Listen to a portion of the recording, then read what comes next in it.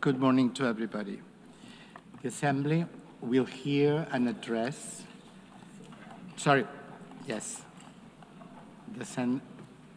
8th plenary meeting of the General Assembly is called to order.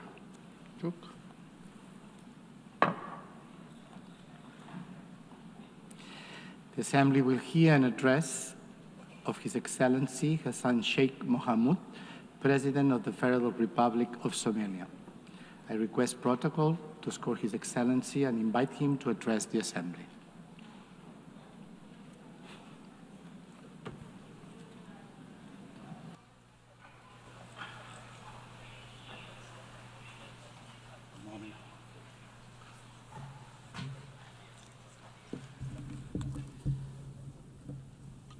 Bismillahir Rahmanir Rahim.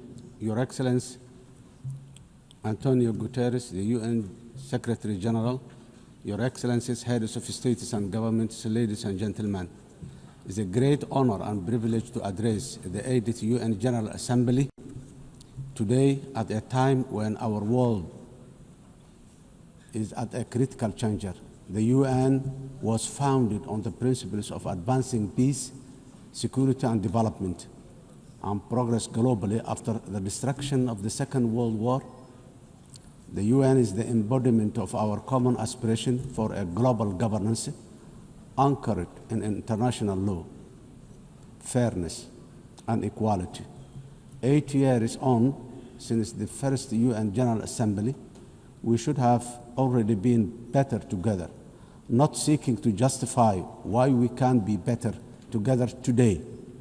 Global challenges across the world, people, and indeed humanity as a whole, is challenged with existential obstacles and threats that we can resolve through dialogue, cooperation, unity, and shared purpose. Yet, instead of seeking to strengthen existing and future partnerships and enhancing social solidarity to achieve this, we are in a world of adverse competition and increasing governance uncertainty, where we once strived to ask what's right under the international law. Today, we are witnessing the unapologetic rise of national might to settle disputes.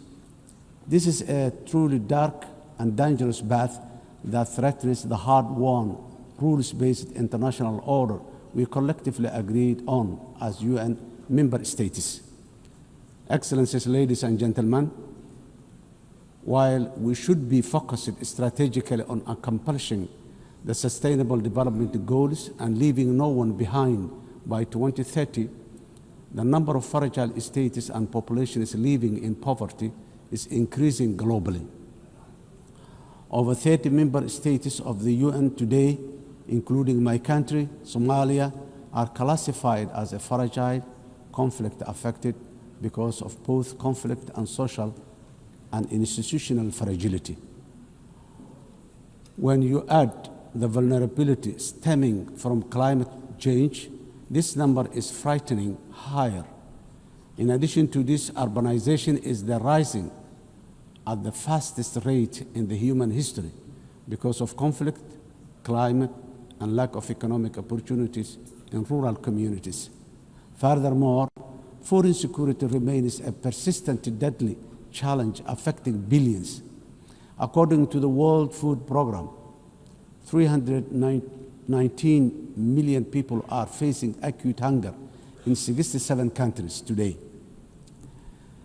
These stark and startling facts must give us all pause for reflection and thought.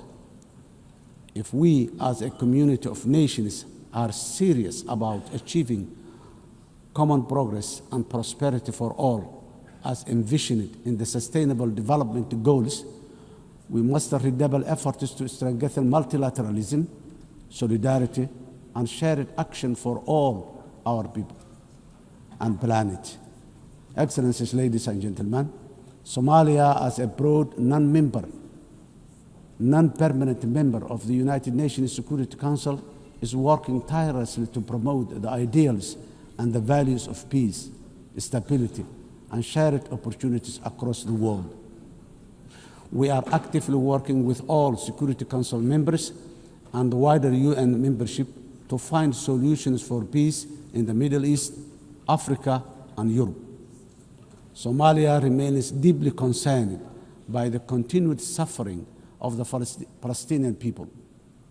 The ongoing violence, displacement, and deprivation faced in the occupied territories, including Gaza, demand our collective conscience and urgent action. We call for an immediate and lasting ceasefire, unhindered humanitarian access, and renewed commitment towards the two-state solution as the only viable path for a just and lasting peace in the Middle East today. Somalia Security Council, Excellencies, ladies and gentlemen, Somalia is a unique history of decisively transitioning from conflict to a brighter socio-economic and political and security future. Starting from 2012 is the history of a real national effort supported by truly committed international partners, many of whom are represented in this room today. In fact, Somalia is an evidence that multilateralism and global solidarity can make the world a better, safer, and progressive place. This lived experience is our own government's inspiration for a determinedly working for a more just, peaceful, and progressive world within the UN Security Council during our membership, because we know that we are truly better together. When we all work in unison at home, we are bravely fighting the last remaining pockets of international terrorism while building a strong and sustainable national security architecture. We are working closely with all our valuable international partners in defeating the violence, extremism, ideology, falsehoods, and illicit financial systems that facilitate global terrorism. As a result of our efforts in Somalia, our people and citizens across the world are safe today. Of course, while we remain grateful for all international support to combat terrorism, I strongly commend the unwavering commitment and courage of Somali security forces and the local community defense forces for their sacrifices, resilience, and success against Al-Shabaab and ISIS, the two most dangerous terror organizations in the world today. This will continue until we achieve complete victory and harmony in our country, our region, our continent, and the wider world. We must never give in to cowardly terrorists. Excellencies, ladies and gentlemen, our government has embarked on a historic journey to undertake universal suffrage elections in Somalia for the first time in 57 years. Somalia was Africa's first democratic nation in the 1960s, and we are proudly returning to that path of inclusive governance once again. Today, our national election registration process is ongoing, and more than 40 independent political associations have registered to participate in the upcoming elections. Our national experience is that nothing is better than a people-centered, a people-led, guided by the rule of law to build a unified and prosperous nation in our country. Financing development, the sustainable development goals are the blueprint for achieving dignity, justice, and equality through real investment in human capital, job creation, and social protection for the most vulnerable in all our communities. However, it was very clear from the fourth financing for development conference in Seville earlier this year that the financing gap between our ambitions and the reality are very far apart. Today, developing nations are facing the terrible shock of high debt burden, higher cost of sovereign borrowing, and expenditure on recurrent shocks, which is impossible to budget for annually. The traditional economic model of forecasting predictable expenditure supported by clear revenue streams is no longer this simple.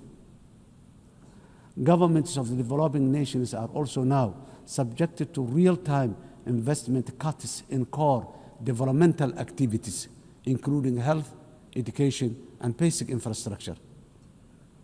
This is because of realignment of the already dwindling development assistance they use to receive from the developing nations. This is not sustainable, and if we, as a community of nations, are to achieve collective developmental progress together. Excellencies, ladies and gentlemen, in Somalia, we are taking responsibility of our own economic development by building on the successes of our recent reform based on the debt relief. Today, we are focused on mitigating the excruciating cost of public service investment by continuously raising domestic revenue, strengthening public financial management systems, and enforcing strict expenditure controls while enhancing transparency and accountability. Furthermore, we are committed to benefiting from strategic location and natural resources through trade with our region and the world.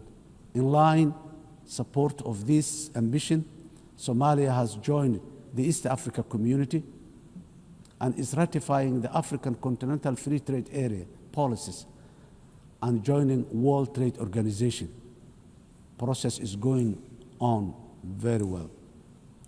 Climate emergency, we are also resolute in our commitment to combat the devastating impact of climate change in the most vulnerable communities, especially those who are unable to mitigate and adapt effectively. Climate change is wreaking havoc across the world, with the most vulnerable countries suffering systemic and repetitive meteorological and socio-economic shocks. These devastating economies, destroying livelihoods and diverting limited public resources towards mitigating and adaptation responses, which take away from other vital social investment like education and health. The impact of climate change is forcing governments in developing countries, including my own, to make impossible financial trade-offs, which hamper our own aspiration for investing in resilience and development. Around 10% of the developing nations' budgets are diverted to responding to climate change. This needs to be addressed urgently through developed industrialized nations by meeting their financial obligations for climate crisis they continue to exacerbate. The climate crisis that continue to exacerbate. Excellencies, ladies and gentlemen, the resilient Somali people live with the climate crisis every day. For us, climate change is not an abstract. It is a horrible reality of disrupted and destroyed lives. Somalia's contributes almost nothing to global emission, yet we endure some of the harshest consequences. Droughts, floods, and rising seas erode livelihoods and displace families, threatening to undo the progress we are making towards peace and development. As a government, we understand that addressing the adverse impact of climate change is a global public good that requires strong partnership and genuine burden sharing. On our part, Somalia has adopted the National Climate Change Policy, updated our National Determined Contribution, and is preparing its first biennial transparency report. We are also developing a robust national climate finance strategy to guide how we mobilize and manage resources to address the challenge. To ensure these resources are used effectively, we have established the National Climate Fund, a dedicated institution to channel climate financing transparently and directly to the communities on the ground, to the communities on the ground. We are restoring degraded lands, strengthening water security, and piloting nature-based solutions that protect both people and ecosystems. Despite our efforts, accessing climate finance remains too slow and complex. As our government strengthens its domestic revenue capacity and initiates the process for pre-arranging disaster risk financing, we call for financial support that is accessible, affordable, predictable, and just from the international financing institutions and capital markets. Nations on the front line, like Somalia, cannot be left to face this crisis alone, unsupported by the dominant global financial architecture, which is not fit for the purpose in this age of great challenge. Excellencies, ladies and gentlemen, in conclusion, the 80th anniversary of the UN General Assembly is the best possible opportunity to take stock of our global achievement as far as our common commitments to sustainable development are concerned. We quietly transitioned from the Millennium Development Goals to now the Sustainable Development Goals. Now, I wonder, with the clock rapidly ticking very fast towards 2030, what the next acronyms of our global development aspirations will be. For us, being better together means common ownership, common responsibility, and genuine partner sharing on the global achievement of sustainable development through investment in a resilient and fair future for all. I thank you.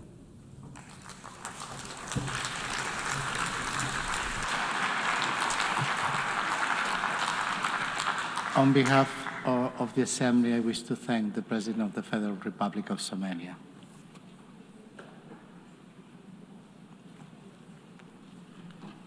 And now the Assembly will hear an address of His Excellency Jakub Mitovic, President of Montenegro. I request protocol to escort His Excellency and invite him to address the Assembly.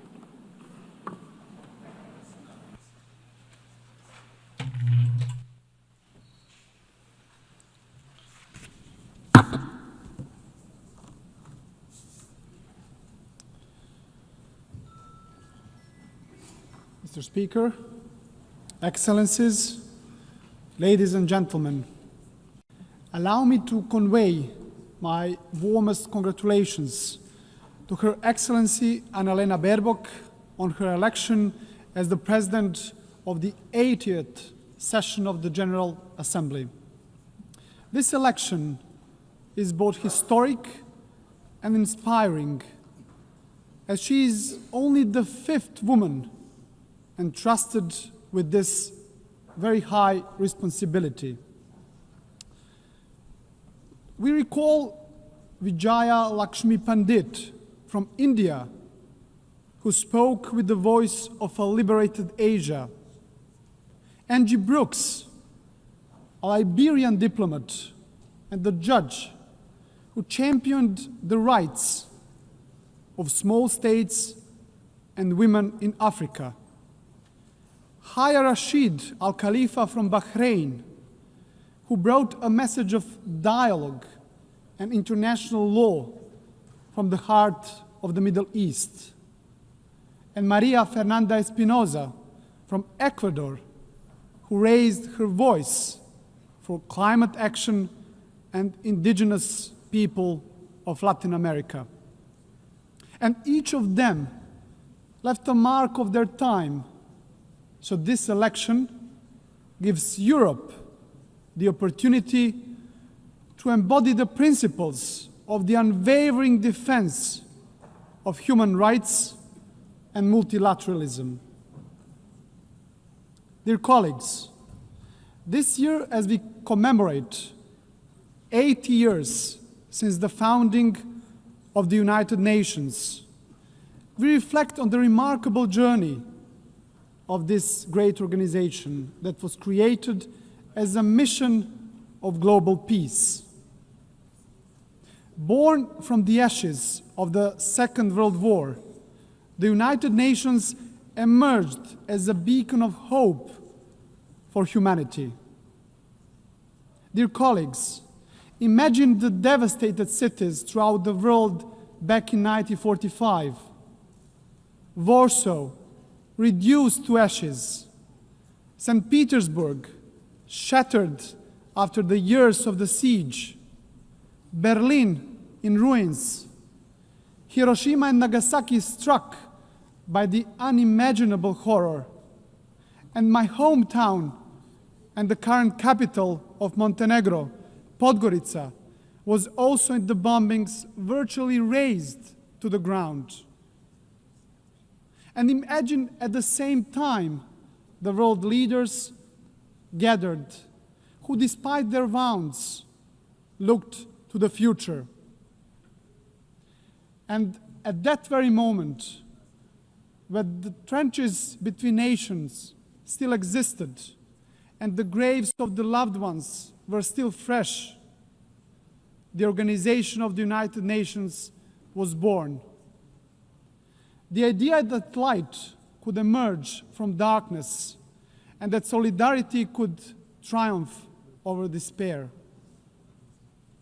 Despite the unprecedented destruction, the idea of peace and unity triumphed over division and hostility.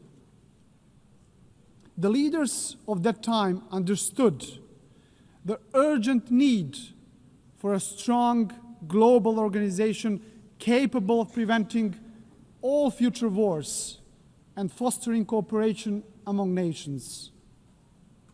As part of the former Yugoslavia, Montenegro was among the founding nations of the United Nations. We have so far established an international system that promotes peace, upholds rules-based global order, safeguards human rights, and fosters sustainable development. Dear colleagues, without the United Nations, much of our collective progress would have remained just a distant dream. Yet, even after 8 decades, we must also acknowledge a sobering truth. The absence of the World War has not always meant the presence of genuine peace and prosperity in the world. Today, multilateralism is being tested like never before, and our world is confronted with devastating conflicts, rising polarization, grave human rights violations, deep economic inequalities, and the corrosive spread of disinformation. Those challenges remind us of one essential fact. We cannot afford the marginalization of the United Nations, nor the silencing of the international law. Dear colleagues, now more than ever, we need to renew our commitment to the founding principles of the UN Charter. And despite its imperfections, the United Nations remains the only global organization where every nation has a seat and a voice, and where international law remains the basis for international legitimacy. And that makes the United Nations indispensable. Ladies and gentlemen, since regaining our independence back in 2006, Montenegro worked hand in hand with the United Nations to advance reforms in sustainable development, human rights and good governance, and in line with our European Union membership aspirations. Next year, we will proudly mark 2 decades of regaining our independence, as well as 2 decades of our UN membership. So over the past 20 years, Montenegro has evolved into a modern democracy. This transformation is also reflected in our economy, which has grown steadily, driven by key sectors such as tourism and energy. Our resilience has been tested by many global crises. Yet, Montenegro remains firmly committed to building a knowledge-based economy that fosters sustainable development and contributes to regional stability and regional prosperity. Montenegro's commitment to the United Nations and multilateralism remains a cornerstone of our foreign policy, fully in harmony with our European and Euro-Atlantic paths, and our dedication to good neighborly relations and regional cooperation. With NATO membership as the pillar of our security, our strategic focus is now on joining the European Union by 2028. It's an ambitious goal, dear colleagues, yet one that is now firmly within our reach. And as the most advanced EU candidate country, Montenegro remains steadfast in implementing structural reforms and fully aligned with the European Union's common foreign and security policy. We are convinced that the EU integration is a catalyst for lasting progress, stability, and ultimately security of the European continent. And in this process, Montenegro is not only a beneficiary, but also a contributor, demonstrating that enlargement strengthens the European Union as much as it strengthens the candidate countries. Your Excellencies, to strengthen multilateralism, we also must confront its weaknesses. The Security Council is increasingly paralyzed and unable to fulfill its mandate as the primary guardian of peace and security. The latest example is the war in Ukraine, which has brought unimaginable suffering to the people of Ukraine.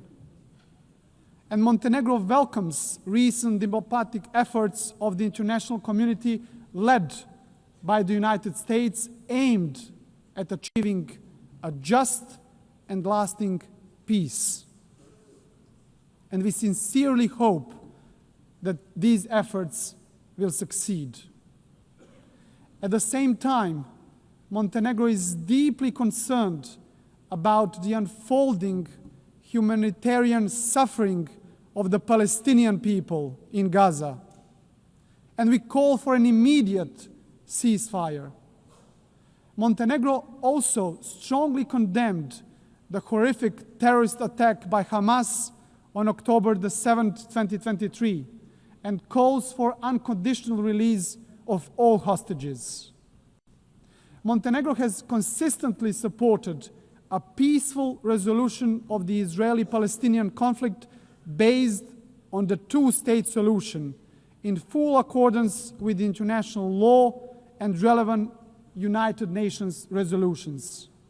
And this is why we also endorsed the New York Declaration on the peaceful settlement of the question of Palestine and the implementation of the two-state solution. Dear colleagues, dear delegates, Montenegro fully supports the implementation of the UN Pact for the Future, as well as the Seville Compromise, a renewed global commitment for financing sustainable development, as important steps in strengthening our collective capacity to respond to global challenges. And we also believe that the upcoming second World Summit for Social Development must move decisively beyond reflection and analysis and deliver concrete, tangible solutions that will improve lives of people across the globe. Ladies and gentlemen, back in 1991, Montenegro proudly became the world's first ecological state, a milestone that proclaimed our commitment to the highest principles of environmental protection, the preservation of nature, and the pursuit of sustainable development. UN Agenda 2030 remains our guiding light for sustainable development, and Montenegro takes pride in being among the first countries in the world to integrate all the SDGs into its national framework almost a decade ago. A further important step in advancing the implementation of the 2030 Agenda was the creation of the SDG Acceleration Fund, a powerful mechanism for financing SDG goals. Ladies and gentlemen, for Montenegro, the priority is clear, which is to create conditions that will enable our young people to build their future at home, offering them equal opportunities to thrive. And by insisting on the value of knowledge and ensuring equal access to education, we strive to reduce inequalities and empower our citizens to reach their full potential. Ladies and gentlemen, climate change must be tackled globally and urgently. And it is no longer just warnings from the scientists. It is floods that swallow villages and cities, fires that destroy forests, fields, and homes, and delaying a more decisive action on the international scale means gambling with the lives of those who live today, but also of the future generations. Dear colleagues, rapid technological change, and particularly the rise of the artificial intelligence, must be harnessed in a safe, responsible, and inclusive manner. Technology should be an evolutionary gift to humanity, developed, founded, and guided with social responsibility, serving the greater good. Ladies and gentlemen, globally, human rights and fundamental freedoms continue to face serious challenges. And while significant progress has been achieved in advancing women's rights since the adoption of the Beijing Declaration, much remains to be done. In this regard, Montenegro is fully committed to gender equality. We have harmonized national policies with the best international standards, strengthened our institutions dedicated to the protection of women's rights, and promoted women's leadership in all spheres of our society. Your Excellencies, as we celebrate today 80 years of shared achievements, our collective task is to reform the United Nations and prepare it for the challenges and opportunities of the future.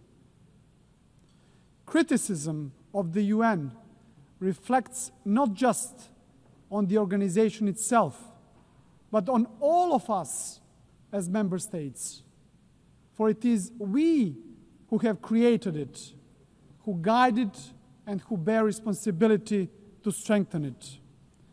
This is why Montenegro strongly supports the Secretary General's Reform Initiative UN 80. It must not be seen as a mere bureaucratic exercise, but embraced as a commitment, a solemn commitment that the United Nations of tomorrow will be more agile and more efficient. And at the heart of these efforts must remain the UN's three key pillars: peace and security, sustainable development, and human rights, as the bedrock of all United Nations action. To conclude, dear friends, Montenegro is firm in its conviction that the United Nations must remain the cornerstone of peace, international law must prevail over force, and the rule-based order must be further strengthened. For without these principles, there can be no trust among nations, no true security, and no hope for a just and lasting peace in the world. And let me, at the end, quote the most famous writer from our part of the world and the Nobel Prize laureate, Ivo Andrić, who wrote in his masterpiece, The Bridge on the River Drina, of everything that man erects and builds in his urge for living, nothing is, in my eyes, better and more valuable than bridges. They are more important than houses, more sacred than temples, for they belong to all and are equal for everyone. Dear colleagues, this timeless truth reminds us that bridges are not only structures of stone, but structures of peace. It is a dialogue that builds bridges, and it is only through bridges that nations can walk towards peace. So our task is not to be passive heirs of history, but active builders of a better legacy. So let the next 80 years of the United Nations be not years of hesitation, but of courage and solidarity. So guided by these values, Montenegro will continue to build bridges, strengthen dialogue, and work tirelessly towards a future of stability, future of progress, and future of common success, fully aligned with the very spirit and mission of the United Nations. Thank you very much for your attention.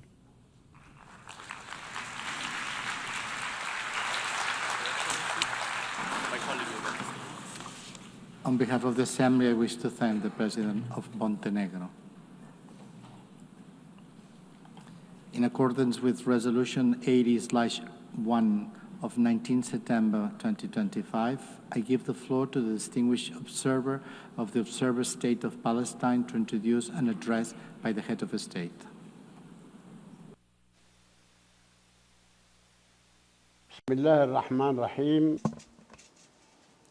In the name of God, the Merciful, the Compassionate, Her Excellency Annalena Baerbock, President of the General Assembly, His Excellency Antonio Guterres, Secretary General of the United Nations, Your Excellencies, Highnesses, and Heads of Delegations, may the mercy and blessings of God be upon you. I speak to you today after almost 2 years in which our Palestinian people in the Gaza Strip have been facing a war of genocide, destruction, starvation, and displacement waged by the Israeli occupation forces, in which they killed and injured more than 220,000 Palestinians, the majority of whom are unarmed children, women, and the elderly. A war in which they displaced hundreds of thousands and prevented the entry of food and medical supplies and caused the starvation of 2 million Palestinians. They imposed a stifling siege on an entire people and destroyed more than 80% of homes, schools, hospitals, churches, mosques, facilities, and infrastructure. What Israel is carrying out is not merely an aggression. It is a war crime and a crime against humanity that is both documented and monitored, and it will be recorded in history books and the pages of international conscience as one of the most horrific chapters of humanitarian tragedy in the 20th and 21st centuries. In the West Bank, including East Jerusalem, the capital of the State of Palestine, the extremist Israeli government continues to implement its settlement policies through illegal settlement expansion and developing projects for annexing settlements. The latest was the construction plan for E1, which would divide the West Bank into two parts and would isolate occupied Jerusalem from its surroundings and would undermine the option of the two-state solution in a blatant violation of international law and relevant Security Council resolutions, specifically Resolution 2334. Furthermore, the Israeli Prime Minister announced a plan for what he calls Greater Israel, which we reject and completely deplore, and which involves expanding into sovereign Arab states. In addition to the brutal attack against the sisterly state of Qatar, which we condemn and see as an escalation that is grave and a blatant violation of international law, which requires a decisive intervention and deterring procedures and measures for such expansionary plans. With official support and through increasing facilities, the terrorism of settlers increases. They burn homes and fields, they uproot trees and attack villages and attack unarmed Palestinian civilians. In fact, they kill them in broad daylight under the protection of the Israeli occupation army. Furthermore, the Islamic and Christian religious sites in Jerusalem, Hebron, and Gaza Strip have not been spared the attacks which have damaged the mosques, churches, and cemeteries in a blatant violation of the historic status quo and in a clear violation of the provisions of the international law. Despite all what our people have suffered, we reject what Hamas carried out on the 7th of October. These actions that targeted Israeli civilians and took them hostages, because these actions do not represent the Palestinian people, nor do they represent their just struggle for freedom and independence. We have affirmed, and we will continue to affirm, that the Gaza Strip is an integral part of the state of Palestine, and that we are ready to bear full responsibility for governance and security there. Hamas will not have a role to play in governance. Hamas and other factions will have to hand over their weapons to the Palestinian National Authority as part of a process to build the institutions of a one state, one law, and one legal security forces. We reiterate that we do not want an armed state. Ladies and gentlemen, our wounds are deep and our calamity is great. 7 million Palestinians are still living the tragedies of the Nakba and displacement since 1948. Our people in the West Bank, including East Jerusalem, and in the Gaza Strip, are still living the tragedies of the Israeli aggression and occupation for decades. Years that our people have spent under occupation, killing, arrests, and settlement, and the theft of money, property, and lands. And this still continues without any deterrent or accountability. Years of oppression, deprivation, and the protection for the occupier, and enabling the occupier instead of protecting the people under the occupation, and more violations of the rights of our Palestinian people to self-determination, to freedom, dignity, independence, and sovereignty on the land of the occupied state, on the land of the State of Palestine occupied since 1967, including East Jerusalem. More than 1,000 resolutions at the United Nations. Not one of them was implemented.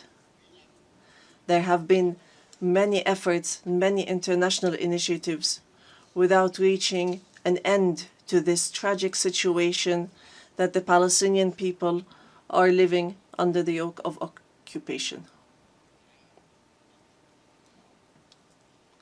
In 1993, we signed the Oslo Accords, and we adhered to all its items, and we recognized the State of Israel. Israel, at the time, recognized the Palestine Liberation Organization as the sole legitimate representative of the Palestinian people. Based on that, we restructured our institutions, and we amended our national charter, and we rejected violence and terrorism, and we adopted a culture of peace. We made all our efforts to build the institutions of a modern Palestinian state that lives side by side in peace and security with Israel. But Israel did not adhere to the signed agreements and has worked systematically on undermining them. Ladies and gentlemen, just 3 days ago, we met at a high-level international conference in New York under the joint chairmanship of France and the Kingdom of Saudi Arabia, with wide-scale international presence and united positions that expressed a genuine international will to put an end to this historic conflict by recognizing the State of Palestine, ending the occupation, and returning hope to both the Palestinian and Israeli people. And here I would like to, on behalf of the Palestinian people, to express our gratitude and appreciation to all the states that recently recognized the State of Palestine and those that intend to recognize the State of Palestine soon. We urge all the states that have not done so yet to recognize the State of Palestine. We call on supporting Palestine obtaining full membership in the United Nations. It should be noted that we have already recognized Israel's right to exist in 1988 and in 1993, and we still recognize this right. In this regard, we would like to thank France, the UK, Canada, Australia, Belgium, Portugal, Luxembourg, Malta, Monaco, San Marino, Andorra, and Denmark for their recognition of the State of Palestine. We would like to thank all 149 states which had previously recognized the State of Palestine. Our people will not forget this noble position. We would also like to commend the role of the chairmanship of this conference, the Kingdom of Saudi Arabia and France, and also the United Kingdom. We would also like to thank all the states that headed the various working groups and those which participated and continue to participate in the International Alliance for Peace. We would also like to thank the states that are supporting our efforts to stop the genocide, end the occupation, and achieve peace. We highly appreciate all the peoples and organizations around the world who protested in support of the rights of the Palestinian people to freedom and independence and to stop the war, destruction, and starvation. We reject confusing the solidarity with the Palestinian cause and the issue of anti-Semitism, which is something that we reject based on our values and principles. Within the framework of welcoming the outcomes of the International Conference for Peace, we reiterate today before the General Assembly the following points. First, the need for an immediate and permanent end to the war in Gaza. Second, the entry without conditions of humanitarian aid through United Nations organizations, including the UNRWA, and to stop using starvation as a weapon. And here we would like to thank the brotherly and friendly states and organizations that have been sending aids. Third, the release of all hostages and prisoners on both sides. Fourth, the complete withdrawal of the occupation from the Gaza Strip and the rejection of the plans for displacement and putting an end to settlement, the terrorism of settlers, and the theft of Palestinian lands and property under the headline of annexation, and stopping the aggression against the status quo in holy sites. These are all unilateral actions that undermine the two-state solution in Gaza, the West Bank, and Jerusalem. Fifth, the state of Palestine should take their full responsibility, starting with the Administrative Committee for the Gaza Strip, which is chaired by a minister in the Palestinian government, to manage the affairs of the Gaza Strip for a temporary period, and then to connect that with the West Bank, all through Arab and international support, and with Arab and international presence to protect civilians in Gaza and support the Palestinian forces under the umbrella of the United Nations, rather than being a replacement. Sixth, to guarantee that the residents of the Gaza Strip remain on their lands without displacement, and to implement a recovery and reconstruction plan in both the Gaza Strip and the West Bank. Seventh, releasing the Palestinian tax money that is being held by the State of Israel unjustly, and lifting the economic siege and the barriers from the Palestinian cities, villages, and refugee camps. Eighth, supporting our national efforts towards reform and conducting presidential and parliamentary elections within a year after the end of the war. The practical procedures has begun.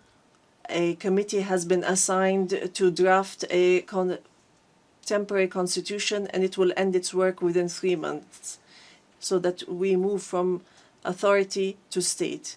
We want a modern and democratic state that abides by international law, the rule of law, and multilateralism, and the peaceful transition of power.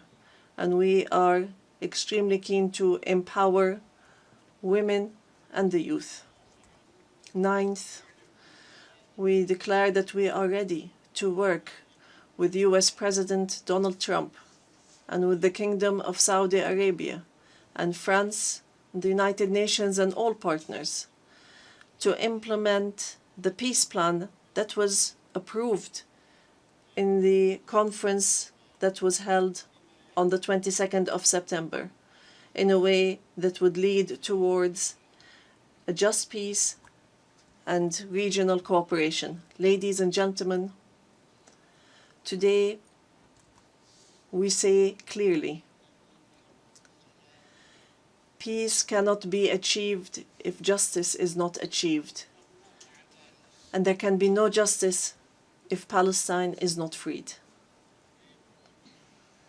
We want to live in freedom, security, and peace like all other people on earth, in an independent, sovereign state on the borders of 1967, with East Jerusalem as our capital, in security and peace with our neighbors. We want a modern civilian state that is free of violence, weapons, and extremism, one that respects law, human rights, and invests in people, development, technology, and education, not in wars and conflict. The time has come for the international community to do right by the Palestinian people so that they may obtain their legitimate rights to be rid of the occupation and to not remain a hostage to the temperament of Israeli politics, which denies our rights and continue in their injustice, oppression, and aggression. We are continuing to move forward, and we will continue our peaceful, legal, and diplomatic fight to obtain our rights. In conclusion, we say to our sons and daughters in the homeland, in the exile, and in the diaspora, no matter how much our wounds bleed, and no matter how long the suffering lasts, it will not break our will to live and survive. The dawn of freedom will emerge, and the flag of Palestine will fly high in our skies as a symbol of dignity, steadfastness, and being free from the yoke of occupation. Palestine is ours. Jerusalem is the jewel of our heart and our eternal capital. We will not leave our homeland. We will not leave our lands. Our people will remain rooted like the olive trees, firm as the rocks. We will rise from under the rubble to rebuild and to send from our blessed and holy land the messages of hope and the sound of truth and right, and build the bridges of just peace for the people of our region and the entire world. May the peace and mercy and blessings of God be upon you.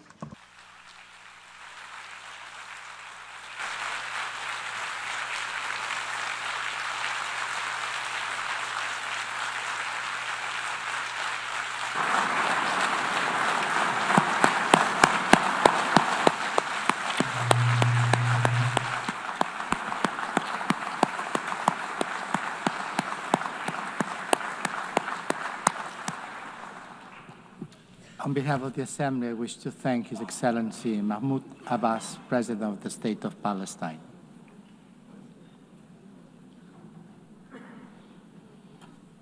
The Assembly will hear an address now by His Excellency Rashad Mohammed Al-Alimi, President of the Presidential Leadership Council of the Republic of Yemen. I request protocol to escort His Excellency and invite him to address the Assembly.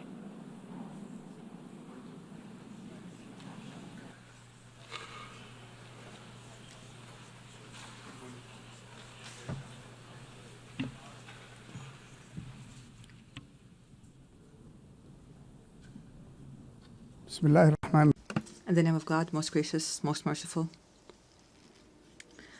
My statement today will be entitled, For Yemen, for the World.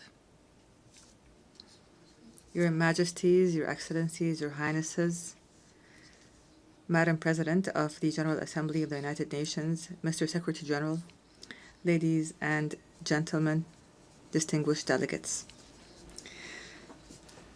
I would first like to offer Madam Annalena Baerbock and her friendly country, the Federal Republic of Germany, I'd like to offer them our sincere congratulations on her election as President of the United Nations General Assembly. I wish her success in leading this session, which we attach great importance to as under the slogan, Better Together for Peace, Development and Human Rights. I would also like to commend the efforts of the Secretary General of the United Nations, Mr. Antonio Guterres. We look forward to working with these two leaders of the United Nations to champion peace and human rights in Yemen and to offer protection to the relief staff that have been kidnapped by the terrorist Houthi militias that are backed by the Iranian regime. I also take this opportunity to offer our sincere congratulations to our great Yemeni people who tonight are celebrating the anniversary of the overthrow of the racist Imamate regime 63 years ago, and the birth of the republic that is based on the principles of liberty, justice, and abolishing differences and class discrimination, and encouraging the participation of women and guaranteeing rights and liberties. Ladies and gentlemen, within this organization, which was built in the aftermath of a horrific war, humanity 8 decades ago pledged that no people would be left alone to face dictatorship or chaos or famine without the backing of the international community. You pledged, and we pledged along, that this organization will safeguard human dignity and the rights of peoples to live in dignity, security, development, and peace. And today, after all these years have passed, we pose to you the same fateful question from the Yemeni people, whether these values and principles continue to exist or not, or else what would it mean for our country to be left hostage to the Iranian regime's expansionist schemes and its militias that use hunger as a weapon, religion as a tool, and maritime passages as a means of blackmail? What does it mean for this country with an ancient history to become one of the most dangerous hotspots of terrorism, cross-border terrorism in the world? Therefore, we are here today not simply to speak of the epic confrontation of the Yemeni people against the most violent and arrogant of terrorist organizations at all. Rather, we are here to build on what was achieved and to call on the world once again to take action and not simply to take note, and to achieve the salvation that we have promised our people, not simply a repetition of statements of the past. Ladies and gentlemen, Yemen today is not simply a domestic crisis. Rather, it is a test of the credibility of the international organization. After a decade has passed to the coup that was orchestrated by the Houthi militias supported by the Iranian regime against the national consensus, our people are living one of the gravest humanitarian crises, facing security threats that transcend our borders and spread to the region and the entire world. The Houthi militias are no longer a rebel group in a remote area in the country. Rather, the Houthi militias are an international terrorist organization armed to the teeth with an advanced Iranian arsenal, including ballistic missiles and drones and booby-trapped boats and sea mines and fissile projectiles and other qualitative weapons that are internationally banned. In addition, this outlaw group supports networks that smuggle drugs and utilize new technologies to disrupt communications and guidance systems in an attempt to transform Yemen into a laboratory to experiment with the weapons of its supporters. These are not simply tools of war. Rather, this is a scheme to redraw the map of Iranian influence in the region. And those who are lenient with this group today must imagine how tomorrow will be when the Red Sea and maritime passengers fall prey permanently to this terrorism. Therefore, ladies and gentlemen, the past years have proven that the policy of conflict management, by offering more incentives, has only brought more disaster and destruction.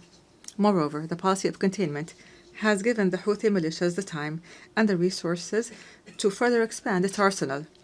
The United Nations was unable to protect its own staff who were kidnapped in Sana'a, unable to protect the oil installations and the commercial ships. It has become clear that the peace we seek cannot be asked for, but must be imposed by force. Ladies and gentlemen, it has become incumbent upon the world today to reconsider its position on the Yemeni situation.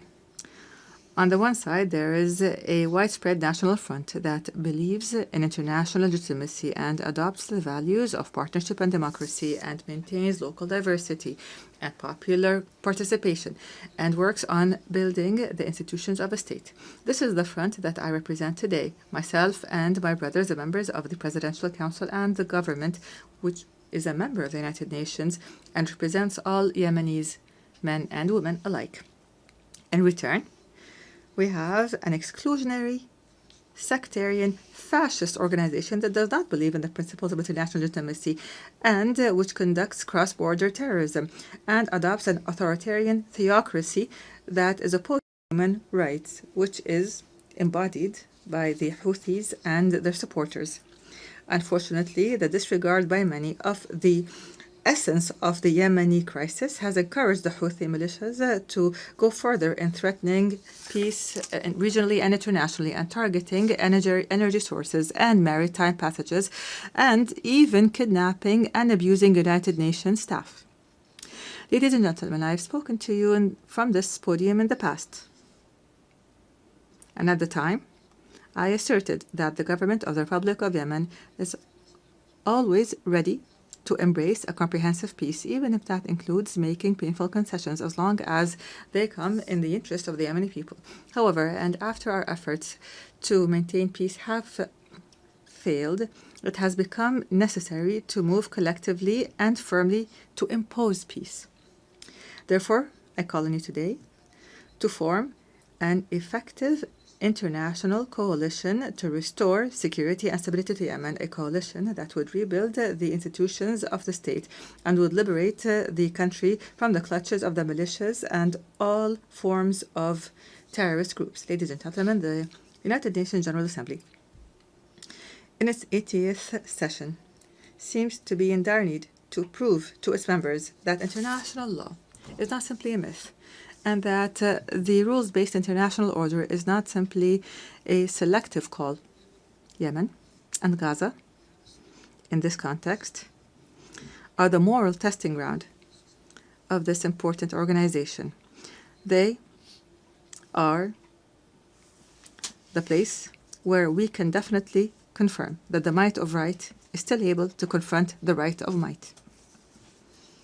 And here, the Palestinian cause lies in the heart of this issue as a wound that continues to bleed, and the central cause of the Arab people, which is now also witnessing an important transformation, so the overwhelming recognition of an independent state. And here we would like to express our sincere gratitude to our brothers and sisters in the Kingdom of Saudi Arabia for their efforts, along with their French partners, to achieve these unprecedented political gains. We'd also like to confirm here our full support for the Palestinian Authority and the two-state solution in accordance with international legitimacy resolutions and the Arab Peace Initiative.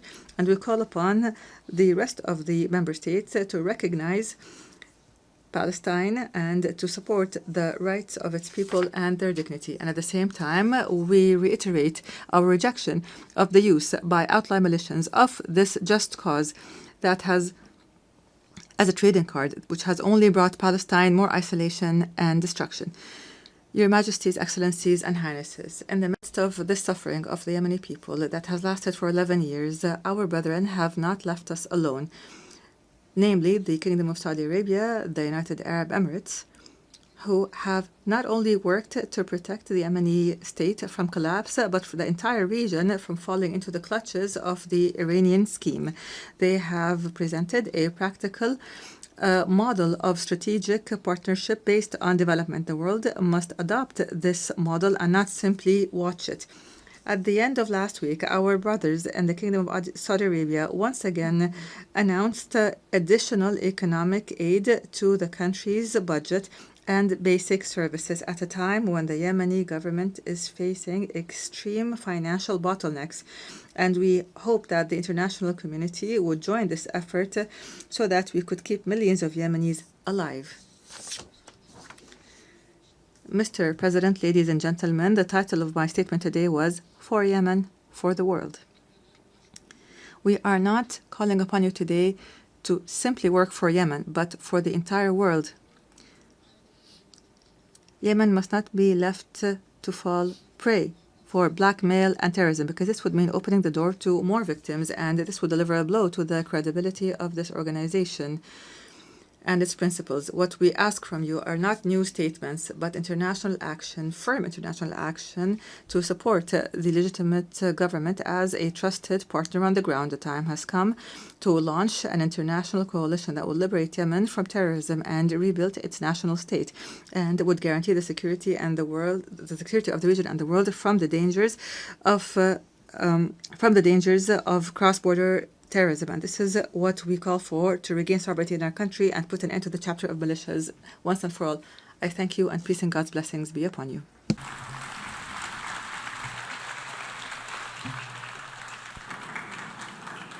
On behalf of the Assembly, I wish to thank the President of the Presidential Leadership Council of the Republic of Yemen.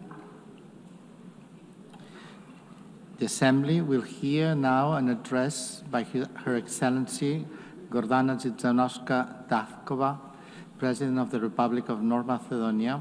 I request protocol to escort Her Excellency and invite her to address the Assembly.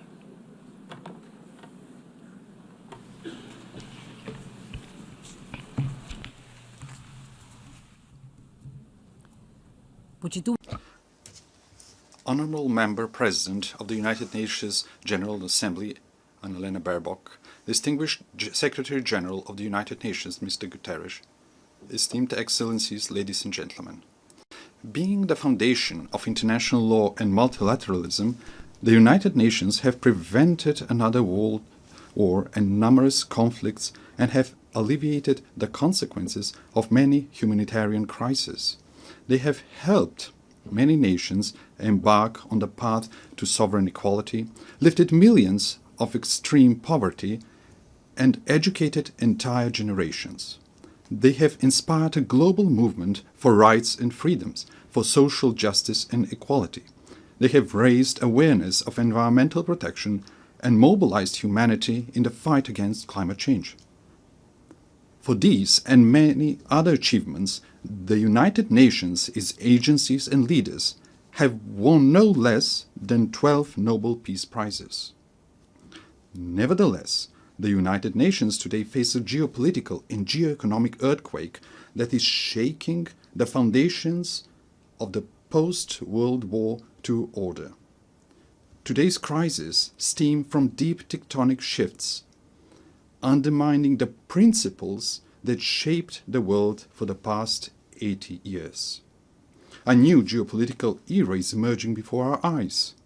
Instead of acting together on the urgent challenges such as peace and security, climate change and environmental destruction, artificial intelligence and growing inequalities, we seem to be heading towards a post-Hobbesian state of war of everyone against themselves. Instead of a single international order, parallel orders seem to be emerging, each with its own rules, values and interests, often directly against one another. Being paralyzed and isolated when most needed, I wonder if the United Nations is turning into the League of Nations. The signs are all around us. Instead of creating a sense of shared future, humanity is facing wars and loss of humanness. With international humanitarian law increasingly ignored, hunger is weaponized and humanitarian workers are targeted. Amid everyday violence, the world is oscillating between nihilistic pessimism and hedonistic escapism, between hopeless lamentation and heartless indifference, as in the first decades of the 20th century. The tremors of the international order have opened deep geopolitical fault lines. One of the most active is in Ukraine, where war has been raging for 3.5 years. Russia's aggression is a flagrant violation of the Charter of the United Nations and a direct threat to international peace and security. We also express our deep concern of the recent violations of the airspace of Poland, Romania and Estonia, every one of them a NATO member state. We supported the joint statement of September 12 and call for immediate de-escalation, full respect for international law, and use of preventive diplomacy to reduce tensions and preserve peace. Your Excellencies, the geopolitical fault line also runs through the Western Balkans region. The Macedonian accession process to the European Union has been continuously obstructed for 20 years, but not on the basis of objective Copenhagen criteria, but for subjective nationalistic reasons. The latest EU condition to start our negotiations is a new imposed amendment to the Constitution. The Constitution, lex superior and, in Rousseau's sense, a social contract between citizens, represents the most internal matter of any state. Our Constitution provides 4 initiators for amendments: the President of the Republic, the government, at least 30 members of parliament, and 150,000 citizens. It is clear that neither our neighbors nor the European Union are authorized proposers of amendments. We emphasize that conditioning the start of negotiations to new constitutional amendments once again reopens issues of history, culture and language, questions we have been assured were settled by the Prespa agreement with Greece. We are constantly reminded that agreements must be respected. Pacta sunt servanda. I agree, we note that the Treaty of Friendship, Good Neighborliness and Cooperation with Bulgaria contains no provisions for constitutional amendments. Finally, through the constitutive acts, the EU defines itself as a unity of diversity and commits to respecting cultural and linguistic diversity, national and cultural identity, and dignity and integrity. How then is it possible that we are asked to discuss and negotiate with a neighbor about history, culture, and language? Time and again, we stress that we perceive ourselves as Europeans and deeply believe in the European project that brought peace and economic prosperity after the Second World War. The European ideal remains our greatest inspiration and strategic aspiration. As a country dedicated to good neighborly relations and regional cooperation, we do not seek disputes with our neighbors. What we desire is to be integrated in the Union, but without additional conditions and with national dignity preserved. We warn that after the war in Ukraine, the blocked European integration of the Western Balkans is not only a political, but also a security issue. With the political door closed for the Western Balkan countries and the door wide open for influences of third geopolitical centers of power, it is ironic that the Union calls for resilience towards them. Must we end up on the Security Council's agenda for the EU to unblock enlargement?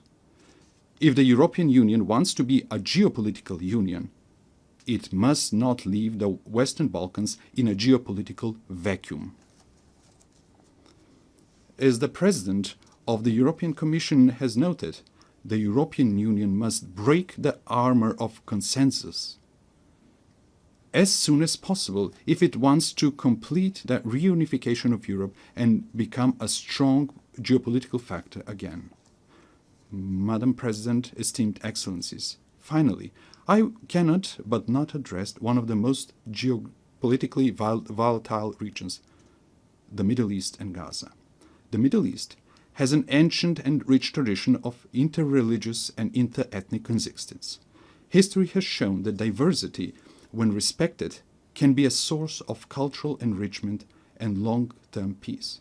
But also history teaches that violence, regardless of its origin, deepens divisions, prolongs human suffering, and distances the parties from a just and comprehensive solution. We are convinced that sustainable peace in the Middle East can only be achieved through dialogue and diplomacy, in accord with international law. The inviolability of human life and dignity must be respected, even in times of war, in accord with international humanitarian law. In that spirit, we reaffirm our support for international efforts aimed at de-escalation, inclusive dialogue, and direct negotiations. Esteemed Excellencies, these geopolitical fault lines and tensions point unequivocally to the following. Without multilateral institutions and procedures, without international law and principles that would tame the strong and protect the weak, we will reenact the Thucydides Melian dialogue. with the strong doing what they can and the weak what they must. Consider how repeated violations of the United Nations Charter were tolerated, clearing the path for new ones. Remember the General Assembly resolutions left unenforced, the International Court of Justice's judgments disregarded and its opinions ignored, and the peace initiatives obstructed in the Security Council. Facing with the dysfunction of the current international order, some realists advise forgetting international treaties and conventions as a needless burden and seeking shelter in regional blocs and alliances. For them, the fastest and best way to resolve crisis is outside the United Nations without a Security Council mandate. However, departing from universal principles and mechanisms in favor of pragmatic opportunism and reaching for ad hoc measures pushes us towards an uncertain future of growing geopolitical and geoeconomic competition and even confrontation in the race for resources. Is that the harsh world we mean to leave to our posterity? The alternative is to try to revitalize multilateralism and make its institutions more resilient to these systemic shocks. Respected Madam President, respected attendees, young generations have the right to a renewed charter, to a reformed and strong United Nations that will enable them to live in peace among nations and peace with nature. These reforms must not be cosmetic, but profound, to enable greater inclusiveness, harmonization between values and mechanisms, optimization of national and global interests, and functional institutions. The UN reforms depend on whether they are seen as an opportunity to renew the rules-based international order or as a challenge to the privileges of some member states. Yet, what is the point of being a privileged member state of a dysfunctional, irrelevant, marginalized international organization? For effective United Nations, it is necessary for the Security Council to be reformed, to be more inclusive, accountable, and responsible for maintaining international peace and security. The General Assembly must evolve into a representative policy-making body rather than a debate club. The implementation of International Court of Justice judgments must become mandatory for all member states, ensuring the rule of international law. Reform is needed not only for all challenges, but also for new ones. Artificial intelligence brings enormous opportunities, but also incalculable risks for our civilization. It is not just a technological leap. Its impact may be greater than the industrial and digital revolutions. Aware of this, my country and I support the proposal to make artificial intelligence a priority of the 80th session. Next year, we will elect a new Secretary General of the United Nations. We need a person with leadership skills, with rich diplomatic experience, and ability to bring differences and build consensus, but also deeply humane and committed to the vulnerable. The next top diplomat of the world must possess knowledge, patience, and tact. After 8 years, it is high time for a woman to be a Secretary General of the United Nations. In a world dominated by strong men, often with weapons, we need strong women with wisdom and empathy. I believe that women who are, along with their children, are the greatest and most numerous victims of wars, have an inalienable right and obligation to prevent them. The anarchic international order is a threat to all, but especially to small states. It is natural for small and medium-sized states to be the greatest supporters of the United Nations reforms. Distinguished Excellencies, let me share with you what we are doing in this regard. We supported the adoption of the Pact for the Future as a new global social contract.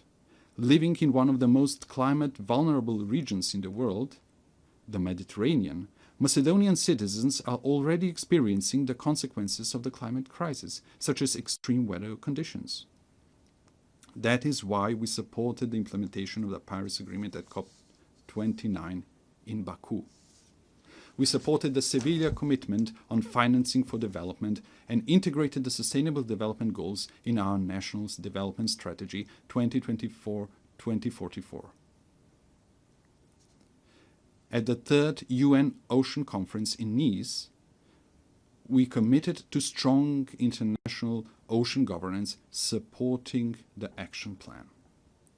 We are making great efforts to promote women's leadership and the implementation of the Agenda on Women, Peace and Security. We signed the new 2026-2030 framework for cooperation with the United Nations to ensure inclusive social and human development, sustainable economies and decent work, resilient and green societies and ecosystems, the rule of law and good governance. Esteemed Excellencies, we are standing in front of a great test. Either we will guarantee an international order based on visionary principles, or we will rush towards a catastrophe of unimaginable proportions for humanity. Former Secretary General Dag Hammarskjöld reminded us that the United Nations was not created in order to bring us to heaven, but in order to save us from hell. We should recognize the United Nations for what it is: an admittedly imperfect but indispensable instrument of nations in working for peaceful evolution towards a more just and secure world order. Let's give them that chance. Thank you.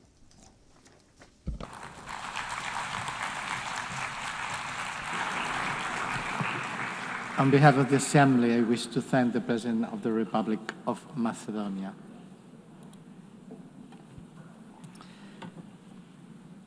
L'Assemblée va entendre l'allocution de son... The Assembly will now hear the statement of His Excellency, Mr. Anthony van Laurent Saint-Cyr, President of the Presidential Transition Council of the Republic of Haiti. I request Protocol to accompany His Excellency, and I invite him to speak before the Assembly.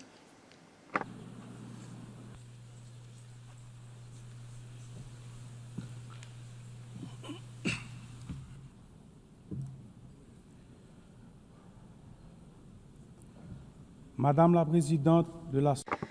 Madam President of the General Assembly, Secretary General, distinguished heads of state and government, distinguished heads of delegation, distinguished delegates, it's with a sense of gravity and a great deal of hope that I convey the voice of Haiti and the greetings of a dignified and resilient people which, despite hardships, is claiming for itself and for all of humanity three universal promises: development, respect for human dignity, and peace.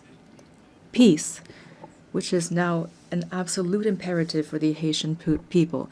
On behalf of this people, Madam President, I would like to warmly congratulate you on your election as President of this Assembly. I also would like to thank Secretary General Antonio Guterres for his unwavering commitment to our organization and his constant and multifaceted support for the Republic of Haiti. Ladies and gentlemen, the theme of this session, Better Together, 80 Years and More for Peace, Development, and Human Rights, honors the outstanding work carried out over the past decades.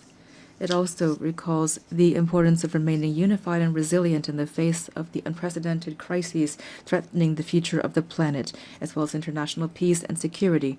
Today, hunger is threatening millions of lives. Armed conflicts are multiplying and extreme poverty is deepening, causing forced migrations that jeopardize international stability and that put the solidarity between nations to the test. In addition to these challenges, we also are dealing with climate change, a rise of terrorism, mass atrocities, transnational crime, the erosion of human rights, and disinformation. We cannot turn a blind eye to the urgent need to strengthen our healthcare systems, to ensure a just energy transition, and to promote gender equality and youth inclusion. These issues require us, the world leaders, to shoulder our responsibility to build a UN that is better adapted to the challenges of today and the hopes of tomorrow. We must ensure that all of our actions, including technological breakthroughs such as artificial intelligence, foster peace, development, and human dignity. Ladies and gentlemen, just a 4-hour plane ride from here, a human tragedy is unfolding, one of the most devastating of our hemisphere. Every day, innocent lives are extinguished by bullets, fire, fear. Entire neighborhoods are disappearing, forcing more than 1 million people into internal exile and annihilating memories, investment, and infrastructure. Thousands of children have been deprived of their fundamental right to education. Thousands of young people are condemned to despair. Hundreds of women and girls have been raped, and they will forever carry the scars of this violence in their bodies and souls. Almost half of the population is facing acute food insecurity. The healthcare system is collapsing. Hospitals are being vandalized, burned, or forced to shut down. Doctors are fleeing. Lives are being lost due to a lack of treatment. Even the treatment for persons living with HIV and tuberculosis is under threat. This is the face of Haiti today, a country at war, a modern-day Guernica, a human tragedy at the doorstep of America, only a 4-hour flight from here. It's important to say this. Haiti is experiencing war, a war between criminals that want to impose violence as their social order and a population, an unarmed population that is fighting for human dignity and freedom. The response must be firm and determined. Today, the international community must stand alongside Haiti and take large-scale measures, not half steps. A strong, coordinated, and immediate action is needed. Silence and inaction are not an option. We must act quickly to protect lives, to protect the innocence of children, to provide youth with a future, and to allow citizens to decide their own future at the voting booth.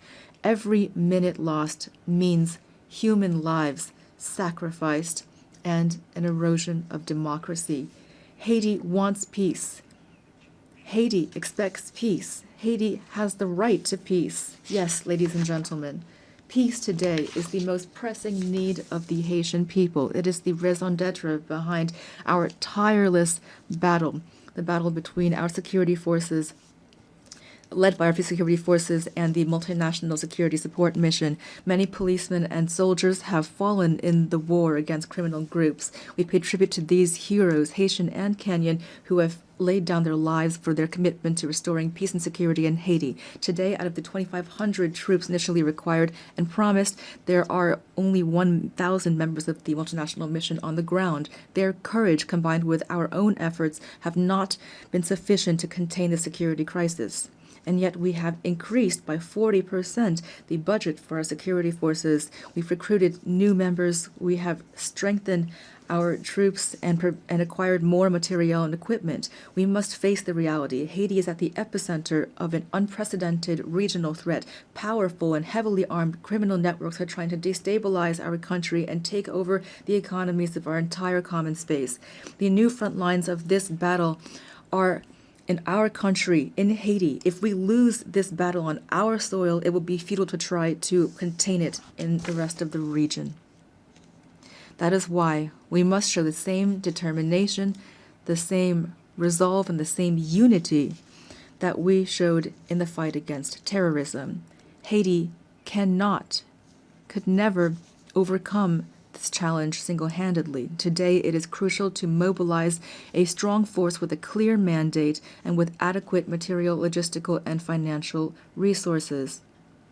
In this regard, the lessons of the MMS and recommendations of Haitian experts must be taken into account.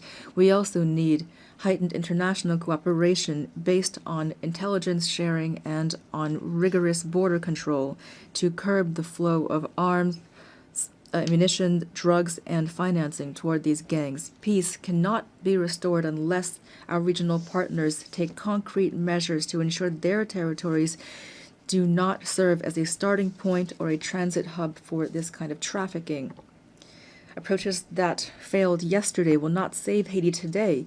It is critical to listen to the voice of the Haitian people, to try new solutions that are stronger and more adapted to the realities on the ground. In this regard, we fully support the efforts made to transform the multinational security support mission. We also call for solidarity from the entire international community, especially for the commitment of members of the Security Council for a vote in favor of the resolution establishing a gang suppression force. That is why I would like to express on behalf of the Haitian people my profound gratitude to the United States and to Panama for this initiative, the implementation of which will mark a turning point in our fight against insecurity, which is suffocating our nation. I thank the administration of President Trump for the efforts made to provide support and resources in our common fight against the gangs, these enemies that are threatening both Haiti and the entire region. Today, the complexity of the Haitian crisis cannot serve as a pretext for endless talk, for drawn-out negotiations, or for stalemates caused by geopolitical considerations. Every day that we hesitate, criminal groups benefit. We urgently need to be proactive, to transcend divisions, to act together, to promote the values that bring us together, peace and human dignity. Haiti would welcome the holding of a high-level meeting to overcome obstacles and to make tangible progress. In this regard, we welcome the countries of the region and thank them for their constant support, especially through declarations in various regional organizations, including the Organization of American States and CARICOM. We appreciate their support and advocacy with partners from the Security Council for a real solution to the security crisis in Haiti. We also pay tribute to all of those states which during previous crises stood by our side and express the hope to be able to count once again on their commitment. Together, we can and we must resolve this crisis, which has lasted for too long already. 12 million women, men, and children are expecting this of us. Ladies and gentlemen, the Presidential Transition Council was born of a political consensus that stemmed from intense negotiations between the nation's political parties. This council, establishment which was supported by various international partners and facilitated by leaders of CARICOM, has a clear agenda which centers on holding free and credible elections. I repeat, free and credible elections. Despite the many challenges caused by the security crisis, the electoral process, for which the PTC and the government have shown real political will, has made real headway. The Electoral Council, Provisional Electoral Council, has already identified more than 85% of the voting centers, mobilized more than 70% of the elections personnel, and national financing to the tune of $65 million is guaranteed. The Presidential Transition Council is working closely with the MMS, the OAS, CARICOM, and BNU to ensure free, transparent, and inclusive elections reflecting the sovereign will of the Haitian people and guaranteeing the full and effective participation of young people, women, people with disabilities, and marginalized groups. To ensure productive political cooperation, constant efforts are being made and will continue to expand dialogue with the various political parties to strengthen consensus and to prevent a power vacuum which would be fatal for democracy and stability. The Haitian people must be able to choose its own leaders. The state wants credible elections. Our greatest challenge remains restoring security. The urgent and solemn call that we have once again issued to resolve the security crisis in Haiti must not be left to languish on paper nor be lost amid rhetoric and unkept promises. In Haiti, peace can no longer wait. Ladies and gentlemen, the transitional period does not allow us to launch all of the major structural reforms that the country needs, but the humanitarian crisis we are currently experiencing must be overcome. To this day, the Haitian state has provided 72% of emergency assistance for IDPs and is assisting families to relocate. We are profoundly grateful to our international partners that have assisted us in the humanitarian response, and we are keenly interested in the promising initiatives put forward by those which, like the Association of Caribbean States, have chosen to join our effort. But our strategy is not limited to immediate assistance. We must move from assistance to investment. To this end, the government is determined to develop two major economic hubs, the Great North and the Great South, based on strategic sectors such as agro-industry, textiles, renewable energy, tourism, and services. Haiti will continue to count on its key partners to weather this difficult period and to relaunch its economy.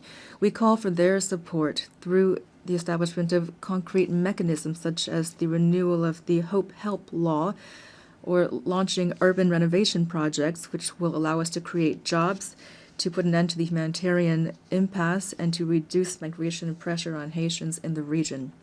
Ladies and gentlemen, 2025 marks the bicentennial of the order forcing Haiti to pay a ransom for recognizing its own independence.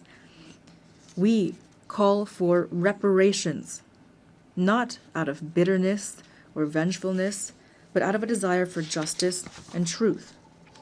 We noted with satisfaction the statement by the French presidency recognizing the need to open spaces for dialogue and historic truth, as well as the resolution of June 5, 2025 of the French National Assembly recognizing the injustice of this ransom. Haiti has established a National Reparations and Restitution Committee. We call for this progress to be accompanied by concrete action. France, which is the cradle of human rights, today has the opportunity to write a new chapter in its history with Haiti by honoring the ideals of freedom, equality, and fraternity that unite us. Ladies and gentlemen, I must underscore the invaluable support provided by the Haitian diaspora throughout the world, who are often living in hardship. Whether in America, in Europe, in Africa, or elsewhere, the millions of Haitians living abroad contribute to the development of Haiti. We are undergoing a multidimensional crisis, and we call for patience and understanding from our partners and friends so that our nationals are always treated with respect and dignity. Behind every migrant there is a face, a family, a history, and a contribution to be made to their new country of residence. Haiti reaffirms its commitment to dialogue and to bilateral cooperation in the spirit of neighborliness and mutual respect to identify balanced and long-term solutions to Haiti's problems. The safe and orderly circulation of goods and of people, especially through air transport, is crucial for a shared future and common prosperity. Ladies and gentlemen, the Haiti of tomorrow deserves peace and prosperity, a future based on an independent judiciary, universal education, affordable health care for all, and an economy that provides every citizen with the same chance at success. This future also requires bold reforms, independent justice, and an end to impunity.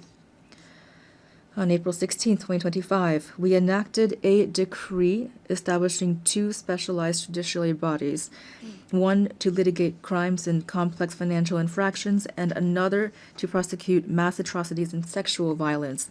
We're making progress toward making these bodies operational. We are prepared to continue down this path. This is not the time for Haiti fatigue. The international community does not have the right to turn away from Haiti's situation. In light of this crisis, silence would not be neutrality, it would be complicity. Ladies and gentlemen, allow me to pay tribute to the Haitian people. Representing them here is the greatest honor of my life.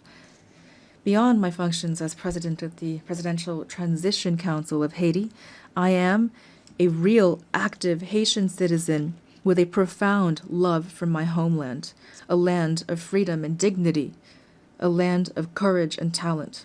Haiti is not a nation that has given up. We are a great people, a people that stands together, men and women who have sacrificed for their homeland and for humanity. Haiti is not a playground for armed criminals. but rather it is a nation on its feet, comprised of dignified, resilient families who every day, despite terrible adversity, are fighting for a better future. I pay tribute to my fellow countrymen and women who are, without a doubt, among the most resilient people on earth. They deserve better. Giving them new hope is my only mission, and that is why now I call upon you to stand side by side with Haiti. We must build peace in Haiti, for the Caribbean, for the Americas, for all of humanity. Thank you.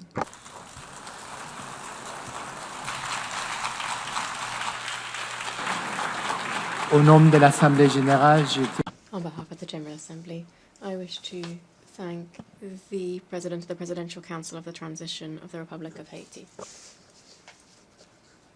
An address by His Excellency Mikhail Kabalashvili, President of Georgia. I request protocol to score His Excellency and invite him to address the Assembly. I can see it here. Yeah.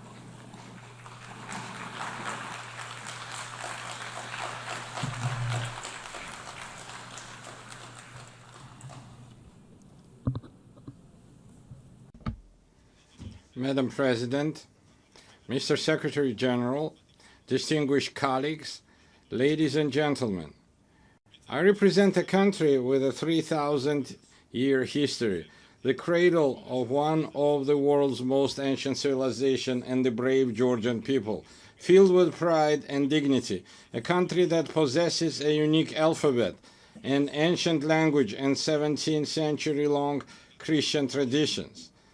The history of Georgia is continuous chronicle of our people's struggle for survival against invaders, through which we have miraculously managed to preserve our cultural identity, traditions, and national character. Despite centuries of continuous warfare with invaders, the cultural environment in Georgia has always been distinguished by exceptional humanism, tolerance, and compassion for others.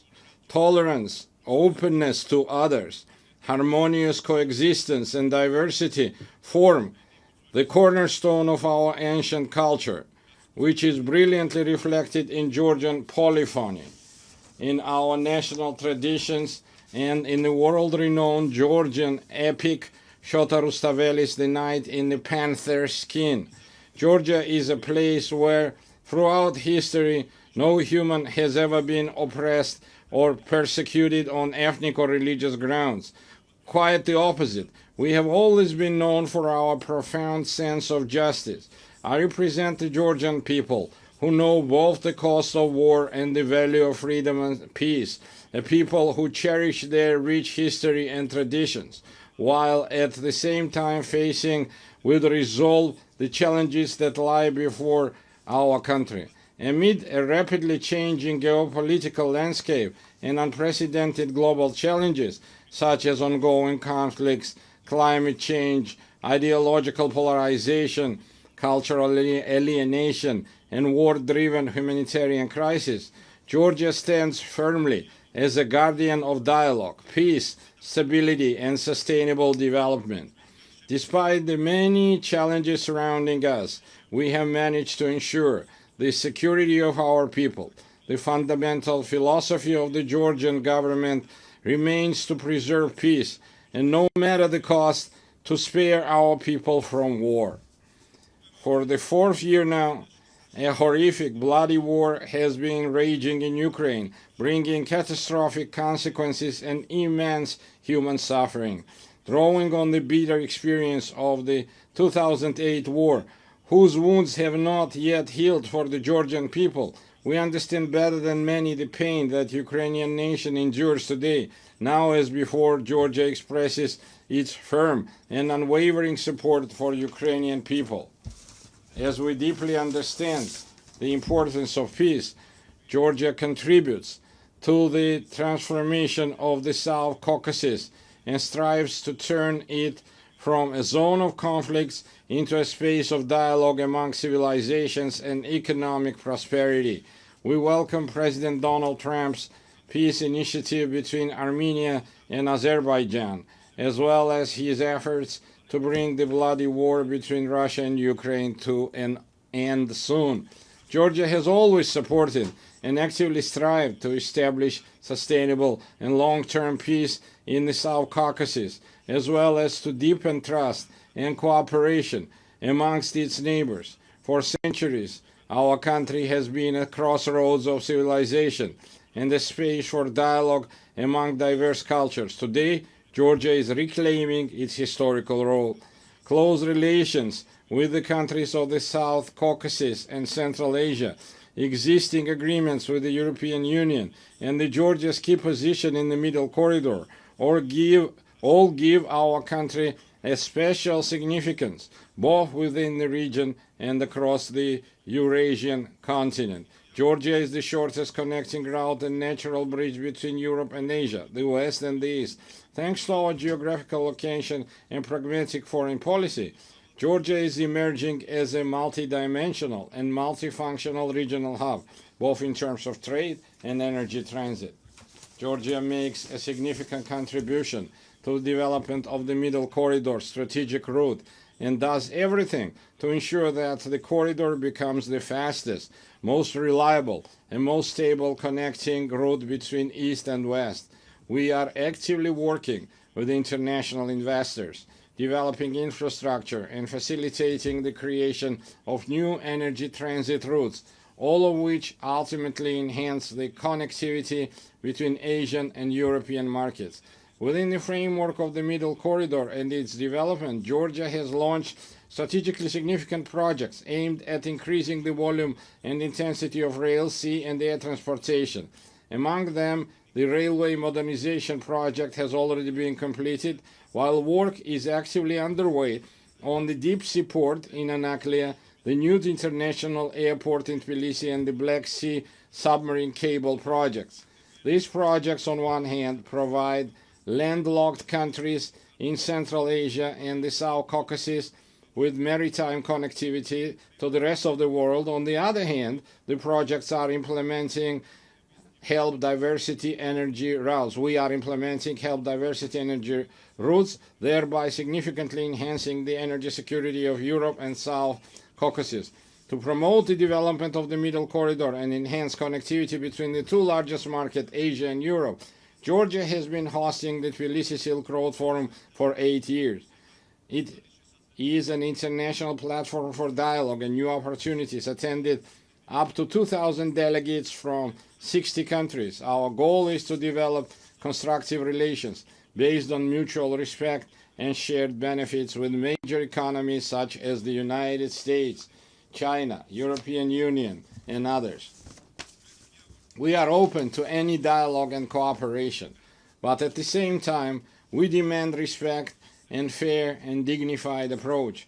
What the Georgian people will never accept is being spoken to in the language of ultimatums, blackmail, or intimidation. Georgia is a faithful adherent to the fundamental principles of values of the United Nations and a dignified, responsible member of the international community, as evidenced by the considerable efforts by the current government of Georgia to improve the protection of human rights.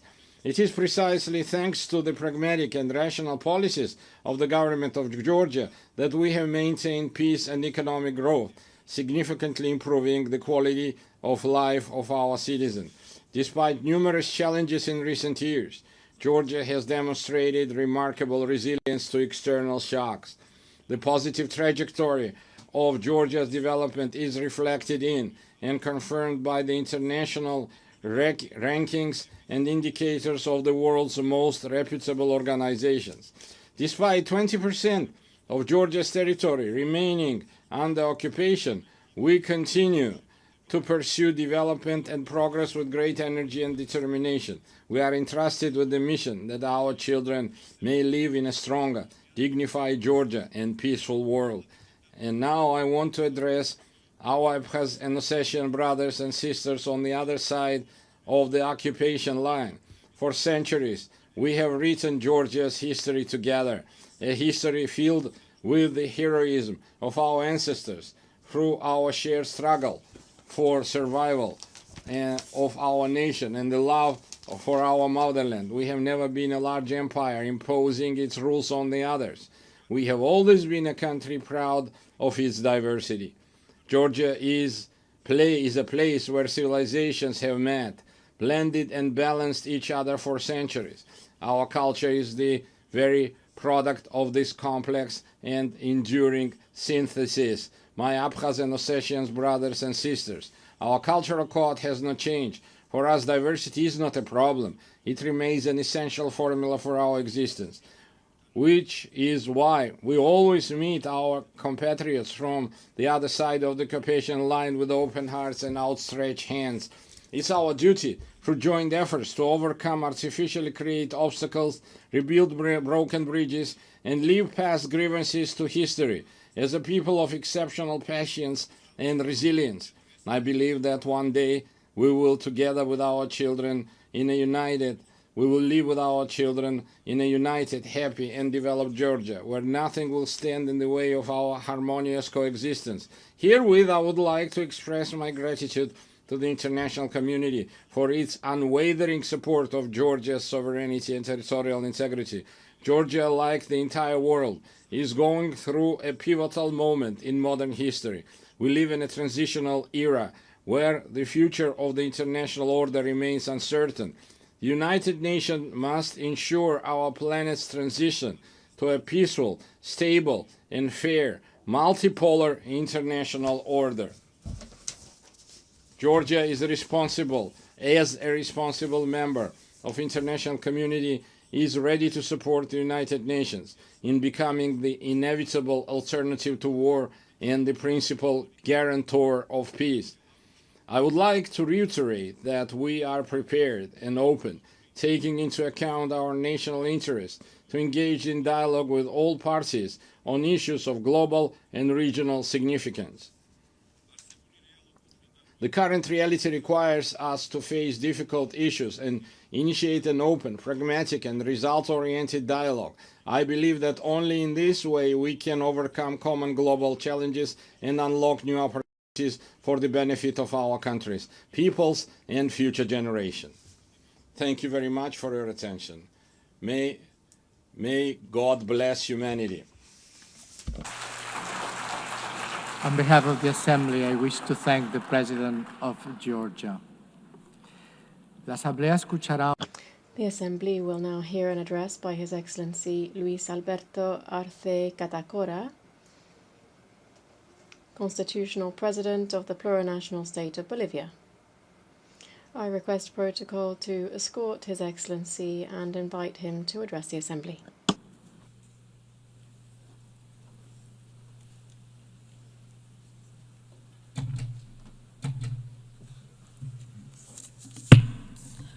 Muy buenos días. A very good morning to all of you. Allow me to express brotherly greetings to the President of the General Assembly of the United Nations, Annalena Baerbock, and through her to the entire Assembly. The 80th session isn't just any other date.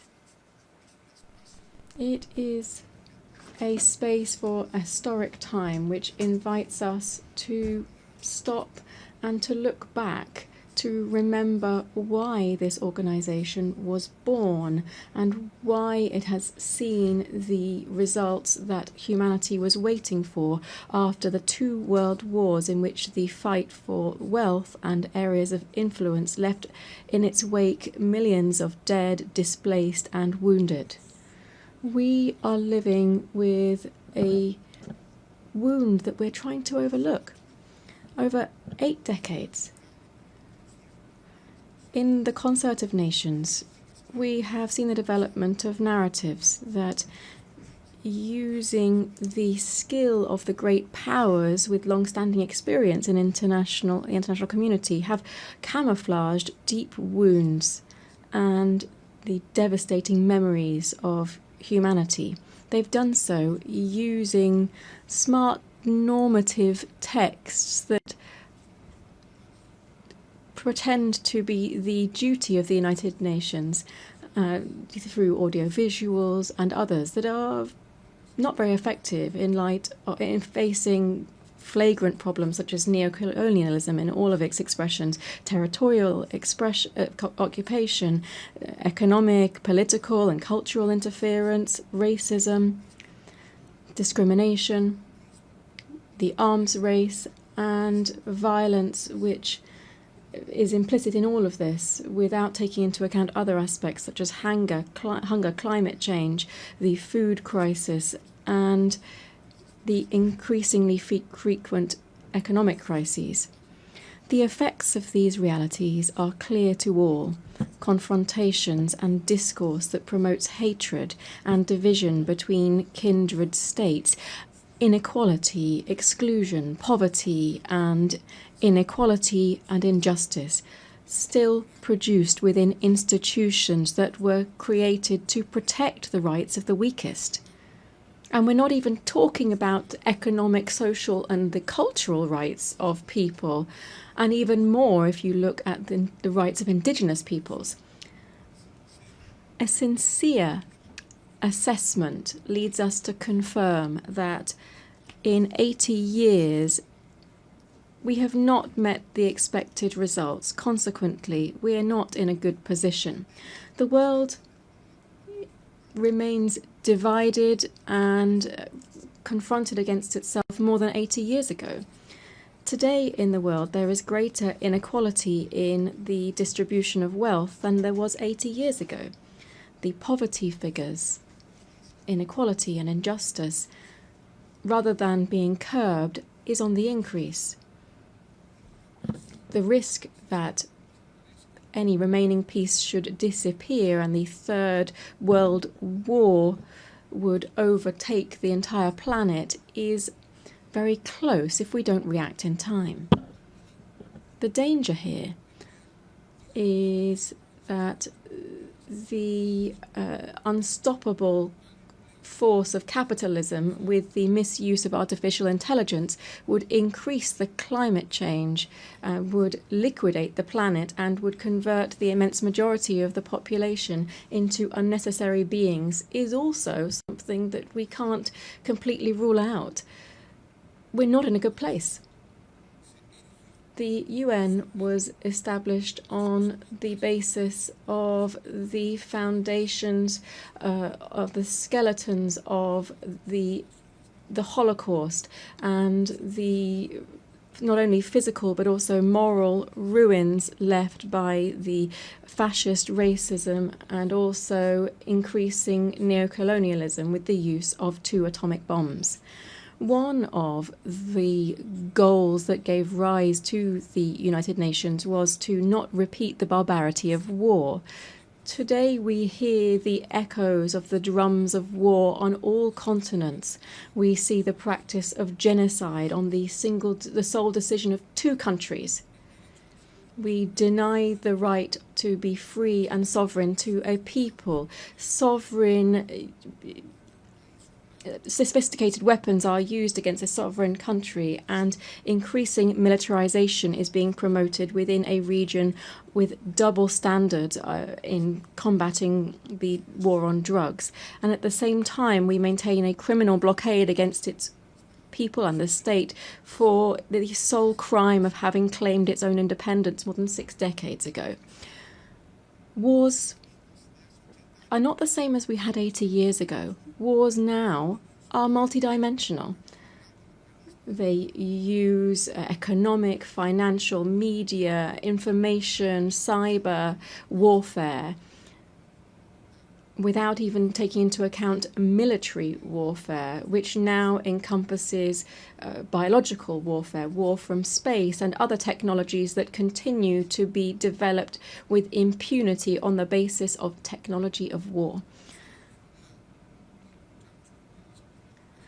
It would be nothing new to have climate wars that would have an impact on sovereignty and food security, jeopardizing strategic resources such as water. We are putting at risk the very survival of the human race on Earth and of life itself on the planet. Just taking off the mask from all of these tragedies, we can see that the cause of all of this is the wild capitalist system that places the greed of the few over the rights and lives of the majority on the planet. The cause of this is the current capitalist development, which tries to resolve its own crisis and ends up returning to the original forms of accumulation and increasing rates of profit.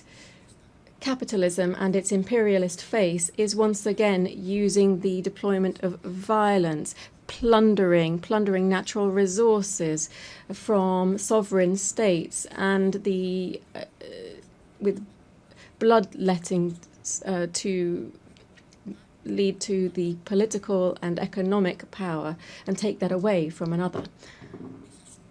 Added to that, we have a third cause of the current wars, which is more immediate. That is the obsessive zeal of the new Trump administration to give the United States back its position as a hegemonic power at the cost of the liberal system, free trade, globalization, and to cause pain and death. Why? For what?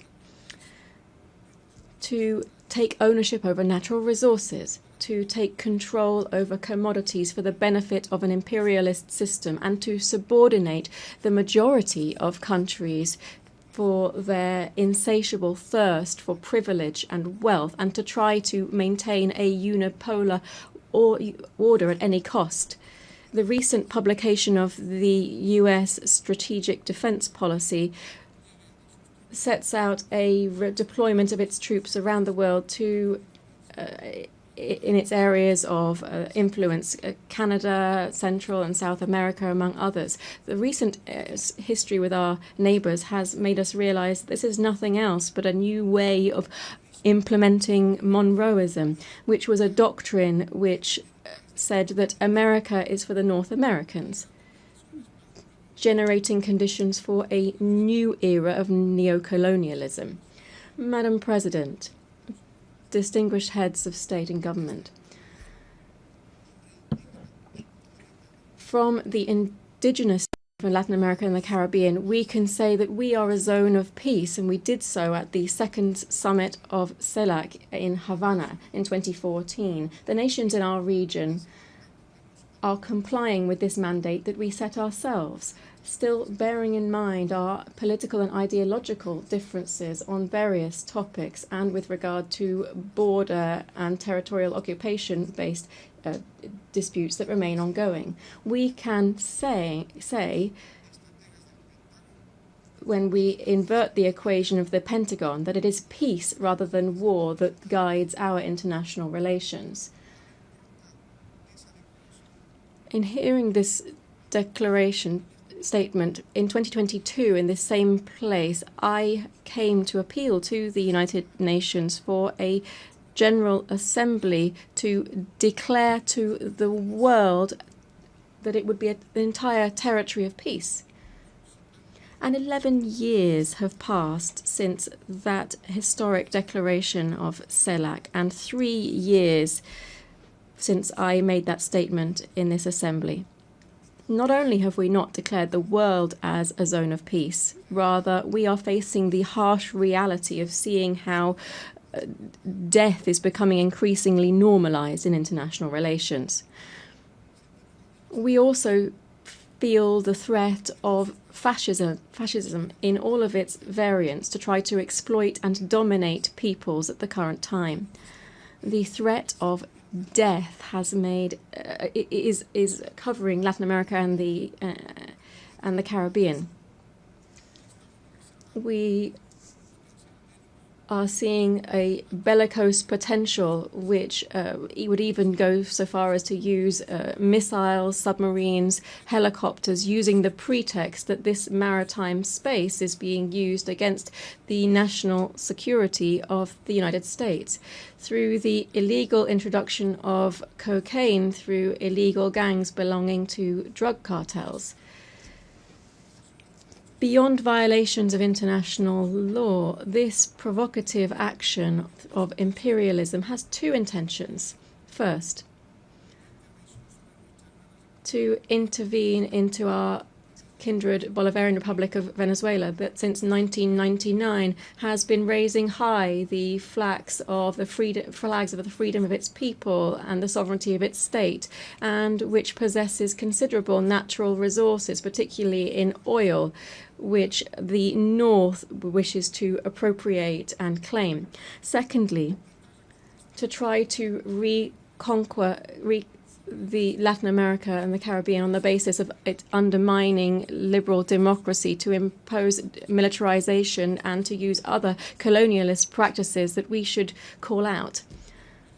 Imperialism is said to be used to combat drugs trafficking. This is a fallacy, because if this were true, it would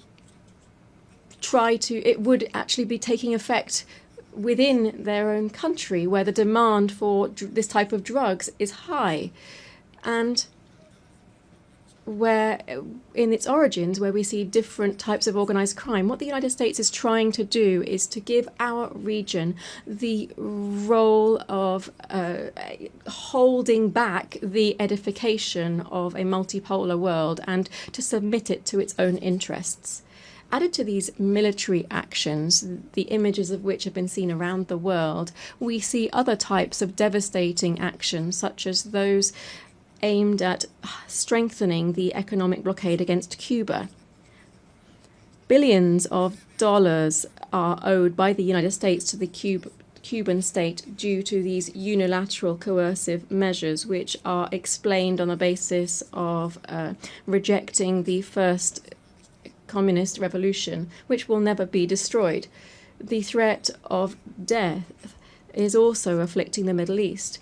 In the Middle East, the pain of millions of families and the death of hundreds of thousands of Palestinians finds no consolation. All of this history tells us has the unconditional support of the United States, which wants to speed up the displacement of the Palestinian people as quickly as possible.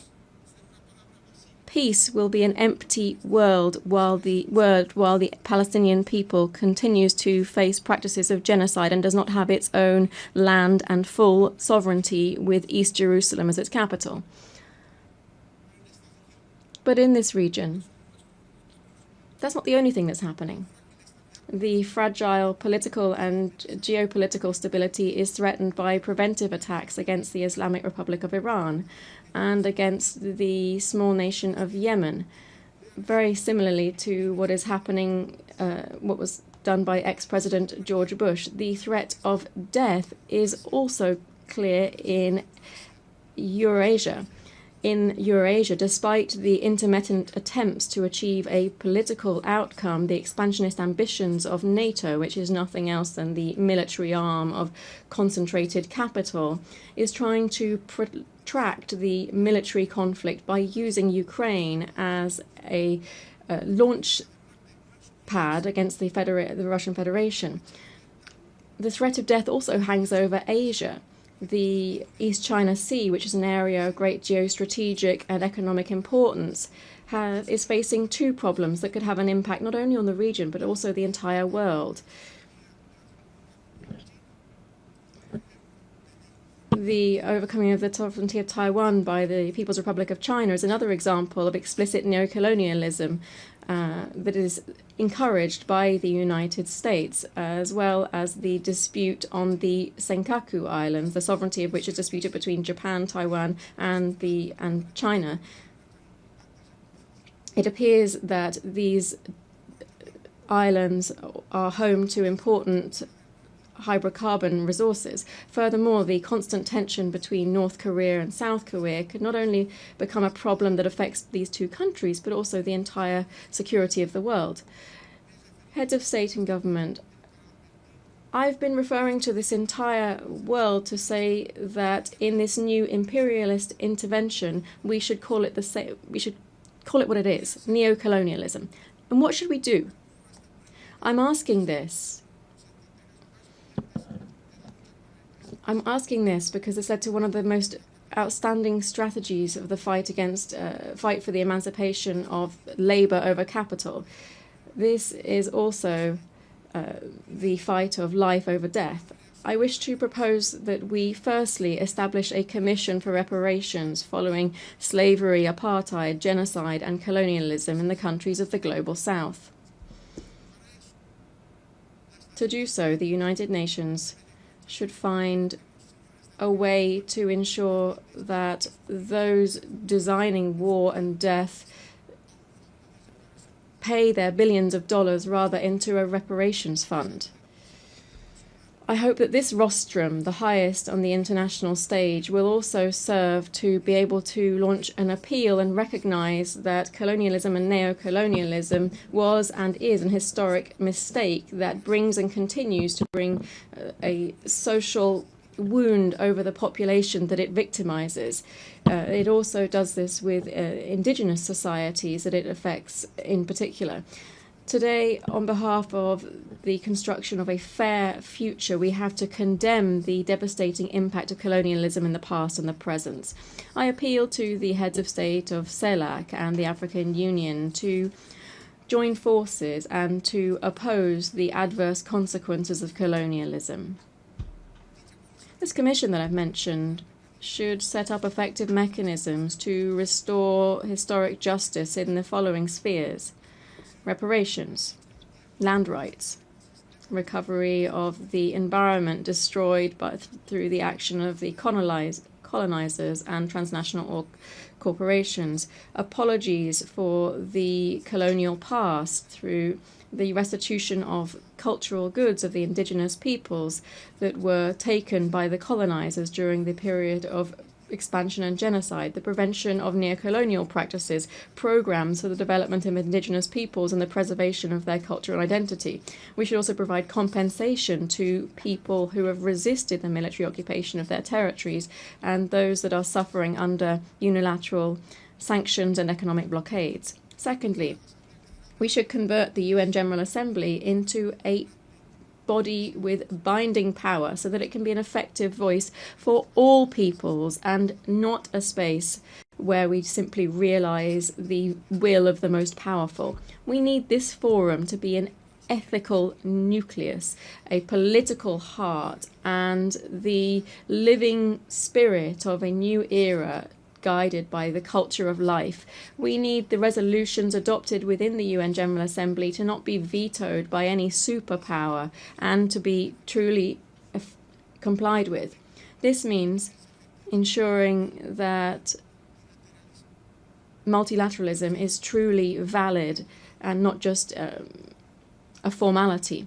We should declare the world as a zone of peace and promote demilitarization as far as possible. The immense majority of the population in the world refuses to accept that the revitalization or overcoming the cyclical crises of capital should be done on the basis of investment in billions of dollars to manufacture all types of conventional and unconventional weapons. Just 1/3 of military expenditure would give us better and greater education, health, and housing guaranteed for everyone. The UN has to become a pact for peace and for life as the shared destiny of everyone who believes in living together. 4, we need to undertake a profound reform of the Security Council that would prevent one of two countries holding up global stability. We need to ensure this reform and ensure the reform that the countries of the Global South have been insisting on for several years. Democratizing the Security Council would be giving effect to the principle of the legal equality of states and democratizing the future. It would be to ensure that the voices of Africa, Latin America, and the Caribbean, Asia, and the historically marginalized peoples would also count. 5, we should move towards the Universal Declaration of the Rights of Mother Earth. Bolivia, together with the Amazonian peoples, speaks up to recall the urgent need for international cooperation to strengthen the conservation of the Amazon. We should do so through strengthening the sovereignty of Amazonian countries over this strategic biome for the world. Defending the Amazon means defending life. 6.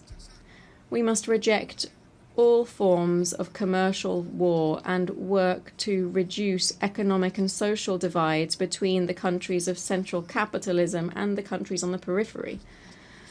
Trade wars not only affect companies, but also the immense world of work. It also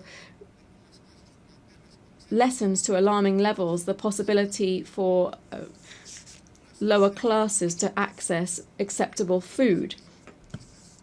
The hegemonic and capitalist interests don't have any right to overtake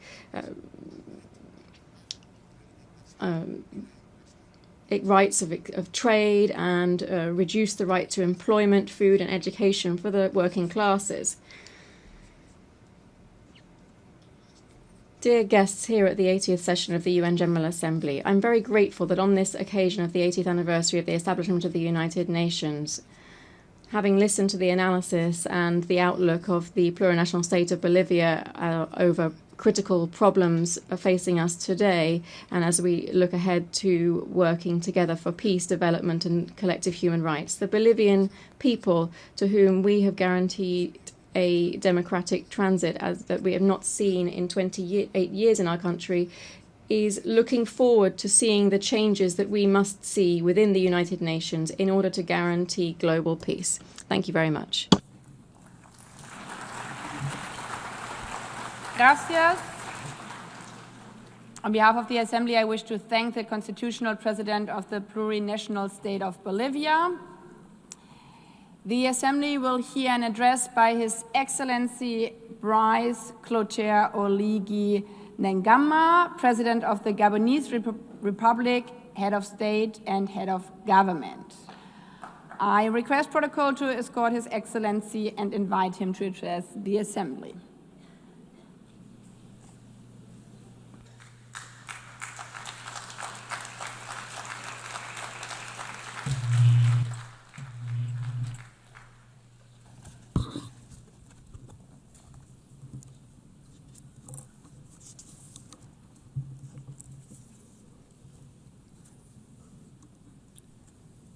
Madame la Présidente.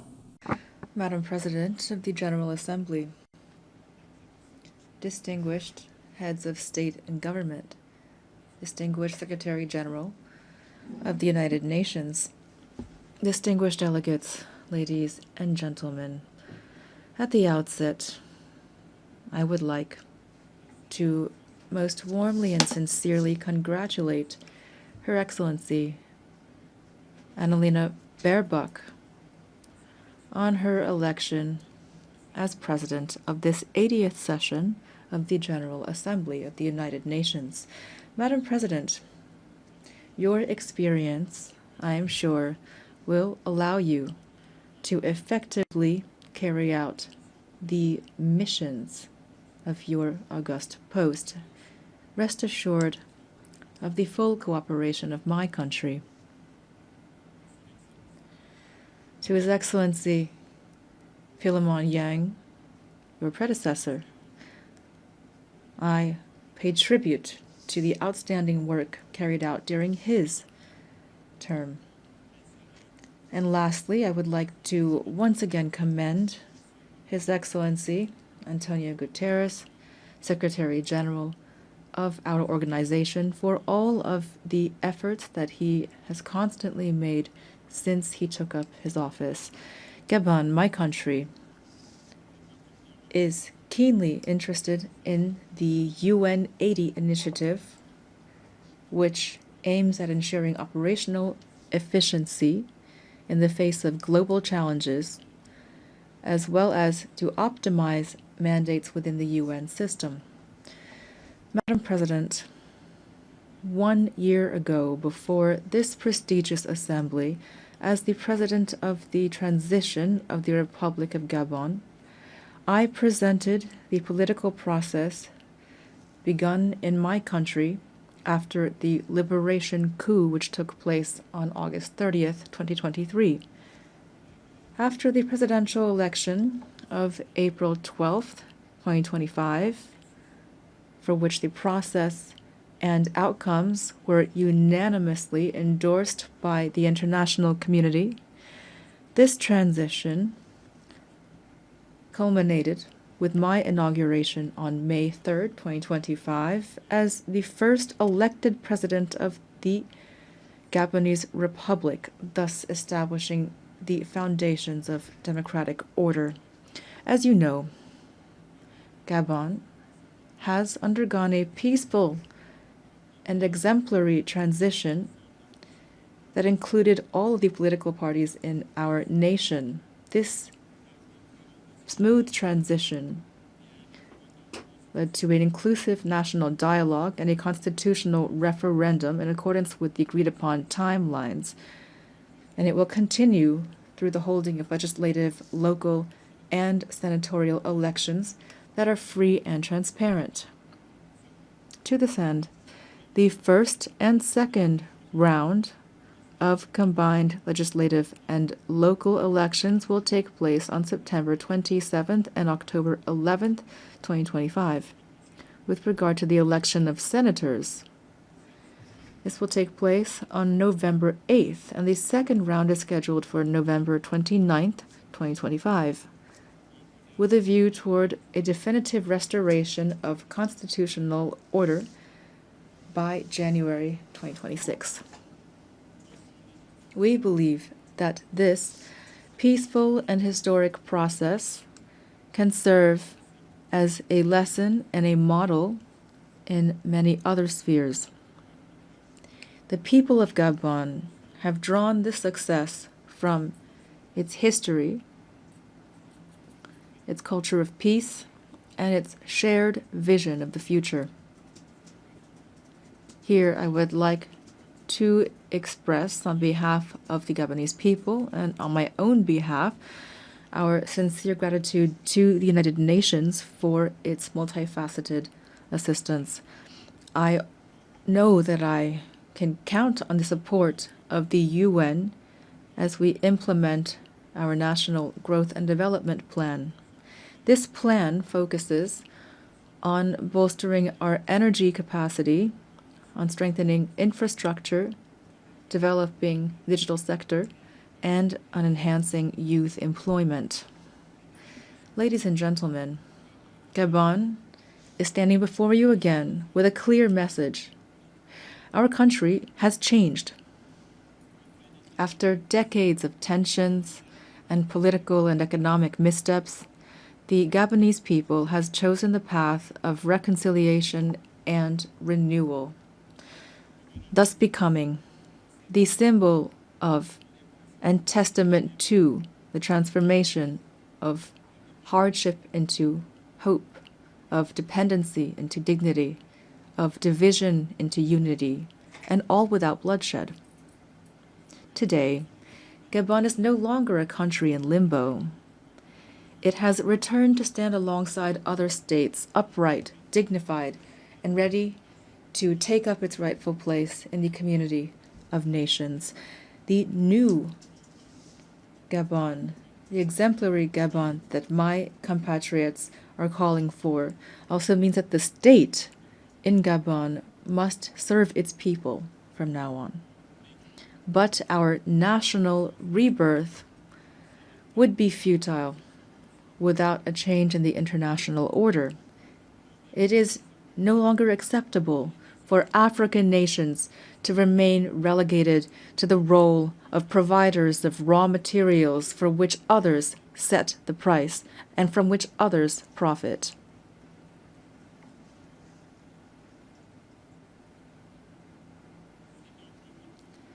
Therefore, I would like to invite public and private investors to support us through win-win partnerships.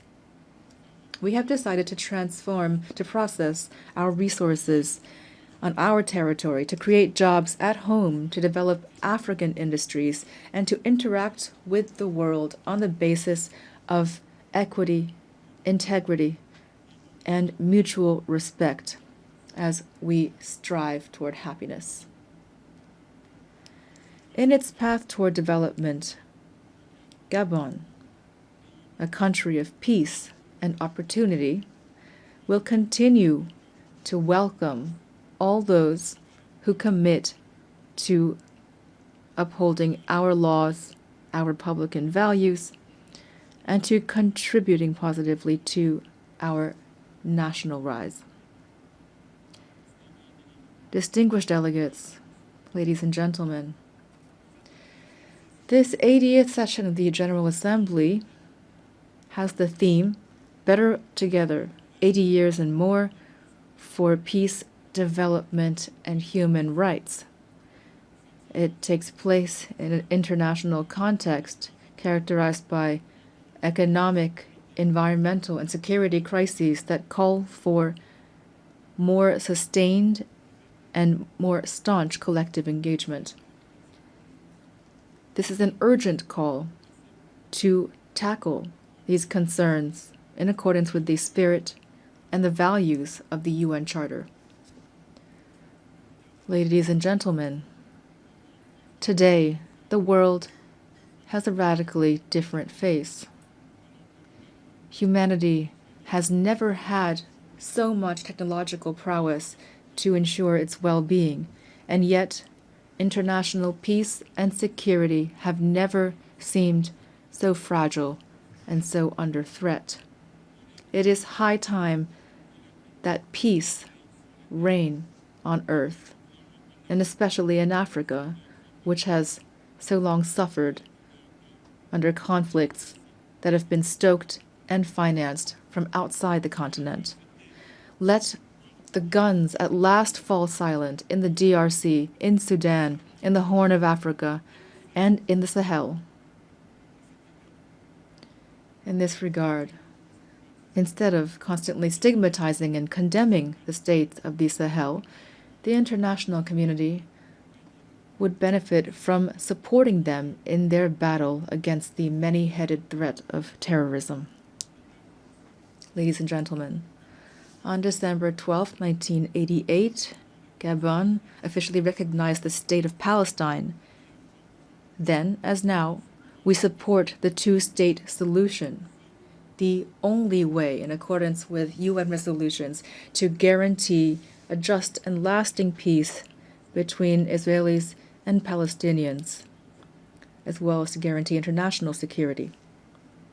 In this vein, Gabon must reaffirm its position in favor of lifting the embargo imposed on Cuba due to its negative effect on the well-being of Cuba's people. We solemnly reaffirm our full support for international efforts carried out throughout the world to achieve peace. These efforts must be centered on humans, especially women and youth. Through the Pact for the Future of 2024, the UN must continue to encourage and support the crucial action of women, stemming from the Declaration and the Beijing Declaration and Program of Action, of which we're celebrating the 30th anniversary this year. Madam President of the General Assembly, Secretary General of the United Nations, the triple planetary crisis of climate change, biodiversity loss, and pollution is an existential threat for humanity. And yet, the efforts of the international community to address these challenges remain drastically inadequate. The Treaty on Biodiversity Beyond National Jurisdictions, which we have just ratified, fills a legal gap and provides an ambitious framework for equitable and sustainable governance of biodiversity. Together, we have a real opportunity to make this treaty a true driver of transformation for present and future generations. Gabon is the guardian of part of the Congo Basin, the second largest green lung of our planet. This extraordinary heritage must not be sacrificed to financial rapacity. We call for an equitable global partnership in which the protection of our forests is accompanied by fair compensation for the ecological services these forests provide to humanity. Ladies and gentlemen,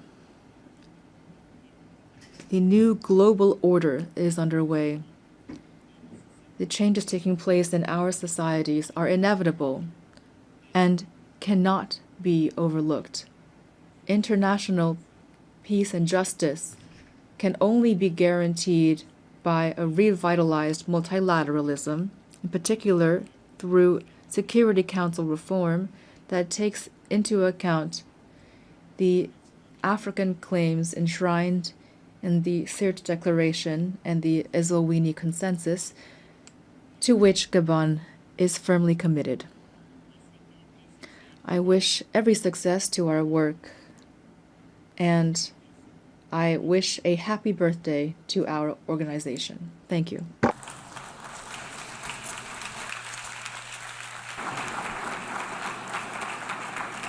I thank you and happy birthday to all of us.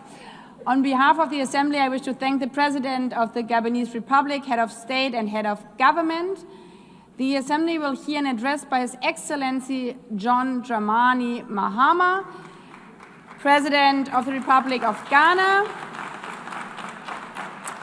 I request protocol to escort His Excellency and invite him to address the Assembly.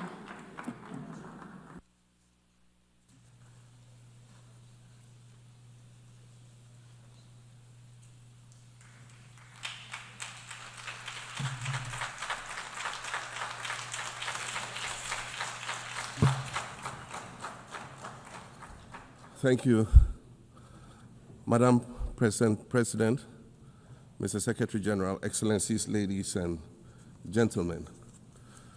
At this 80th session of the United Nations General Assembly, I'd like to speak about Africa's role in the future of this organization. However, it's impossible to do that without first considering the collective role that Africa played in its founding, which was small and relatively insignificant. Of the 51 member states involved in the founding of the United Nations in 1945, only 4 were African: Egypt, Ethiopia, Liberia, and South Africa. It is important to point out that the United Nations came into being in the aftermath of World War II because of the inability of its predecessor, the League of Nations, to avert a large-scale global conflict, which had been its guiding purpose when it was founded in 1920 at the end of the First World War. Out of the 42 founding member states of the League of Nations, only 3 were African: Liberia, the Union of South Africa, and Ethiopia. Egypt was to join later in 1937. Africa's overall participation in the organization's founding was minimal and relatively unimportant. That's because before all the other talks and meetings, representatives from a group of 14 nations gathered in Berlin for a series of discussions that began in 1884 and which led to the partitioning and formal colonization of the African continent, which is also called the Scramble for Africa. It has famously been written that past is prologue. Well, in the past, the majority of the 54 nations that now comprise Africa were never offered a seat at the table where plans for a new world order were being drawn. But, Madam President, as fate would have it, the tables are turning, and Africa's role in the authorship of whatever is yet to come for this world is going to be huge, and it will be consequential. According to this organization's own projections, by the year 2050, more than 25% of the world's population is expected to come from the African continent. Additionally, by 2050, 1/3 of all young people aged between 15 to 24 will be residing on the African continent. So you see, the future of this world is African. Allow me to say this once again a little louder for those of you in the back. The future is African.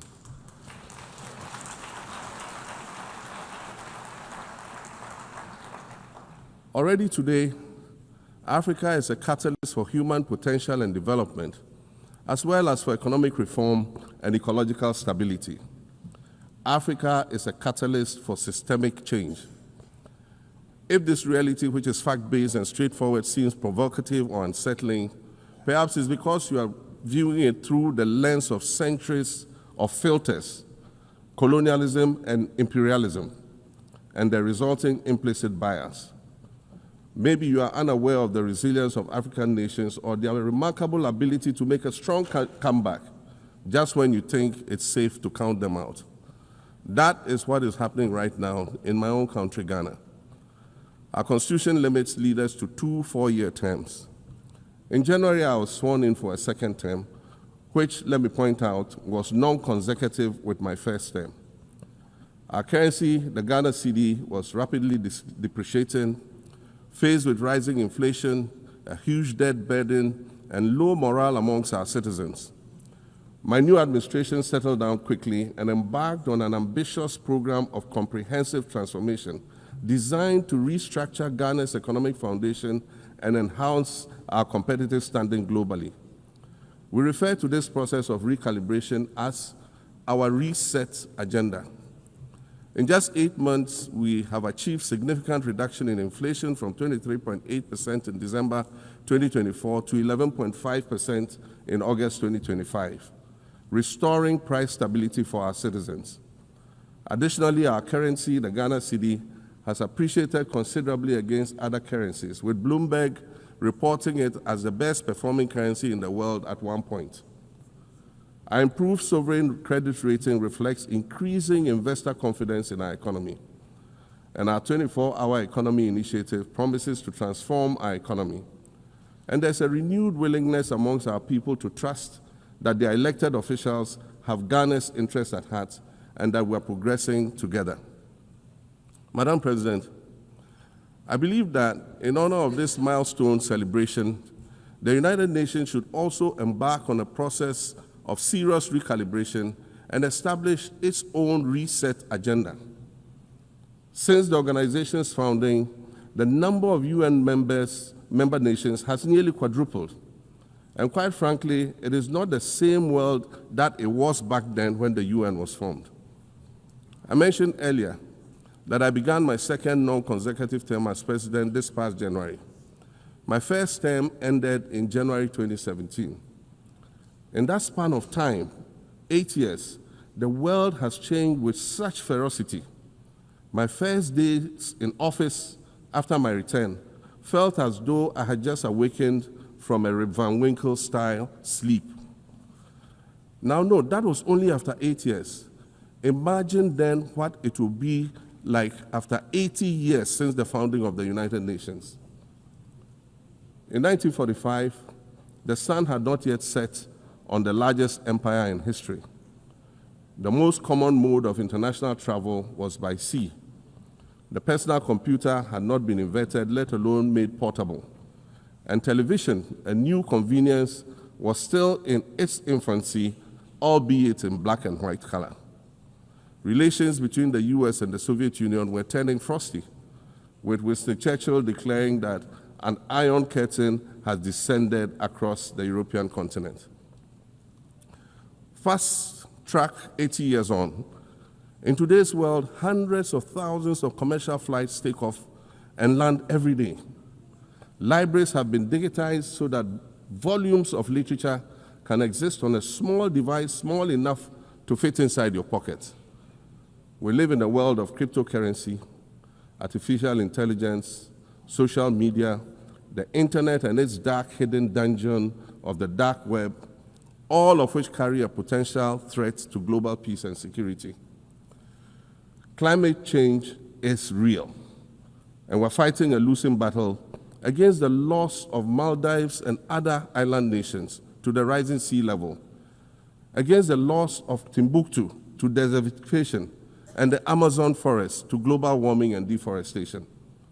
Madam President, The UN Founding Charter is outdated when it comes to representation in this August Assembly. The most powerful post-World War II nations are still being rewarded with an almost totalitarian guardianship over the rest of the world. And yet, the first sentence in Chapter 2, Article 1 of the UN Charter declares that the organization is based on the principle of sovereign equality of all its members. If this were true, and was the case, a continent as large as Africa, with its numerous UN member states, would have at least one permanent seat on the Security Council.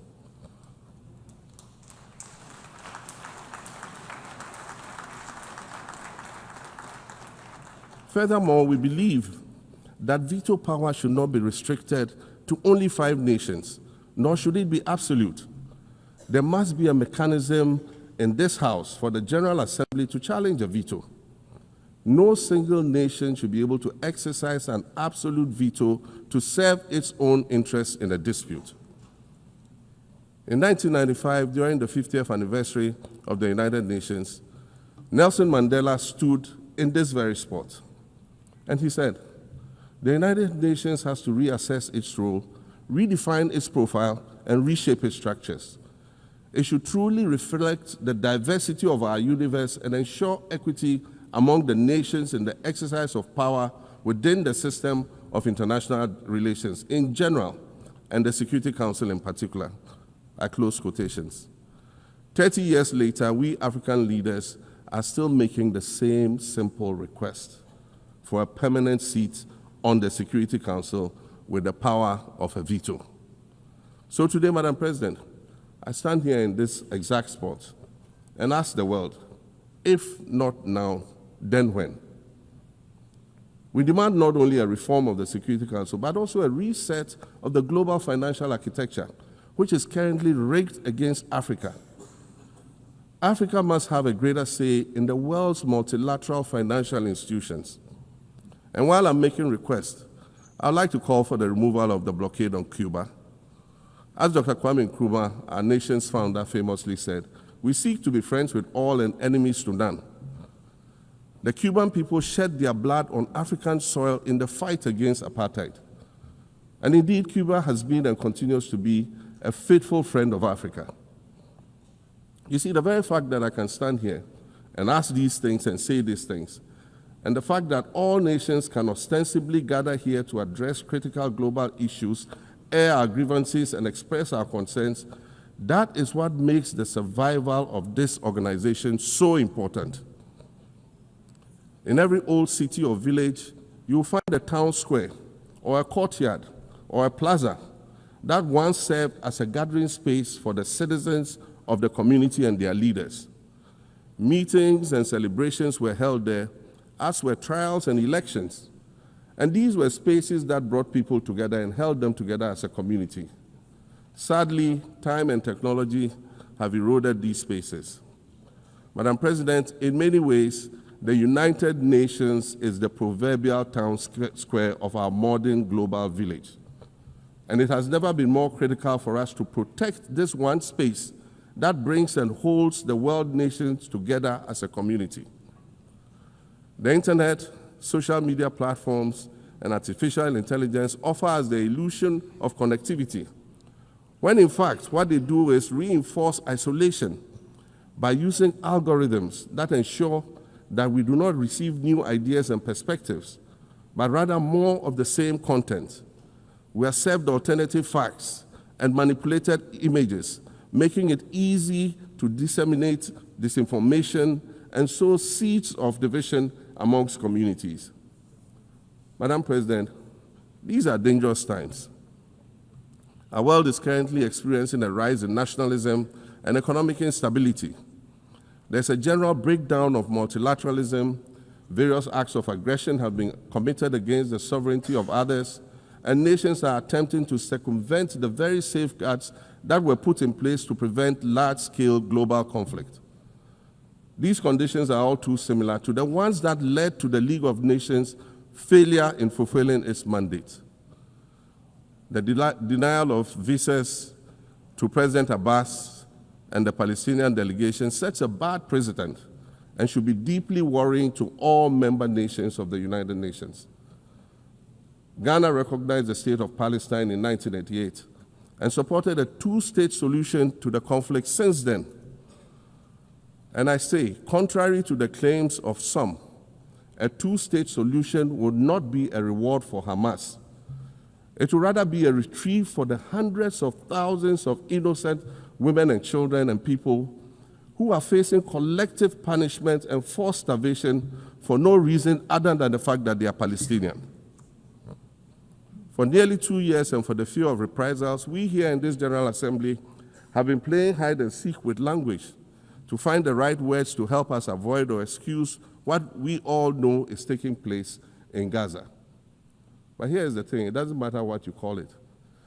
If it looks like a duck, it swims like a duck, and quacks like a duck, well, then it must be a duck. The crimes in Gaza must stop.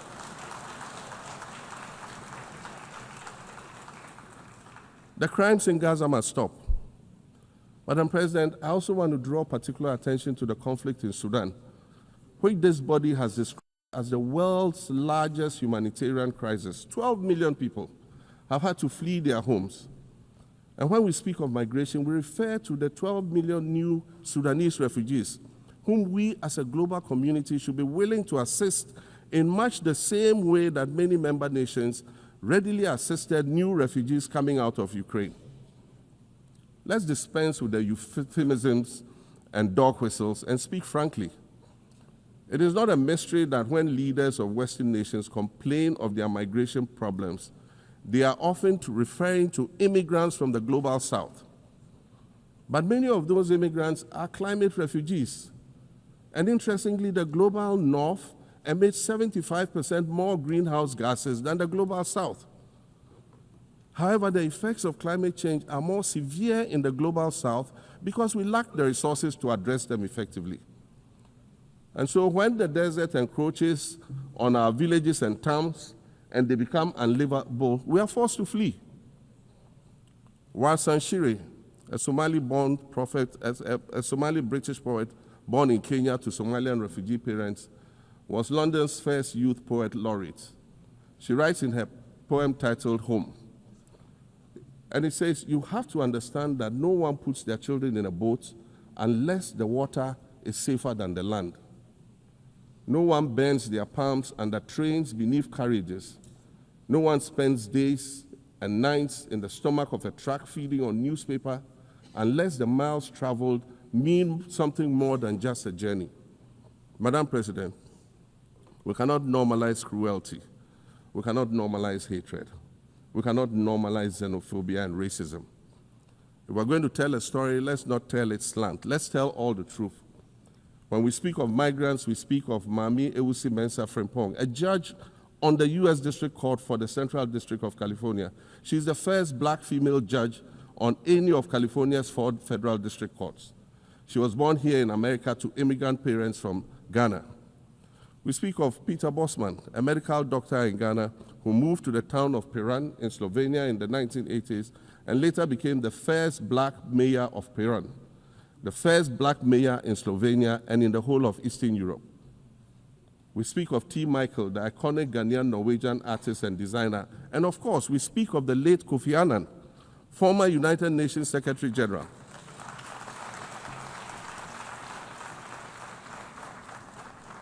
Former United Nations Secretary General and Nobel Peace Prize recipient, who was born in Ghana but spent his adulthood in various places in America and Europe. These are people who have brought great distinction to the countries that they decided to call home. Just as the migrants and the children of migrants before them did, I dare say these are not invaders. These are not criminals. Madam President, the slave trade must be recognized as the greatest crime against humanity. As the African champion on reparations, Ghana intends to introduce a motion in this August body to that effect. More than 12.5 million Africans were forcibly taken against their will and transported to create wealth for the powerful Western nations. We must demand reparations for the enslavement of our people and the colonization of our land that resulted in the theft of our natural resources, as well as the looting of artifacts and other items of cultural heritage that have yet to be returned in total.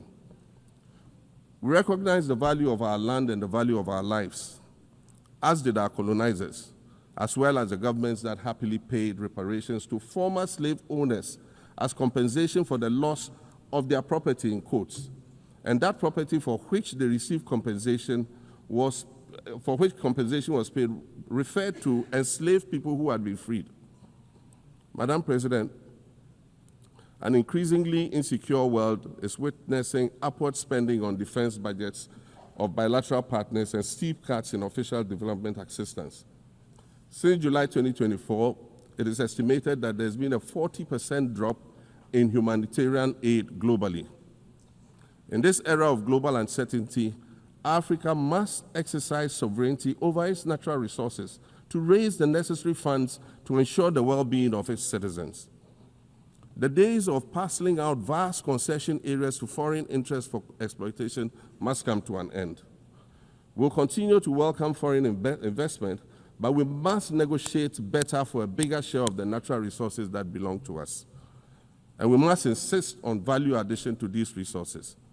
We're tired of the continued image of poverty-stricken, disease-ridden rural communities living at the periphery of huge foreign-controlled natural resource concession areas. We're tired of having people extract the most they can from us and in return offer us the very least by way of respect, consideration, and dignity. We're tired of not being represented in ways that reveal the richness and complexity of our history or acknowledge all that we have overcome to arrive here in this liminal space of untold possibilities. Allow me to echo the Indian-American writer Arundhati Roy, who wrote, "Another world is not only possible, she is on her way. On a quiet day, I can hear her breathing." I want to add that for the sake of Africa, and quite selfishly for the sake of my 18-year-old daughter, I hope that this new world that is arriving is a place of safety and equality for women and girls. To succeed, we must empower everyone, including women and girls, to reach their full potential.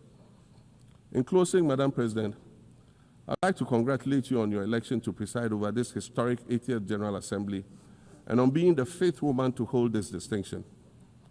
I'd also like to congratulate Her Excellency Nana Jane Opoku-Agyeman on being the first woman Vice President of Ghana.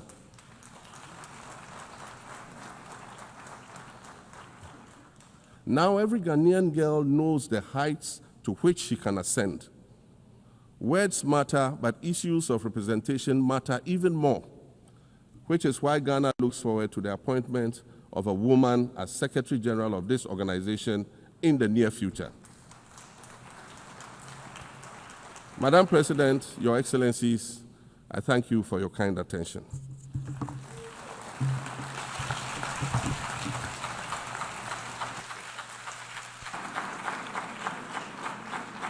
On behalf of the General Assembly, I wish to thank the President of the Republic of Ghana.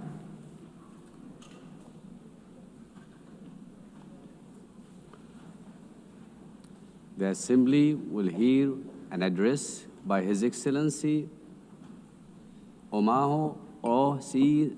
Sokang Embalo, President of the Republic of Guinea-Bissau. I request protocol to escort His Excellency and invite him to address the Assembly.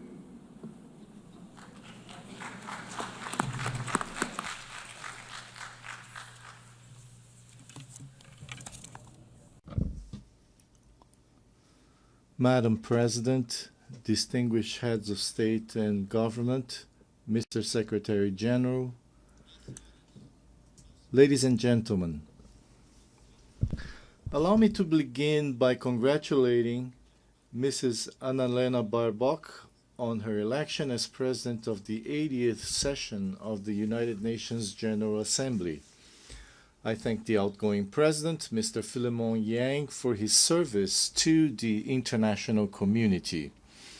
To Secretary General Antonio Guterres, I wish to reaffirm Guinea-Bissau's full support for his tireless efforts in favor of world peace, international cooperation, multilateralism, and sustainable 80 years ago, the founders of the United Nations pledged to save succeeding generations from the scourge of war. That promise, unfortunately, has not yet been fully fulfilled. Yet this commitment, undertaken by each member state upon joining the UN Charter, remains valid and continues to be honored through the dedication of every UN peacekeeper and every humanitarian worker who often make the difference between life and death in conflict zones or following natural disasters. UN agencies such as WHO, UNESCO, UNICEF, FAO, WFP, UNHCR, and UNDP, among others, provide treatment, education, vaccines, food, and protect every day millions of human beings and contribute to the fight against poverty and discrimination against women and girls all over the world. The United Nations remains relevant, especially in these times of deep global uncertainty and crisis. It continues to be the only forum where all nations, large and small, have a seat and a voice. Excellencies, ladies and gentlemen, we live in a world confronted by multiple crises. We are witnessing what Secretary General Antonio Guterres has called polycrisis. Conflicts in Ukraine, Gaza, Sudan, and other regions persist. Socioeconomic inequalities, environmental shocks, political instability, and humanitarian emergencies disproportionately affect developing countries, with the greatest impact on small island developing states. Progress towards the Sustainable Development Goals has slowed significantly or even stalled. The sovereign debt burden of poor countries is increasing, while development assistance is declining. Guinea-Bissau welcomes the UN80 initiative, and we hope it will contribute to strengthening the organization, especially in promoting peace, international security, and the achievement of the SDGs. The Pact for the Future offers a roadmap and an action plan that must not remain on paper. Madam President, Excellencies, ladies and gentlemen, last July, Guinea-Bissau hosted the 15th Conference of Heads of State and Government of the Community of Portuguese-Speaking Countries, CPLP. I have taken on the presidency of the CPLP for the 2025-2027 term. The CPLP places high importance on its cooperation with the United Nations and its specialized agencies. During our term, we will continue to work with all partners and multilateral organizations toward the implementation of global commitments, especially concerning the Paris Agreement on Climate Change, the 3rd UN Ocean Conference, and the 4th UN Conference on Financing for Development, held last June-July in Seville. We are convinced that 2 major international meetings scheduled for November, namely COP30 in Belém, Brazil, and the 2nd World Summit for Social Development in Doha, Qatar, will serve as key platforms and opportunities to strengthen our cooperation and to advance our shared goals. Madam President, Excellencies, ladies and gentlemen, Guinea-Bissau is scheduled to hold presidential and legislative elections on the 23rd of November this year. All necessary conditions are being put in place to ensure that these elections are held peacefully, freely, transparently, and credibly. Over the past 5 years, I have prioritized dialogue, inclusion, political stability, and the consolidation of the democratic rule of law. I am confident that these upcoming elections will reaffirm the irreversible nature of citizenship and democratic values in Guinea-Bissau. Madam President, Excellencies, ladies and gentlemen, allow me to conclude by saying that in an increasingly interdependent world, we need, now more than ever, a world order grounded in the principles enshrined in the United Nations Charter, in respect for international law and in peaceful coexistence. In this regard, Guinea-Bissau reiterates our call for an end to the economic, commercial, and financial embargo and other forms of restrictions imposed on Cuba. 80 years after the creation of the United Nations, the world has changed. We are no longer just the 51 countries who signed the UN Charter in 1945. Today, the United Nations is all of us, the 193 member states, plus observer states, NGOs, civil society organizations, and other actors represented in this great assembly hall. To meet the challenges of the 21st century, the UN must undertake urgent reforms, reforms that reflect today's geopolitical realities and global power balances, reforms that expand and democratize the Security Council, reforms that provide a place and a voice to the Global South, reforms that restore confidence in the multilateralism and international cooperation. The UN continues to be a unique multilateral space where dialogue is still possible, even when diplomacy and good offices fail elsewhere and in other circumstances. The legitimacy, strength, and future of the UN lie in the inclusion and full participation of all of us in deliberations and decision-making. Its core details, peace, dignity, equality, poverty eradication, cooperation, and peaceful resolution of conflicts remain alive and continue to inspire the purposes of the international community and the March of Humanity. Thank you very much.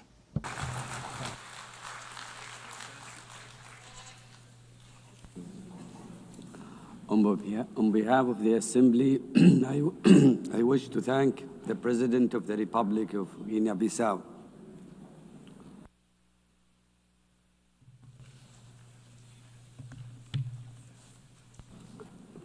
the Assembly will hear an address by His Majesty King Musawati III, Head of the State of the Kingdom of Eswatini. I request protocol to escort His Majesty and invite him to address the Assembly.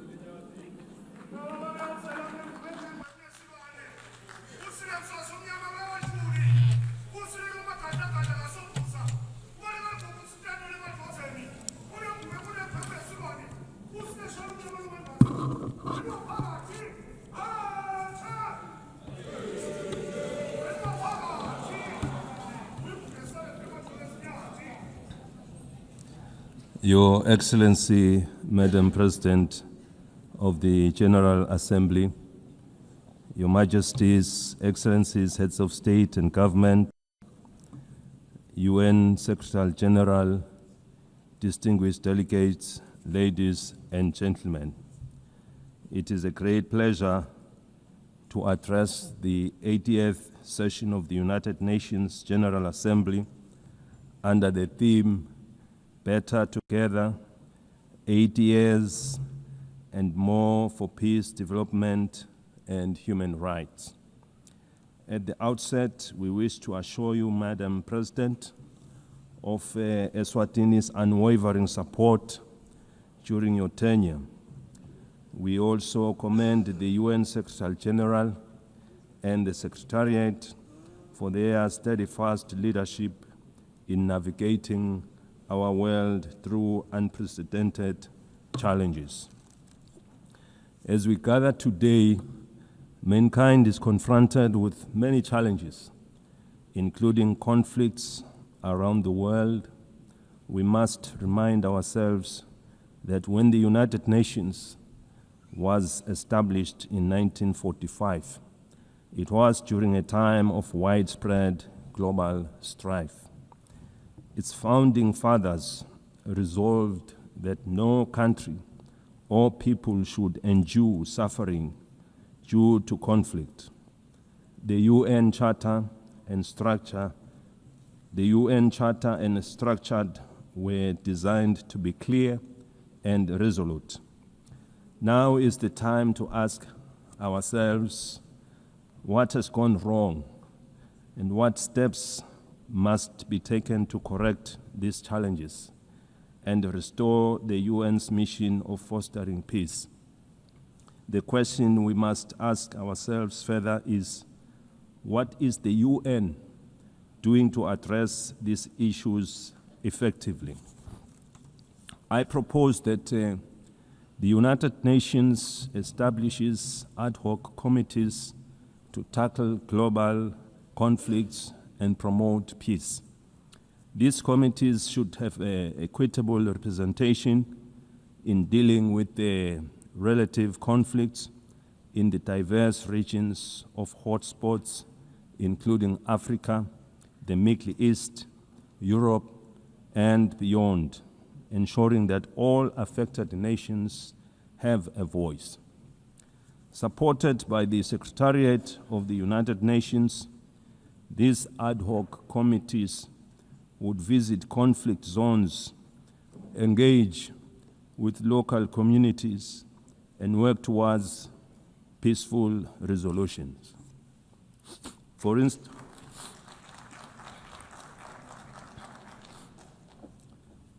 instance, in Africa, the conflicts in Sudan, South Sudan, Somalia, the Sahel, and the Great Lakes need the intervention of these ad hoc committees. In the Middle East, they should facilitate dialogue with all parties involved.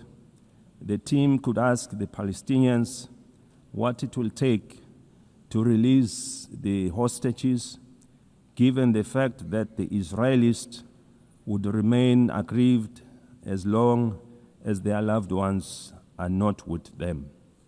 Similarly, the ad hoc committee should engage the Israelis to ascertain what it will also take for them to stop the bombardment, to avoid loss of more innocent lives, widespread destruction of property, and a growing refugee crisis. By engaging directly with the affected communities, these communities could help broker solutions that address the concerns of all sides to reduce tensions, suffering, and foster stability. In the conflict between Russia and Ukraine, these ad hoc committees could mediate discussions to identify pathways to peace. Their role would be to engage in meaningful dialogue and report back to the United Nations with actionable recommendations on what it would take to end the war. In Eswatini, we encourage that yield positive outcomes proving that dialogue is the cornerstone in nation building. We thank those countries already making means in finding solutions. This suggested approach is not meant to undermine their efforts, but it would complement them as they are already working towards peaceful resolutions. We must avoid actions that could escalate tensions further and instead focus on saving innocent lives. Millions of lives have already been lost during the COVID-19 pandemic. We therefore cannot afford to lose any more to conflict.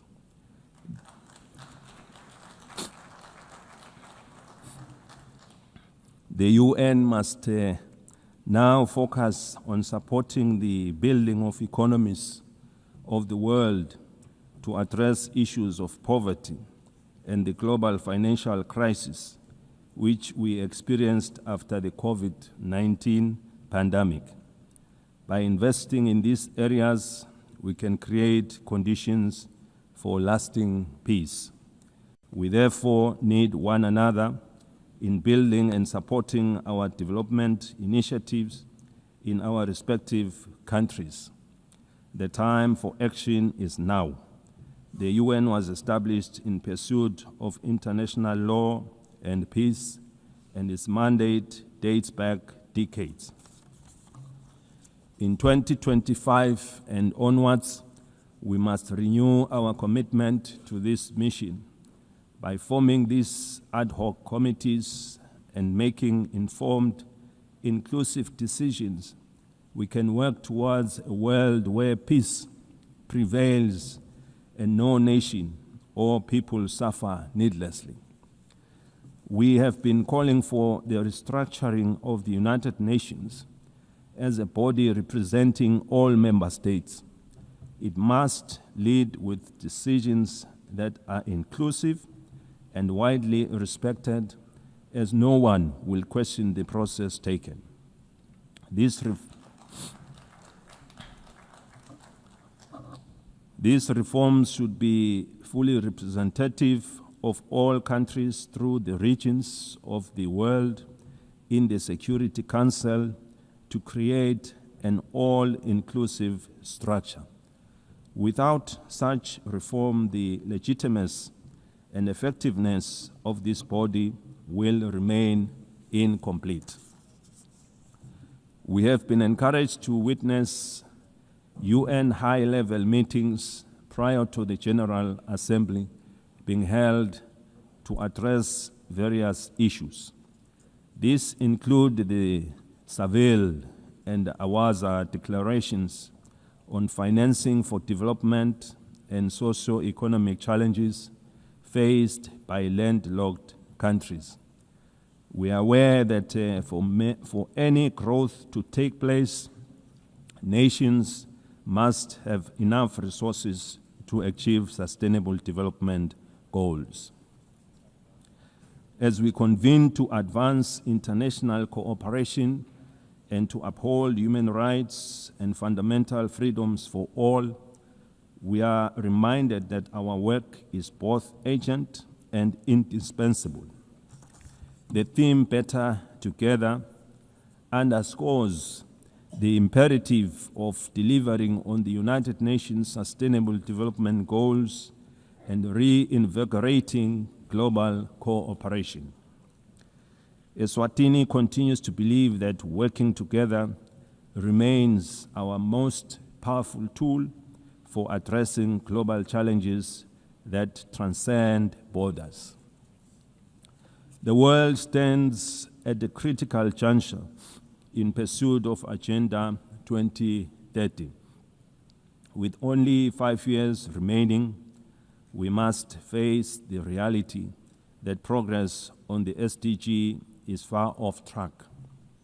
This is a sobering reminder that our collective efforts must be redoubled and that international solidarity, cooperation, and shared responsibility are more urgent than ever before.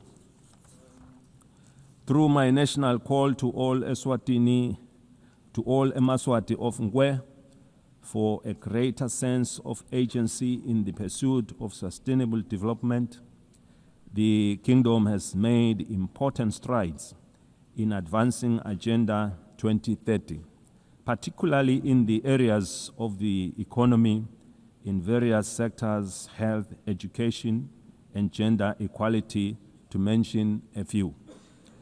Furthermore,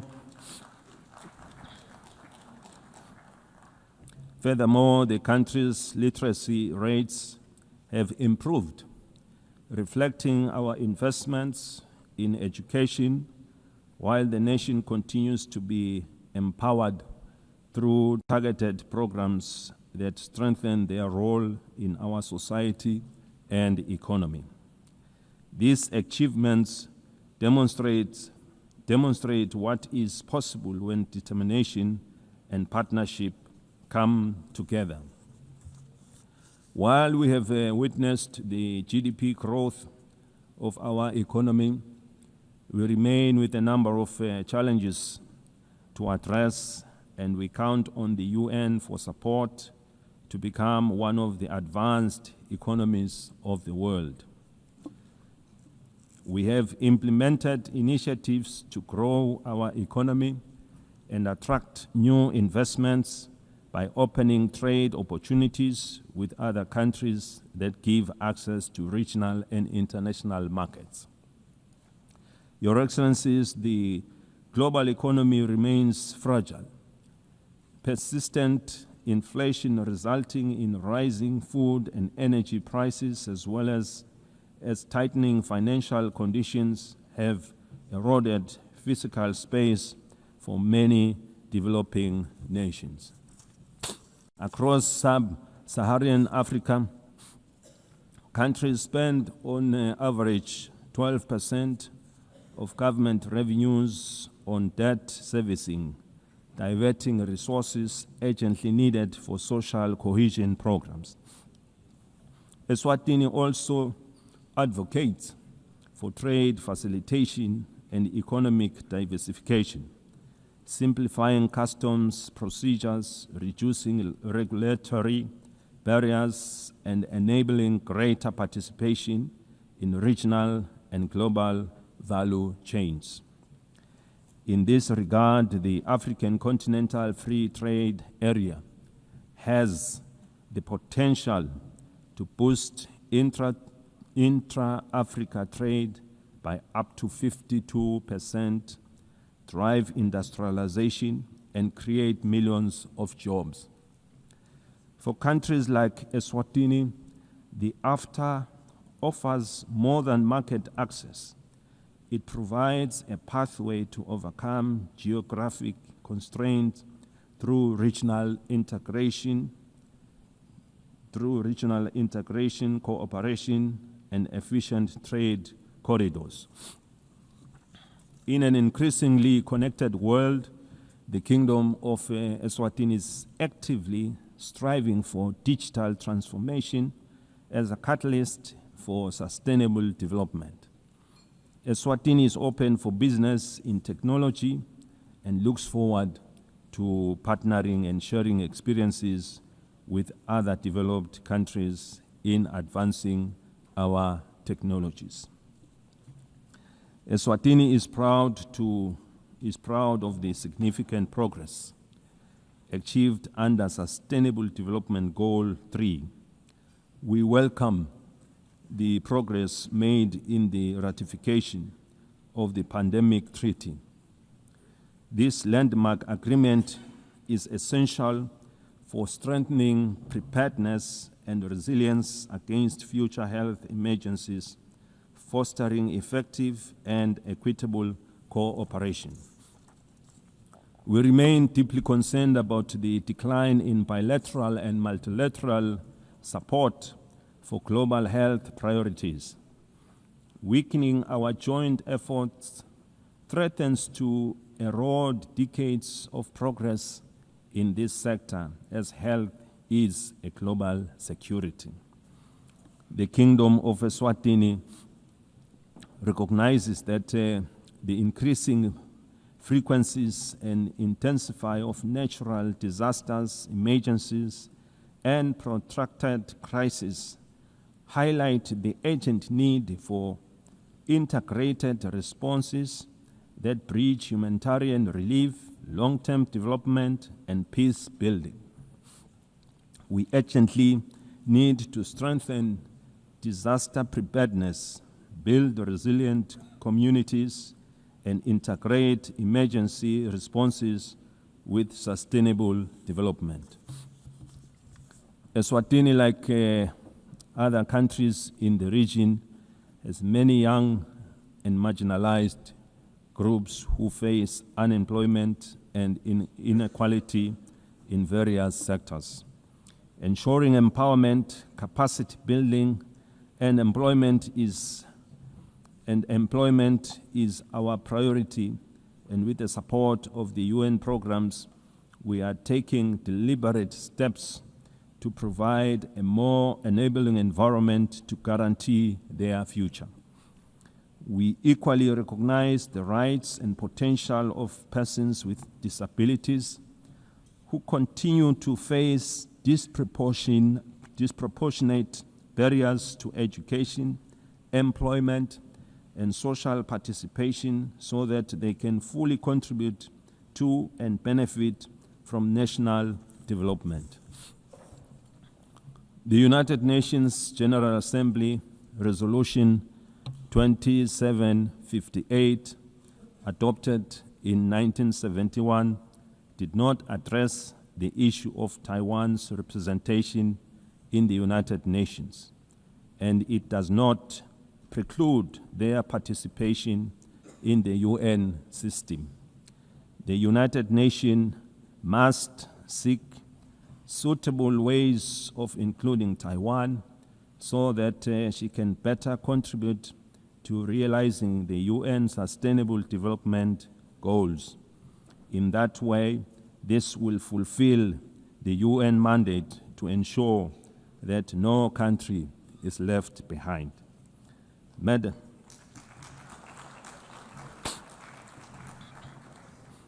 Madam President, in conclusion, we are entrusted with the hopes of our people and the future of our children. Let us not leave this assembly without reaffirming our commitment to justice, peace, and sustainable progress for all.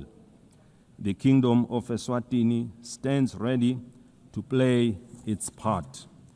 The international community must remain united in addressing shared global challenges, from hunger and malnutrition to climate change, under the guiding spirit of better together. I thank you. May Almighty God bless us all.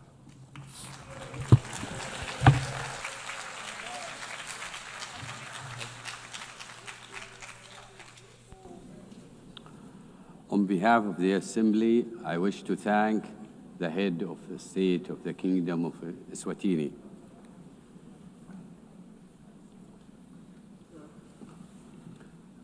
The Assembly will hear an address by His Excellency Sir Tony Blair, President of the Republic of Palau.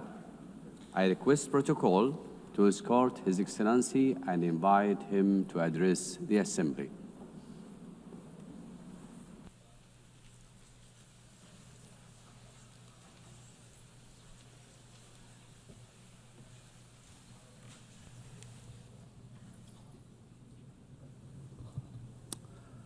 Madam President, Secretary General, Excellencies, distinguished guests, delegates, it is my great honor to address this assembly at a milestone moment, the 80th anniversary of the United Nations. 80 years ago, nations scarred by war came together to say, never again.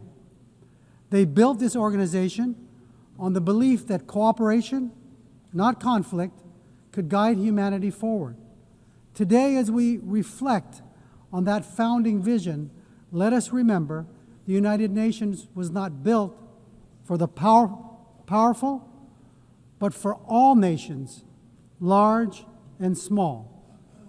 In Palau, we have a saying, "Ndisan son embrari akloes." Small twigs banded together can light the fire that can bring the pot to boil. This wisdom reminds us that even the smallest among us, when united and determined, can drive meaningful change.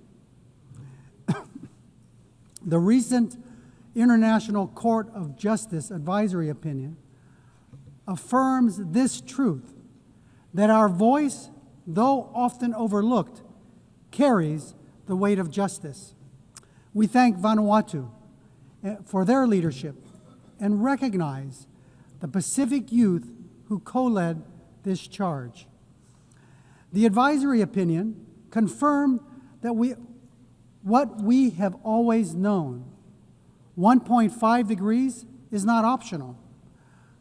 It is now the benchmark for international law. Let us defend this limit as the political, moral, and legal anchor of the Paris Agreement. The world is at war. Defense spending is at an all-time high, approaching $3 trillion annually. We have many problems. And now more than ever, we need to come together. We are also at war. Our shores are being invaded by seawater. Our homes are being blown away by storms. Our roads are being washed away by torrential rains. Our reefs are overheating. Our fish are disappearing. And our land is on fire. This is our daily battle. And ahead of COP30 in Belém, we must see new nationally determined contributions submitted without delay, particularly from major emitters.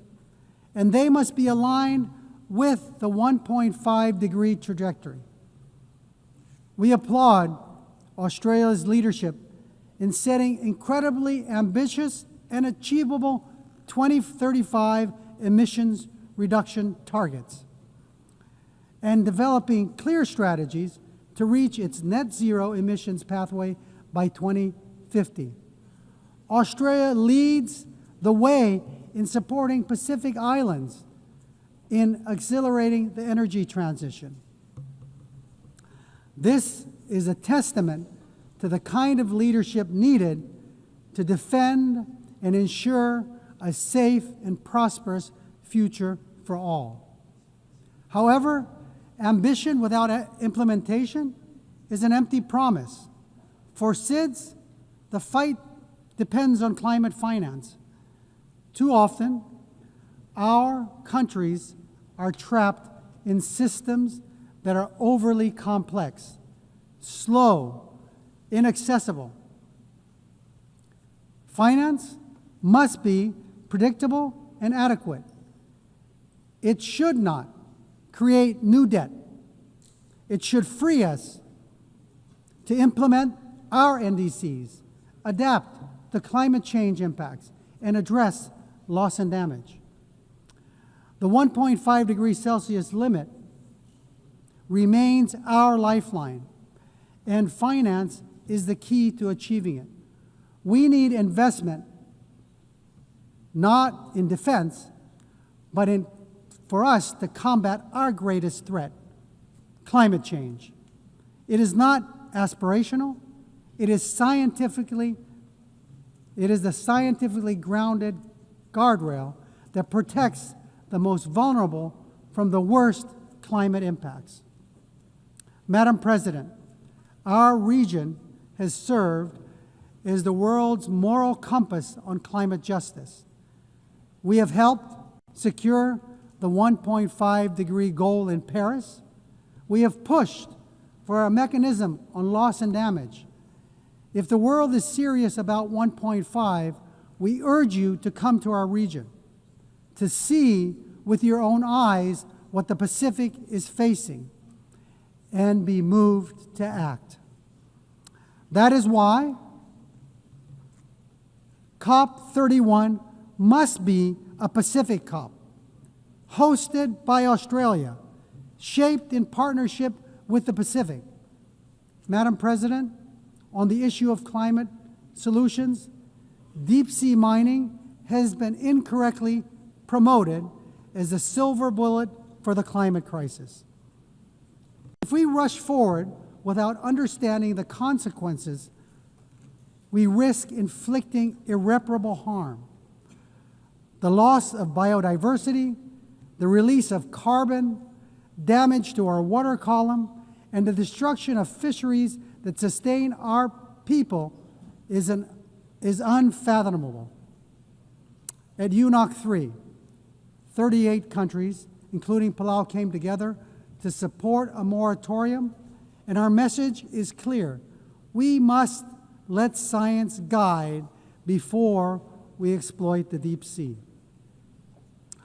The historic BBNJ agreement enters into force in January. And while Palau is proud to be the first ratifier, we couldn't have lit this fire alone. Like the Palauan proverb of the twigs, crossing the collective effort of over 60 countries demonstrates that we are better together. While we celebrate this achievement, we need even more nations to join this commitment to truly safeguard our ocean's future. Colleagues, the BBNJ agreement presents an unprecedented opportunity to design new ocean governance institutions where SIDS have a voice from the start. We are big ocean states, and we call on our partners, including the EU, to support a SIDS seat in the BBNJ governance structure. Excellencies, the stakes for SIDS could not be higher. Our economies are small, our vulnerabilities are acute, and our physical space is painfully narrow. The Antigua and Barbuda agenda for SIDS gives us a blueprint for resilient prosperity, but it cannot stand without tools. That is why the Seville commitment matters. The world has finally recognized that the financial system cannot be fair if it measures only income and ignores vulnerability. Multilateralism is our only shield, yet too often it is sidelined, blacklisted, and cut off from finance and boxed in by rules we did not write. We demand a seat not as bystanders, but as equal architects of our shared future. We call for the full and immediate integration of the multidimensional vulnerability index into the policies and frameworks of international financial institutions, multilateral development banks, and international organizations. It is time that we move the MVI from theory to practice. As we commemorate 80 years of this United Nations, we must look honestly at the strengths and its shortcomings. We welcome the Secretary General's UN 80 initiative, but let me be clear, reform cannot be cosmetic. This UN must be more responsive, more equitable, and more focused on delivery. Madam President, Palau knows too well the heavy cost of war, having endured the devastation of World War II on our islands. That history reminds us not only of the suffering left in the wake of conflict, but also the sacred value of peace. Palau has always stood for dignity of every human life and for the peaceful resolution of disputes through dialogue and respect for international law. Our positions, whether in support or restraint, are always guided by a deeper purpose, the pursuit of peace that is just, lasting, and stable. We believe that a durable solution, one that envisions two peoples, Israelis and Palestinians, living in two democratic states, side by side, in peace and in dignity and security, within mutually recognized borders, is essential for lasting peace.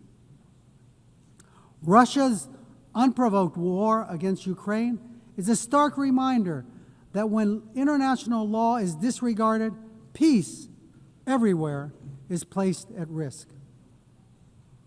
It is only through respect for the rules-based order that all nations, large and small, can live securely.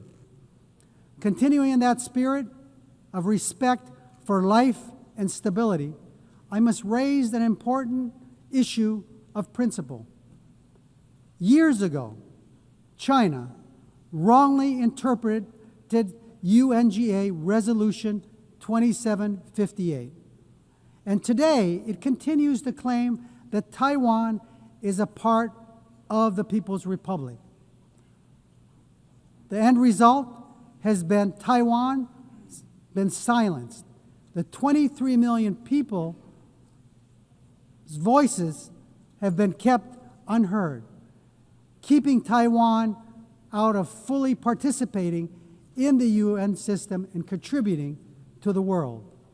Palau believes that inclusivity, which includes Taiwan, strengthens the United Nations, and that no community should be barred from contributing to the solutions of our world that it so desperately needs.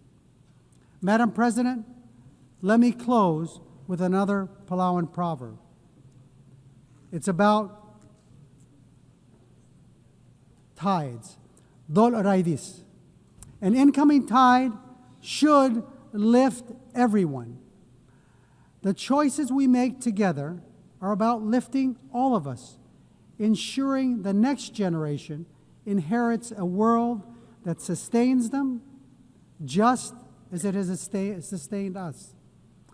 As we face today's greatest challenges, climate change, ocean decline, debt, inequality, wars, and conflict, no nation can carry the weight alone. But together, guided by the spirit of the UN's founding and strengthened by 80 years of hard-learned lessons, we can turn the tide. Let this assembly be remembered not only for the words we speak, but for the actions we take and for the resilience we build, the justice we uphold, and the future we secure for the generations yet to be born. We are better together. God bless you. Sulang, thank you.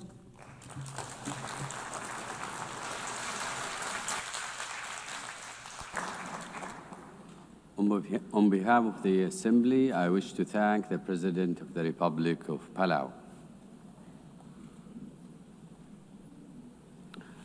The Assembly will hear an address by His Excellency Ilhamu Haydar Ogolo Aliu, President of the Republic of Azerbaijan. I request protocol to escort His Excellency and invite him to address the Assembly.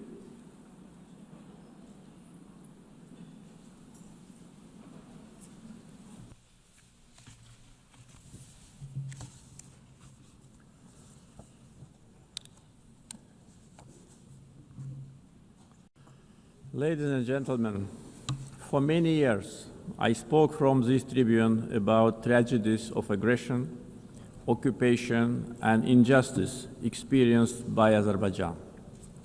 Today, I will speak about our long road to victory and peace, and a new era in Azerbaijan's history, about how we managed to end the occupation through a liberation war and how we won peace by political means.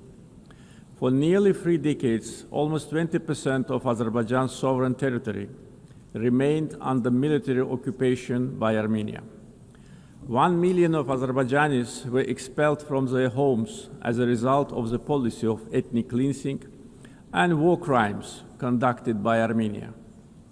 Their fundamental human rights were grossly violated. 4 United Nations Security Council resolutions adopted in 1993 demanded immediate, complete, and unconditional withdrawal of Armenian armed forces from the occupied territories. Sadly, these resolutions were never implemented. Armenia demonstratively ignored them because no sanctions were imposed on it by international community. The OSCE Minsk Group, established in 1992 to facilitate a settlement, has failed in its mission. Instead of enforcing the norms and principles of international law, its co-chairs sought to preserve the status quo and keep the conflict frozen. In 2020, after almost 30 years of ineffective negotiations, Azerbaijan was forced to exercise its legitimate right to self-defense under Article 51 of the UN Charter. During the war, Armenia shelled our towns and cities with ballistic missiles and cluster munitions, killing more than 100 of innocent civilians. Azerbaijan, in its turn, conducted the war in strict compliance with international humanitarian law. We ensured protection of civilians and refrained from targeting non-military infrastructure. In 44-day patriotic war, our armed forces liberated occupied territories and restored Azerbaijan's territorial integrity in accordance with international law and relevant UN Security Council resolutions. The 10 November 2020 marked the capitulation of Armenia and restoration of Azerbaijan's territorial integrity after nearly 30 years of occupation.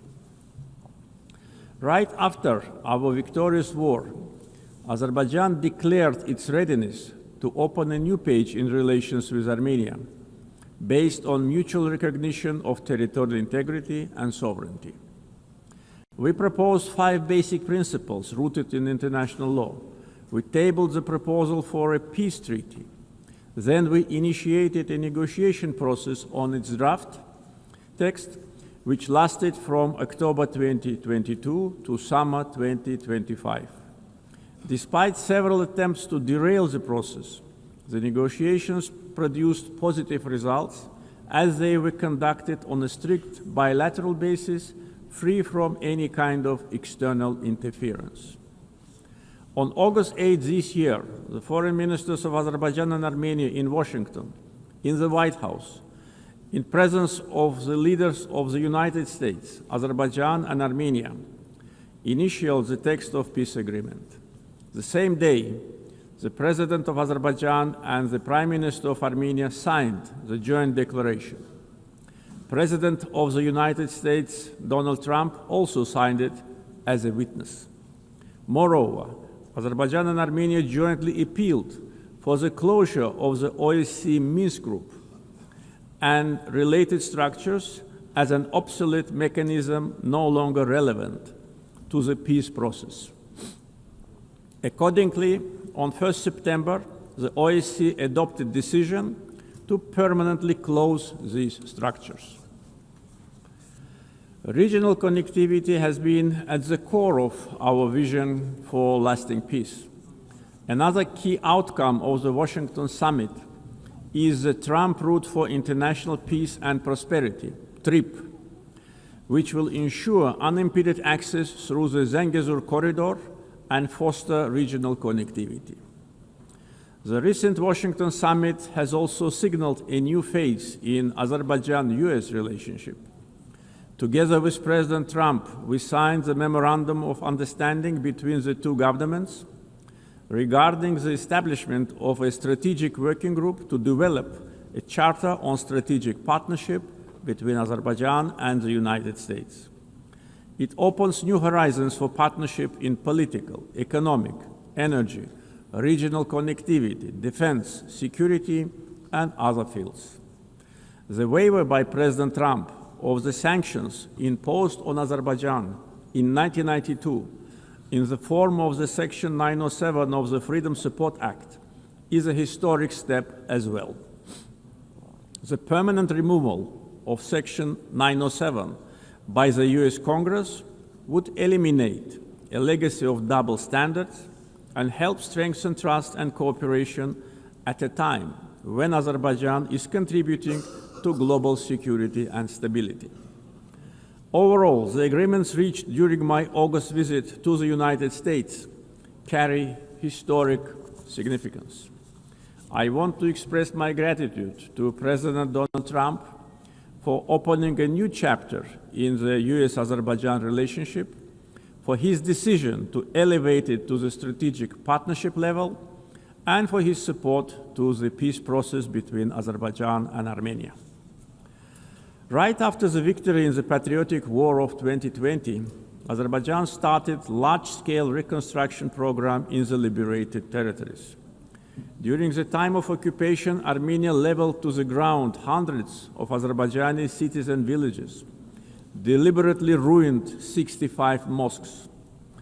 That was a policy of Armenia which was ruled by war criminals for almost 30 years.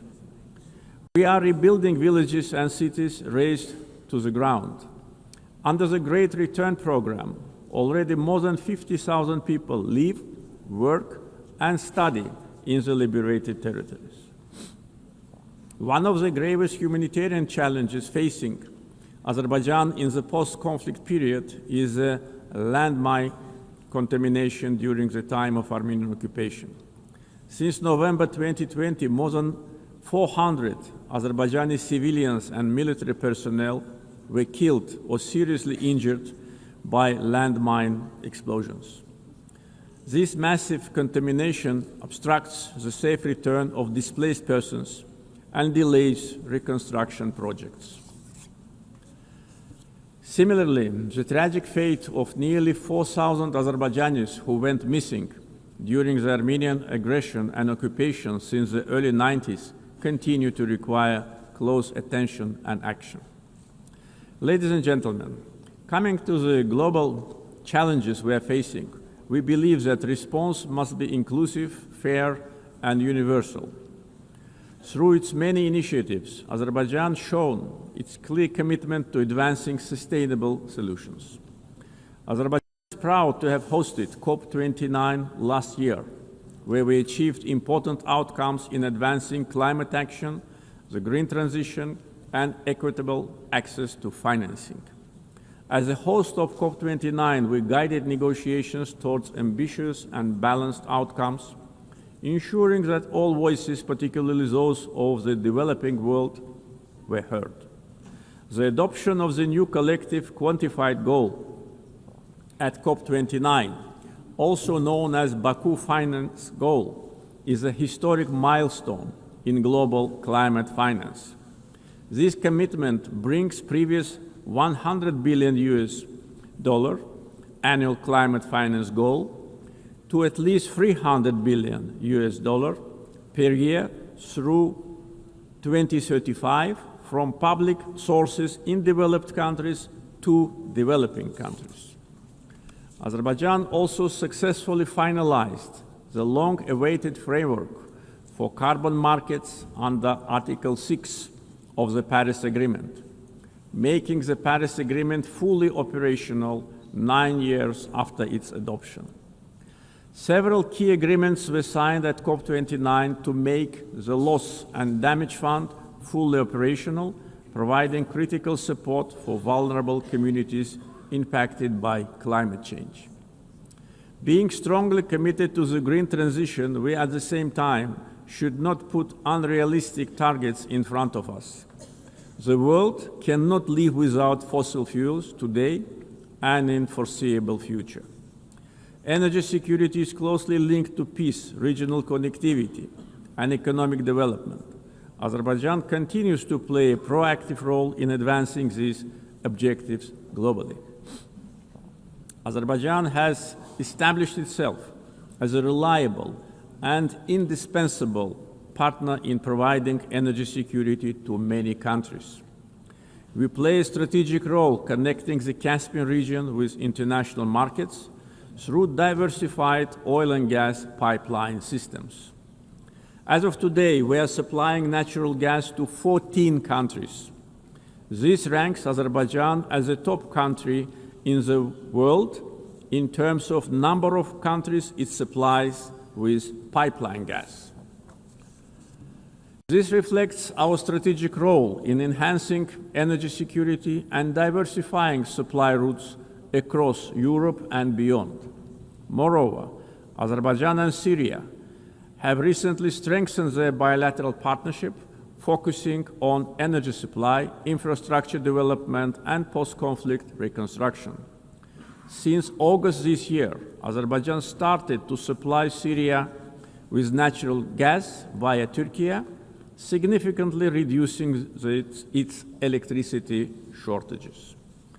Azerbaijan also attracts large investments in renewable energy sources, like solar, wind, and hydropower.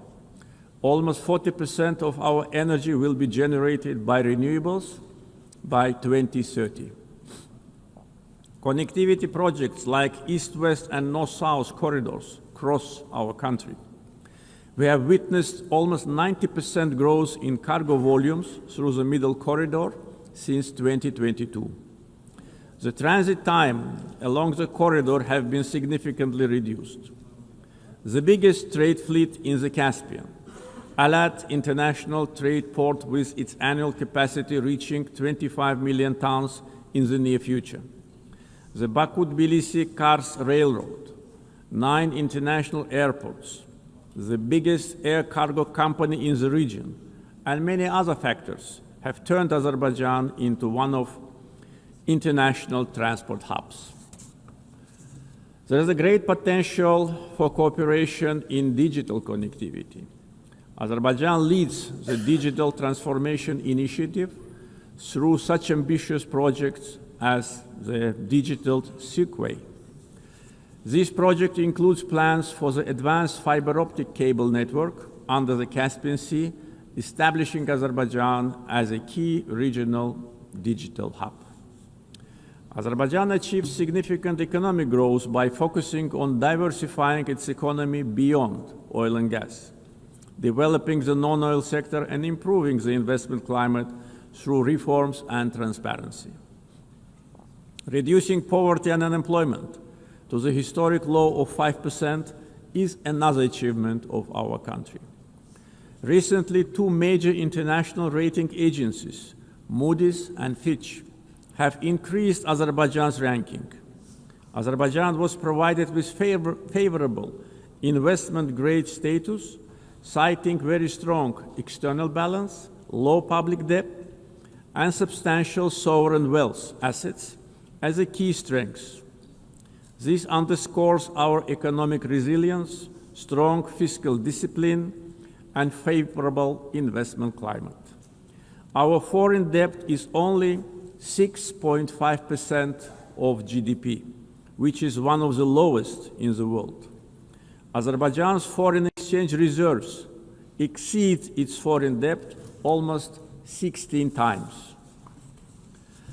Back in 2022, at the summit of the Caspian littoral states, I raised the issue of environmental degradation of the Caspian Sea. Today's situation is much worse.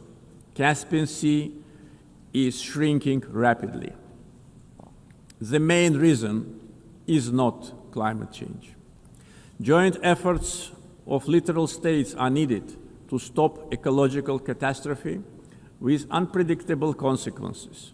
Azerbaijan is also ready to cooperate closely with the UN to tackle this problem. Ladies and gentlemen, Azerbaijan is proud of its global humanitarian assistance efforts. We are providing aid to countries affected by natural disasters, conflicts, and public health emergencies. Azerbaijan contributed to the COVID-19 response, donating financing, protective equipment, medical devices, and vaccines to more than 80 countries in need. Azerbaijan has entered a new era. We won both war and peace. We ended the occupation and started reconstruction. Justice has triumphed. Sovereignty has been consolidated, and peace is de facto reached. We stand prepared to share our positive experience. The achievements of the recent years are not only a victory and success of Azerbaijan, they are also a demonstration that international law must ultimately prevail. Our vision is clear: peace and development based upon international law, non-interference in internal affairs of states, mutual respect and cooperation. Let us together build a world without double standards, where justice is not selective, the rule of law is respected, and peace is achieved not through words alone, but through actions. Thank you.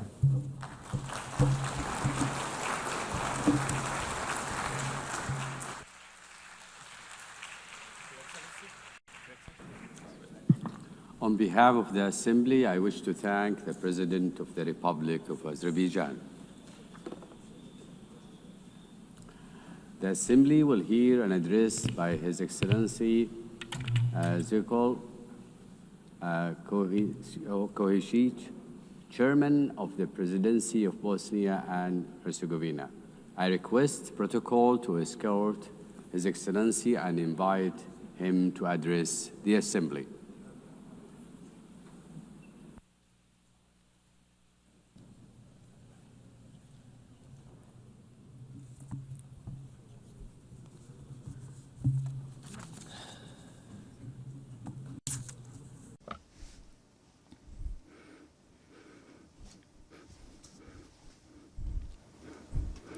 Dear Chairperson, Secretary General, dear colleagues, ladies and gentlemen. To start with the theme of this year's session of the United Nations General Assembly, Better Together, 80 Years and More for Peace, Development and Human Rights, allow me to express my congratulations to the United Nations from this important place on behalf of Bosnia and Herzegovina and all its citizens. The UN is celebrating 80 years since its founding, and at the same time 80 years of continuous work on the fundamental goal of this organization. That goal is to secure and maintain peace in the world. History will give the final judgment on how successful the UN has been in the past, as well as on the results of the work and participation of several generations in the United Nations itself, its bodies and organizations. At the same time, I believe it is important to clearly express our common position today. Peace in every part of the world has no alternative. We must continue to work together persistently on this. I would like to believe that we all share the same positive opinion, that we must protect peace in every part of the world. However, reality and what is happening today in different parts of our planet clearly show us that world peace is often not in the interest of certain geopolitical actors. For them, conflict or war is a means to realize their own political and economic interests. These interests largely diverge from the goals set out in the United Nations Charter. If we add to this the fact that attempts are being made to change the borders of state around the world by means of armed force in a manner that is contrary to the United Nations Charter, we can draw a simple conclusion. International law is not applied equally to all states that are subject of that very international law. We have been witnessing that in the past period, certain armed conflicts have been deliberately provoked. What follows is the use of significant armed force, which a state with a smaller or weaker armed forces simply cannot resist. After that, the attacked state is required to sit at the negotiating table and sign a waiver of parts of its territory, ostensibly in the name of peace, but in reality in the name of force. I believe that all of us in this room know that the United Nations Charter allows for the changing of state borders. However, this can only be done by voluntary agreement between states. Armed forces or political pressure backed by armed forces cannot be used. However, if armed force is used to force the other side to agree to an imposed agreement in which it loses part of its territory, then there is no good and sincere will. Only coercion is present, which is contrary to several acts of international law. In this particular case, I'm speaking of Ukraine and the pressures it is under as a sovereign state. These pressures require Ukraine to give up parts of its territory in order to achieve a supposedly lasting and sustainable peace. Are we, in this particular case, participants in a change in the world order? In such an order, peace is not set as the ultimate goal. On the contrary, war and armed force appear as a legitimate means to achieve the political goals of major geopolitical actors. Changing international borders through the use of armed force creates political pressure to force a state to give up parts of its territory. This creates a dangerous precedent in international law, which can easily become the rule. Ultimately, it means living in an unstable world in which peace no longer has value. This is certainly not the desired outcome. Such a thing cannot be justified by any provision of the United Nations Charter or other acts of international law. Today, we have an equally unwanted situation in the Gaza Strip. There, such violence is perpetrated against the local population, which in its form indicates the existence of several elements of genocide, as established in the Convention on the Prevention and Punishment of the Crime of Genocide.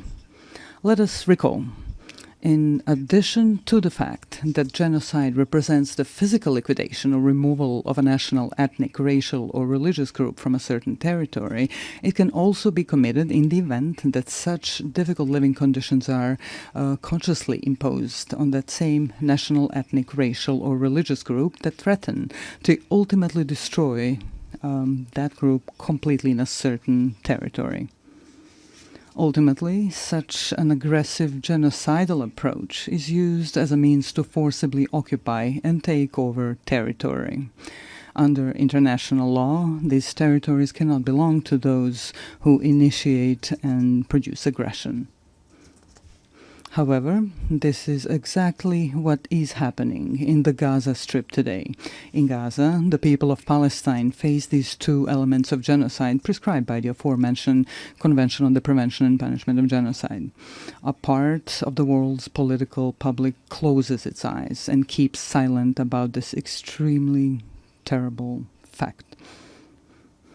And there is no political interest or even economic interest motivated by the intention to exploit natural resources such as oil or natural gas in that part of the Mediterranean, which could justify such a high level of genocidal violence against the local Palestinian population. Such violence is unjustified and unacceptable. Equally unacceptable is the silence and occasional approval that comes from various political circles around the world. What kind of peace, development, or protection of human rights can we even talk about if this kind of violence is allowed? Violence with forms of genocide against the Palestinian people. Does something like that mean that the political interests of individual countries or the interests of corporate capital are stronger and more important than our common obligation to protect peace in every part of the world and the human rights of every individual in the world? This obligation is a prerequisite for the development and self-sustainability of various societies.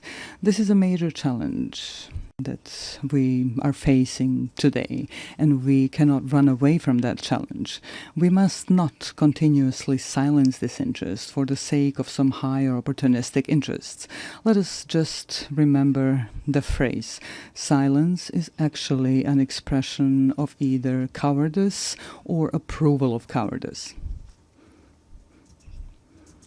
Dear Sir, allow me to briefly say something about my country, Bosnia and Herzegovina. A little more than 30 years ago, Bosnia and Herzegovina was faced with aggression coming from neighboring countries.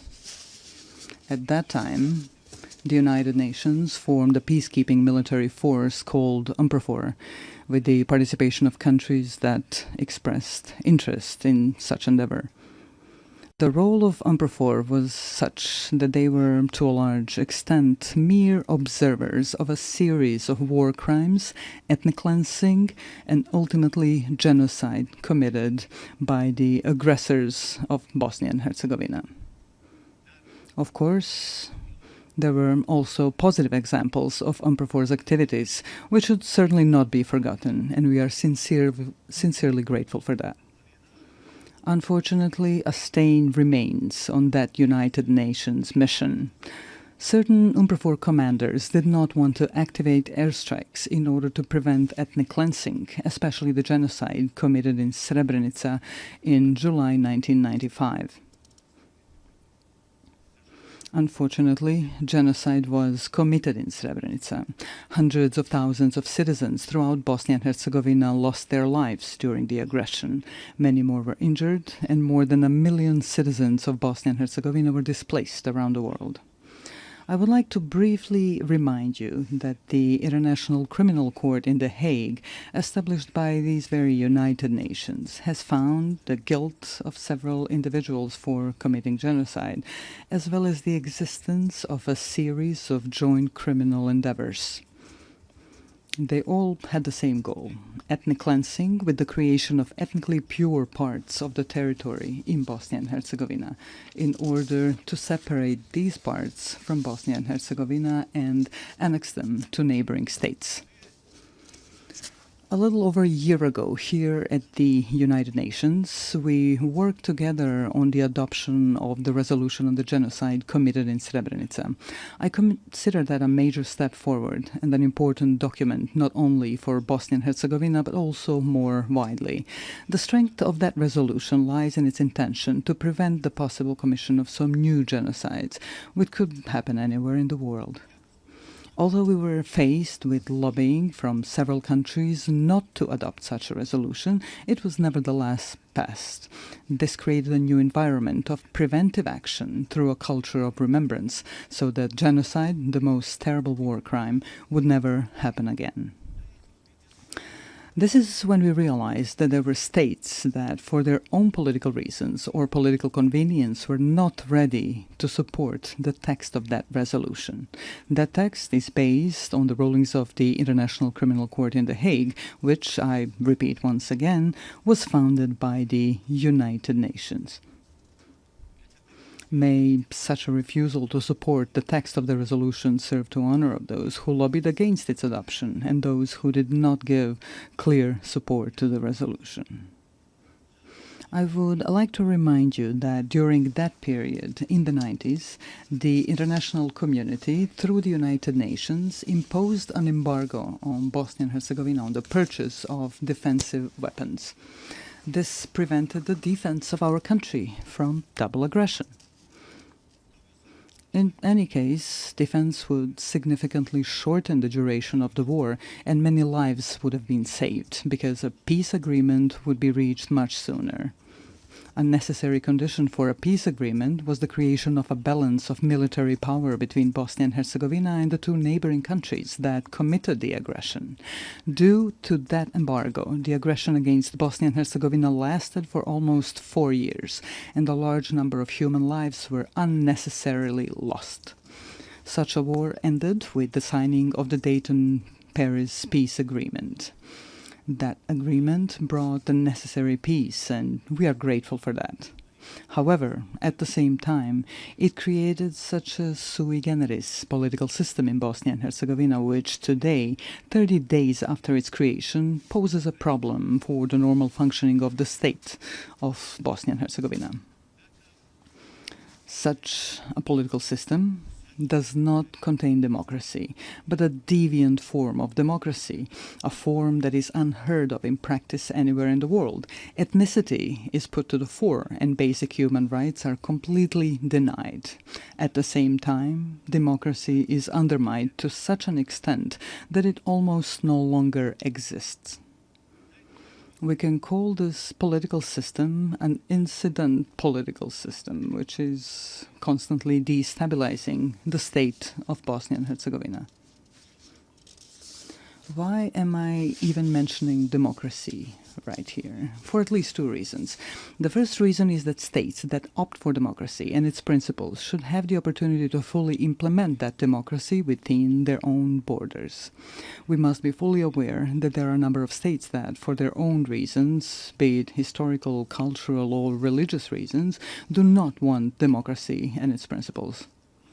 Bosnia and Herzegovina has clearly opted for democracy and the transition from the previous political system to a new democratic political system. However, this is continuously being prevented in reality through elements of the political system established by the Dayton-Paris peace agreement. The second reason I mentioned is that after facing an embargo on the import of defensive weapons during the 90s, Bosnia and Herzegovina is now facing an embargo on democracy. Some actors from the international community are trying to ensure this through their political and diplomatic activities and resources. So after we had an embargo on defense, today we have an embargo on democracy and democratic development of Bosnia and Herzegovina. How else to explain such activity by that part of the international community? They're trying in various ways to ensure this incidental political system in which the minority governs the majority. This undermines one of the fundamental principles of democracy, which requires a system in which the political majority should actually govern the state. That is not the case in Bosnia and Herzegovina. The aforementioned actors describe this as an alleged distribution of political power between ethnic communities in Bosnia and Herzegovina. However, that undermines democracy so much at its root that it almost no longer exists in my country. What does exist, however, is something simply called ethnocracy, in which a political minority rules the state. This current deviant political system makes this possible. Are such actors of the international community trying to ban or impose an embargo on democracy in Bosnia and Herzegovina because of its demographic picture? Are they trying to create a situation to reopen talks on Bosnia and Herzegovina with an uncertain outcome for its existence within its current borders? These questions remain open. I would like to remind you here that without democracy, there is no rule of law. Without the rule of law, there is no protection of individual human rights. An argument for such action by a part of the international community may be the so-called Kovacevic case before the European Court of Human Rights. This case is unknown to you, perhaps unimportant to you, but it is extremely important to us in Bosnia and Herzegovina. This is a case in which the appellant sought simple, justified, and logical protection of his active rights to vote, which was denied to him. The case was resolved in favor of the appellant, Mr. Kovacevic, in the first instance. The court also found the existence of ethno-territorial discrimination. However, a part of the international community invested enormous diplomatic and financial efforts in its attempt to annul the verdict during the second instance proceedings. One of the countries, which is completely incomprehensible and unacceptable, made a financial donation to the European Court of Human Rights. That country later came forward in the same case as an interested party. This is an expression of classic political corruption. Because of all this, a logical question arises here. Can the judgments of international courts be bought? Are they for sale? The High Representative of the international community in Bosnia and Herzegovina actively participated in overturning that verdict. Also, he was not given such powers by the Dayton Peace Agreement. he also invested enormous financial resources from unknown sources. He did not have the necessary consent of the Peace Implementation Council for such actions. So, a completely identical situation occurred as with the adoption of the resolution on the genocide in Srebrenica.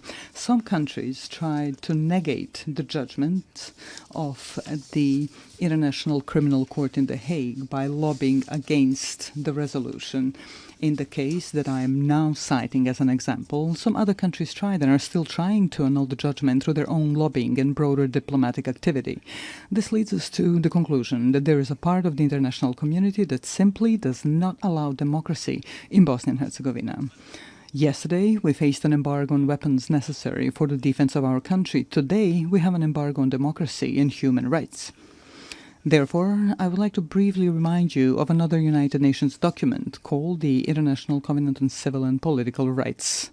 This document guarantees, among other things, to vote and to be elected at periodic elections, which shall be held by universal and equal suffrage and shall be held by secret ballot, with the guarantee of free expression of the will of each voter. Unfortunately, in Bosnia and Herzegovina, we are not allowed to do this. The international community is making great efforts to preserve discrimination and to deny democracy. The result is the lack of the rule of law, as well as insufficient and almost no protection of individual human rights.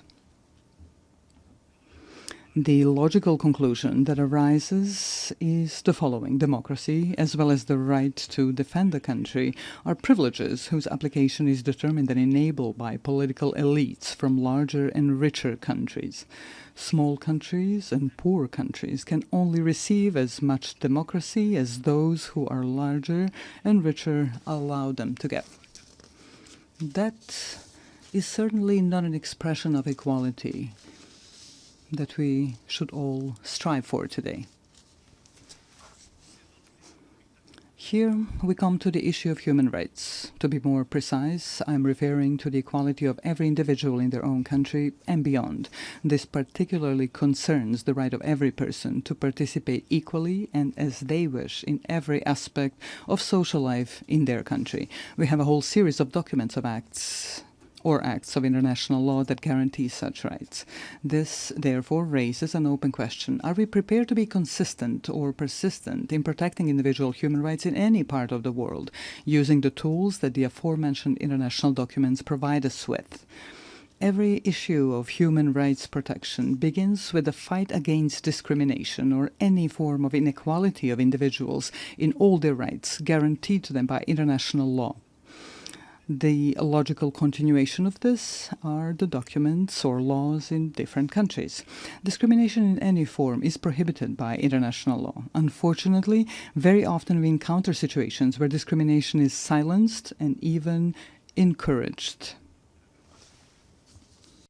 Speaking from the perspective of Bosnia and Herzegovina, we have 5 judgments of the European Court of Human Rights that establish the existence of discrimination against citizens of Bosnia and Herzegovina based on their ethnic origin or place of residence. Some of the political elites in Bosnia and Herzegovina, as well as part of the international community present in Bosnia and Herzegovina, do not want to accept these verdicts or implement them through constitutional amendments. Therefore, the 5 aforementioned judgments of the European Court of Human Rights have not been implemented. The aforementioned 6th judgment in the case seeking the rejection of ethno-territorial discrimination was overturned thanks to pressure, donations and similar actions by certain countries. The person who was authorized by the peace agreement to implement that very peace agreement and to protect all aspects of that agreement also participated in this. This includes all acts of international law that speak of human rights. All of this leads us to difficult questions and even more difficult answers. Are human rights and the protection of the same privileges of the larger and wealthier societies and states, while those that are smaller and poorer are consciously and internationally bypassed in the protection of human rights? It starts from the right to life all the way to the right to equality and democracy. Finally, let me emphasize that we can only respond to all 3 open questions, which are the subject of this session of the United Nations General Assembly, through consistency and principled insistence on the protection of peace. Only in this way can we create the conditions for the unhindered development of societies in the member states of the United Nations and act together as active protectors of human rights in all parts of the world. Without that consistency on those issues, we will once again be just a group expressing concern over deviant phenomena in the world, such as wars, violent border changes, genocide and war crimes, denial of human rights. In fact, we will do nothing more than express our concern. The consistency I'm referring to means complete determination to confront various deviant phenomena in the world through the tools provided to us by international law. We must be resolute and unwavering in our intentions to protect the fundamental values of the United Nations without making any distinction between states as subjects of international law. Within this determination, I call upon you to do the following. Let us not differentiate between ourselves, dividing us into large and small countries, rich and poor. Together, as an organization, let us actively seek and facilitate solutions to all the outstanding issues that arise in the world. Peace is not a privilege. Peace is an obligation of all of us, which we must ensure at all times and in all places. Likewise, human rights are not a privilege. Human rights are a permanent civilizational obligation, which we must continuously fulfill. This is certainly an ongoing challenge, one that generations before us have faced and that generations after us will keep facing. Our mission is to leave them a better world than the one we live in now.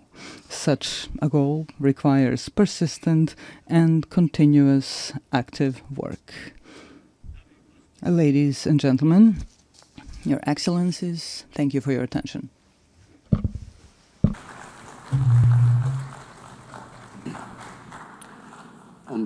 On behalf of the Assembly, I wish to thank the Chairman of the Presidency of Bosnia and Herzegovina. We shall now continue the general debate. The Assembly will hear an address by His Excellency Teodoro Ngoma Obiang Mangui, Vice President in charge of National Defense of State Security of the Republic of Equatorial Guinea.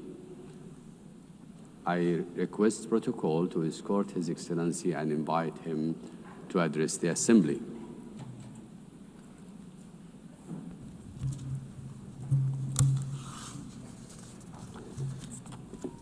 Excelentissima.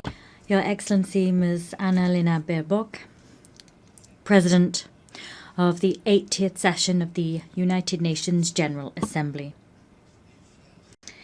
Heads of State and Government, Heads of Delegations, Excellencies, Your Excellency Mr. Antonio Guterres, Secretary General of the United Nations, ladies and gentlemen, I am honoured to take the floor on behalf of His Excellency Obiang Mbaso, President of the Republic of Equatorial Guinea, to share with you my country's most dearly held convictions at this 80th session of the General Assembly, being held at a time in which the world is calling for a fairer, more equitable and effective international system. Madam President, 80 years ago, the founding states established this organization, aspiring to build a multilateral system based on cooperation, respect for international law, and the dignity of all human beings. This commitment was enshrined in the United Nations Charter. That charter remains a lodestar for states' collective action. Today, under the theme Better Together, 80 years and more for peace, development and human rights, we celebrate important achievements. The UN, over these 8 decades, has been a universal forum for dialogue and a space for international cooperation. It has helped to avoid conflicts. It has supported decolonization processes. It has promoted sustainable development. And it has served to pique our moral conscience in service of human rights. However, this anniversary must serve as an opportunity for critical self-reflection. It would be a mistake to simply mark the anniversary and not to recognize the woeful shortcomings of our multilateral system.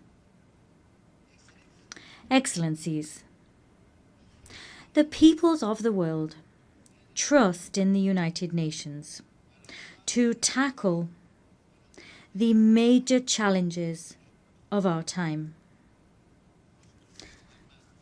Armed conflicts, violence, climate change, growing inequalities, migration crises, cyber threats, and the lack of technological transfer are all some of these challenges.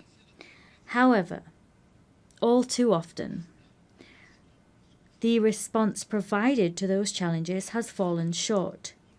The United Nations has been brought to a standstill by individual interests and straitjacketed by an institutional platform which no longer reflects the reality of today's world.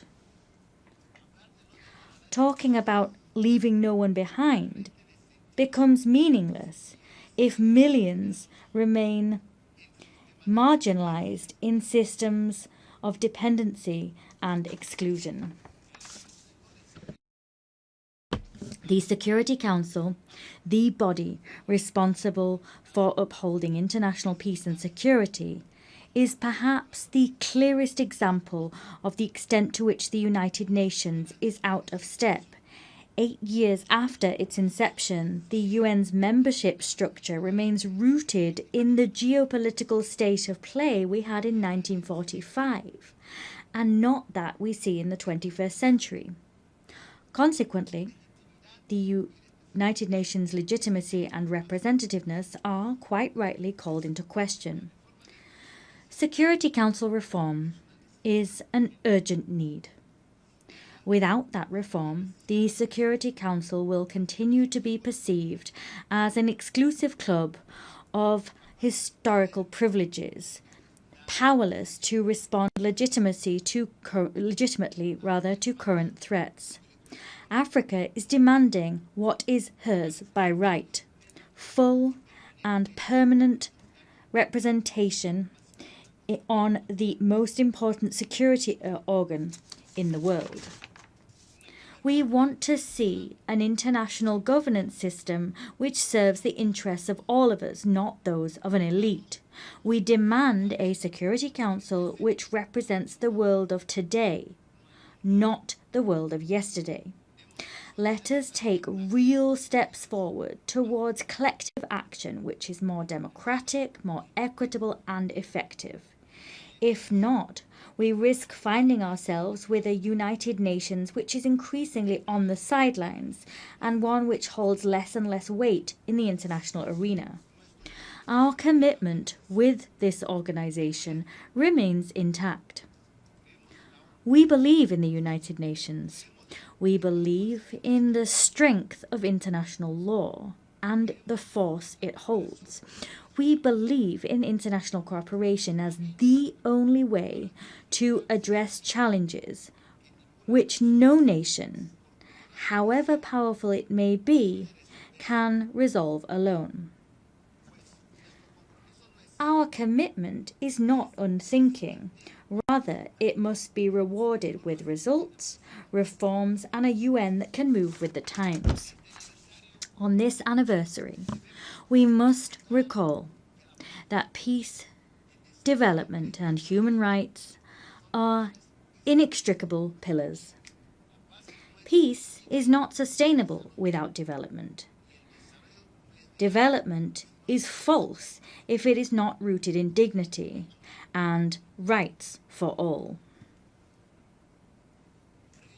As such, let us state here again that we remain steadfast in our support for Agenda 2030, despite the fact that we recognise difficulties and delays in its implementation. Agenda 2030 is a collective commitment which reflects our desire to build a world free of poverty, free of hunger, and with dignity for all. However, we have less than a decade to fulfill it, and the pace of progress is all too slow. Excellencies, climate change is the greatest threat of our age. The most vulnerable nations pay a disproportionate price for climate change. At the same time, major emitters drag their heels with commitments. Climate justice is not a token gesture. It is a moral and legal obligation. Equatorial Guinea also defends the principle of sovereignty between states. Every people has the right to design its own development model, free of interference and arbitrary sanctions, which undermine their independence. We must believe in a world of peace and create one, a world in which no country is considered an enemy for being the friend of another. Allow me to share with you a recent example of the contribution that Equatorial Guinea makes to international peace. The historic agreement reached with the Republic of Gabon on the sovereignty of the Mbanye, Cocoteras, and Conga Islands. For decades, His Excellency Obiang Nguema Mbasogo handled this dispute with patience and dialogue until it was resolved peacefully before the International Court of Justice. This case has not only created a historic precedent on the African continent, rather it demonstrates also that conflicts can be resolved in accordance with the spirit of the UN Charter and in line with states' political will. Excellencies, promoting human dignity is a shared responsibility. Equatorial Guinea reaffirms its commitment to the protection of the rights of the child and those of persons with a disability. Rights to food security, housing, drinking water, and the sovereign exploitation of natural resources are an inextricable part of human rights as a whole. Without dignity that comes through material comfort, freedom is an empty ideal. Faithful to the principles of an inclusive international community, we insist that the economic, commercial, and financial embargo imposed on the Republic of Cuba be lifted. Keeping such measures in place not only gravely affects the development of a sovereign nation, it also runs counter to the fundamental principles enshrined in the United Nations Charter. Excellencies, to conclude, allow me also to address businessmen and women. I wish to invite them to come and discover Equatorial Guinea as a safe destination and one which is very attractive for investment. Our country offers a climate of political stability, fiscal incentives, and a clear vision of the future through our 2035 development agenda. We encourage you to accompany us on this journey, a journey which will not only generate shared dividends, but which will also consolidate the inclusive and sustainable development of our nation. I thank you.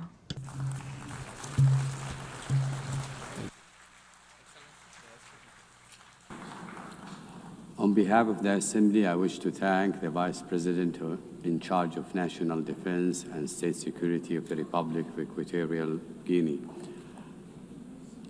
The Assembly will hear an address by Her Excellency Josephine Joseph Lago, Vice President of the Republic of South Sudan. I request protocol to escort Her Excellency and invite her to address the Assembly.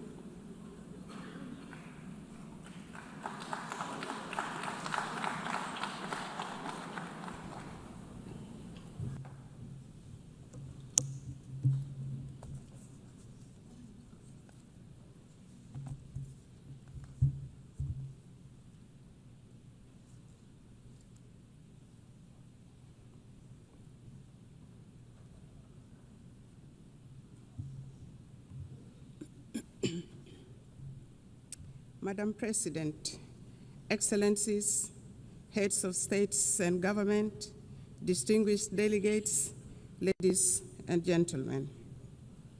I bring you warm greetings and best wishes from my President, His Excellency Salva Kiir Mayardit, the President of the Republic of South Sudan.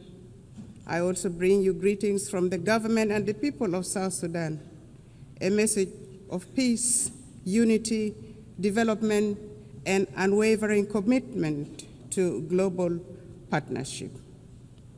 I wish to extend my sincere congratulations to you, Madam President, on your election to preside over the 80th session of this esteemed Assembly. I also express appreciation to the General Secretary, Antonio Guterres, for his steadfast commitment to advancing the principles and objectives of the United Nations. The theme of this year's session, Better Together, 80 years and more, for peace, development, and human rights, resonates with the objectives and aspirations of our country. South Sudan is the youngest country in the world and the 193rd member of the United Nations. After 50 years of brutal armed liberation struggle, it gained independence in 2011. Unfortunately, 2 years later, the country descended into an internal civil war. With the support of regional and international community, a peace agreement was signed between the warring parties in 2018, known as the Revitalized Agreement for the Resolution of the Conflict in South Sudan. This led to the formation of the current revitalized transitional government of national unity, a coalition government comprising the warring parties, other peace partners, and stakeholders. The peace agreement has provisions on governance structure, security sector reforms, transitional justice mechanism, economic sector reforms, and Truth and Reconciliation Commission. The agreement also stipulates 35% affirmative action on women representation at the national, state, as well as local government levels. The presidency consists of a president and 5 vice presidents, 2 of whom are female, thus achieving 40% of female representation at the highest level of government. In the first phase, the unified forces have been trained, some of the forces have been deployed, and the rest are waiting deployment. The second phase of the security sector reforms is due to start imminently this October 2025. This will complete the second phase of the second protocol of the agreement. Other protocols, including public finance management reforms, are ongoing. Transitional justice mechanisms are in progress, and the Truth and Reconciliation Commission will be established under the auspices of the African Union. Although the implementation of the peace agreement has been slower than we would have wanted due to financial constraints, some of the members of the international community have been contributing in kind. On the whole, the implementation of the peace agreement is about 60% executed. The agreement has held for 7 years, and a relative peace has been attained, thus giving hope to our people. Many South Sudanese have returned from the neighboring countries and the diaspora and are rebuilding their lives and contributing to national development. Work is ongoing, including preparations for general elections in December 2026. Until recently, the permanent cessation of hostilities was observed and relative peace attained throughout the country. Climate change and environmental sustainability. South Sudan is one of the countries adversely affected by the impact of climate change, despite contributing minimally to global emissions. For the last 5 years, our country has suffered recurrent floods on the one hand and prolonged droughts on the other, thus contributing to crop failures, biodiversity loss, and mass displacement. These challenges intensify food insecurity, undermine livelihood support, and threaten social stability. In this regard, the government of the Republic of South Sudan calls on equitable and predictable climate financing to strengthen adaptation and resilience. The Paris Agreement and subsequent COP summits made commitments which must be honored. South Sudan requires support in technology transfer, capacity building, and foreign direct investment in national frameworks such as the South Sudan Development Plan, nationally determined contribution, and national adaptation plan. This support is essential to address the intertwined challenges of development and environmental stability. The global community cannot afford to ignore climate injustice. Collective action is imperative for these challenges which transcend national borders to be addressed effectively. South Sudan has embarked on planting of 100 million trees by 2030, expanding renewable energy generation and strengthening water infrastructure with women, youth, and people with disabilities at the center of these efforts. Our commitments to sustainable development goals. At independence, South Sudan inherited rudimentary state structures and hardly any infrastructures such as roads, electricity. We inherited poor health care, inadequate educational infrastructure, abject poverty, and food insecurity. The SDGs are aligned to our national priorities. For example, each vice president is in charge of a cluster which includes governance cluster, economic cluster, service delivery cluster, infrastructure cluster, and gender, youth, and humanitarian cluster. Madam President, the 2030 Agenda remains a vital framework for peace and prosperity. South Sudan has made some remarkable progress in agricultural transformation, including commercialization and value addition, which will create jobs for women and youth, including in crop production, livestock, and fisheries. This will enable people to produce their own food rather than relying on imported foods. Our policy is, let us produce what we eat. And as a consequence, some states in our country now are self-sufficient in food production, which contributes eminently to reduction of poverty, thus the attainment of SDG 1 and SDG 2. In collaboration with our development partners, government is providing healthcare, building health care infrastructure, improving maternal and child care, raising awareness about communicable diseases, and providing vaccinations for diseases such as cholera, mpox, and malaria. Access to clean water and sanitation is being improved. As part of the health sector transformation program, we aim to attain universal health care for all in South Sudan. The recent pandemic outbreaks around the world revealed the urgencies of strengthening health systems and equitable vaccine access. South Sudan advocates for global health framework that prioritizes preparedness for pandemics and embraces health as a universal human right. In his latest statement to Parliament in June 2025, His Excellency President Salva Kiir Mayardit identified education as a key priority area for the government. There is improved enrollment in primary schools and secondary schools, and many young people are aspiring now to go to universities and colleges. Enrollment has risen from 300,000 to 2.1 million children, with gender parity in primary schools nearly achieved. This is a remarkable national achievement. There is focus on teacher education to improve the overall quality of education. Despite these efforts and achievements, 2.8 million of our children are still out of school. South Sudan has expanded programs to promote girls' enrollment and retention in schools while investing in technical and vocational skills training for women and youth.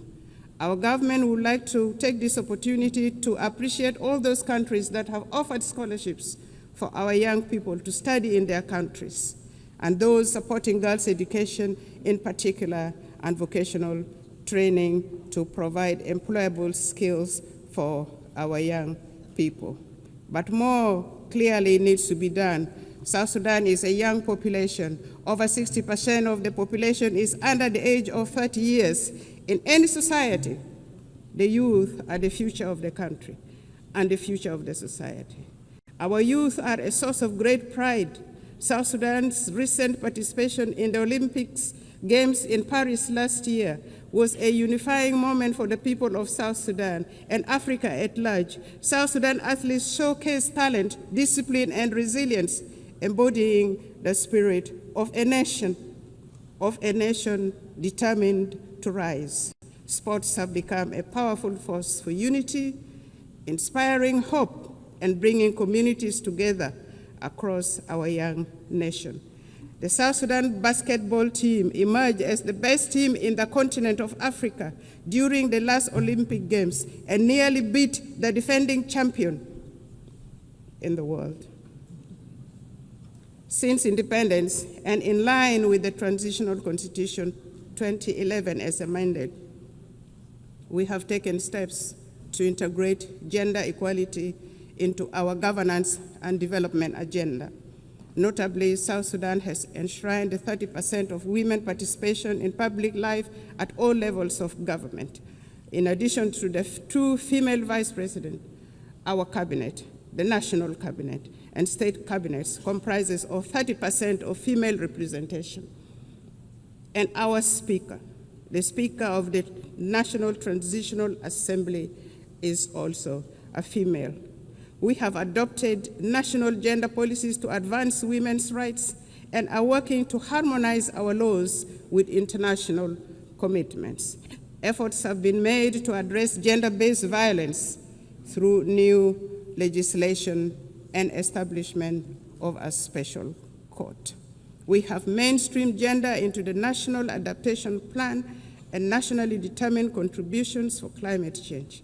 We are committed to advancing women's economic empowerment by improving access to land rights and credit facilities while creating opportunities for women entrepreneurs. To achieve the SDGs, we must shift from commitments to action, emphasizing multilateral cooperation, fair trade, debt relief, and tailored support for fragile and conflict-affected states. South Sudan has been advocating for debt cancellation and the support of the international community to complement these efforts will be appreciated.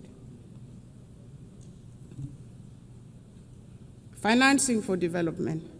Transforming aspiration into results require adequate financing.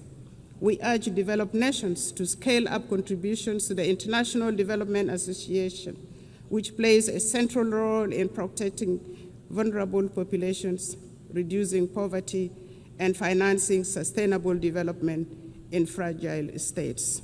South Sudan supports reforms of international financial institutions to enhance the representation of developing nations, ensuring that financing mechanisms align with objectives of development priorities. Together, we can build a more inclusive and just global financial system. Internal peace and security. We acknowledge the delays in implementation of the revitalized peace agreement. However, the government has renewed its political will and is accelerating key benchmarks, including the deployment of the unified forces, electoral legislation, and launching of national civic education campaigns. His Excellency President Salva Kiir Mayardit announced on several occasions that he will not take this country back to war. And this became a theme of our engagement to restore peace and stability in the country. We reaffirm our commitment to world peace and security. In South Sudan, peace and stability remain our highest priority. Since the 2018 revitalized peace agreement, government has been working to consolidate peace through implementation of the peace agreement, transformation of the governance system, and security sector reforms. Additionally, government is also engaged in promoting peace building at subnational and community levels using the principles of people-to-people peace initiatives.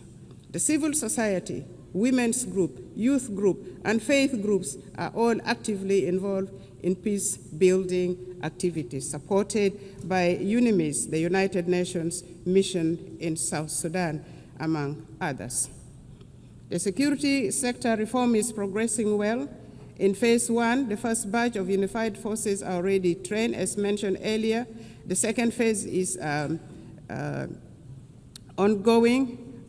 At the same level, the governments at state levels are disarming civilians to bolster security.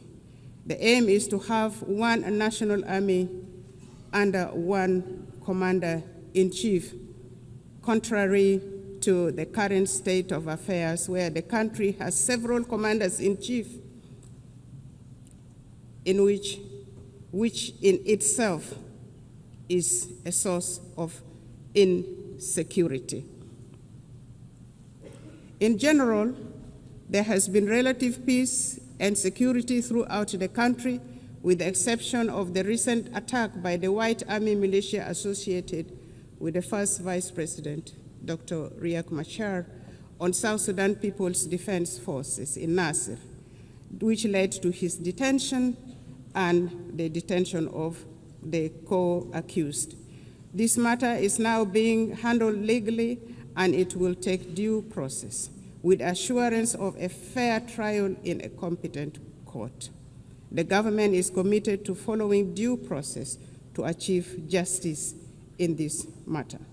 It should be noted that the arrest of the first Vice President, Dr. Riek Machar, and his co-accused was not politically motivated, but had endangered the peace process and constitutional order in the country.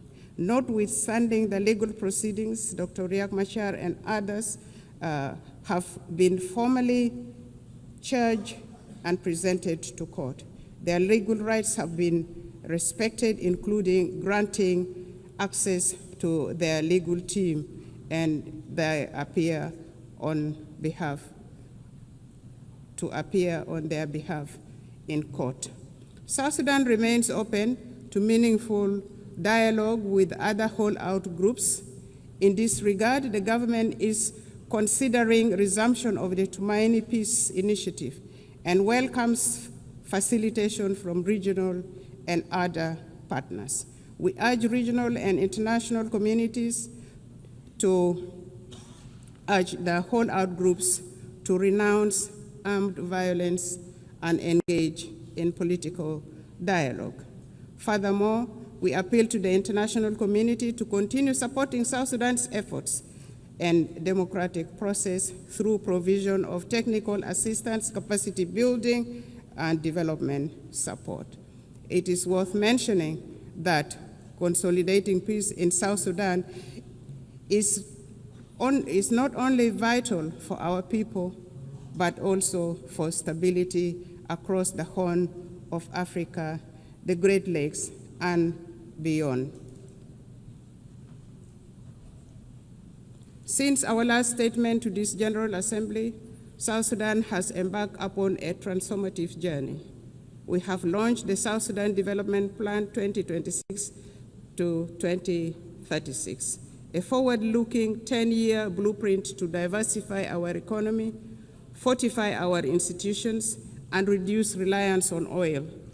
This plan is anchored in the principles of transparency, inclusivity, and resilience. It guides comprehensive reforms in public financial management and service delivery.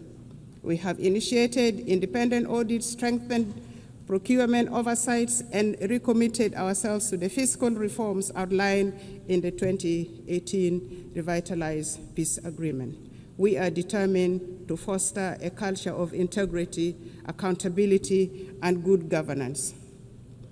Determined to shift from oil dependency to a green, sustainable economy, South Sudan is investing in the future of its land and people. The Agriculture SME Grant Initiative 2025 now empowers farmers, agro-processors with vital tools, training, and market access.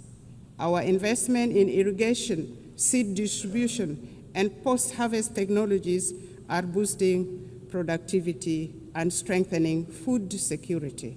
We have successfully established effective governance structures both at the national and local level, including establishment of relevant commissions such as the Constitutional Review Commission, the Judicial Review Commission, among others. The constitutional making process is in progress. Civic education and voter rights training have commenced and are progressing well. The National Bureau of Statistics will advise on options available for elections. The Political Parties Council has been established and has started registering political parties intended to contest in elections. Therefore, with these positive developments, the government of the Republic of South Sudan appeals for the removal of targeted individual sanctions and the arms embargo on South Sudan. Elections. According to the peace agreement, the transitional period must end with the conduct of general elections currently scheduled for December 2026. This will enable the people of South Sudan to democratically elect their leaders for the first time in the history of this young nation. His Excellency President Salva Kiir has reaffirmed the government's determination to deliver credible, inclusive, and peaceful elections. The establishment of electoral institutions, namely the National Election Commission, the Political Parties Council for registration of political parties, and voters' right education have been established. The Bureau of Statistics has been restructured to deal with the issues of census. The restructured Permanent Constitution Review Commission has been actively working to ensure that the country has a new permanent constitution by the time of the general election in December 2026. Civil society groups are being facilitated and have started civic education of the general public, especially among women and the youth. South Sudan is committed to promoting and protecting human rights. We are strengthening national institutions, promoting accountability, empowering women and youth. We have taken steps to integrate gender equality into our governance and development agenda, not forgetting the people with disability. Civil society is actively engaged in the promotion of human rights and civic education. We believe constructive engagement and dialogue are the best path for building resilient and just institutions. Some regional concerns. Madam President, South Sudan and Sudan share deep historical and economic ties, as well as the longest border in the region. For instance, South Sudan's oil is at the moment being transported through Sudan. Developments in Sudan directly affects development in South Sudan. Since the outbreak of conflict in Sudan in 2023, South Sudan has opened its doors for Sudanese refugees and returnees from Sudan. In partnership with the international aid agencies, we are providing humanitarian assistance, and we have also gone further and given plots of land for refugees to cultivate and produce their own food, thus integrating them into our local communities. However, there are still outstanding issues with respect to the Comprehensive Peace Agreement 2005. Among these are issues of border demarcation and final status of Abyei, including the status of the Ngok Dinka of Abyei, which remains unresolved. We are committed to working with the government of Sudan to amicably resolve these outstanding issues. Furthermore, the current composition of the Security Council no longer, in our view, adequately reflects the realities of today. And for this reason, South Sudan supports the call for the expansion of the permanent membership to include African representation. Furthermore, we advocate for the removal of sanctions and arms embargo on South Sudan and other sisterly countries. Madam President, at independence, South Sudan inherited rudimentary state structures, hardly any infrastructures. The government is now working simultaneously on nation building, state building, provision of services, including healthcare, education, capacity building, poverty reduction, and food security. South Sudan is seeking to transition from humanitarian aid to development aid.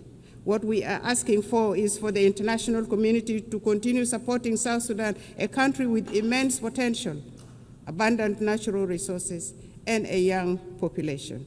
We are actively empowering women and young people for the country to become a useful and productive member of the international community.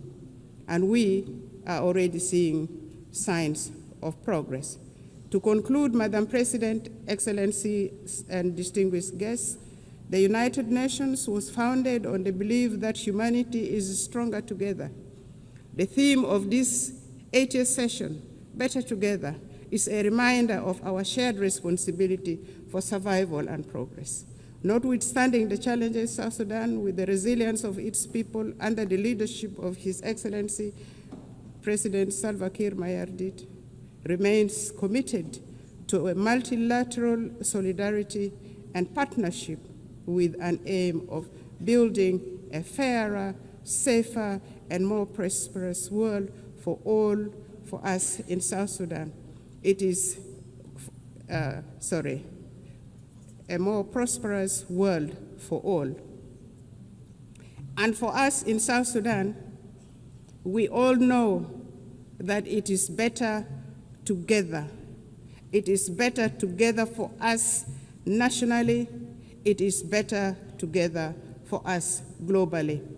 Permit me in closing to reaffirm our unwavering faith in the principles of the United Nations and the possibility of a better world, built upon solidarity and shared purpose.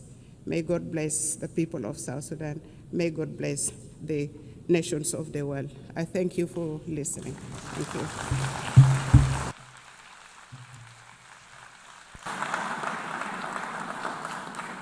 On behalf of the General Assembly, I wish to thank the Vice President of the Republic of South Sudan. The Assembly will hear an address by His Excellency Mohamed Jaw, the Vice President of the Republic of Gambia.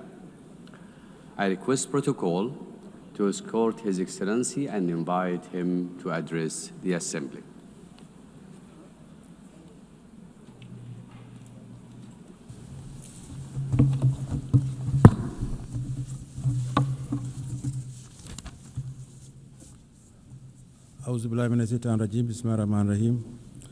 Your Excellency Annalena Baerbock, President of the 80th session of the United Nations General Assembly, His Excellency Antonio Guterres, Secretary General of the United Nations, Your Majesties, Excellencies, Heads of State and Government, Heads of Delegation, distinguished delegates, ladies and gentlemen. As we commemorate the 80th anniversary since the founding of the United Nations, it is with great honor and profound sense of commitment that I stand before you to deliver this statement on behalf of His Excellency, Mr. Adama Barrow, who could not be here due to circumstances beyond his control. At the outset, allow me to convey warm greetings and best wishes for a successful session from His Excellency, Mr. Adama Barrow, the President of the Republic of the Gambia, and government and people of the Gambia. Madam President, let me also use this opportunity to congratulate you on behalf of the government of the Gambia on your election as President of the 88th session of the United Nations General Assembly. Your election is a testament to the importance our organization attaches to gender mainstreaming and the empowerment of women. It constitutes an affirmation that more than ever, women are capable of leading organizations like the United Nations and achieving remarkable success. The Gambia, therefore, assures you of its unwavering support and continued cooperation in the discharge of your duties while reaffirming our faith in the relevance of multilateralism and the sacrosanct foundational principles of the United Nations Charter. Allow me to seize this moment to also thank and congratulate Mr. Philomen Yang, President of the 79th session of the General Assembly, for his leadership and for competently guiding the work of the Assembly during his tenure. The 80th session of the General Assembly is being held at a very pivotal moment for the international community. The enormity of the challenges of managing and resolving various wars, conflicts, and ongoing threats to international peace and security require all member states to reaffirm their collective commitment to abiding by the noble principles stipulated in the United Nations Charter. The Charter, crafted with great optimism and anchored in the ideals of maintaining and promoting world peace, security, human rights, and development, promise a new age and a new world. A world that comes together to reverse the hurdles of the past and define a common destiny premised on our shared humanity. Let us rekindle the ethos of solidarity through more multilateral engagement with all states, small or big, developed or developing, fight poverty, and address climate change. Madam President, the 80th session of the General Assembly conveys a profound symbolism for the Gambia. Our long-standing commitment to the United Nations and our election as chair of the second committee during this session is not only historic, but speaks to the great strides we have been making towards shaping a stable and prosperous multilateral global order. Let me assure you that the Gambia will continue its active participation in the work of the Assembly. We remain committed to supporting optimal ways in the search for innovative and timely solutions to the common challenges facing us, and would collaborate with all member states as we address these pressing global challenges. Madam President, in 1945, the world stood united with a deep sense of solidarity, strong commitment, and an enduring hope to establish the United Nations to save the succeeding generation from the scourge of war. The creation of the United Nations served as a driving force for multilateralism by reaffirming our collective faith in the sanctity of human rights while guaranteeing international peace and security to all peoples around the world. Our collective security arrangements were rooted in multilateralism. Our commemoration of the founding of the United Nations this year is a clarion call to the future, a reaffirmation of its fundamental role as a premier global institution entrusted with the destiny of humanity towards prosperity, peace, security, and human rights. Madam President, last year our Assembly adopted the Pact of the Future to revive multilateral engagement and rekindle global solidarity. We must do more to fulfill the commitments that we assured under the pact. 80 years on, the world is still encountering the challenges of protracted conflicts and geopolitical fragmentation, including the threat to the spirit of multilateralism under the United Nations. As the world continues to grapple with complex and unprecedented challenges on different fronts, the peace and security landscape of our world is becoming increasingly fragile. Amid the changing nature of conflicts, we are also witnessing a serious disregard for the principle of international humanitarian law in conflict zones. What is even more profound is that the rules-based international order is under enormous stress, losing its momentum, relevance, and moral underpinnings. Today, we live in a world that is undergoing profound geopolitical transformation, presenting unique emerging challenges and reflecting an international community that is still trying to find answers to the challenges it faces in the 21st century. However, despite the challenges we are confronting, the Gambia believes that the United Nations' enduring relevance and structural institutions contributed to significant historic achievements in the past, particularly for countries in the global south.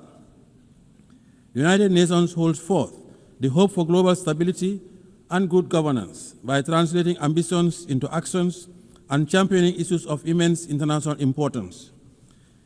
In the case of the Gambia, the United Nations used its convening power and preventive diplomacy through the Peace-Building Commission to support a democratically elected government that assumed power in 2017.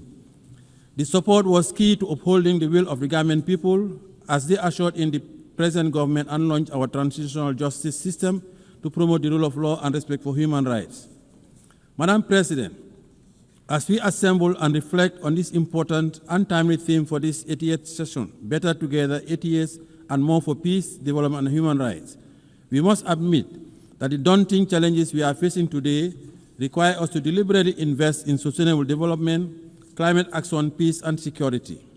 We must equally continue to foster resilience and growth for the realization of inclusive development and shared prosperity for all. Since the change of government in 2017, the administration of His Excellency President Adama Barrow had strived towards a path of development, peace, and respect for fundamental rights and freedoms.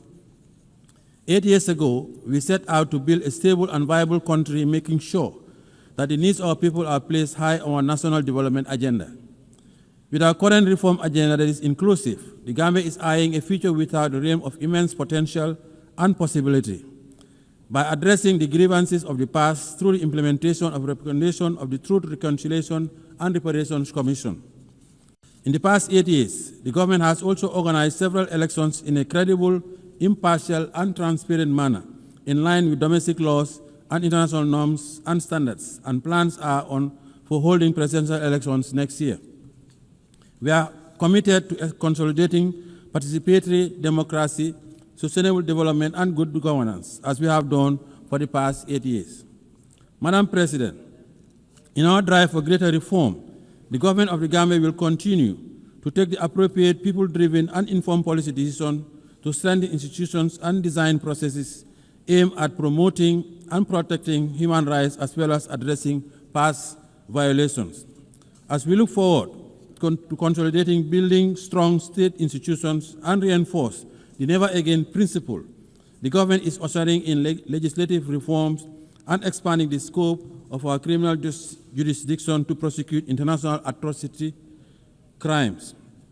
Since reforms include the enactment of the Special Prosecutor's Office, Act 2024, giving that office the mandate to deal with offenses that constitute international crimes and serious rights violations, and for the first time, the enactment of an Anti-Corruption Act, a significant step towards the organization of an Anti-Corruption Commission. These are all part of our national efforts to deliver restorative and transformative justice, build a clear path towards nation building, and lay a foundation for social justice, as well as prevent impunity. Our goal is to consolidate and nurture a more national culture of accountability and respect for human rights in fulfillment of our domestic and international obligations. To support our national development ambitions as enshrined in our National Development Plan, we continue pursuing a national budgeting mechanism that is grounded on human development, fiscal stability, education, and building critical infrastructure to promote development and investment. Madam President, our primary social contract with the Gambian people is to meet the demands of our socio-economic challenges whilst at the same time encourage citizen participation and engagement in democratic governance. This propels us to ensure that our democracy continues to thrive, respect for fundamental rights, robust, expansive, and comprehensive, and the building of institutional mechanisms. In building a peaceful society, we continue to recognize the integral role of women and their representation and participation in political affairs and public life. We also continue to promote media freedom and the right to assembly and freedom of expression as guaranteed inherent rights through coordinated and sustained actions. As a government, we encourage constructive engagement with our citizenry, particularly the young people, and respect their rights to participate in democratic functioning of the state. In view of our own experience with governance challenges, we value the need for addressing the consolidation of democracy and good governance in our neighborhood. It is in this spirit, the government recently hosted the Sahel Governance Forum, which seeks to galvanize a multi-stakeholder convergence to address the governance challenges that continue to hamper regional peace, stability, and development. We are confident that such forum will provide the right opportunity for systematic discussion on finding definitive solutions to the rising tide of violence, insecurity, and instability of the Sahel.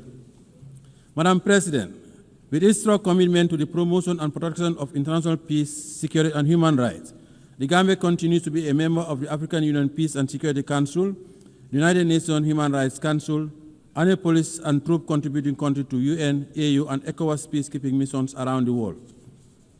By serving on this important council of the continent and taking part in peacekeeping operations, the Gambia continues to prioritize the maintenance of international peace and security, including the consolidation of political and democratic governance and strengthening partnership for African security. It is significant that the African Union and the United Nations continue to work together to address regional peace and security matters, including the recalibration of our preventive diplomacy tools for maximum impact. We need to strengthen the early warning mechanisms as well as prioritize the protection of children affected by armed conflict.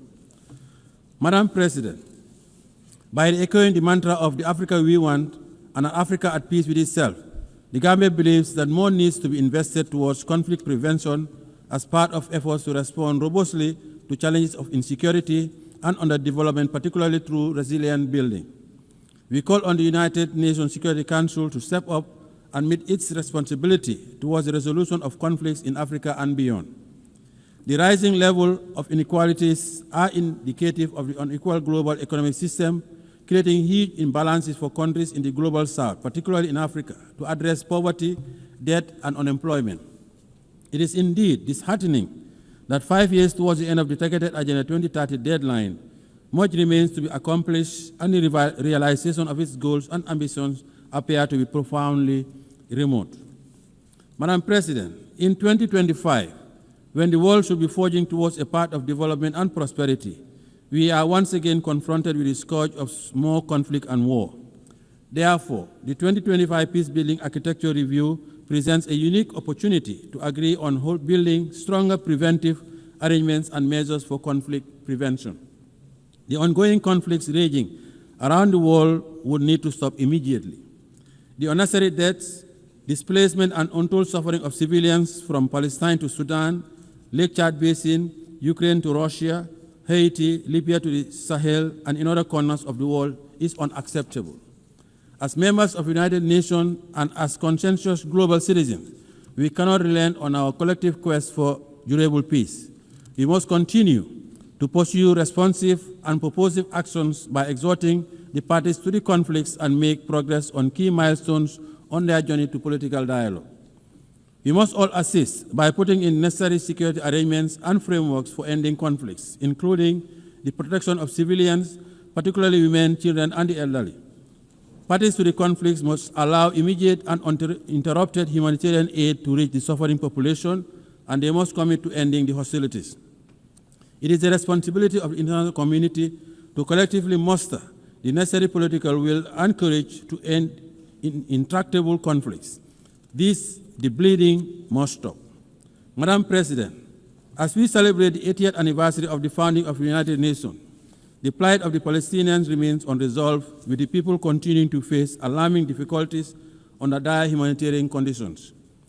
The situation of Palestine continues to be about the core principles of justice, respect for international humanitarian law, and self-determination. The ongoing situation needs to stop. We cannot remain unperturbed by these worsening conditions, and it is imperative that we act urgently and collectively by utilizing our leverage to revitalize the prospects of an inclusive peace process for Israel and Palestine and the region. In this context, we reaffirm our call for the two-state solution to urgently enable the Palestinian people to regain their legitimate national rights as recognized by the international community through its recognition of the state of Palestine within the 1967 borders with Al-Quds al-Sharif as its capital. We also support the membership of the Palestine in the United Nations. In this spirit, we express our appreciation to the Kingdom of Saudi Arabia and France for the recently concluded high-level conference on the question of Palestine.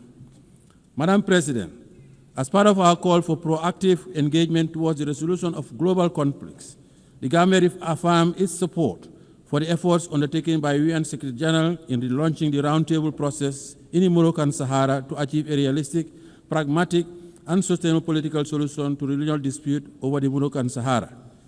The government welcomes Morocco's commitment to the ceasefire, full cooperation with UNISRO, and relaunching the political process based on the parameters of Resolution 2756 of 2024. In this regard, we call on Polisario to abandon its unilateral withdrawal from the ceasefire, lift restrictions imposed on the freedom of movement and the provision of supply to MINUSO, and urge all parties, Morocco, Algeria, Mauritania, Polisario, to work towards a realistic, pragmatic, and sustainable political solution based on compromise.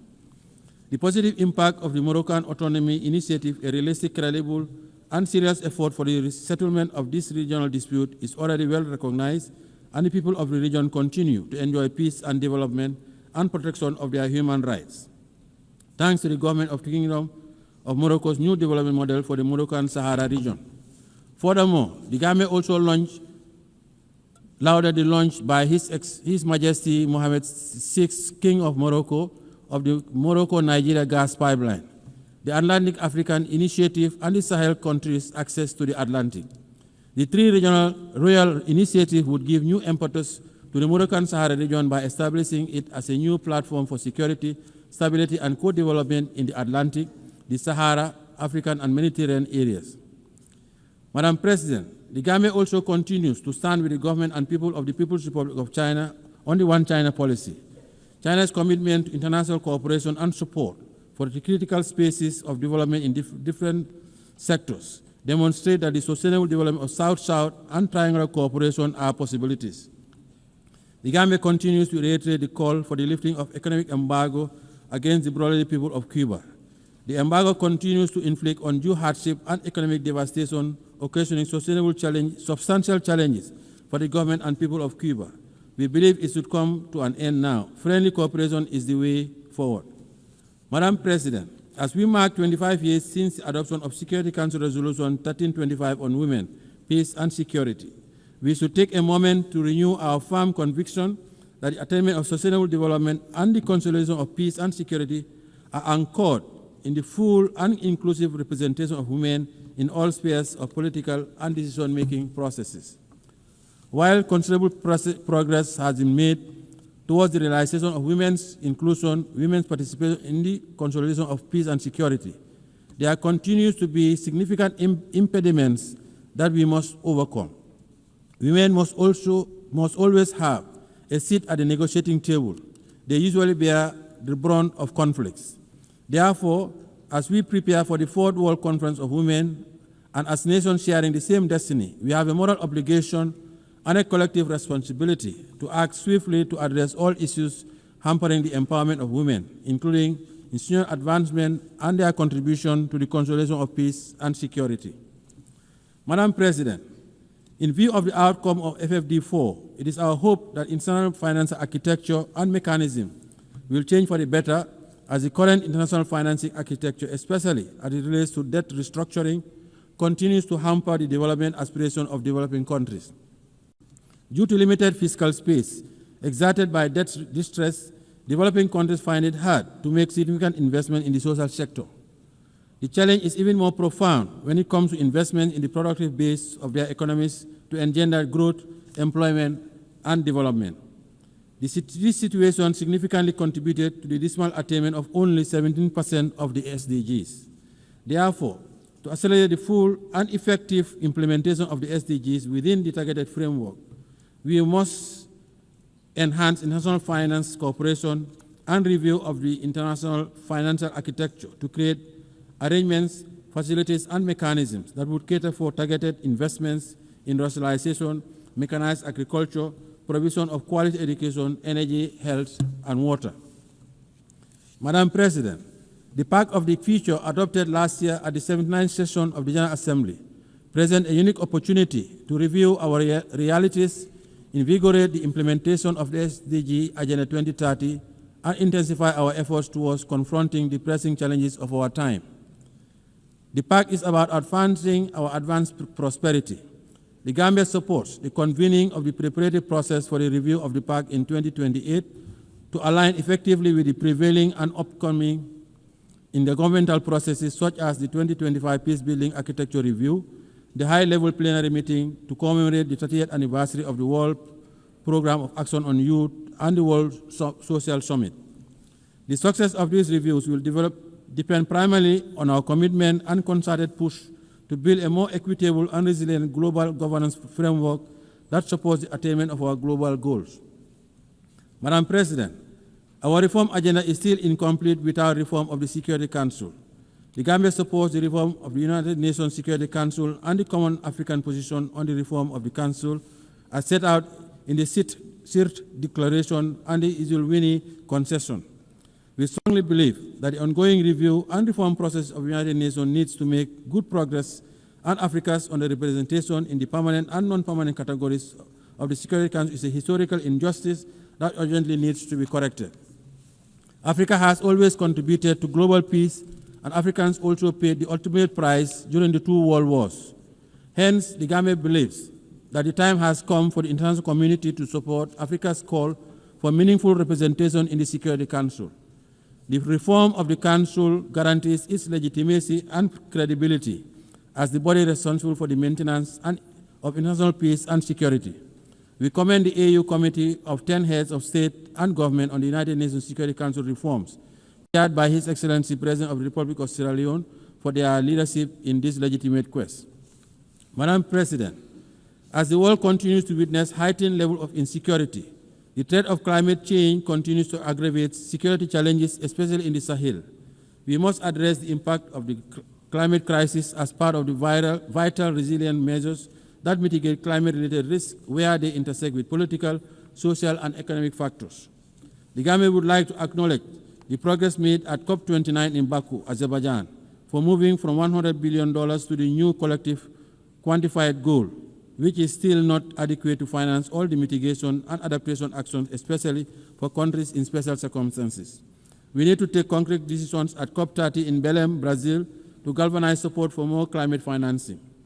The Gambia calls for more ambitious, nationally determined contributions by all states due to their submission this year to achieve net zero emissions by 2050.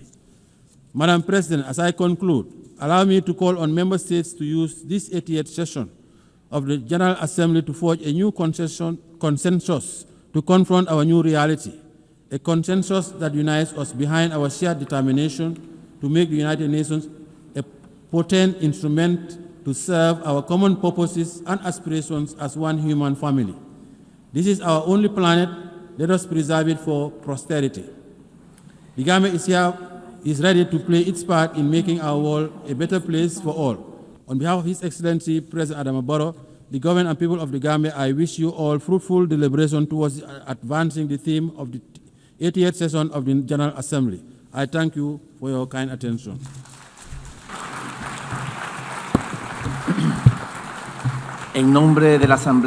On behalf of the Assembly, I wish to thank the President of the Republic of Gambia.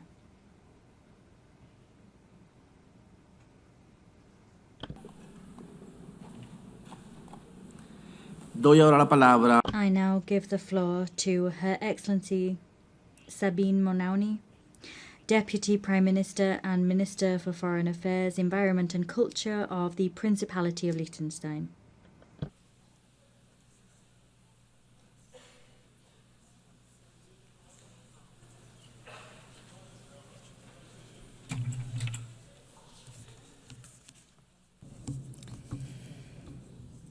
President, ladies and gentlemen, let me begin by saying how happy I am to see a woman preside over this assembly.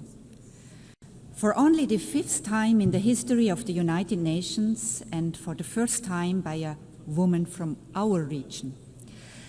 It is my hope that this is also a good sign for the selection process of the next Secretary General, a position in which no woman has ever served over 8 decades, and which will be conducted under your leadership. It is a distinct honor and pleasure for me to address this assembly for the first time as a foreign minister, continuing a very long tradition of female foreign ministers in Liechtenstein. The United Nations is a key building block of our foreign policy, which is guided by a strong belief in international law, cooperation, and multilateralism. We are gathering at a landmark moment in the history of the United Nations. For over 80 years, this has been the place where nations have come together, where international law has been developed, where human rights have been codified, where we have agreed on common development goals. Of course, it has also been the source of many disappointments. Too often people around the world have been looking to this assembly and at the Security Council chamber next door in the hope of decisive action to secure peace. The key purpose of this organization, only to realize that political paralysis was shattering these expectations, justified as they were. In Ukraine, our system has allowed the aggressor to veto collective action supported by the vast majority of the House. In Gaza, we have become bystanders, despite the fact that the two-state solution was one of the first decisions of the United Nations many decades ago. We are merely witnesses to the unprecedented and unjustifiable suffering of civilians in spite of our pledge to end and prevent atrocity crimes. The people of Sudan must have concluded that indifference is the guiding principle of our rare discussions, and that the outrage over a cynical veto wears off after a few weeks, if not days. These challenges to the credibility of the United Nations would be massive enough in and of themselves. But if we are looking at a completely uncertain future for this organization today, it is for largely different reasons. The very foundations of the United Nations are being challenged in a way we have not seen before. Such efforts threaten to undermine our joint commitments to solve common problems together on the basis of the principle of sovereign equality, the principle that we set ourselves rules that apply to us all equally and that they are enforced equally, and the belief in the value of international law as the common ground that allows us to govern world affairs in a way that is predictable, equitable, and fair. For us in Liechtenstein, the United Nations, which we joined 35 years ago, occupies a special place. It has been instrumental in our progress towards gender equality. Our membership in the organization has helped to put human rights at the center of our foreign policy. The Sustainable Development Goals have been embraced by civil society and the private sector. Most essentially, the Charter of the United Nations is the guarantor of our sovereignty. The United Nations is also our window to the world and the one place where we can connect with everyone. And it offers a unique foreign policy platform where we can present our initiatives and ideas as a sovereign equal. We have done so with commitment and enthusiasm, and I believe with some success. Today we feel a special bond with every other state, which is small in size, but not small in ambition and vision. Today we realize more than ever that we need this organization. We need a world based on rules that we have all agreed to. And especially now, those who share these views need to join together in common purpose to safeguard our common interests. The times we live in are fast-paced and full of challenges that can seem incredibly daunting. Many years ago, we identified climate change as the biggest threat to us all, big and small, wherever we are located on the globe. And yet, we are ever closer to the climate abyss and ever further away from agreeing on a path away from disaster. Artificial intelligence is developing with lightning speed, largely unchecked, with obvious risks to our social fabric, but without any agreement on rules and boundaries. In my part of the world, priorities have shifted dramatically in the last 3 years. We are now mostly preoccupied with the fallout of the destruction of the European security architecture by the Russian Federation and with preserving our trade relationships, which we had believed were on a firm basis. Liechtenstein is no different to our neighbors in this regard, and any responsible state will prioritize imminent challenges as we have to. But none of this will be meaningful if it is not embedded in a larger vision, if we do not give ourselves the space to tackle the long-term risks and dangers. The place for us to do this is the United Nations, and we are committed to doing this together with all of you represented in this room. President, today the continued existence of the United Nations is at stake.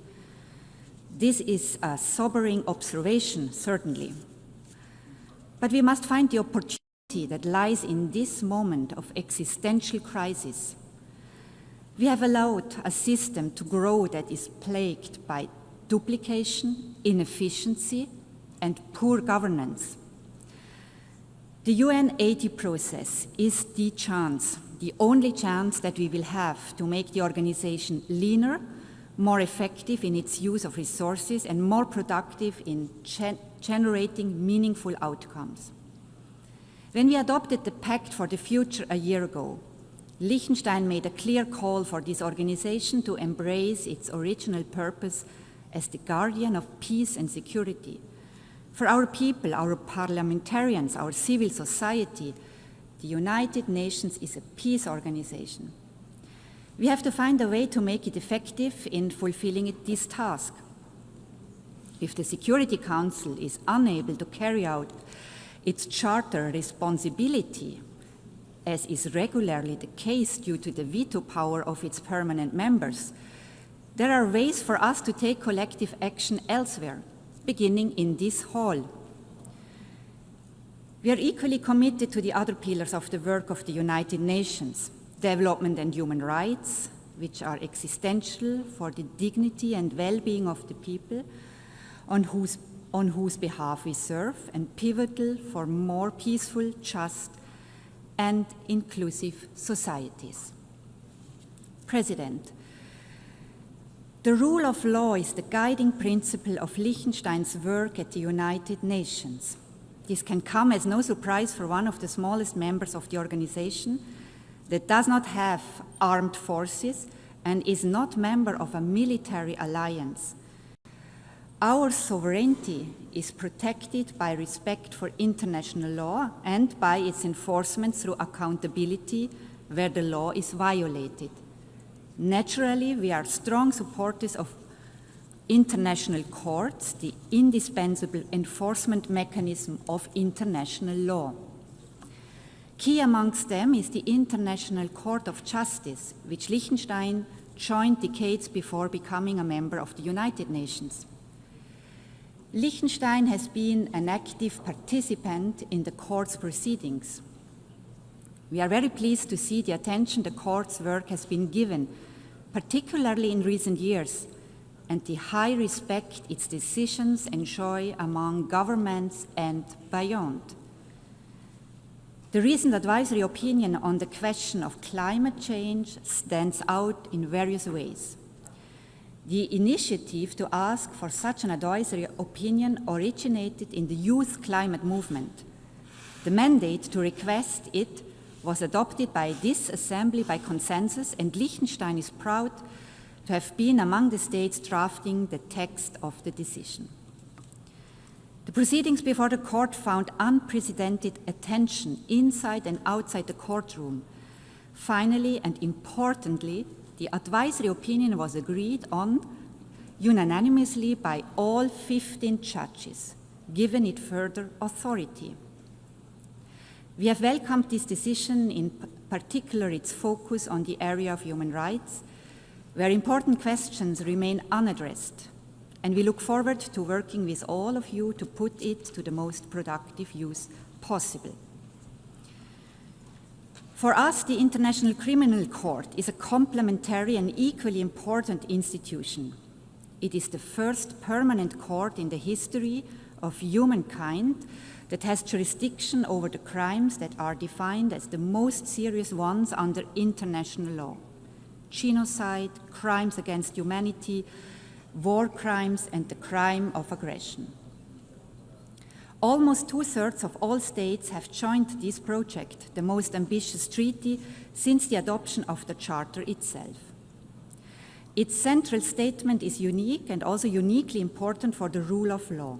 Nobody is above the law. Nobody is protected from investigation and prosecution for what we have all agreed are the most serious crimes under international law. As we look at the flashpoints around the globe, be it Ukraine, the Middle East, or Sudan, we see how the basic rules of international law are violated, not just frequently, but systematically. This is why we have created the International Criminal Court, to offer protection for the victims and the vulnerable, but also to safeguard international peace and security. Today, the court finds itself under significant political attack and is targeted by unprecedented sanctions. This is the moment for us to protect this unique institution, one of the most powerful statements we can make to express our commitment to international law. President, the most among many worrying trends with regard to the respect for the United Nations Charter is the rapid erosion of the rules governing the use of force.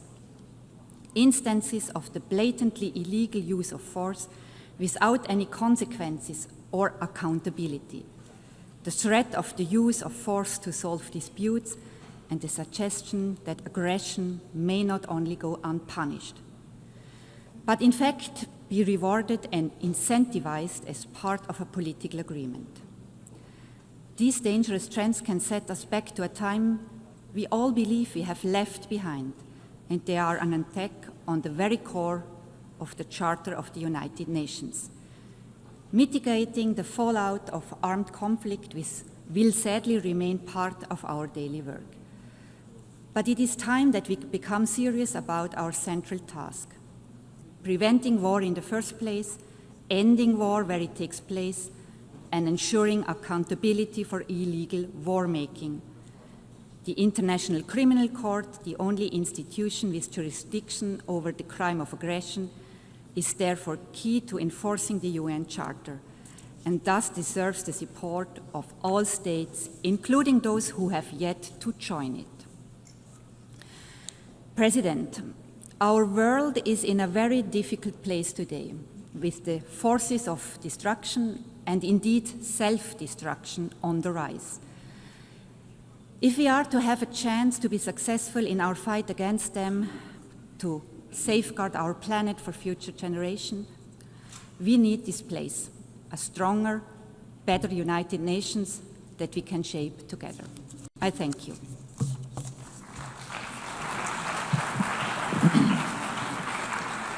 Muchísimas gracias.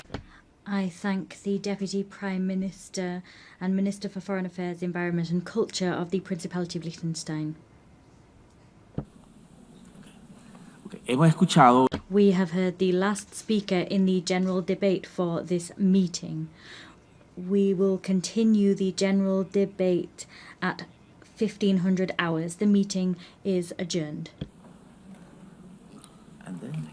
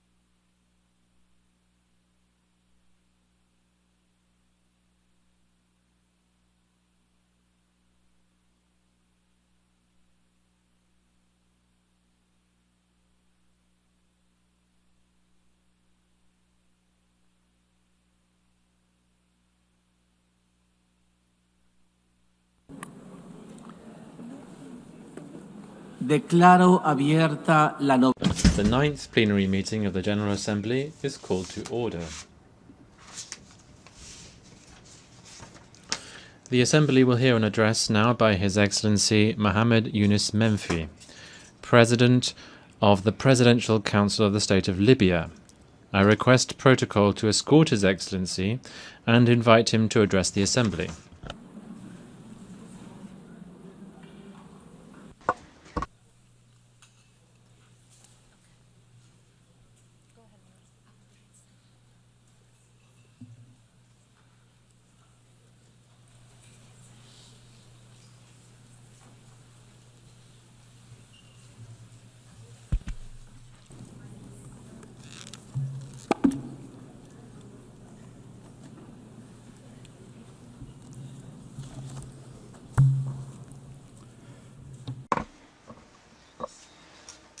Your Excellency Annalena Baerbock, President of the 80th session of the General Assembly of the United Nations, Your Excellency Antonio Guterres, Secretary General of the United Nations, Your Majesties, Your Highnesses, Your Excellencies, ladies and gentlemen. On behalf of the Libyan people, I congratulate you on the 80th anniversary of the establishment of the United Nations. It remains one of the greatest pillars of the international order, one of the beacons of multilateralism over the history of humanity. We appreciate the holding of this session under the theme Better Together, 80 Years and More for Peace, Development and Human Rights. These are principles that we firmly believe in, principles that we are consolidating at the national, regional, and international levels. As we celebrate this global anniversary, we're also celebrating the 70th anniversary of Libya joining the United Nations. It was the culmination of the struggle of the Libyan people when Libyans raised their voices in this hall, demanding freedom and independence following decades of colonization. The organization heeded this urgent call and adopted the historic resolution that led to the independence of Libya in 1951, reaffirming thereby the right of peoples to self-determination. Ladies and gentlemen, I stand before you today representing the will of a people that is still holding on to hope, still believing in its ability to build a stable and prosperous future. Libya is not a zone for fighting. It's not an arena to settle scores or a place to which crises can be exported. It is a nation rich in natural resources, a cohesive society, with young people that have tremendous potential. They are the backbone to build a modern state. Since the very beginning, Libya's relationship with the United Nations has been based on partnership and mutual respect. And today, at this critical juncture, we look to the United Nations to play an effective and complementary role as it supports us to overcome this crisis towards stability and democracy. Despite the challenges, despite the threats, our people firmly believes that its experience, its society, the diverse society, its noble history will allow it to stay strong and overcome any crisis. But let me be honest with you. In Libya, multiple models and traditional mechanisms have been exhausted. They have not matched the complexity of the social and political situation. They've adversely affected the trust of Libyans in the proposed solutions. We all now bear a collective responsibility to reconsider these methods and to avoid temporary solutions and narrow understandings that only perpetuated the crisis. We firmly believe that any solution that does not restore the national ownership of the political track, any solution that is not derived from the free will of the Libyan people would be destined to fail, as we've seen in the past. In this context, we present to you a clear political vision based on 4 pillars. First, fully restoring national sovereignty and rejecting all forms of foreign interference, no matter what form it might take and no matter the justifications. Second, reaching an inclusive national consensus. To achieve an inclusive national consensus, I call for holding a sincere and comprehensive dialogue held in Libya with the participation of all stakeholders without exclusion. Third, uniting the sovereign institutions, most notably security, defense, and financial institutions, according to professional mechanisms without polarization and without setting quotas. Fourth, ending the transitional period through a clear constitutional basis, through free and fair elections, allowing Libyans to freely choose who would rule them without tutelage, without an imposition from external actors. Ladies and gentlemen, as we fulfill our political responsibility, and despite the challenges, we were able to maintain the highest level of stability. We were able to prevent a relapse into violence. We stress that the blood of the Libyan people is a red line. The territorial integrity, sovereignty, and social cohesion of Libya are non-negotiable. We have been observing the ceasefire agreement concluded in October 2020, and we've established the Committee on Security Arrangements in the capital, Tripoli. Under my direct supervision, this contributed to enhancing stability, rendering this current phase one of the calmest we've seen in years. Ladies and gentlemen, the Libyan economy, despite the challenges, can significantly contribute to the development of the country. The absence of a single budget and the absence of united institutions have been real impediments to development. We stress that we will support, and we do support, the economic track through the High Financial Committee to consolidate public spending and to enhance the principles of transparency, accountability, and equity in distributing wealth. Ladies and gentlemen, illegal migration is not only a security matter, it is a humanitarian challenge with deep economic roots. We call upon the international community to pursue a comprehensive development approach based on supporting and developing infrastructure and creating job opportunities in the countries of origin, in partnership with the African Union, rather than pursuing narrow security approaches that have proven to be ineffective. In this context, we have been supporting economic projects connecting the north and the south of the African continent to create a development environment obviating the need for young people to emigrate. Projects that restore demographic and economic balance in the African continent. Ladies and gentlemen, our firm position towards the question of Palestine is based on humanitarian principles and based on our commitments towards the Arab and Muslim world. Against this background, we condemn in the strongest terms the countries that are still hiding behind immoral neutrality towards the genocide and flagrant violations of international law to which the Palestinian people are being subjected, especially in Gaza.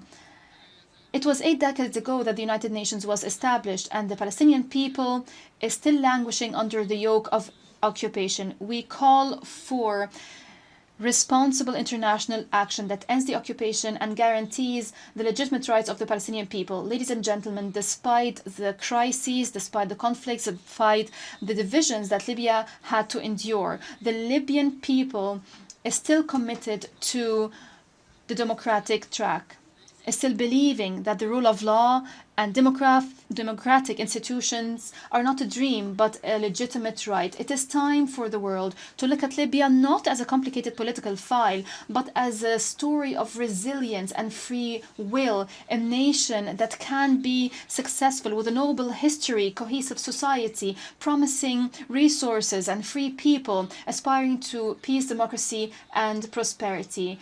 Democracy is our choice, and peace and reconciliation are our destiny. Our history proves that our people can achieve reconciliation, can promote tolerance and justice. We most certainly can turn the page on the past. National reconciliation is not only a necessity to build the state, it is a national legacy that we cherish. We see the future Libya, a stable state, a sovereign state with united institutions, strong with its people, peaceful, open to the world, and an effective partner at the regional and international levels. Long live Libya, united and independent. Long live the Libyan people, free and dignified. May the peace, blessings, and mercy of God be upon you.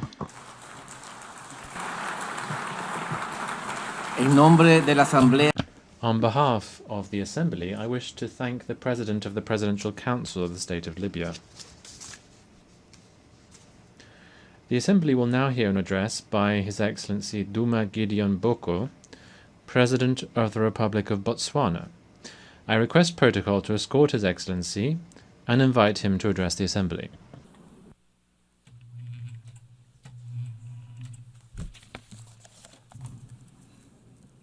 Madam President, Secretary General, Excellencies, ladies and gentlemen, we meet here today and this whole week in these hallowed precincts to remember the overwhelming gravity of the circumstances that gave birth to the United Nations, the ruins of war, a world poised to descend into further mayhem if courageous choices were not made.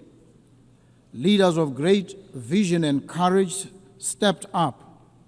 They realized that the charms and allurements of our unity trumped any tendencies to divide us, and from their conviction that humanity is better together, this institution was born.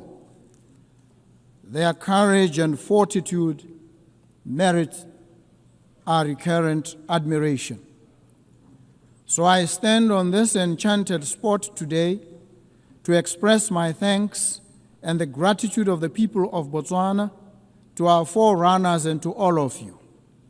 We must recommit ourselves to the vision, peace, development, and human rights for all people in all nations. I stand here today in the composite capacity of citizen of Botswana and as an African. Yes, I am an African, stamp and root. For Botswana, the ideals of the United Nations are not abstractions. They are the foundation of our identity. Since our independence, we've sought to embody democratic governance, respect for the rule of law, including an international rule-based normative order, and the dignity of every human being. We reaffirm today our commitment to the Universal Declaration of Human Rights and to advancing equality, including the protection of indigenous peoples, women and youth within our borders and across our region. Yet we also acknowledge that the pursuit of justice is an arduous journey. My administration has pledged to reform and strengthen institutions, enhance transparency, and root out corruption. We do so not for accolades, but because our citizens deserve governments that serve them with integrity. We are on a quest for integrity in African leadership. Excellencies, Botswana has been blessed with the gift of diamonds. For decades, this resource has financed schools, hospitals, and infrastructure. But today, we confront the fragility of that reliance. Diamond markets fluctuate. Our people's needs do not recede. Our vision is clear: to diversify our economy, empower our people, and create resilience. We invite global partners to invest in renewable energy, technology, sustainable agriculture, and value-added industries. We extend an open hand to businesses, innovators, and institutions ready to walk with us on this journey of transformation. Botswana is a semi-arid country. Our people know the meaning of drought. We know the anxiety of scarce water, of crops that wilt and wither under a relentless sun, of livelihoods eroded by forces beyond our control. Climate change is not a distant threat, it is a present reality. That is why I've joined the Global Center for Adaptation, because adaptation must be at the center of sustainable development.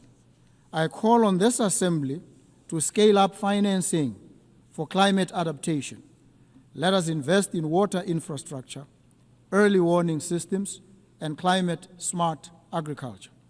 Let us ensure that the promise of the Paris Agreement is not confined to paper, but realized in the lives of farmers, of herders, and children across the global South. Earlier this year, Botswana faced an acute shortage of essential medicines.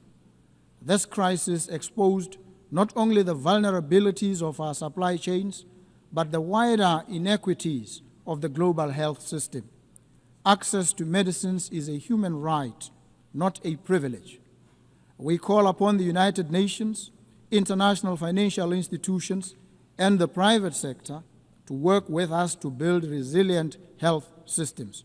Together, let us explore local production, regional supply hubs, and fairer mechanisms to ensure that no nation is left to face health emergencies alone. As an African, I stand here as one of the trumpet voices of Africa, a continent all too often treated with affable indifference. Africa's voice is not heard. This United Nations cannot be truly international. It cannot be truly together and will not be better until our continent, home to 1/5 of the population of the world, is afforded an equal voice at the highest body of this organization. Friends and partners in the Permanent Five, it is time to make good on your promise to a continent. Agree a permanent seat on the UN Security Council for Africa for 80 years, the only continent without one. I also appreciate the decision by Britain, Australia, Canada, and France, among others, to give heightened attention and consideration to the Palestinian crisis. The carnage in Gaza, it must prick our collective consciences. We stand in solidarity with the Palestinian people in their pursuit of a home and of dignity. So too, we affirm our support for the sovereignty and territorial integrity of Ukraine. We urge all parties to stop the war and seek a peaceful resolution. Distinguished delegates, the theme of this General Assembly is better together. This is not a slogan, it is a truth. We are better together in combating pandemics, better together in adapting to climate change, better together in securing peace, and better together in ensuring that human dignity is not a preserve of the few, but the inheritance of all. Let us therefore recommit ourselves to multilateralism, not as a matter of convenience, but as a matter of deep necessity. For none of us can weather the storms of this century alone. As Botswana looks to the future, we do so with humility, but also with determination. We stand ready to contribute, to partner, and to lead where we can. Together, let us ensure that when future generations mark 100 years of the United Nations, they will say of us, they were a generation that turned words into action, promises into progress, and hope into reality. I thank you. Thank you so very much. En nombre de la Asamblea, agradezco. On behalf of the Assembly, I wish to thank the President of the Republic of Botswana. The Assembly will hear an address by Her Excellency Sylvanie Burton, President of the Commonwealth of Dominica. I request protocol to escort Her Excellency and invite her to address the Assembly.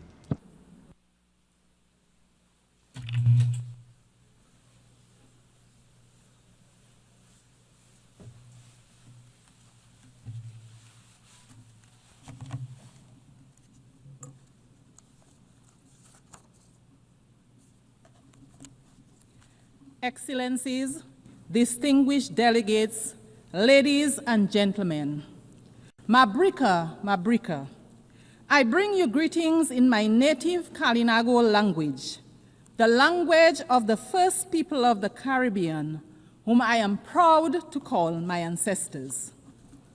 Madam President, on behalf of the government and people of the Commonwealth of Dominica, I am pleased to congratulate you, my fellow woman, on your appointment to guide the affairs of the 80th session of the United Nations General Assembly, a responsibility for which you are eminently qualified. We wish you every success in your new role. Excellencies, I address you at a pivotal time in the history of this organization, and indeed of this world. I am reminded of the words of the famous British novelist Charles Dickens in his acclaimed novel, and I quote, "A Tale of Two Cities," end of quote. A novel set in a time of social upheaval, division, and transformation. I quote, "It was the best of times. It was the worst of times," end of quote. Although this novel was written over 160 years ago, these words remain relevant today. As we celebrate 80 years of the existence of the United Nations, we are living a tale of two worlds. For some, it is indeed the best of times. Strong economies, access to education, medicines, top-class healthcare, clean water, sanitation, and housing. They are at the frontier of the artificial intelligence and other emerging technologies with expanding digital infrastructure and rising standards of living. But for many, it remains the worst of times. Persistent poverty, growing hunger, displacement, instability, and war.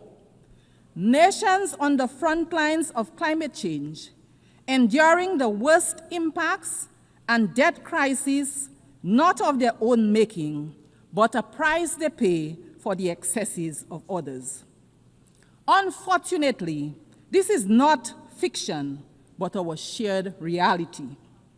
If we as the United Nations do not confront this duality, this inequality, we will write a catastrophe of our own. It bears restating that the UN was created 80 years ago to prevent wars, to promote peace and international cooperation based on ideals of mutual respect, human rights, and the rule of law. It has championed multilateralism, recognizing that no one country has the answer for the world's problem, that the world is interconnected, and to maintain peace, we should operate a rules-based and not power-based approach. A Tale of Two Cities portrayed a society where the powerful live in luxury and the oppressed suffer in silence. We can take heed of the warning that we glean from Dickens' work, that injustice should not be ignored, that when powerful nations impose their will on the less powerful without accountability or regard for the rule of law, they plant seeds of discord and future unrest. What have the lessons taught us? What should we ask ourselves as we gather year after year in this chamber? Are we truly listening to the nations that take the podium every year to decry poverty, inequality, climate change, underdevelopment, and conflict? Do we have a system where resources and decision-making are truly being equitably shared, or are we instead operating a system where power protects itself? I am reminded of the old African proverb, and I quote, "When elephants fight, the grass gets trampled," end of quote. We, the small island developing states, we are the grass. In today's geopolitical landscape, we feel the brunt of the impact when global powers engage in political, economic, or military confrontation. Economic sanctions, trade restrictions, aid conditionalities, conflict, and wars, to name a few, affect global supply and the affordability, availability, and transportation of goods and materials. This significantly increases the cost of doing business and the prices of basic foods on our supermarket shelves, putting several goods out of the price range of many. Madam President, we have come here time and time again to advocate for fairness, to advocate for understanding, to advocate for change in respect of matters that concern our very viability as small nations, on matters that affect our very lives and livelihoods. A major area for us is the devastating impact of climate change on our nations. Yet, in climate negotiations, powerful nations still drag their feet. Polluters enjoy protection, and adaptation and mitigation efforts are underfunded. Meanwhile, our countries, which everyone accepts contribute the least to the climate crisis, continue to risk extinction from rising seas, extreme flooding, devastating storms, drought, amongst many other negative impacts of climate change. Madam President, how can this be fair? How can this be morally defensible? While we complain about these things, equally horrifying is the indiscriminate and deliberate loss of life that we see around the world from bombings, from induced hunger, from sanctioned violence and genocide. We do not have the power to prevent the storms and to bring the rains where there is drought, but we do have the power to limit further climate change and help countries adapt and mitigate its impact. So too, we have the power to end wars and not start new ones. We have to be willing to talk to each other, to empathize with each other. We should return to the founding principles of the United Nations. wherever there is conflict, be it in the Horn of Africa, the Middle East, and Southeast Asia, or sad to say, in the Caribbean, major powers engaging in geopolitical conflicts result in civilians becoming collateral damage, economies collapsing, increase in prices, and instability. I want to emphasize here today that there is no place in the Caribbean for war. The Caribbean is a zone of peace. Any military conflict in the Caribbean will have significant negative impacts on the Caribbean and Latin America. There is a better way to resolve differences. We urge the powers that be to find another way. And so, Madam President, I return to our tale, where a man dismissed by society gives his life for another. Are the wealthiest nations willing to give up dominance for fairness, to make sacrifices to ensure justice, equity, and climate resilience for all? Will we choose compassion and empathy over control and indifference? Madam President, we stand in solidarity with the people of Haiti. We insist, like other CARICOM member states, that the current crisis being confronted by our sister CARICOM state in no way nullifies the entitlement of its people to the recognition of their sacred sovereignty and their right to be central in the search for a fair and durable peace in their country. The government of Dominica remains convinced that our sister CARICOM state, Haiti, faces major challenges today, in part because of the glorious contribution Haiti made to the quest for justice and freedom in our region and the world. Indeed, the current complexion of this august body would have been unimaginable without the heroic struggles of the Haitians. As such, the crisis in Haiti is much more than a Caribbean crisis, and its solution requires a united response and the support of the United Nations to resolve.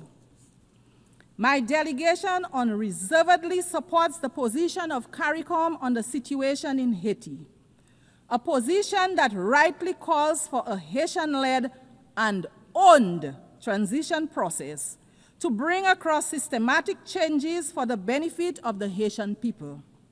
Let us provide them with all the support that they need.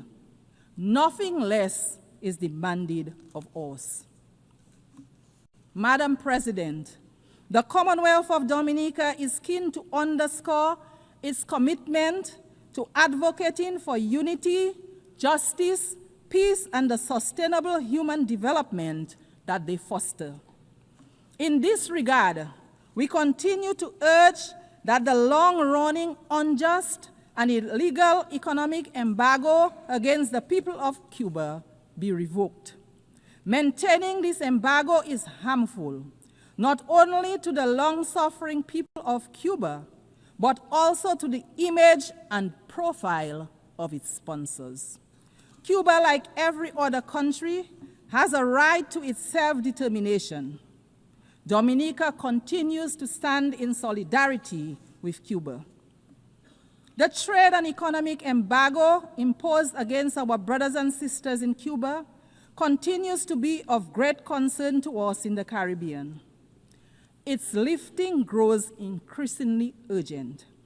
Therefore, the Commonwealth of Dominica once again joins its voices with the voices of the overwhelming majority of members of this global organization to call for the immediate lifting of trade restrictions and export bans imposed on the good people of Cuba. They are unjustified. They are unjustifiable. They belong to a bygone era. They should cease to exist.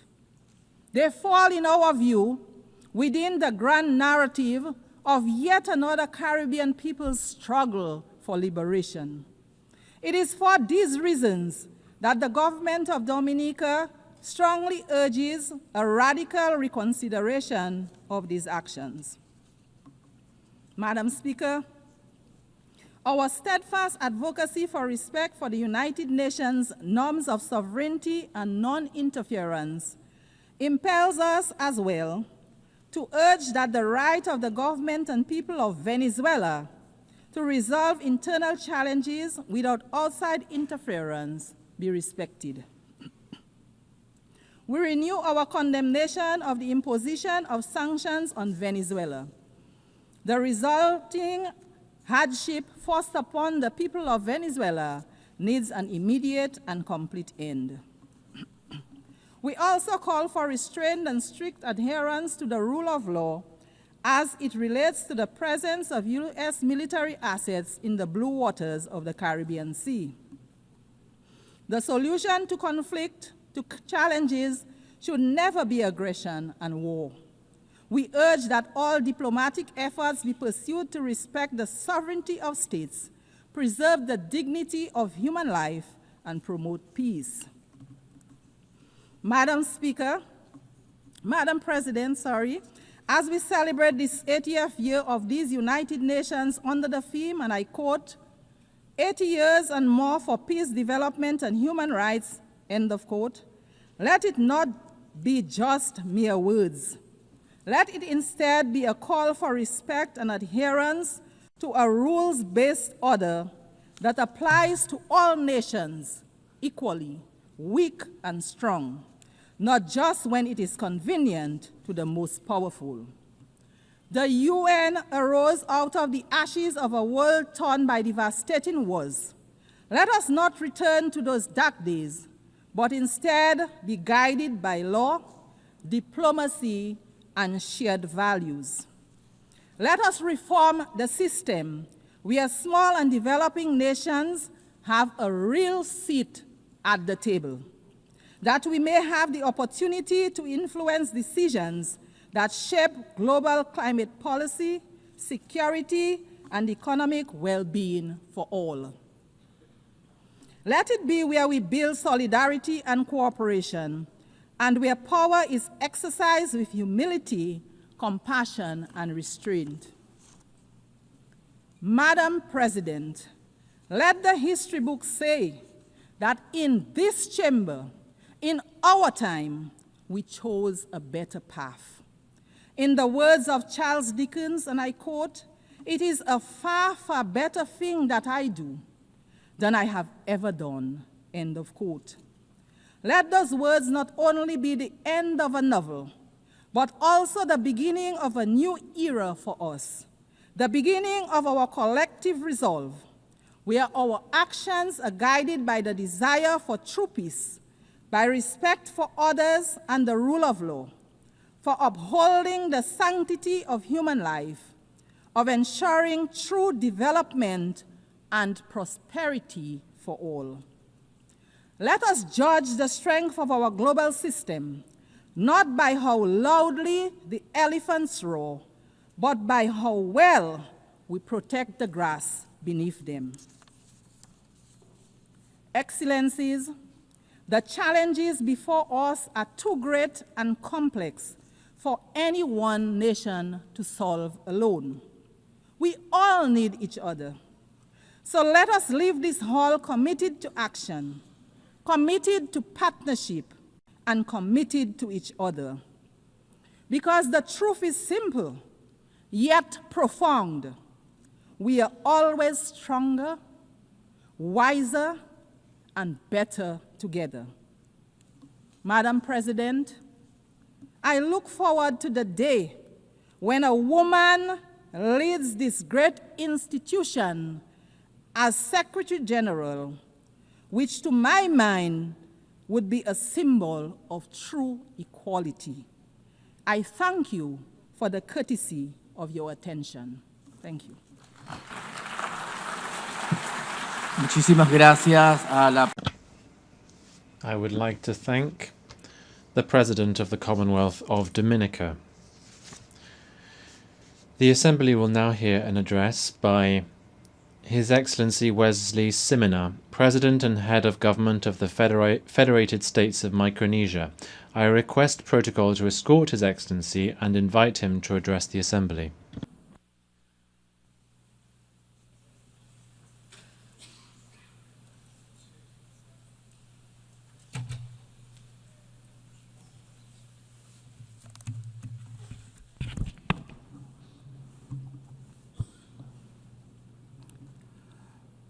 Madam President, Mr. Secretary General, Excellencies, ladies and gentlemen, on behalf of my people of the Federated States of Micronesia, I am honored to extend our heartfelt national greeting and camaraderie to you on this momentous celebration of the 80th session of the General Assembly.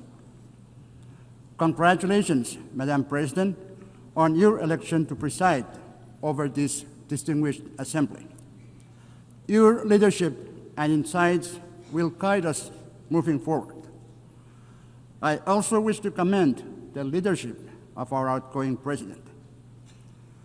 At this time, I also want to express my gratitude to the Secretary General for his tireless and unwavering commitment in guiding our collective work. We are grateful for your dedication and efforts in keeping hope and cooperation alive across our global community. Madam President, Micronesia joins the United Nations in commemorating its 80th anniversary. This milestone calls on us to renew our collective commitment to strengthen multilateralism for the challenges ahead. Reiterating our commitment to multilateralism and inclusive reform, Micronesia emphasizes that any measures taken under the UNAID initiative must reflect the delicate balance and unique vulnerabilities faced by small island developing states. It is paramount that structural adjustments must enhance, not limit our access to critical support and representation. We urge that reforms ensure the continued resilience, tailored assistance, and participatory voice of small island developing states in the evolving UN system so that no one is left behind. Madam President, the climate crisis is not up for debate. We all know that. The only question now is whether we, as leaders, will act with the urgency it demands. The landmark ICJ's advisory opinion reminds us that climate action is not only a moral imperative, but also a legal one. It affirms that all states, particularly those who are parties to the UNFCCC and Paris Agreement, must do their fair share to limit warming to 1.5 degrees Celsius, and that major emitters carry the primary duty to act and keep 1.5 alive.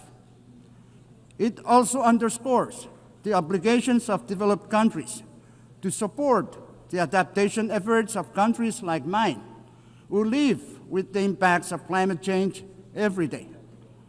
It confirms that not meeting these obligations can lead to legal consequences under international law. This points to the simple truth that at the core of this climate crisis lies the pursuit of justice, justice for the most vulnerable, justice for future generations, and justice for our shared planet. I call on the General Assembly to adopt a resolution endorsing the ICJ's opinion so that together we send an unmistakable signal that upholding climate obligations under international law is the shared duty of all nations. Pacific Island leaders have spoken with one voice in our recent Pacific Islands Forum communique. Methane mitigation must be a global priority, and methane mitigation across all sectors must be a core objective of every country. Cutting methane now could prevent 0.3 degrees Celsius of warming by the 2040s, slowing ocean heating and buying us time for long-term decarbonization. This is the only scalable near-term solution that can protect vulnerable nations and peoples today, while we build the future of clean energy tomorrow. The COP30 will be the first opportunity since the ICJ's advisory opinion for us to take ambitious and aggressive actions to put the world back on track for 1.5 degrees. There is no time to waste. After 3 decades of COPs, and now with the clearest pronouncement by the ICJ, let us get to work. Madam President, Micronesia remains committed to achieving an ambitious global agreement to end plastic pollution, including the marine environment. Micronesia actively participated in the Intergovernmental Negotiating Committee on Plastic Pollution. We are proud to have stood with over 100 countries, making clear that the pollution emitted from the full life cycles of plastics requires a full life cycle approach to address all pollutions from plastics, from the production and design stages all the way through the waste management and remediation.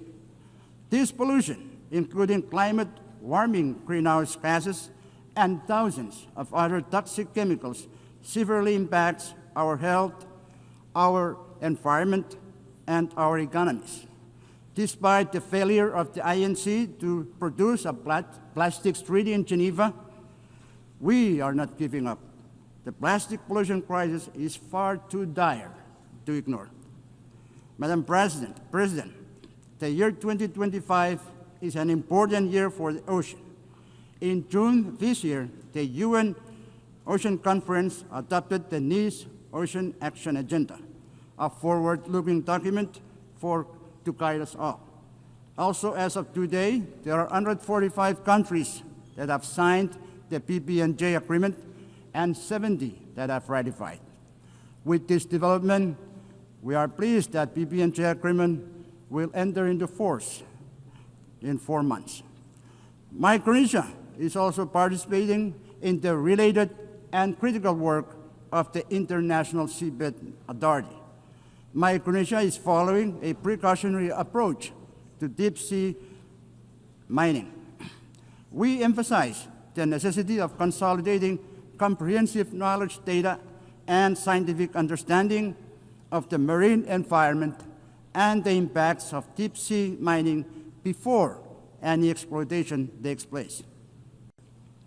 Additionally, it is crucial that all stakeholders, including adjacent coastal states, indigenous peoples, and local communities in the Pacific, are consulted and their perspectives considered before any exploitation occurs.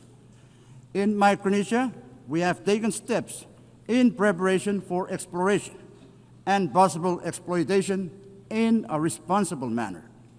We urge the ISA to finalize without further delay all relevant regulations, standards, and guidelines for its mining code prior to any exploitation, as failure to do so risks countries turning to alternative measures. Madam President, small island developing states face unique and heightened vulnerabilities to climate change shaped by geography and scale. Disaster risk reduction and resilience strategies must reflect these realities. That is why the multidimensional vulnerability index is so vital to us. It recognizes our economic, environmental, and social fragilities, and it ensures that support reflects genuine need, not just income levels. The MVI provides a fairer framework for allocating resources. Development partners must base their decisions or 8 decisions on it, pairing it with traditional measures to better target climate and disaster support. Going forward, implementation demands 3 things: adoption by international bodies, continuous technical refinement, and strong commitment from partners to align financial and policy support with the vulnerabilities the MFI reveals. Only then can this tool deliver the resilience our small islands urgently need. Madam President, Micronesia continues to confront a high prevalence of non-communicable diseases, the persistence of emerging and re-emerging infectious diseases, and rising mental health concern. In response, we are reorienting our health systems around primary health care as the foundation for universal health coverage. We are investing in the rehabilitation of primary health care clinics, the development of our health workforce, and the use of telehealth to extend essential services to our most vulnerable and hard-to-reach populations. However, to realize the goal of universal health coverage, additional financial and technical support from the international community is indispensable. Madam President, gender equality and social inclusion are equally central to our development agenda. Our strategic development plan places this at its core, with the objective of ensuring equal access to services, equitable participation, and opportunities for all our citizens to thrive. Madam President, peace and unity are the foundation of our nation. Our FSM Constitution, or Micronesian Constitution, reminds us that we must, and I quote, live together in peace and harmony, to preserve the heritage of the past and to protect the promise of the future, end quote. Today, as conflicts continue to unfold across the world, we hold hope that they may be resolved through leadership rooted in peace. In our region, while we uphold peace and unity as guiding values, we find ourselves navigating the geopolitical and geostrategic competition among major powers. As leaders of the Pacific Islands Forum, we recently adopted the Ocean of Peace Declaration at the 54th annual meeting in Honiara. In doing so, we affirmed that no single member state can face the growing threats to peace and security alone. We must act together as one Pacific family. Madam President, Micronesia co-sponsored the first ever UN resolution on AI alongside 120 member states. While AI holds great promise for economic development, it also carries the risk that must be carefully managed. The inclusive and constructive dialogue that shaped this resolution offers a model for future discussions, including those on peace, security, and the responsible military use of AI. As the digital world advances at an unprecedented pace, global cooperation is essential to ensure that AI systems remain safe, secure, and trustworthy. Micronesia, through our own cybersecurity efforts, is committed to developing national strategies and policies to safeguard our digital data and mitigate the risk of malicious attacks. Madam President, food and water security remain pressing challenges for Micronesia, as fragile freshwater sources and climate extremes undermine agriculture, marine ecosystems, reduce yields of traditional crops, and increase reliance on costly, less nutritious imports. Compounding these challenges, just days ago, I was compelled to declare a national state of emergency due to an ongoing oil leak from a World War II sunken vessel in Chuk Lagoon. This ship, together with more than 60 other wartime wrecks, has rested in our waters for nearly 80 years since the war's end. But now, these remnants of conflict pose new dangers as toxic oil seeps into our ocean, threatening our fisheries, coastal communities, and livelihoods. The scale of this crisis far exceeds Micronesia's capacity to address alone. As we mark the 80th anniversary of the war's end, we appeal to the international community to work with us in transforming this legacy of war into an opportunity for cooperation. Madam President, Micronesia again emphasizes the urgent need to address the current structure of the United Nations Security Council, which fails to represent the geopolitical realities of the 21st century. The exclusive nature of its permanent membership creates inequities and hampers effective responses to global crises. To enhance legitimacy and accountability, we must restructure the Council to include underrepresented voices, including Japan, India, Germany, Brazil, and the African continent. Such reforms would better reflect modern international dynamics and strengthen the Council's role in promoting peace and security. Madam President, 8 years ago, the United Nations was founded on a simple but enduring truth. Every nation, big or small, has a voice, a vote, and a role to play in shaping the world we share. Micronesia may be small, but our voice, our vote, and our place within the international community is committed to choosing that we are, in fact, better together. That truth must guide us still, because, big or small, every nation has the power to choose peace over conflict. Big or small, every nation has the power to choose peace over conflict. Big or small, every nation has the duty to protect our planet from harm. Big or small, every nation has the responsibility to defend justice and human dignity. Big or small, we always have been and always will be better together. I thank you. Muchísimas gracias al presidente. I would like to thank the President and Head of Government of the Federated States of Micronesia. The Assembly will now hear an address by His Excellency Taye Atseselassie Amde, President of the Federal Democratic Republic of Ethiopia. I request protocol to escort His Excellency and invite him to address the Assembly.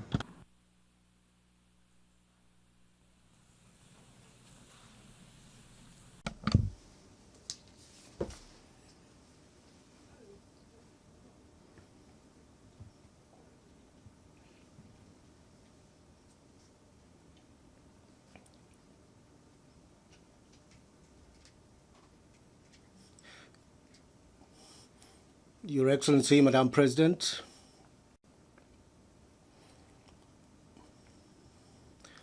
Your Excellency, Secretary General Antonio Guterres, ladies and gentlemen,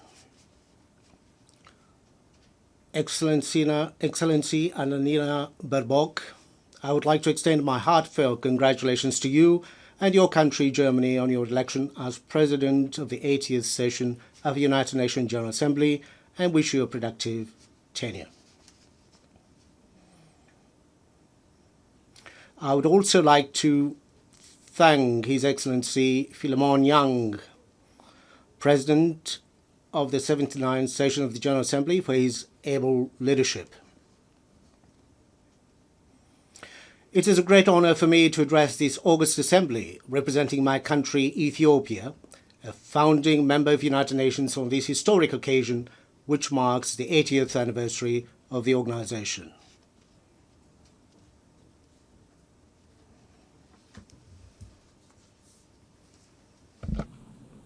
Madam President, looking back on the 80 years of its existence, the United Nations has considerable achievement to celebrate. Our sacrifice for decolonization has left a lasting legacy on the global body, making it truly universal with the admission of newly independent states. Armed conflicts are prevented, humanitarian catastrophes are averted, and deadly pandemics successfully contained. Global cooperation under the framework of the Millennium and Sustainable Development Goals has resulted in a reduction of extreme poverty and paved the way for climate action. These achievements, however, cannot conceal the outstanding need for reform and revitalization. The most glaring one is the inequitable representation of states in the global security, political, and financial architecture. The United Nations must also overcome the systemic problems it suffers from a lack of impartiality, selectivity, and double standards. The emerging controversy over the fundamentals of the international system and the principles of the United Nations Charter is risking the very foundation of international cooperation. These trends should not be normalized or serve as a baseline in the determination of our standards and targets.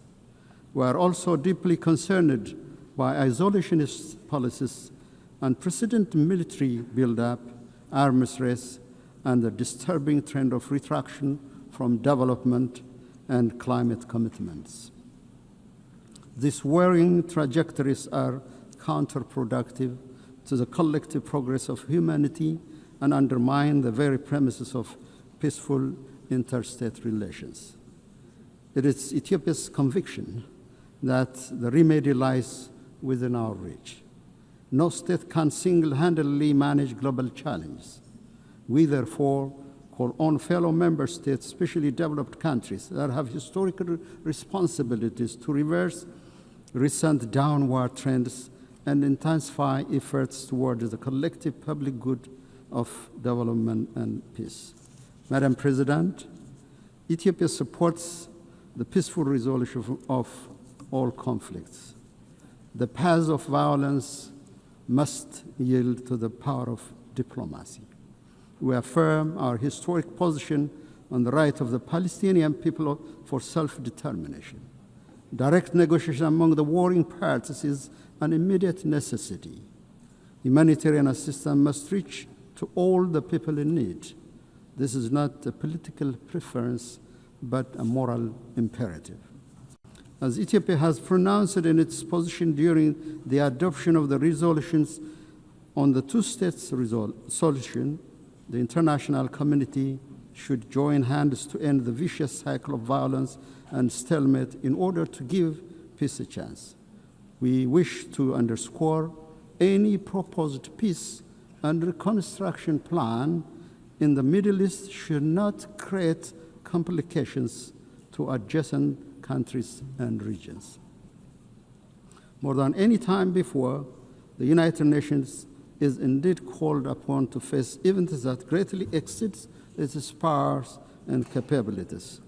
It was in 1949, at the fourth session of the General Assembly, the Ethiopian delegation forewarned the risks of ineffectiveness and intrusion into the mandates of the General Assembly. This was caused by the excessive number of bodies and mechanisms created.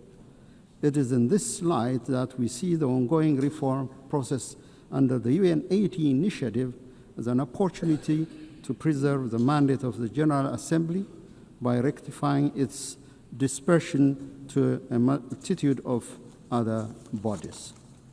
Ethiopia reiterates Africa's long-standing call that there should be more decentralization and deployment of institutional and financial capacity to the global south, especially to the African continent, where the United Nations has most of its programs. Madam President, Africa, guided by Agenda 2063, is advancing development as its preferred security policy.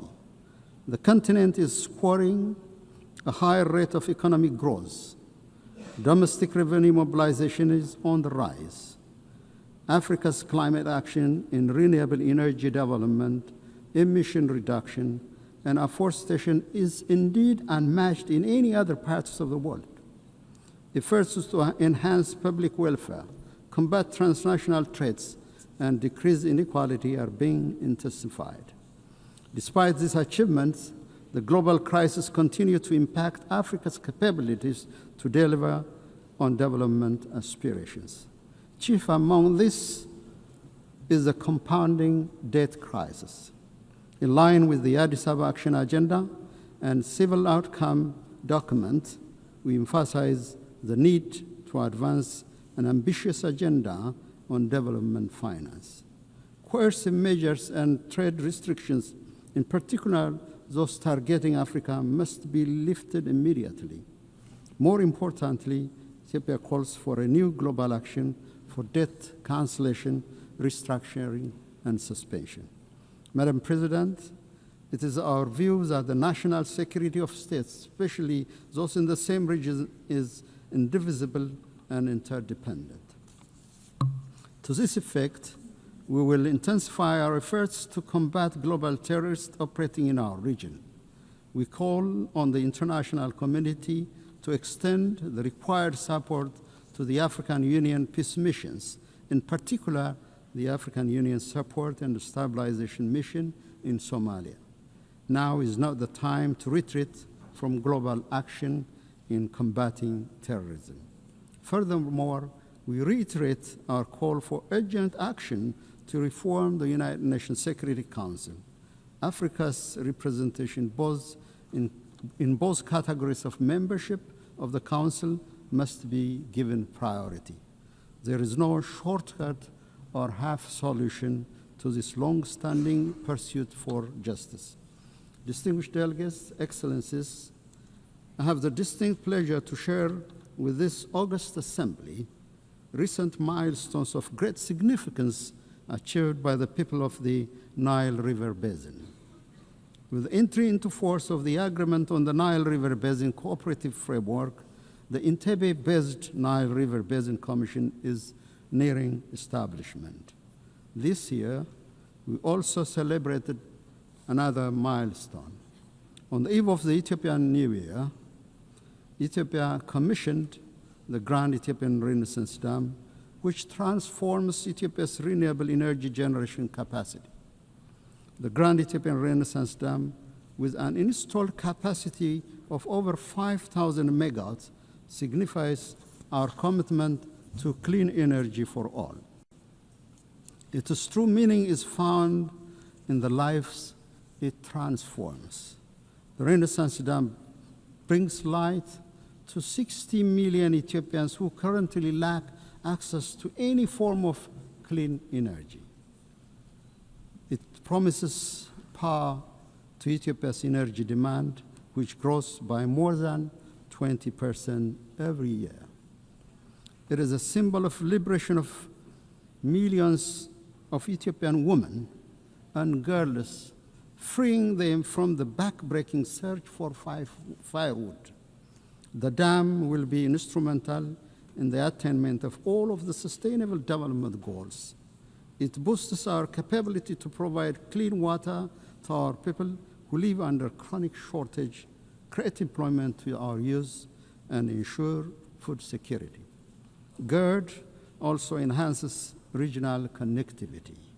The overwhelming support and solidarity we received on the occasion of the inauguration inspired greater efforts to forge cooperation among the riparian countries of the Nile River Basin. Madam President, our Pan-African aspiration to break the vicious cycle of underdevelopment should bring our countries together to realize initiatives that will transform the lives of our people. The time is now to work towards Africa's true independence, driven by African agency and guided by the common destiny of our people. Ethiopia, with its second largest population in Africa and significant maritime trade, places high importance on the safety and security of maritime navigation in the Red Sea and the Indian Ocean. We concur with the Secretary General's statement during the Awaza conference that no state should be locked out of opportunities for growth, finance, and technology due to geographical circumstances. The international law maxim that defines the high seas as a common heritage of mankind and guarantees equal right of access and use to all states must be brought to reality.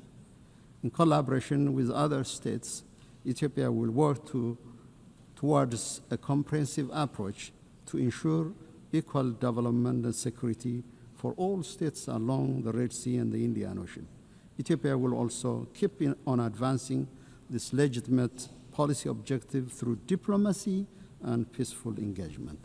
Madam President, in conclusion, I'm convinced the spirit, genius, and competence of humanity towards unity, justice, and collective well-being will triumph over the current atmosphere of rivalry and hopelessness.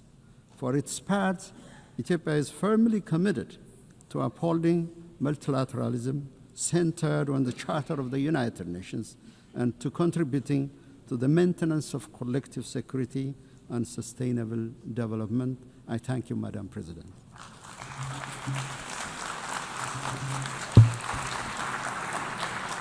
On behalf of the Assembly, I wish to thank the President of the Federal Democratic Republic of Ethiopia. On behalf of the Assembly, I wish to thank the President of the Federal Democratic Republic of Ethiopia.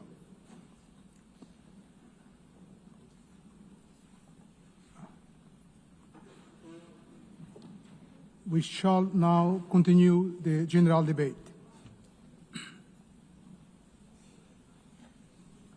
The Assembly will now hear an address by His Excellency Antonio Costa, President of the European Council of the European Union. I request protocol to escort His Excellency and invite him to address the Assembly.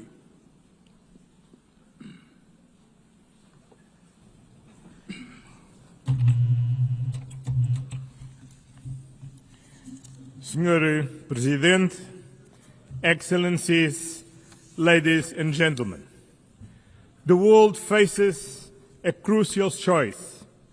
Do you want a rules-based international order that upholds multilateralism and the United Nations Charter, or a chaotic world based on unilateralism, violence, and disruption? The European Union knows where it stands. We are a project of peace, of reconciliation, of social justice. We are and will remain a steadfast defender of multilateralism, of the rules international-based order, and of the United Nations Charter. The alternative to this international rules-based order is a chaotic and violent world. As seen in Sudan, an unreported and devastating conflict with destruction of huge proportions, as seen in Gaza, as seen in Ukraine. In Gaza, where we witness an unimaginable suffering, children starving, families shattered, a humanitarian catastrophe that shocks the world's conscience. The use of starvation as a weapon of war is immoral and one that defies words. The European Union condemns terrorism in all its forms. The horrific attacks by Hamas cannot be forgotten. And we stand with Israel's right to security. Every country, every people have the right to live in security. The hostage must be released immediately. The Palestinian people have also the same right to security and to live in a viable state. A negotiated two-state solution is the only path to peace. Security for both peoples, dignity for both peoples, this is the solution we seek. The European Union has been an indispensable partner in the region. We are the largest provider of humanitarian aid to Palestinians. European funding has kept hospitals, schools, and institutions running. We have been, over the years, the largest supporter of the Palestinian Authority, supporting them in their reform agenda and in their efforts to ensure effective control of all the territory of Palestine. Dear friends, the European Union fully assumes its responsibilities, but we alone cannot stop this humanitarian catastrophe. Peace in the Middle East requires a collective response, and we need everyone to assume their responsibilities.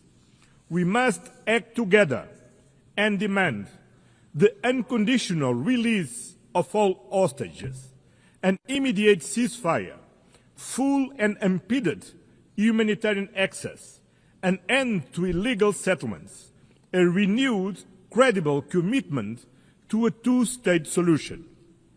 This was the strong message from the two-state conference hosted on Monday by France and Saudi Arabia, to which the European Union is fully committed. In Ukraine, a sovereign nation was brutally attacked by a permanent member of the Security Council, in clear violation of the United Nations Charter, a clear violation of sovereignty, territorial integrity, the respect of internationally recognized borders, and the right to choose its own destiny. Principles that bind all the members of the United Nations. This aggression threatens not only Ukraine, it threatens every nation in this assembly. If we accept Russia's invasion of Ukraine, no country will ever be safe. There is only one root cause to this war: Russia's refusal to accept Ukraine's right to choose its own destiny. For over 3 years, this war has claimed innocent lives, destroyed cities, and fueled global insecurity. Our collective security is tied to Ukraine's resilience. The European Union stands firm in supporting Ukraine in their fight for a just and lasting peace, in their efforts to bring an end to the killing and Russia to the negotiation table, in their future reconstruction, in providing security guarantees to prevent future attacks, in their path to full membership in the European Union. We will continue to apply pressure on Russia to end this war. We call for meaningful negotiations and an immediate ceasefire and a just and lasting peace. This is not Ukraine's fight alone. It is a fight for the principles we all hold dear. Excellence. Your Excellencies, the European Union is determined to build a world founded on the fundamental values that we share with the United Nations: peace, human rights, and sustainable development. Human rights are the foundation for global peace and stability. Social protection, decent jobs, gender equality, and the fight against poverty are not optional. Rather, they are the guarantees of human dignity, of social stability, and of lasting peace between nations. The European Union defends freedom, democracy, and human rights, values which today are threatened by disinformation and by the abuse of digital technologies. We need to have global standards for transparency and accountability mechanisms.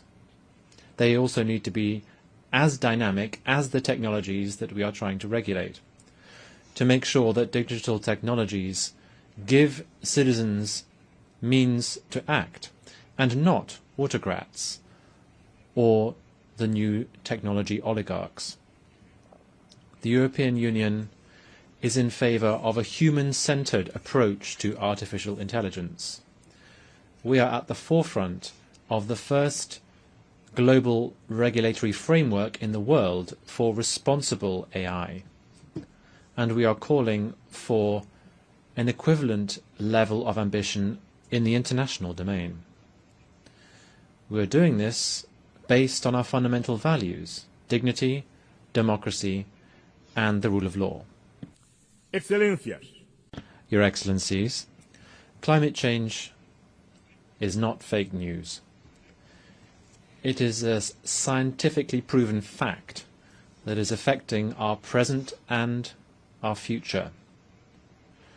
Destruction and deaths brought about by fires, floods, and hurricanes are not an invention.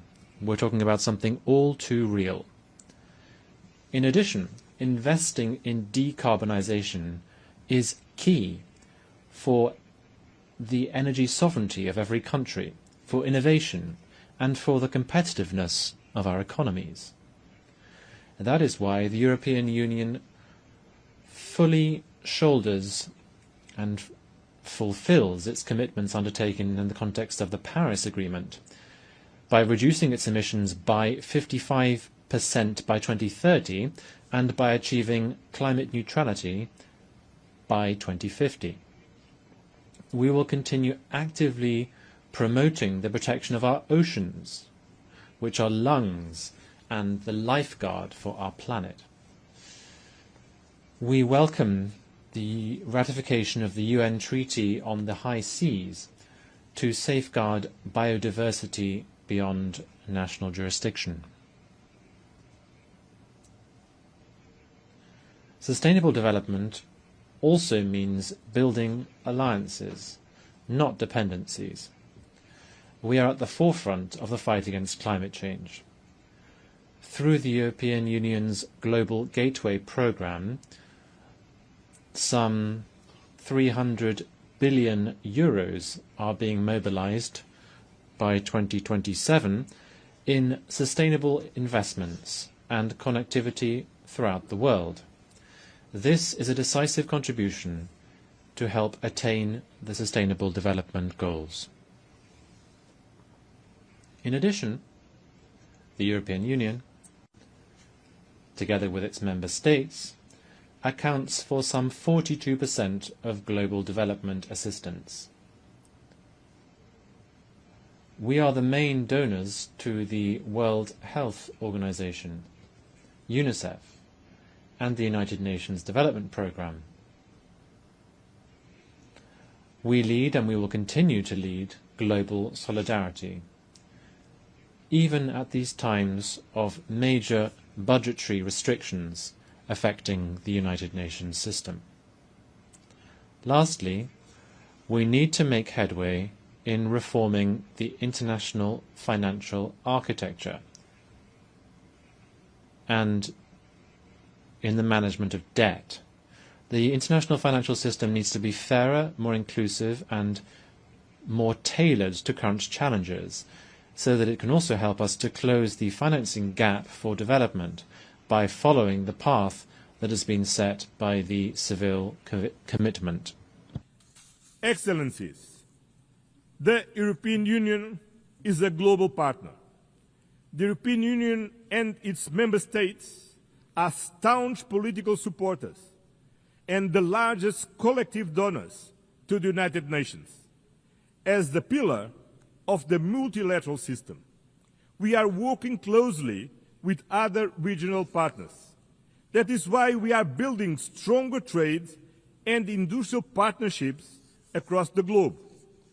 We are advancing deals with Mercosur, Mexico, India, Indonesia, the Philippines, and Thailand. not just to boost trade, but to increase global predictability and resilience.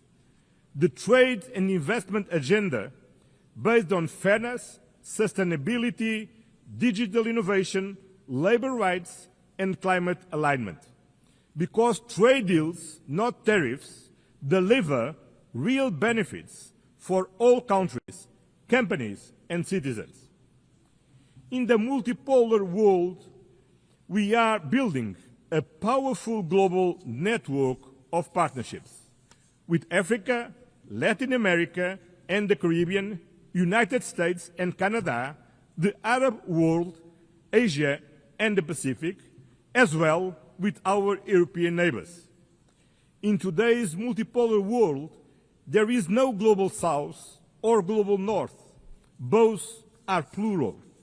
And the European Union will continue to work with all partners in the spirit of global solidarity and meaningful partnership, because multipolarity needs an effective multilateral system, a rules-based international order under the United Nations Charter. And this commitment stems from our own history.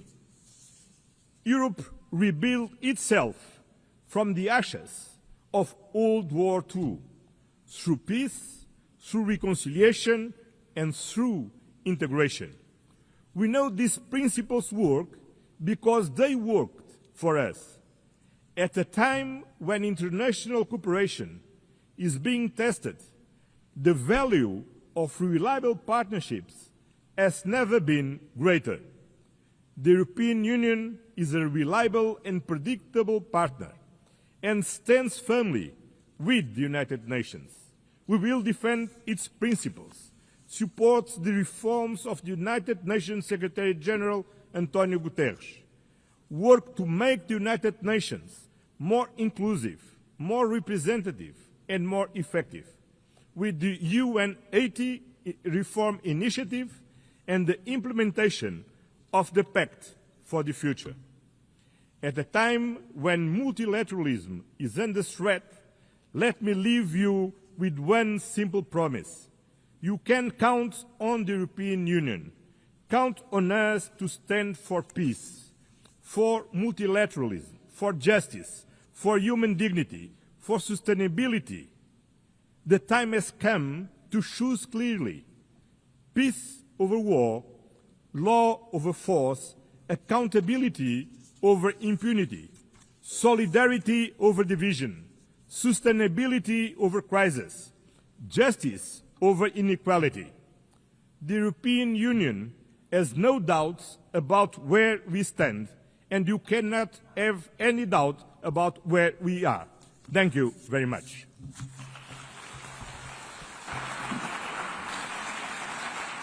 On behalf of the Assembly, I wish to thank the President of the European Council of the European Union.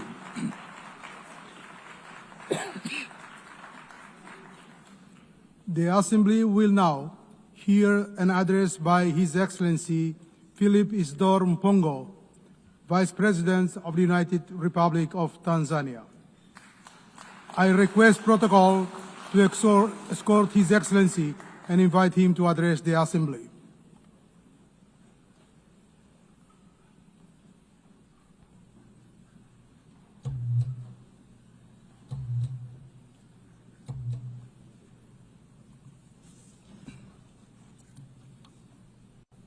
Madam President, Excellencies, distinguished delegates, this year we gather at a historic moment when we are commemorating 80 years since the founding of the UN, but in a somber mood.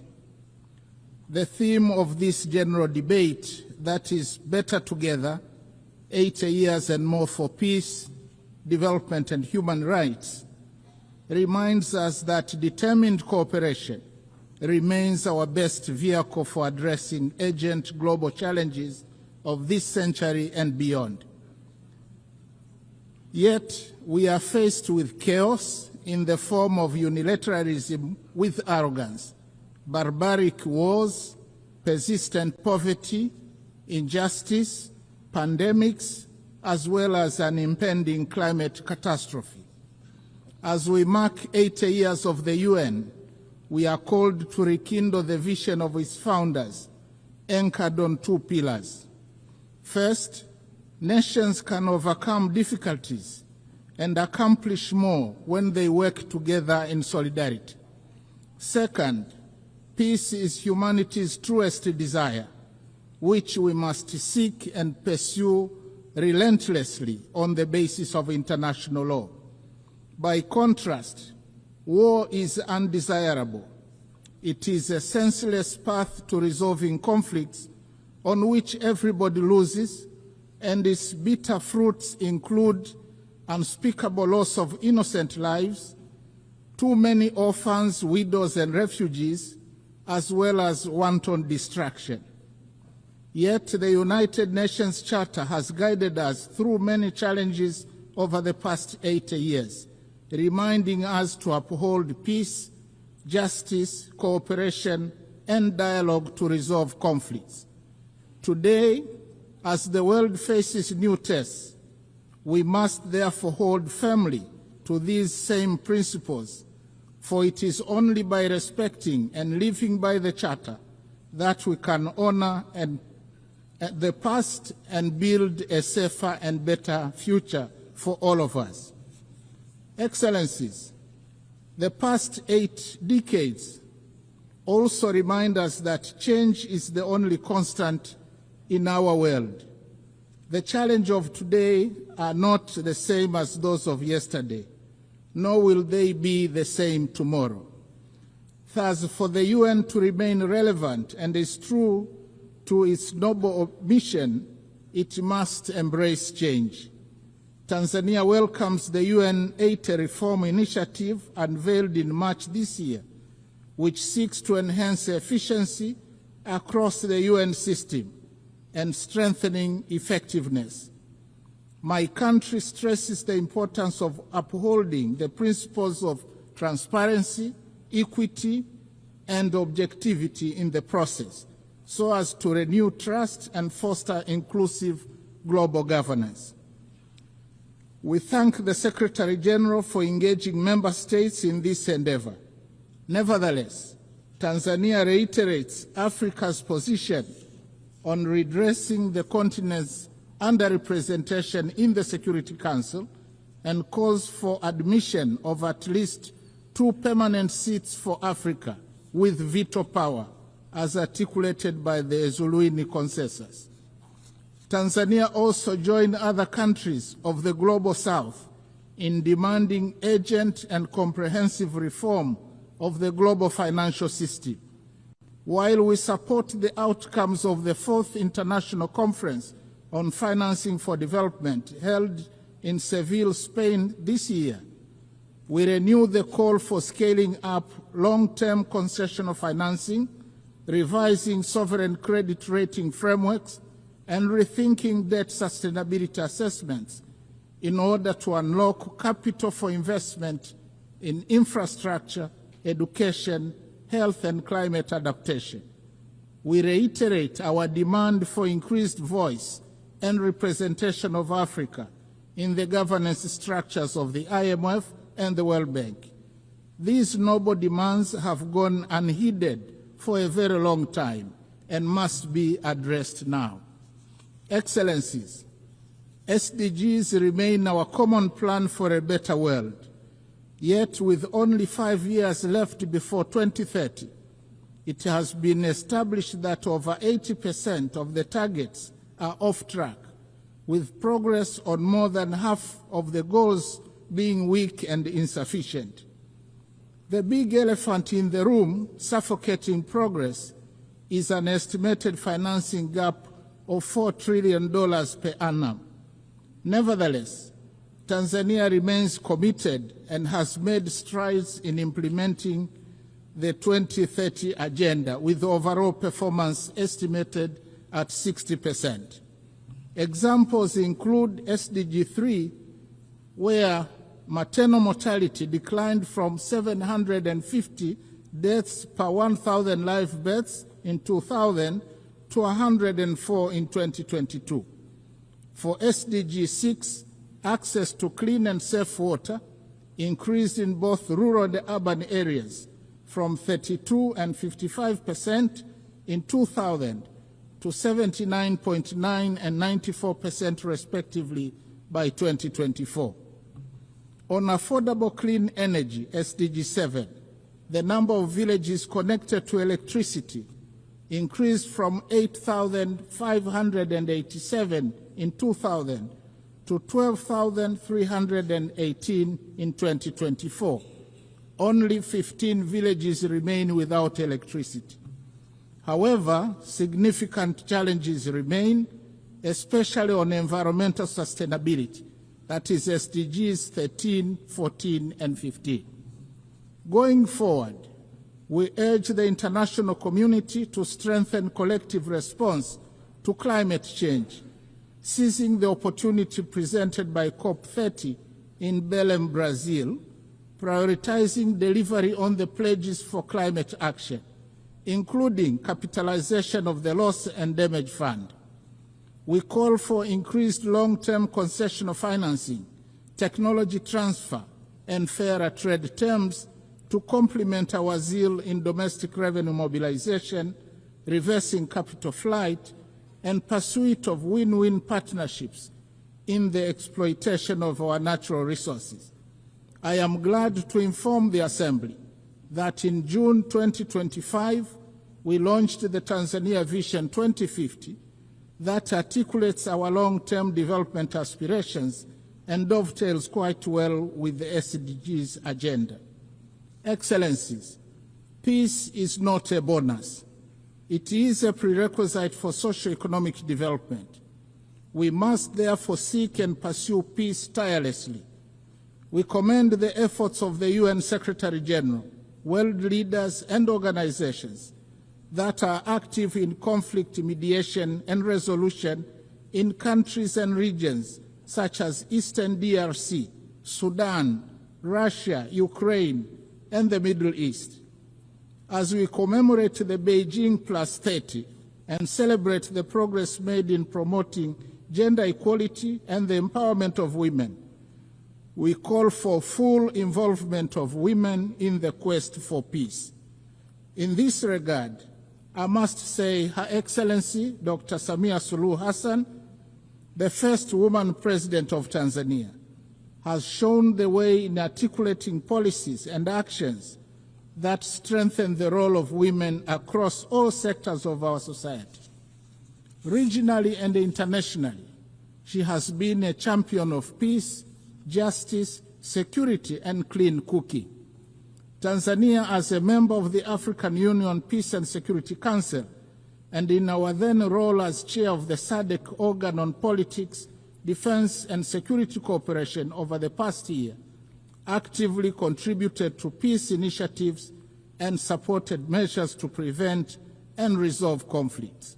In this spirit, Tanzania announces its candidacy for a non-permanent seat on the UN Security Council for the term 2029-2030, reaffirming our commitment to global peace and security. Excellencies, Tanzania opposes the continued imposition and proliferation of unilateral coercive measures which undermine the principles of sovereign equality and peaceful coexistence enshrined in the UN Charter. Such measures, often applied without mandate of the Security Council, represent a form of economic aggression that disproportionately harms innocent civilians by depriving them of essential needs such as food, medicines, and capital goods. In this context, Tanzania reiterates its principled solidarity with nations, including Zimbabwe and Cuba, and the peoples who continue to endure the adverse effects of the long-standing economic embargo and sanctions. We stress that these embargoes and sanctions contravene international law. Similarly, Tanzania stands in solidarity with the people of Palestine and Sahrawi, who continue to be denied the fundamental rights of freedom, sovereignty, and self-determination. Tanzania also strongly condemns all forms of terrorism carried out within or across national borders.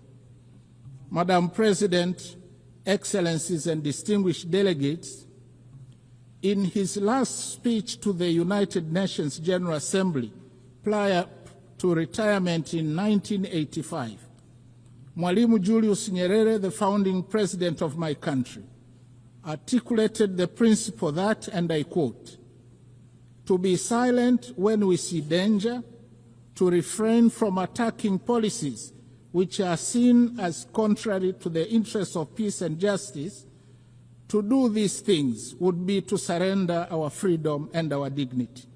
That we shall never do." End of quote. Following the same principle, Tanzania considers unilateralism and misuse of military might, as well as shameful incapacity of the international community and global powers to bring an end to bloodshed and horrific wars raging in many places around the world to be unacceptable.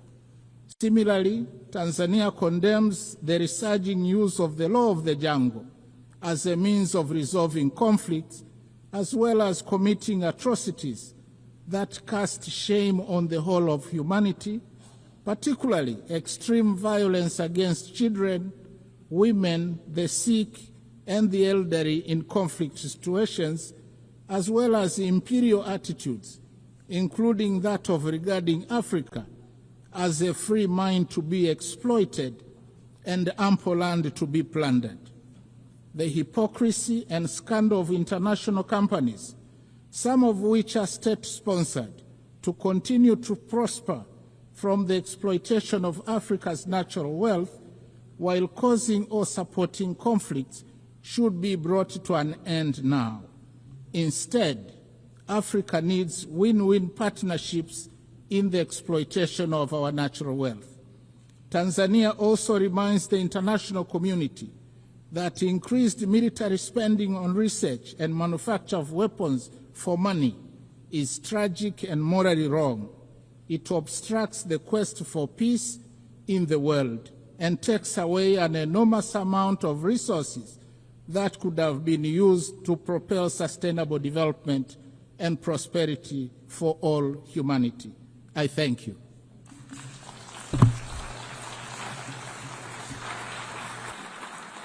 On behalf of the Assembly, I wish to thank the Vice President of the United Republic of Tanzania. The Assembly will now hear an address by Her Excellency Jessica Rose Epelalupo, Vice President of the Republic of Uganda. I request protocol to escort Her Excellency and invite her to address the Assembly.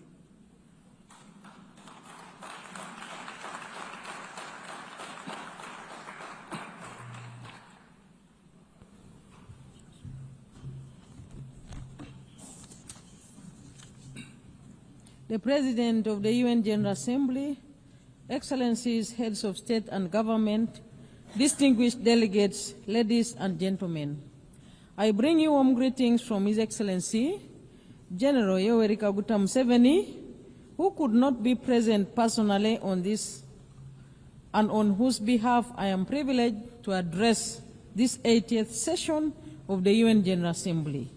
Madam President, let me begin by warmly congratulating you on your election as the President of the 80th session of the UN General Assembly. Uganda assures you of its full support throughout your tenure, and I also extend our appreciation to His Excellency Philomen Yang for his capable leadership during the 79th session. We commend the Secretary General, His Excellency Antonio Guterres, for his continued commitment to the roles and responsibilities of the United Nations.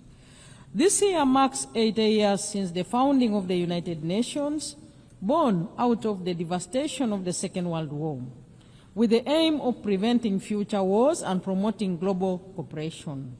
This anniversary is timely and is a reminder of our shared responsibility to uphold multilateralism and strengthen global solidarity in addressing common challenges. The theme of this year's General Assembly, better together, resonates well with our national objectives. Uganda firmly believes that multilateralism remains an essential framework for building collective solutions to global problems. We reaffirm our commitment to the Charter of the United Nations as the cornerstone of multilateralism, international diplomacy, and cooperation with the global mechanisms to promote and support the intertwined values of humanity, namely peace and security, human rights, and shared prosperity. We are equally committed to fast-tracking the achievements of the 2030 Agenda on Sustainable Development and implementation of the Pact for the Future. Madam President, Uganda continues to play an active role in advancing peace, stability, and security within our region, e.g. in Somalia, South Sudan, DRC, and the Sudan. Uganda remains committed to the peaceful resolution of regional conflicts.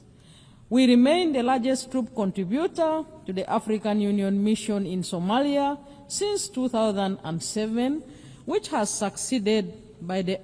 been succeeded by the African Union Transition Mission in Somalia, and now the African Support and Stabilization Mission in Somalia.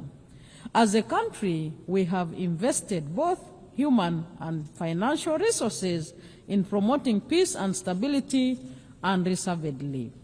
These efforts require reliable and predictable funding. We therefore call on the international community to commit adequate resources for peace-building and peacekeeping missions to ensure that their sustainability, effectiveness, and success becomes a reality.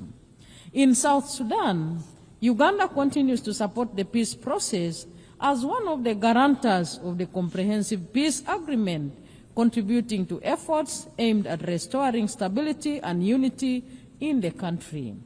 On the peace efforts in the eastern part of the Democratic Republic of Congo, Uganda has been working with regional leaders on the Nairobi and Luanda processes aimed at finding a lasting solution, and we also remain supportive of other complementary efforts by the international community.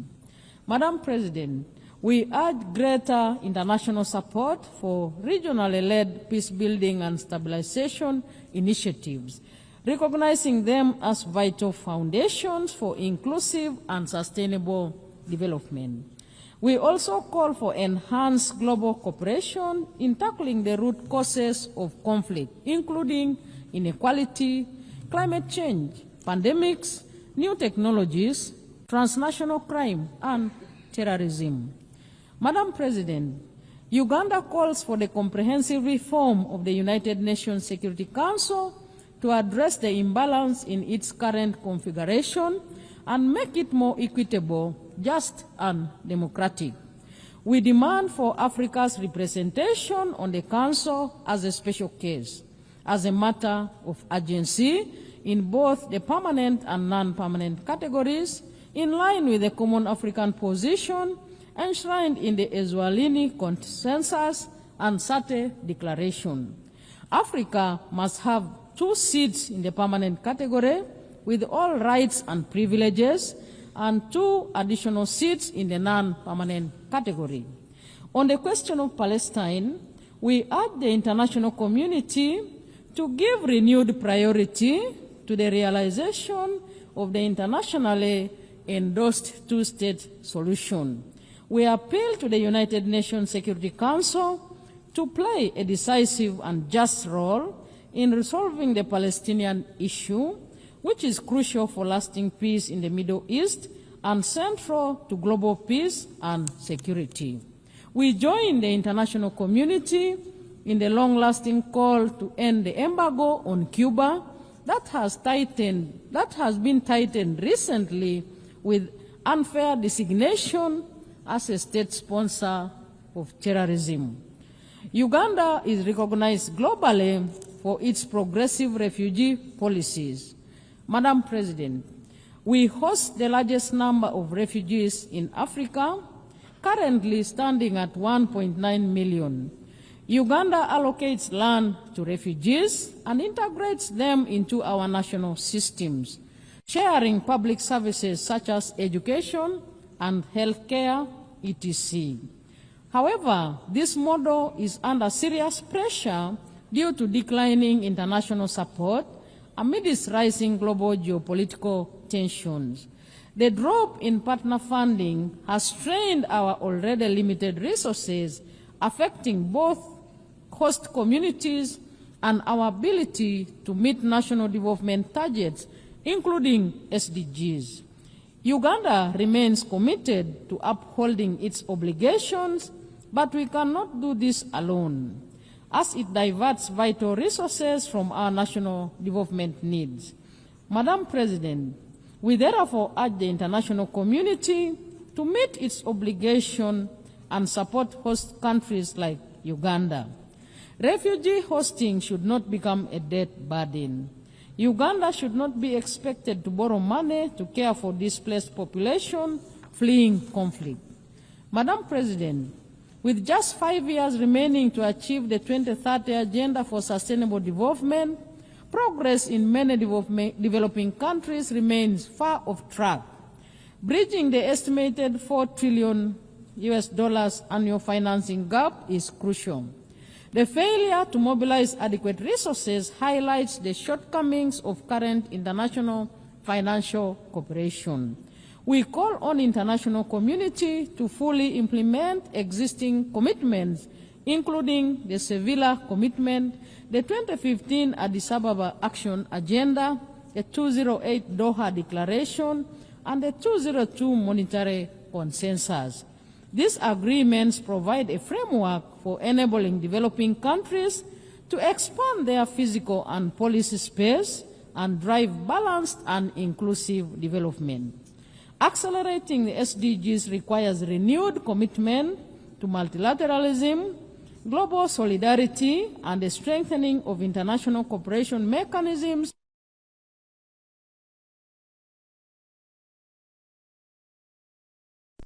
of human rights remain central to our national development agenda. Our Constitution guarantees civil and political rights, freedoms of association, assembly and expression, and the right of every citizen to participate in democratic governance. Since the introduction of multi-party democracy, Ugandans have enjoyed regular, free and fair elections at all levels in Uganda. Madam President, Uganda was the first country in the sub-Saharan Africa to introduce universal free primary education in 1987 and universal free secondary education in 2007, an endeavor which has enabled our children to attain basic education and has improved the literacy and numeracy levels in our country, and all the associated benefits and multiplier effects. Health remains at the core of our development strategy. Uganda is scaling up investments in primary health care and deploying digital health solutions to improve service delivery and accountability. Our HIV/AIDS response remains a global model of political will and community engagement. Under the Presidential Fast Track Initiative, Uganda has reduced HIV prevalence to 5.5%, achieved 96% treatment coverage among those diagnosed, and over 90% viral suppression.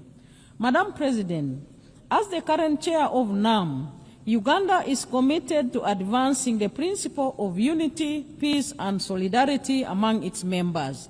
We support stronger collaboration between NAM and the UN in promoting the interests of developing countries. In this context, we call for accelerated progress on the adoption of the long overdue Covenant on the Rights to Development. Uganda looks forward to welcoming honorable ministers of NAM member states and observers at the 19th Midterm Ministerial Conference scheduled to take place in Kampala between 15th and 16th October 2025. Madam President, as I conclude, the United Nations has stood as a pillar of development. a pillar of peace and human dignity for the last 8 decades. It remains indispensable. It would be impossible to imagine the world today without the United Nations.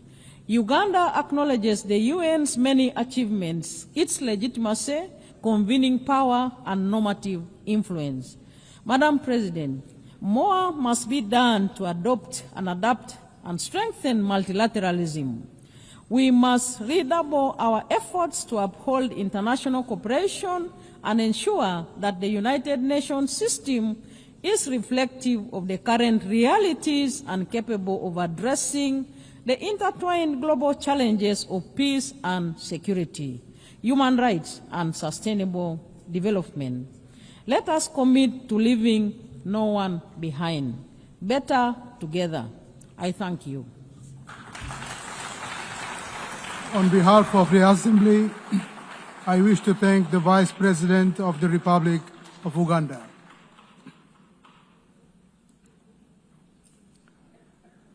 The Assembly will now hear an address by His Excellency Dick Schoof, Prime Minister of the Kingdom of the Netherlands.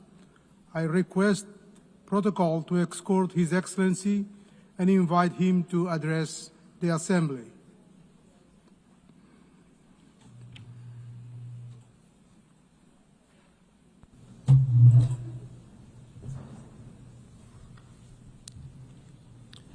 Mr. President, Your Excellencies, ladies and gentlemen, back in 1947, a 7-year-old boy, a Dutch boy called Derek Salamans, and his father made a long car journey to the German city of Cologne.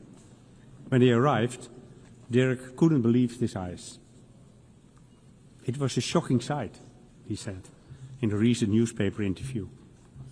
Rubble everywhere, people living in abject poverty, the entire city flattened by bombing. Today, almost 80 years later, those images are still seared in Dirk's memory, and that was precisely his father's intention.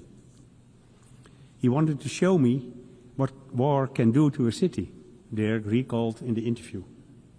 At the same time, he added, we were also hearing radio reports about the establishment of the United Nations in New York, and all my father's hope was invested in that.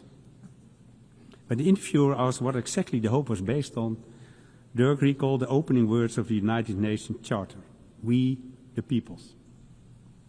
And indeed, it is the peoples of the world, the people, who task their governments with saving them from war, human rights violations, and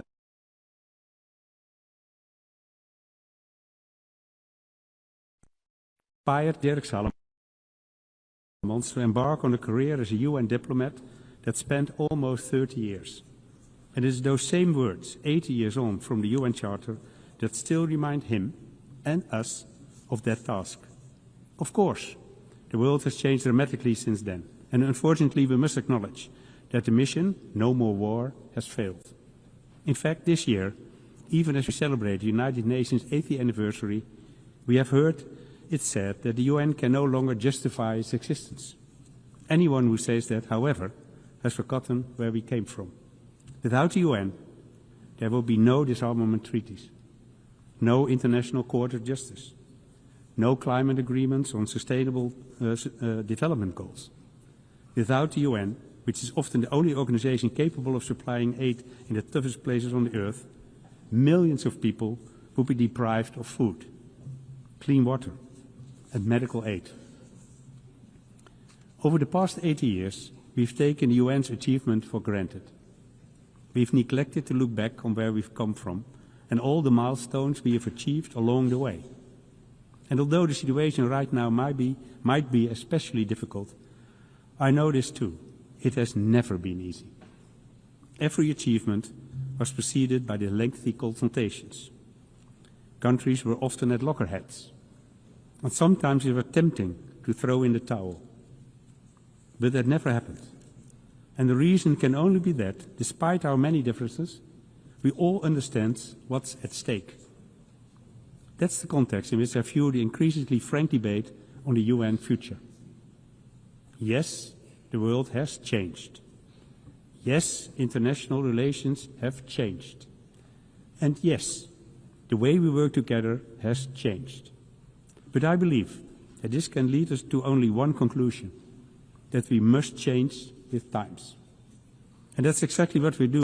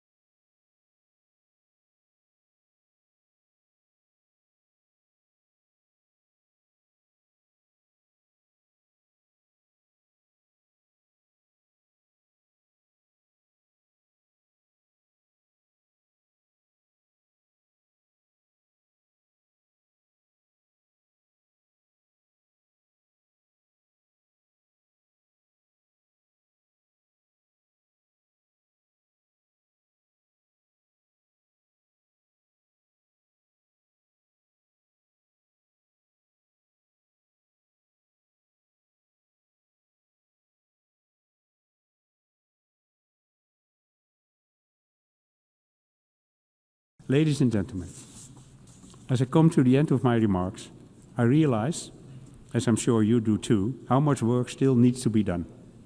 How many areas in which we, the UN, have fallen short. And how long we've waited to adapt to this changing world. So I understand that some of us may be tempted to give in to despair. And yet, we cannot allow that. Because 80 years ago, a Dutch boy stood hand in hand with his father amid the ruins of Cologne. And in that wasteland appeared a glimmer of hope, sparked by what happened here in New York. A glimmer of hope that inspired Dirk Salomons and his father, and the peoples of these United Nations. We, the peoples. Thank you. On behalf of the Assembly, I wish to thank the Prime Minister of the Kingdom of the Netherlands. The Assembly will hear an address by His Excellency Bart de Wever, Prime Minister of the Kingdom of Belgium. I request protocol to escort His Excellency and invite him to address the Assembly.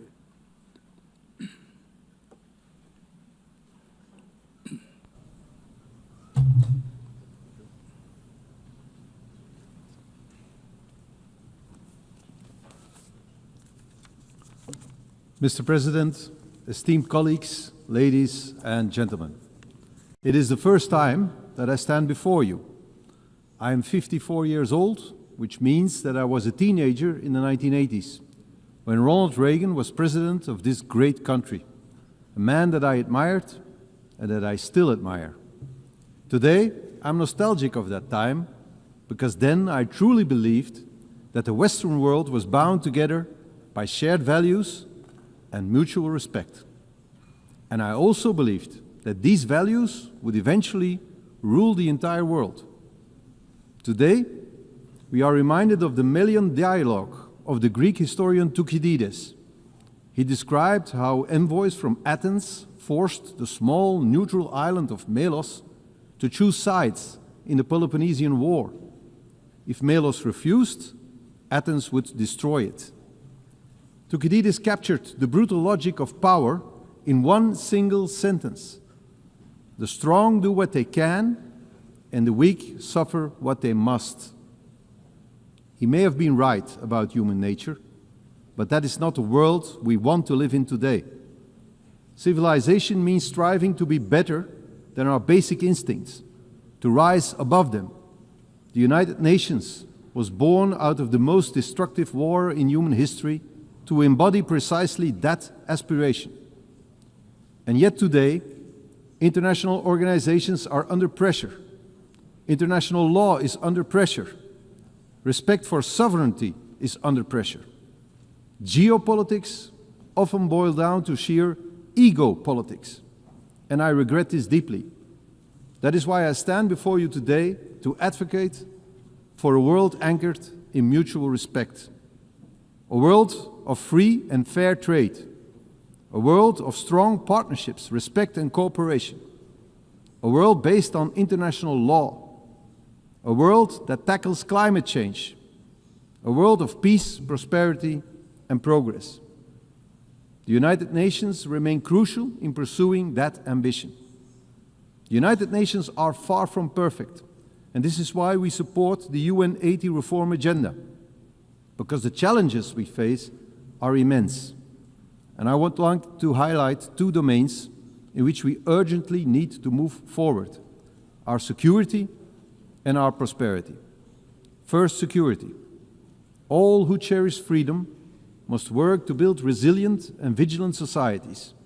We face new forms of imperialism, new military threats, and violent conflicts that destabilize entire regions.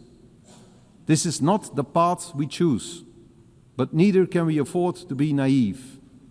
Those who wish for peace must be prepared to defend it. That is why we stand firmly with Ukraine. We must erect a barrier against those who look at us the way the Athenians looked at Melos. Belgium is therefore assuming its full responsibility, investing more in defense. Together with our European partners, we are striving for greater integration of our armed forces and defense industry. At the same time, we must strengthen ties with all countries committed to peace and stability. We must also confront the rise of international organized crime. Criminals know no borders. Criminal networks exploit the gaps between police forces and legal systems. They fuel terrorism, human trafficking, and the illegal arms trade. But there is hope. Across Europe and in Latin America, I have witnessed a new willingness to deepen cooperation. And I am convinced that many African and Asian countries struggle with the same problems. Together we can make our societies open for business, but closed for crime. Because the security of our citizens must always remain our first responsibility. That is the first great challenge we must tackle. Another major challenge we face is to ensure as much prosperity as possible for as many people as possible. The world today is once again gripped by protectionism. And yet, the evidence of history is clear. For over 2 centuries, free and fair trade has been the only true engine of progress. It has decimated extreme poverty. It has dramatically increased life expectancy. It has enabled medical breakthroughs that defeated once devastating diseases. Free and fair trade is the way forward. We must nurture it, and we must defend it. We must tear down trade barriers. We must allow our economies to grow across borders. We must stimulate productivity, strengthen labor markets, and invest in innovation. In short, we must create prosperity that is globally shared. And let us remember, prosperity engenders peace. Prosperity builds trust. Belgium stands ready to be your partner in this endeavor. Belgium is and will always remain open for business. Mr. President, distinguished delegates, let us not succumb to the harsh logic of Thucydides. Let us prove that the destiny of humankind is not to dominate or to suffer, but to cooperate and to prosper. This is and should always remain the mission of the United Nations. I thank you. On behalf of the Assembly, I wish to thank the Prime Minister of the Kingdom of Belgium.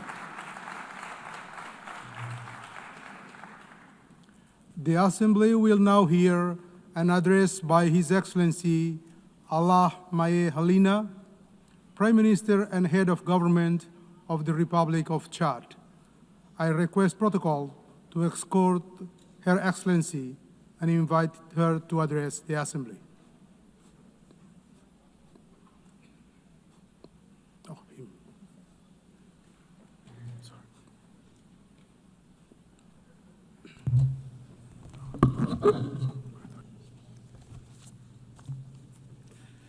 Madame la Présidente, Madam President of the General Assembly, ladies and gentlemen, heads of state and government, Secretary General of the United Nations. Because of constraints linked to his national agenda, Marshal Mahamat Idriss Déby Itno, President of the Republic of Chad, head of state, who wished to be involved in this important meeting at the United Nations, has not been able to come to New York.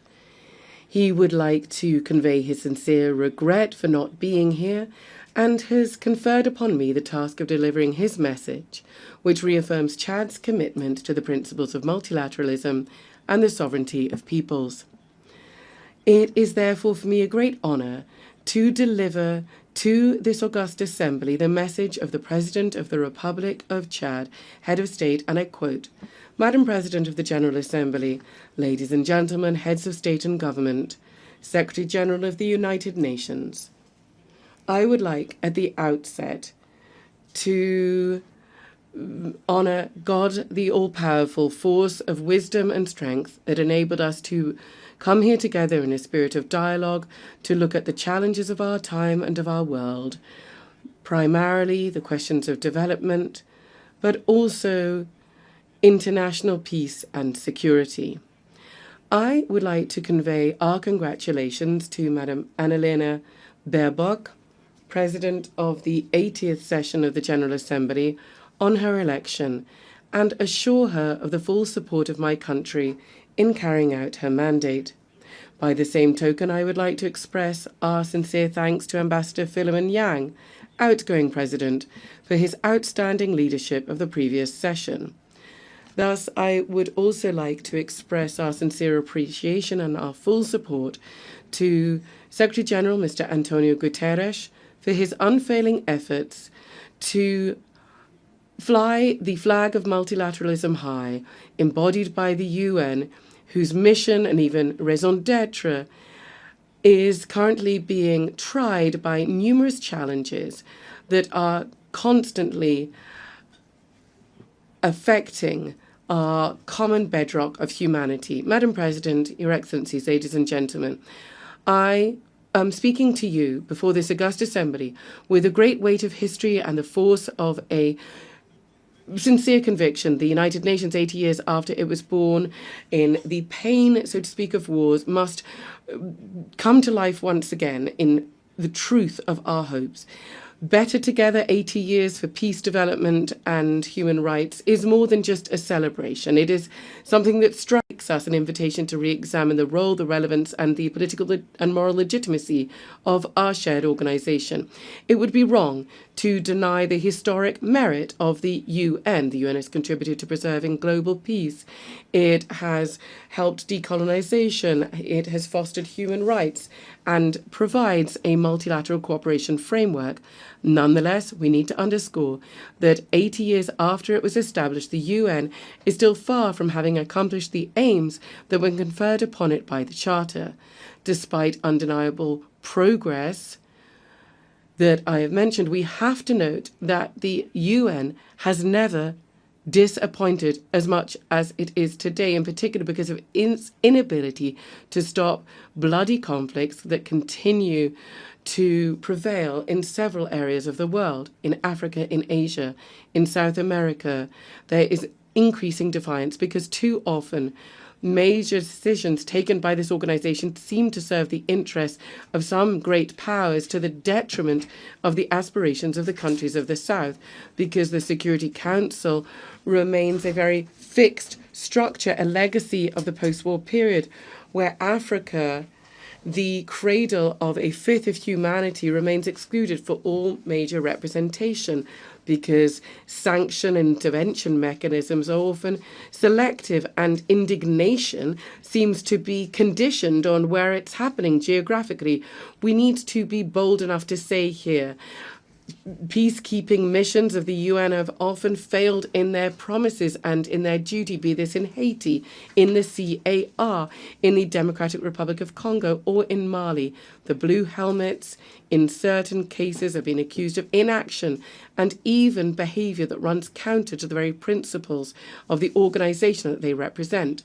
How can we understand that instead of protecting, some have been complicit in violations? How can we explain that after being there for decades, conflicts still persist and in some cases are worsening? These failures, often tragic, erode the legitimacy of the UN on the ground and in people's hearts.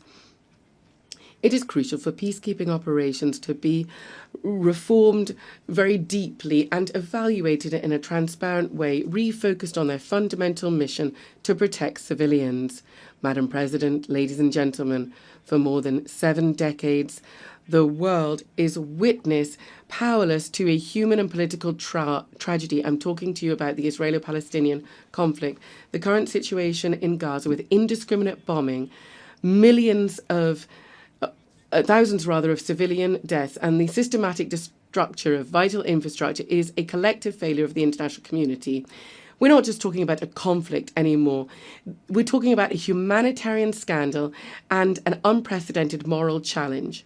The latent war between Israel and Iran, regional tensions and the inability of the UN to bring a lasting solution undermines not only stability in the Middle East, but peace throughout the entire world. As long as justice has not triumphed in Jerusalem and Gaza, there will be no clear, people's consciences will not be clear here in New York. As long as international law is flouted in Palestine, it will be weakened elsewhere. We are calling this year, as we do every decade for the effective recognition of the Palestinian state in the 1967 borders, the immediate end to illegal settlement, and a political solution that guarantees the coexistence of two viable, free and secure states. To this end, my country welcomes the adoption by a broad majority of the New York Declaration on Palestine, dated the 12th of September 2025. This is a historic step forward and a major step in the quest for a just, comprehensive and lasting peace in the Middle East. Our collective duty from now on is to transform this strong declaration into specific acts and to turn the hope of the Palestinian people into a reality. Madam President, ladies and gentlemen, in the area of development, the UN is struggling to make the collective step forward that is needed to ensure the implementation of international agendas, and primarily the 2030 Agenda. 5 years from the fateful deadline, we are going to have to mobilize annually more than $4,000 billion to meet the development financing deficit in poor countries. To this end, the civil commitment is, there is no doubt, our last chance to move from words to action to speed up the implementation of the SDGs. Madam President, ladies and gentlemen, whether we're talking about peace or international security or development or climate action, the future of multilateralism, to which we're all committed, is really at stake here. For this, we need unfailing commitment, relentless determination, and more solidarity-based collective action and robust action to implement the common goals that we've established, such as the 2030 Agenda, the Civil Commitment, the Paris Agreement, the Pact for the Future, or the Doha Plan of Action for LDCs, the Antigua and Barbuda Plan of Action for small island developing states, and the Awaza Plan of Action for landlocked developing countries. Yes, the success of the UN will be judged in the light of our collective ability to help vulnerable countries such as African countries and countries in special situations, their ability to meet the challenges to ensure that no person be left behind. Madam President, ladies and gentlemen, despite these legitimate frustrations with the UN and given the challenges that are increasing and becoming more complex from day to day, it is crucial that the world really needs the UN and it needs multilateralism, because the world's challenges can only be addressed through cooperation and collective action.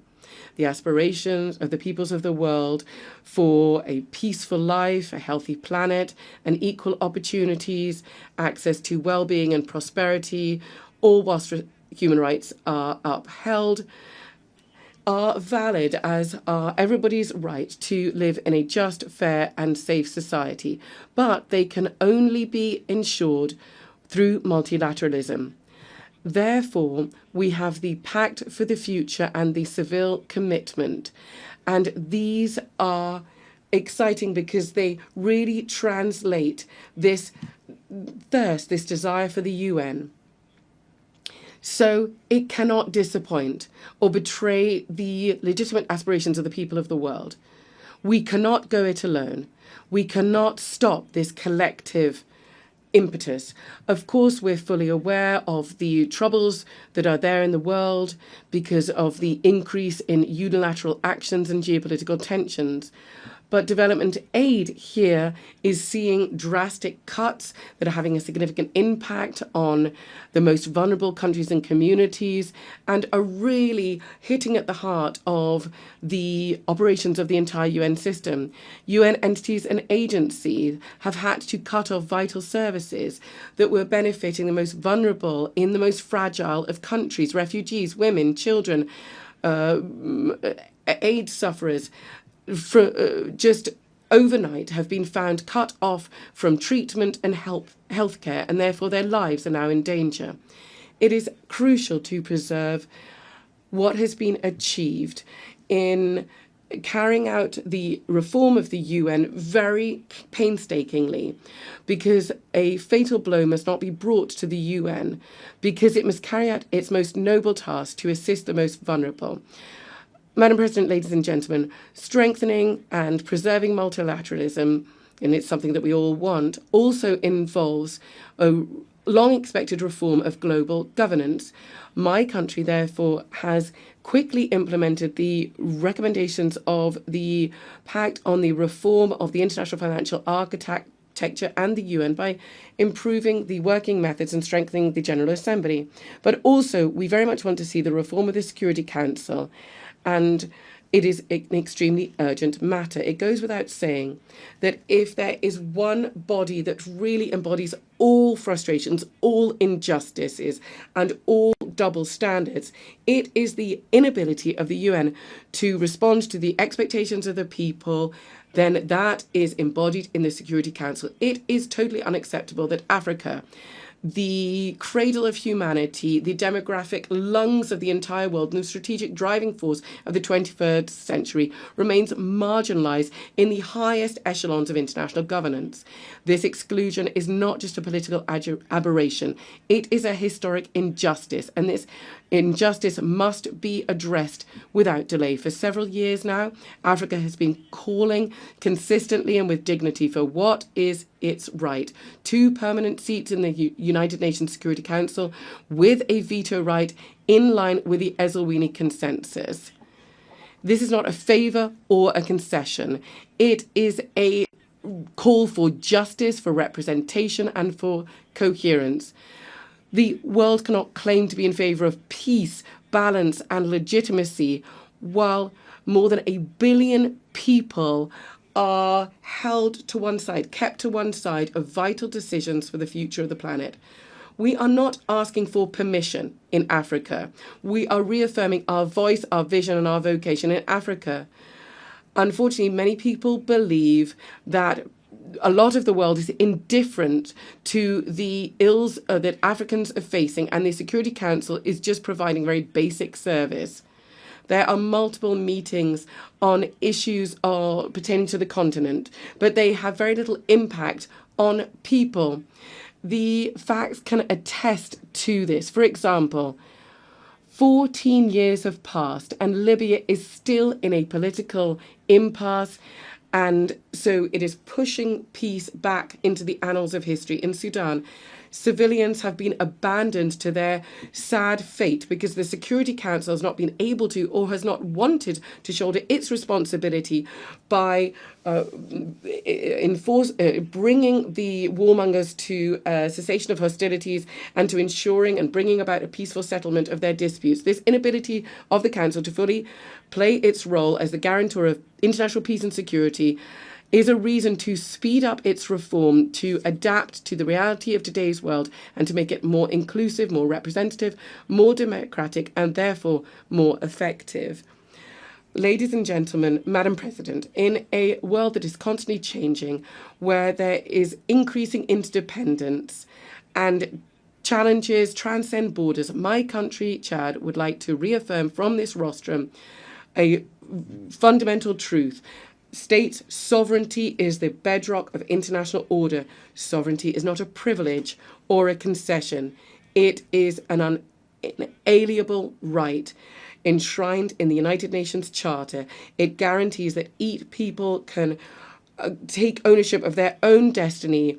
It ensures the free determination of its political, economic, and cultural choices and the respect for its own identity. In this body of nations, each state is one particular note bringing about global harmony. Nobody should be silenced. Nobody should be constrained to be uniform. Sovereignty is the very precondition for dialogue, peace, and international justice. This is why we are calling for more fair global governance where the states of the South, emerging nations, voices that have long been marginalized, can fully enjoy their rights to speak, to take part in decisions, and to enjoy dignity. Africa is calling for its legitimate place in global governance. The United Nations cannot just accept symbolic arrangements anymore. A root and branch institutional reform is necessary. Madam President, my country, Chad, in the heart of Africa, is both a witness to and part of the struggle for peace and security. We're at the crossroads of all contemporary challenges: security, humanitarian, climate challenges, but also major sources of hope. Our country is facing the persistent threat of terrorism, which is destabilizing the region of the Lake Chad Basin. Given the threat posed by Boko Haram, Chad has not received any external support and has had to deal with this on our own. This sacrifice bared by the people of Chad, which has often been done without receiving gratitude, bears witness to our country's commitment to bring about peace and security. It is time for the international community to recognize this reality and to support us in this struggle. Above and beyond security, Chad is also facing the tragic effects of climate change. We are seeing droughts and natural disasters affecting our food security and undermining our development. We are calling for heightened solidarity to provide equal access to financing, to green technologies and vaccines, which are critical to build resilient and fair societies. In this context, we urgently need to step up efforts to preserve our ecosystem, notably around the Lake Chad Basin, where the retreat of this lake is directly threatening the life of millions of people. Chad and many other countries in Africa have virtually no greenhouse gas emissions, and nevertheless they are bearing the brunt of a crisis that they did not cause. That is why we're calling for fairer global governance, where Africa can have its legitimate place. We're calling for effective climate justice and equal access to financing, to green technologies and vaccines. Madam President, distinguished ladies and gentlemen, Chad has been through many different political convulsions and is part of a sub-regional context which is marked by crises, conflicts and wars. But we were able to overcome this transition, holding our head high. Our country has been able to overcome the most pessimistic predictions, and we have been able to make progress based on dialogue, which has been part and parcel of this transition. From this rostrum, I would like to express our gratitude to God and to the people of Chad who have made this success possible. We would like to thank our partners, and in particular the UN, for their decisive support. Thanks to this multifaceted support, Chad has been able to take decisive steps forward towards democratic and inclusive governance. I'm certain that my compatriots will continue with this momentum and that we'll be able to overcome the remaining challenges. And in so doing, we will continue dialogue and national reconciliation to bring about peace and national unity, to defend our territory, and to overcome the challenge of achieving socio-economic development. All of these measures are part and parcel of the political program which led to my election in May of 2024. It is in this context that the government has just adopted the new National Development Plan for 2025-2030, which is the Chad Connection 2030. This focuses on 4 key domains, and it aims to carry out significant changes in our economy and in our society. In order to realize this ambitious program, Chad is intending to mobilize $30 billion US, of which 46% are expected to come from the private sector. I'd like to take this opportunity to invite all our partners to the roundtable for the mobilization of resources, which is scheduled for the 7th and 8th of November in Abu Dhabi in the UAE. As concerns the situation in Sudan, we'd like to express our deep concern about the war which is devastating that country and which is affecting the entire region with incalculable humanitarian, socio-economic, environmental and security consequences. When it comes to the humanitarian domain, for instance, the situation to the east of Chad is deeply alarming. Ladies and gentlemen, the impact of this crisis on people is also significant. We are seeing that the number of refugees from Sudan into Chad is more than 2 million, of whom 1.5 million have arrived since the 15th of April 2023. In the east, the west and the south, refugees, notably from Sudan, Nigeria and Cameroon have been coming in significant numbers. We have a sense of humanitarian duty, and we will continue to open our doors to welcome our brothers and sisters, notably from Sudan. But we cannot bear this significant burden for humanitarian assistance alone, and that is why I call upon the international community to help these people and to help Chad to overcome this challenge with support. In the military domain, the continuation of hostilities in Sudan will only extend the suffering of civilians from Sudan and exacerbate the humanitarian situation in combat areas and also in neighbouring countries such as Chad, who continue to see the further influx of refugees. Chad regrets the fact that the numerous appeals for a ceasefire have not been heard, and we urge the parties immediately to cease hostilities, to facilitate humanitarian access, and to engage once again in political dialogue. We are convinced that the current crisis in Sudan cannot be resolved through weapons, but rather through peaceful means, through inclusive inter-Sudanese dialogue, so that lasting peace can be achieved. Chad, which has a position of strict neutrality vis-à-vis the conflict in Sudan, and which has always supported efforts to bring about peace in Sudan, reaffirms its commitment to peace in Sudan and its availability to contribute to any initiative that can promote dialogue between the protagonists to end this war which has lasted too long. On the situation in the Central African Republic, Chad welcomes the positive momentum towards bringing about peace, to achieve national reconciliation and socio-economic progress, which are all still ongoing in that country. We welcome the policy that His Excellency Faustin Archange Touadéra of the CAR has been rolling out, thanks also to the mediation that Chad has had the honour to be part of. We reaffirm our commitment to the peace and stability of the CAR, and we are willing to further make efforts to support peace and reconciliation in that country. Ladies and gentlemen, beyond our region, Africa as a whole remains a continent that crystallizes all attention. In spite of our marginalization in global governance. If the UN wishes to survive the next few decades, it must once again become the house of the people and not just that of the powerful. The UN must speak to young people in the Sahel, mothers in Gaza, to farmers in the Amazon, to displaced persons in Sudan, refugees in Ukraine and Burma, with one voice, that of shared humanity. Better together, that means recognizing our failures so that better to overcome them in the future. That of shared humanity. Better together, that means recognizing our failures so that better to overcome them in the future. Better together means admitting that no one has a monopoly on truth or pain. Better together means finally building an international system where every nation counts and where every human life has the same value.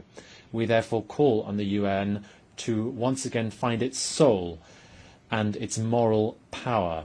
Madam President, ladies and gentlemen, Chad believes in peace. Chad believes in the UN. But even more than this, Chad believes in humanity, because Chad is the cradle of humanity, because we are convinced that together, united in diversity, we can overcome the challenges of our time. We can change the world. We can protect fundamental rights. We can ensure that peace wins out, and we can bring about sustainable development for all. The words of Idriss Déby Itno, the President of Chad. I thank you for your kind attention. On behalf of the Assembly, I wish to thank His Excellency Prime Minister and Head of Government of the Republic of Chad.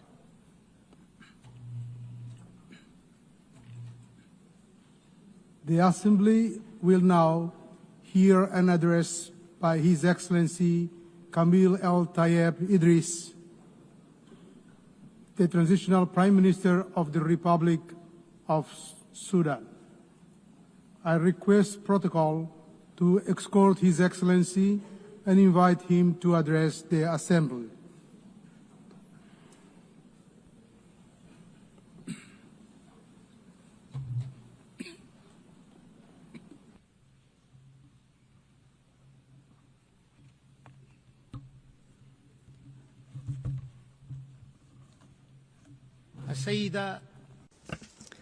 Madam Annalena Baerbock, President of the General Assembly, His Excellency Antonio Guterres, Secretary General of the United Nations, Your Excellencies and Majesties, Kings and Heads of State and Government, Your Excellency, Ministers, ladies and gentlemen, heads of delegations, peace and God's blessings be upon you. I congratulate Ms. Annalena Baerbock on her election as President of the General Assembly's 80th session. I also congratulate Mr. Philemon Yang on his presidency of the General Assembly at its previous session, and we appreciate his good performance and the efforts that he made for the cause of peace.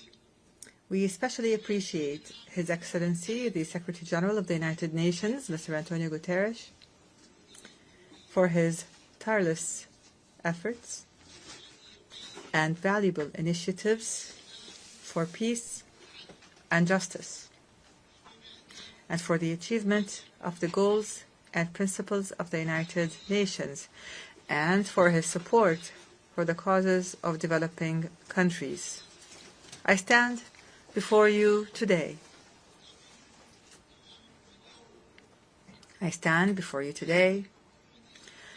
On behalf of the civilian government of the Sudan,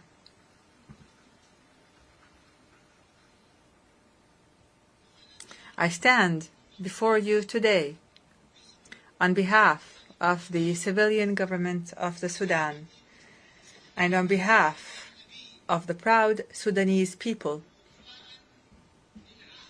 to fulfill the pledge made by His Excellency President Abdel Fattah al-Burhan, Chairman of the Sovereignty Council, at this August Global Forum, a pledge to appoint a civilian prime minister with independent powers to consolidate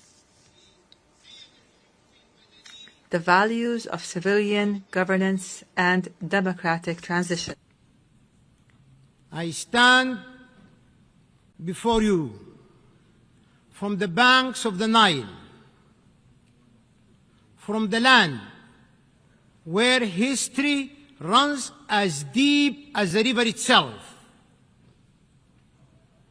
from where the deserts know the footprints of ancient kingdoms, ancient civilizations,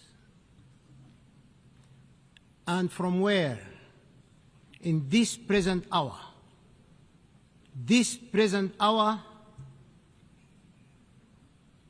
the dust still carries the scent of war.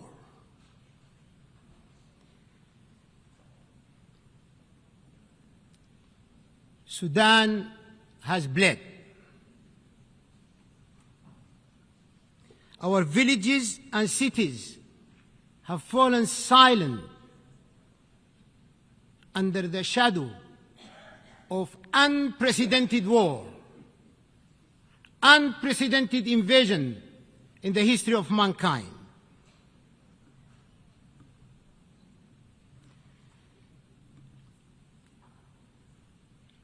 Our children have known fear before they have known the meaning of life. And yet,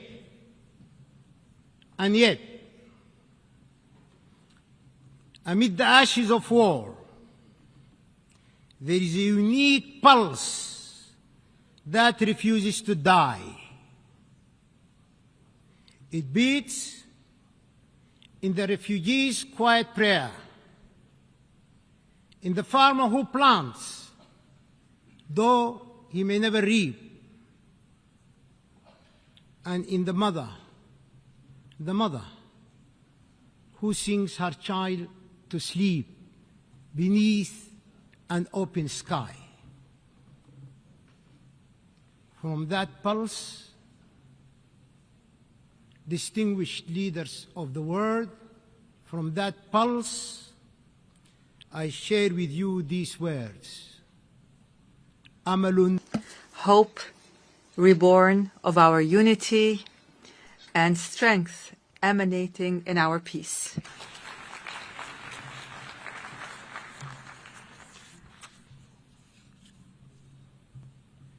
Quiero decir, I wish to say, in addition to this, that Sudan is a great civilization. Its resources are necessary for the entire world. Sayyid Rais, Madam President, we are witnessing great challenges.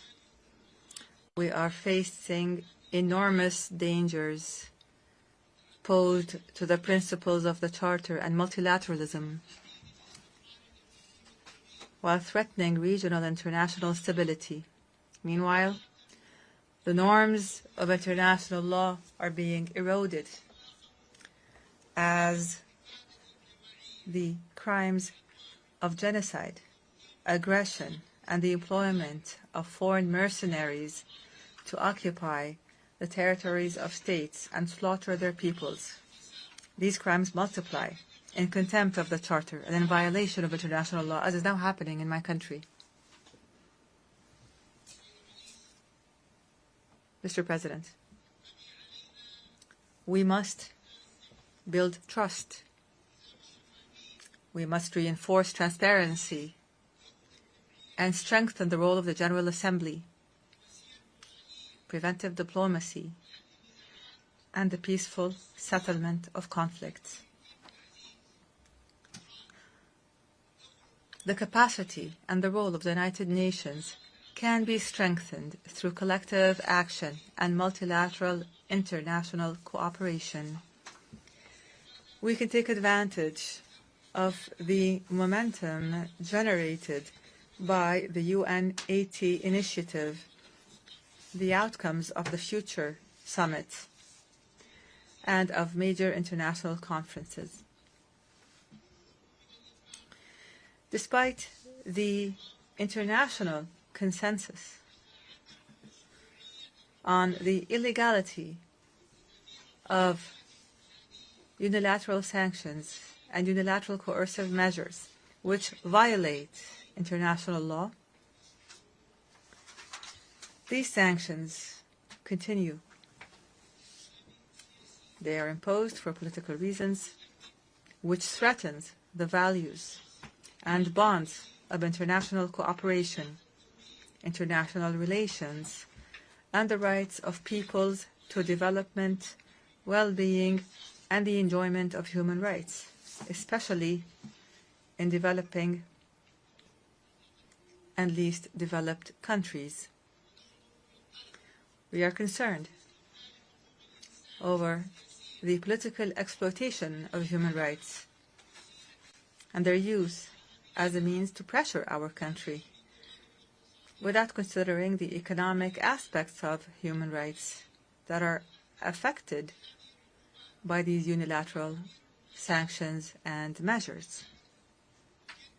We renew our rejection, our absolute rejection of hate speech, racism, extremism, Islamophobia, and all forms of discrimination and racial supremacy that threaten humanity as a whole.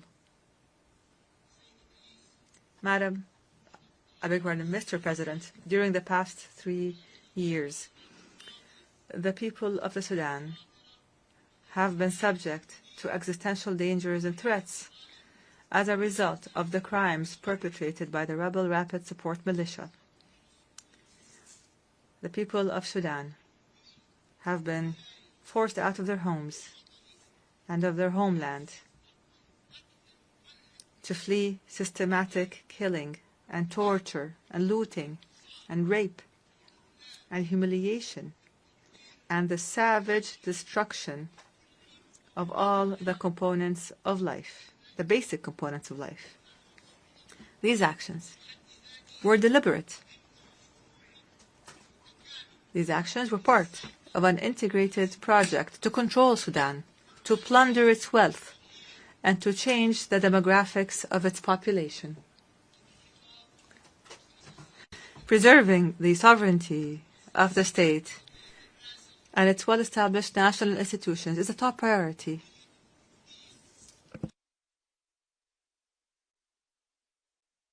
Is an existential issue for the Sudanese people.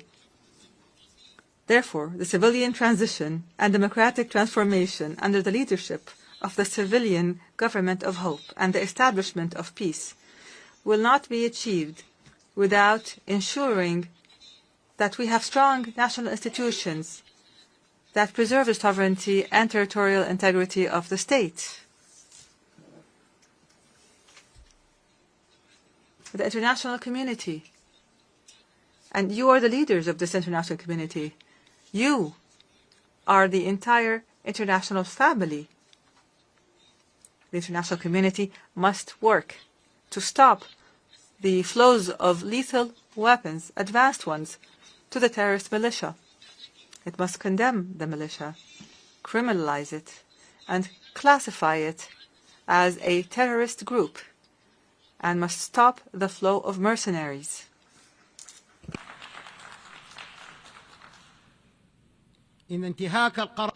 Violating Resolution 1591 threatens to prolong the war and prolong the suffering of civilians with it. It decreases the chances of peace and threatens the safety, unity, and stability of Sudan and the entire region. Achieving comprehensive peace in Sudan requires the participation of Sudanese political forces and the different walks of Sudanese society in decision-making and in determining their future, because they are the true stakeholders. There must be no foreign interference or pressure, no hasty partial solutions, and no support for ethnic political extremism that plots to destroy Sudan. We affirm from this podium the commitment of the government of Sudan to the roadmap, which was drawn up by a group of national forces and civil organizations, and which we presented to the United Nations and to the mediators. This roadmap includes a ceasefire, accompanied by the withdrawal of the terrorist rapid support militia from the areas and cities it occupies. It includes lifting the siege of the city of Al-Fashir immediately.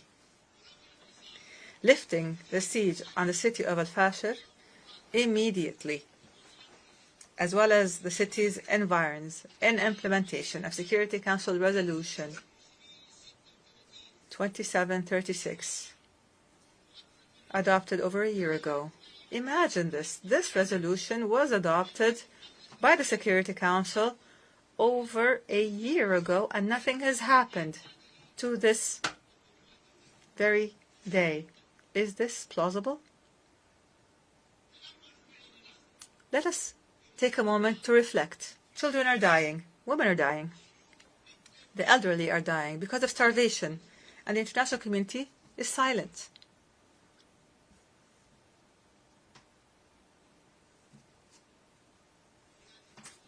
All of these measures include the dignified and safe return of the displaced and of refugees. It includes facilitating humanitarian access to the needy and affected, and continuing with the transitional political process towards democracy. Here, advanced steps, truly advanced ones, have been taken to implement this roadmap. I have formed a civilian government of technocrats that will engage in a Sudanese national dialogue that includes all political and societal forces to lay the groundwork for elections that are free and fair, and to engage positively with regional and international communities.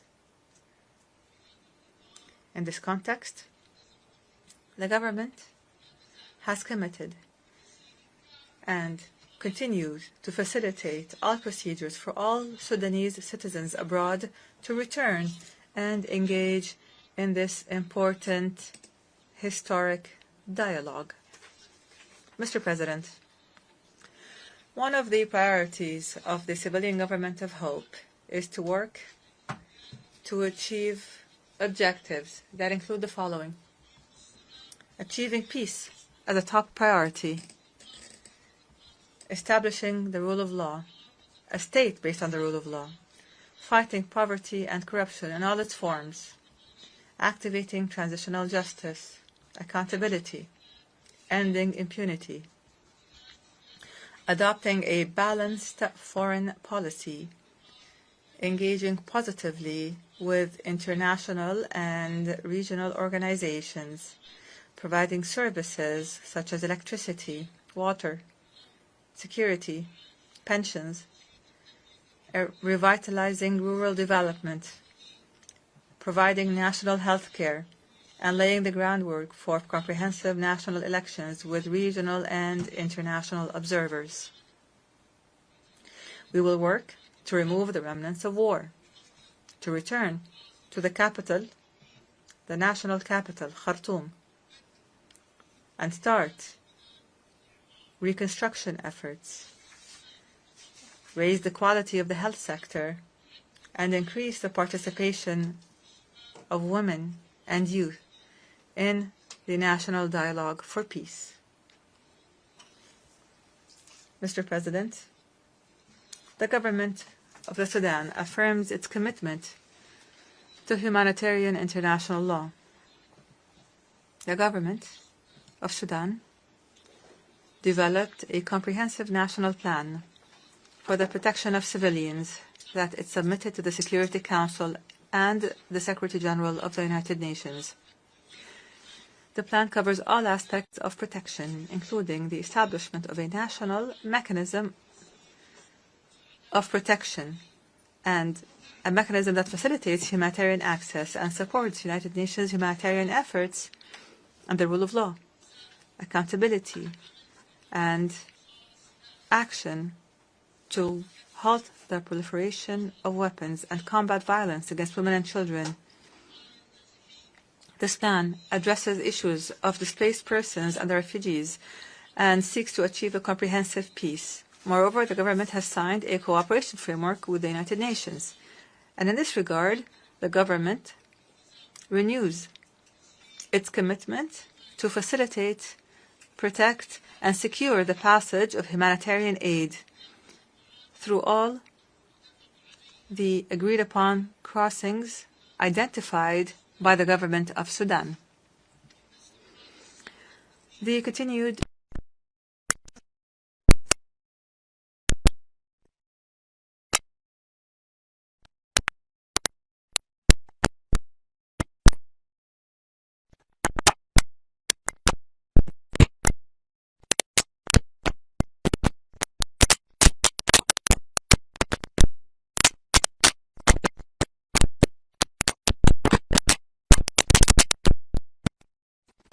and the destruction of health facilities throughout the country. This silence is tantamount to an encouragement and to giving a green light for these militias to continue with their crimes and their violations. Our doors will remain open. Our doors will remain open to the United Nations and regional and international organizations. We call on the international community to support the choices of the Sudanese people and their civilian government and to support African solutions to conflicts through the will and national ownership and without any tutelage. Mr. President, the dangerous deterioration and escalation and the status quo, what has become of the situation in the Middle East, especially the catastrophic situation in occupied Palestine and the Gaza Strip, warn of serious consequences for the region and its people and its peoples. And here we renew our conviction that no stability and no security will be achieved in the region without a just and permanent and comprehensive settlement of the Palestinian question.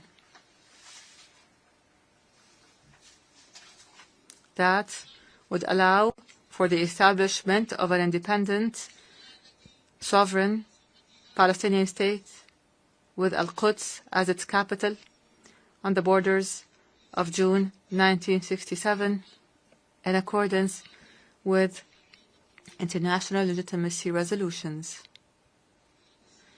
And here we condemn the blatant Israeli attack on the sovereignty of the sisterly state of Qatar, which threatens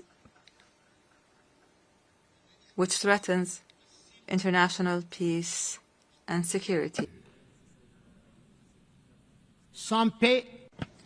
Without peace, there is no viable future.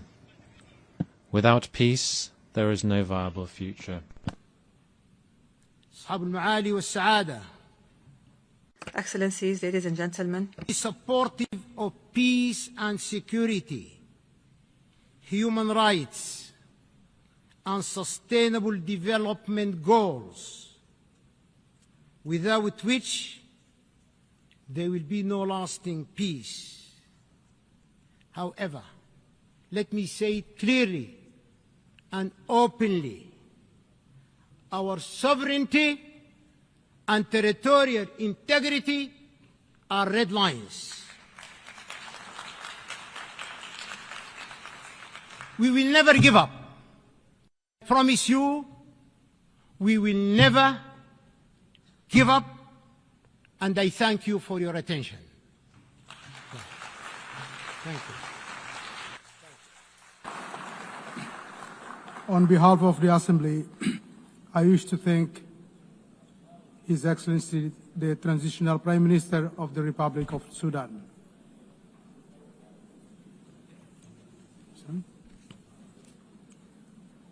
The Assembly will now hear an address by His Excellency Américo de Oliveira dos Ramos, Prime Minister and Head of Government of the Democratic Republic of São Tomé and Príncipe. I request protocol to escort His Excellency and invite him to address the Assembly.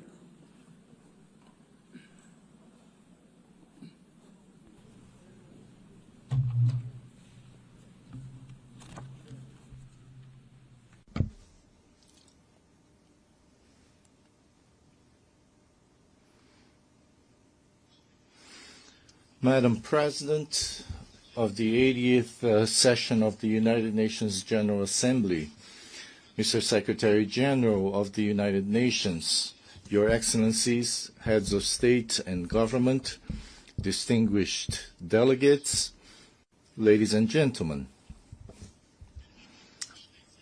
Allow me, Excellencies, to express the profound honor of addressing this distinguished Assembly on behalf of the Democratic Republic of São Tomé and Príncipe, at a time when the international community faces challenges of unprecedented complexity. The theme of the 80th session, Better Together, resonates not only as an ideal, but as an imperative necessity for humanity, for collective development and prosperity. On this solemn occasion, we express our solidarity with all nations that, in recent months, have endured natural disasters, conflicts, and humanitarian crises. Here we speak not of mere statistics, but of real human lives, of broken families, of entire communities forced into suffering. Your losses are felt by us all, and your resilience inspires us to redouble our efforts in pursuit of a safer and fairer world. In the same spirit, I take this opportunity to warmly congratulate Your Excellency, Madam President Annalena Baerbock, on your election to preside over this august and historic session. Your vast diplomatic experience and commitment to multilateralism are guarantees of wise and effective leadership. I assure you, Madam President, of the full support of São Tomé and Príncipe in the fulfillment of your mandate. Likewise, I extend warm congratulations to the outgoing President, Philemon Yang, for his very successful leadership of the previous session, which greatly honored the legacy of all those who came before him.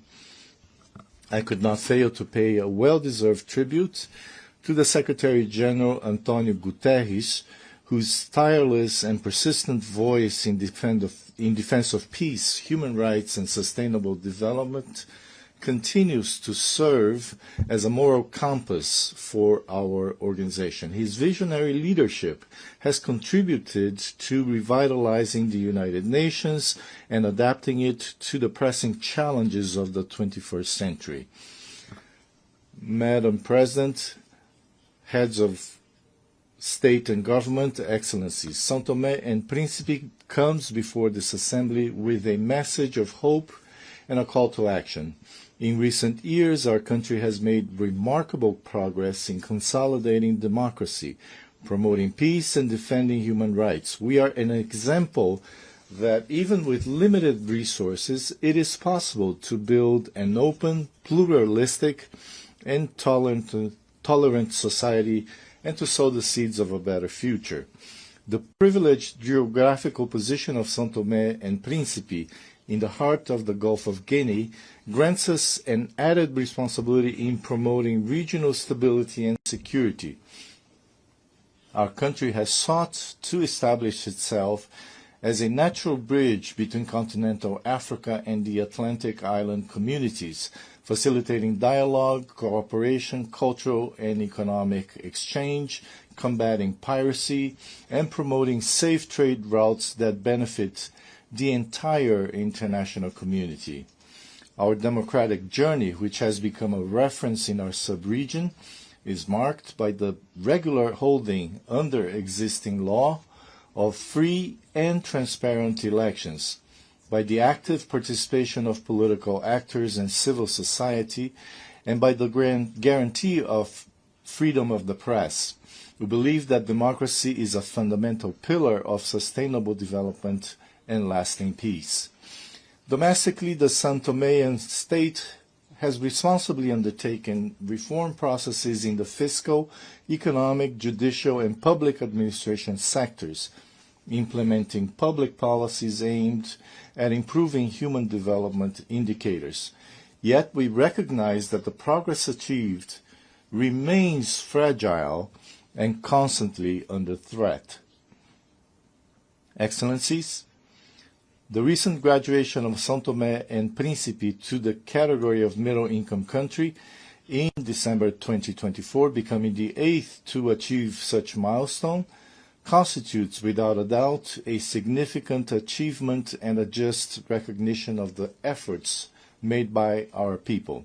This graduation is the fruit of concrete and measurable gains that attest to our progress.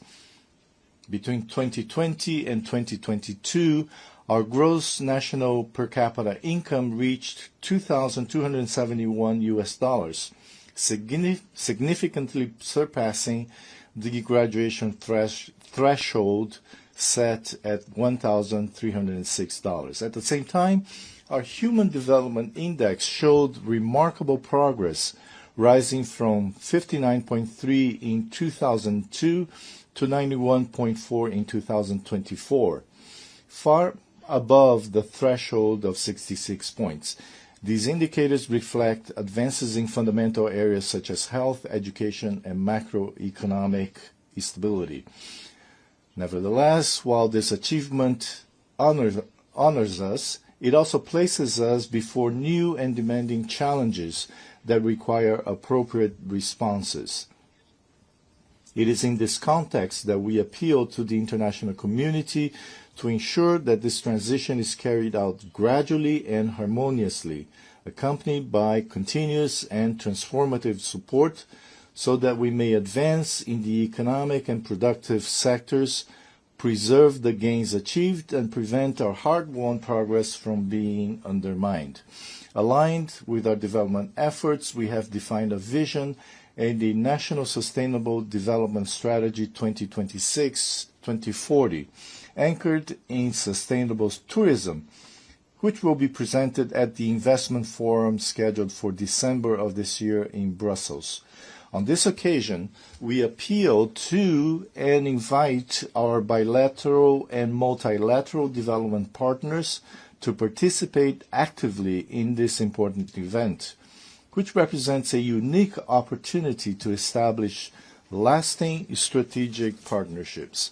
This forum will provide a privileged platform to present our national priority projects, attract foreign direct investment, and consolidate alliances that will accelerate our transition to a green and resilient economy. The implementation of the SDGs remains our primary priority. Despite challenges, we have made significant progress in areas such as health, education, and access to energy. However, the impacts of the recent global health crisis, coupled with the ensuing global economic crisis and the reduction of development financing, reflecting a decline in solidarity and new donor country priorities, have slowed our progress toward the SDGs. This requires a joint and redoubled effort from our country.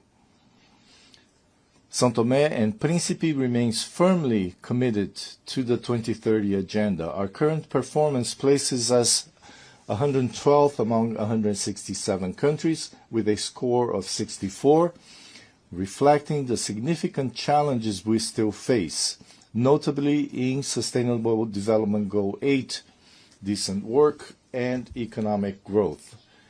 This highlights the urgency of diversifying our economy and creating more opportunities for our youth, the fundamental pillar of our future. We are fully aware that we still have a long road ahead. With satisfaction, we recognized our best performance in Sustainable Development Goal 14, Life Below Water, which constitutes tangible proof of our unwavering commitments to marine protection and the sustainable management of our ocean resources. Excellencies, São Tomé and Príncipe reaffirms its commitment to the biosphere and to the protection of biodiversity, promoting public policies for the preservation and sustainable use of natural resources. We also note the conclusion of our rotating presidency of the Community of Portuguese-Speaking Countries, exercised under the theme Youth and Sustainability, which reflected our vision of a future built on inclusion, youth empowerment, and collective responsibility for protecting the environment. São Tomé and Príncipe is proud to be a pioneer in global biodiversity conservation, with the island of Príncipe having been recognized by UNESCO in 2010 as a World Biosphere Reserve, an acknowledgement of the exceptional nature of our ecosystems and of our exemplary commitment to environmental preservation. We now look forward with equal anticipation to the conclusion of the ongoing process that will, at the 5th World Congress of Biosphere Reserves, designate the island of São Tomé as a World Biosphere Reserve, along with the creation of 8 marine protected areas. Once completed, these initiatives will make São Tomé and Príncipe the first country in the world with its entire national territory designated as a World Biosphere Reserve, alongside extensive marine biodiversity protection areas. This will represent an unprecedented milestone in global conservation history and position our archipelago as a living laboratory of sustainability and global model for a small island developing states. I also highlight the decision of the Economic Community of Central African States to establish in São Tomé and Príncipe the regional headquarters dedicated to the blue economy. This initiative reflects our vision of sustainable development that balances economic growth with the preservation of marine ecosystems, a vital heritage for all humanity. Ladies and gentlemen, as a small island developing state, we face one of the greatest injustices of our time. We are among the main victims of climate change, despite not contributing to this global scourge. Our greenhouse gas emissions are practically negligible on the global scale, yet we suffer from heavy rains, floods, the destruction of infrastructure, displacement of populations, and social problems, all consequences of climate change driven by the irresponsible actions of the world's largest polluters. In light of this reality, we need new approaches to financing mechanisms that incorporate multidimensional vulnerability criteria, integrating environmental, climate, and structural risks that do not focus solely on per capita income. We require financial instruments that are more predictable and accessible, with concessional conditions, lower interest rates, and repayment terms compatible with our real capacity, as well as simplified procedures for accessing multilateral climate funds, namely the Green Climate Fund and the Adaptation Fund, whose current administrative complexity excludes countries with limited institutional capacity. These reforms are essential to ensure that international financing translates into tangible resilience and sustainable development for small island developing states. Excellencies, development requires a context of peace and security. We are deeply concerned by the proliferation of conflicts in various regions of the world, from Ukraine to Sudan, including the Sahel, the Great Lakes, and the Horn of Africa, causing immense human suffering and undermining development efforts in those regions of the continent. In this regard, we advocate for the peaceful resolution of all these conflicts, because only silencing the guns can create an environment in which a better future with peace and development for all peoples can be built. São Tomé and Príncipe strongly condemns all forms of violence and aggression. We stand for full respect of international law and the Charter of the United Nations. We reiterate our call for a peaceful and lasting solution for the Israeli-Palestinian conflict based on the coexistence of two states with secure and internationally recognized borders. We urge the international community to intensify support for African peace and security initiatives, always respecting African leadership and endogenous solutions. São Tomé and Príncipe solemnly reaffirms its unwavering commitment to the fundamental principles of non-interference in the internal affairs of sovereign states and respect for territorial integrity, essential pillars of the international law and the UN Charter. São Tomé and Príncipe also express its deep concern regarding the persistent disregard of the international community's appeals for the lifting of economic, financial, and commercial restrictions imposed on the Republic of Cuba.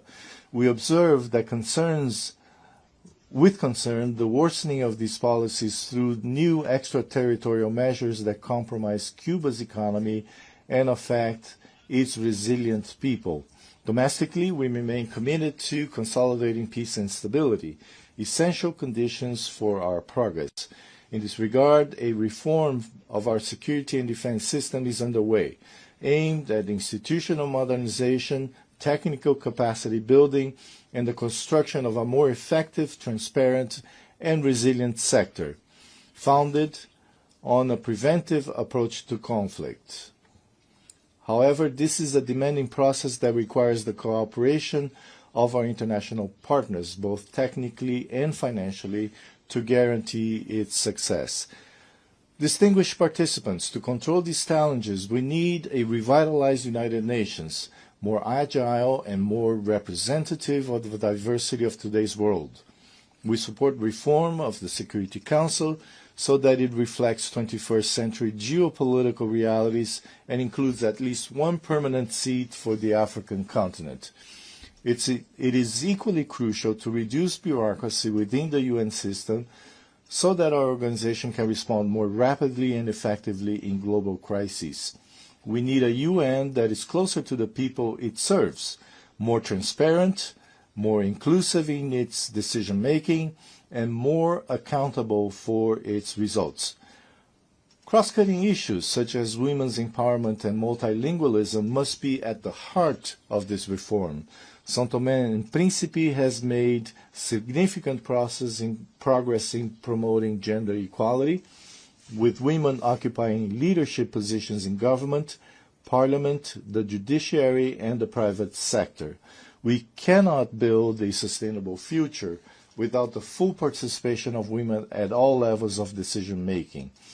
São Tomé and women are the pillars of our society, leaders in their communities, and agents of change in their families.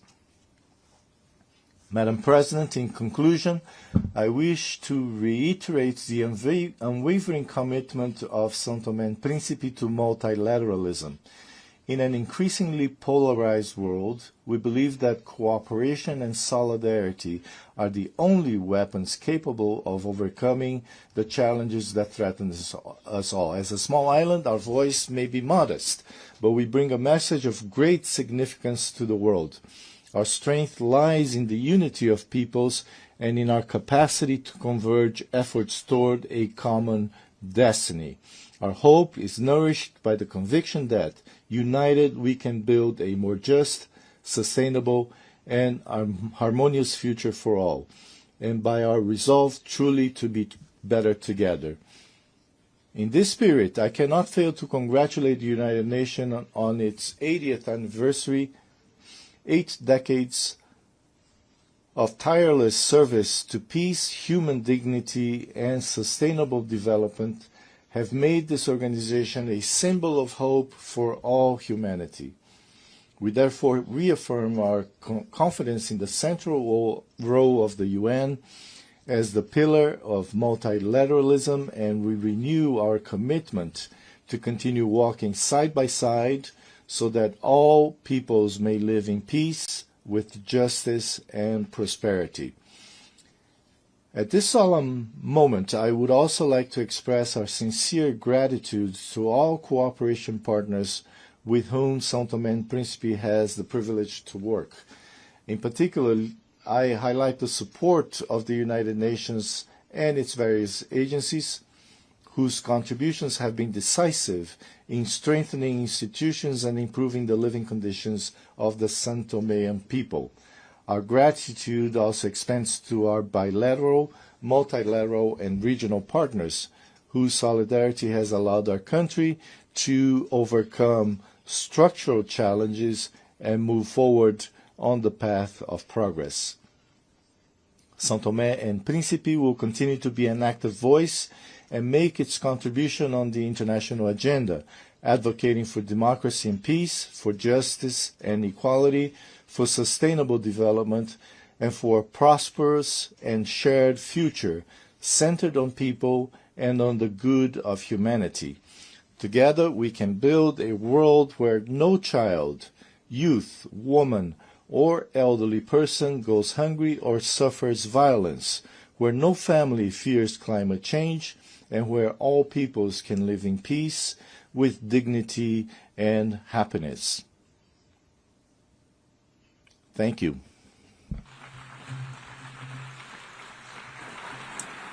On behalf of the Assembly, I wish to thank the Prime Minister and Head of Government of the Democratic Republic of São Tomé and Príncipe. I now give the floor to His Excellency David Lammy, Lord Chancellor and Secretary of State for Justice and Deputy Prime Minister of the United Kingdom.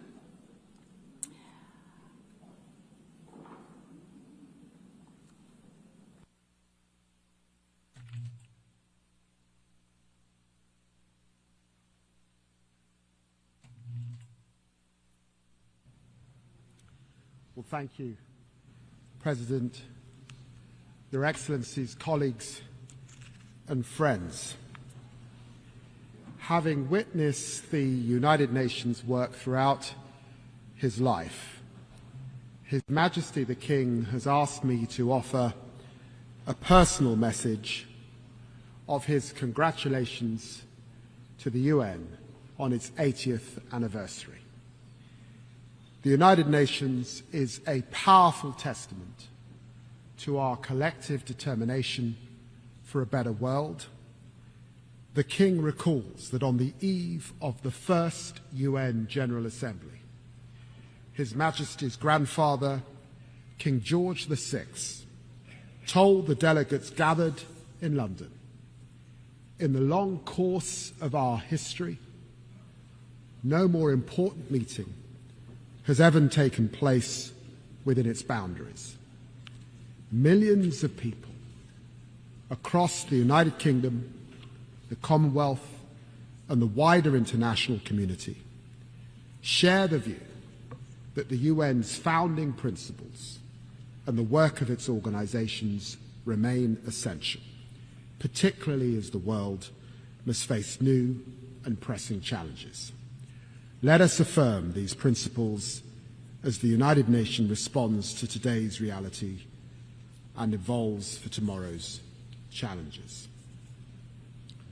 My friends, today I echo His Majesty's sentiments, and I join him in celebrating the remarkable institution's proud 80 years as we reaffirm our historic commitment to the United Nations.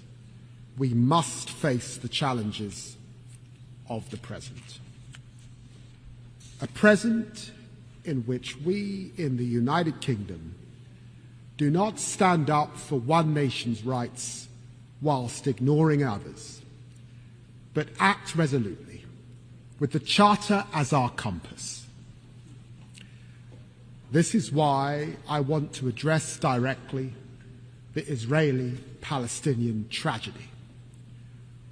What is happening in Gaza is indefensible. It is inhumane. It is utterly unjustifiable, and it must end now.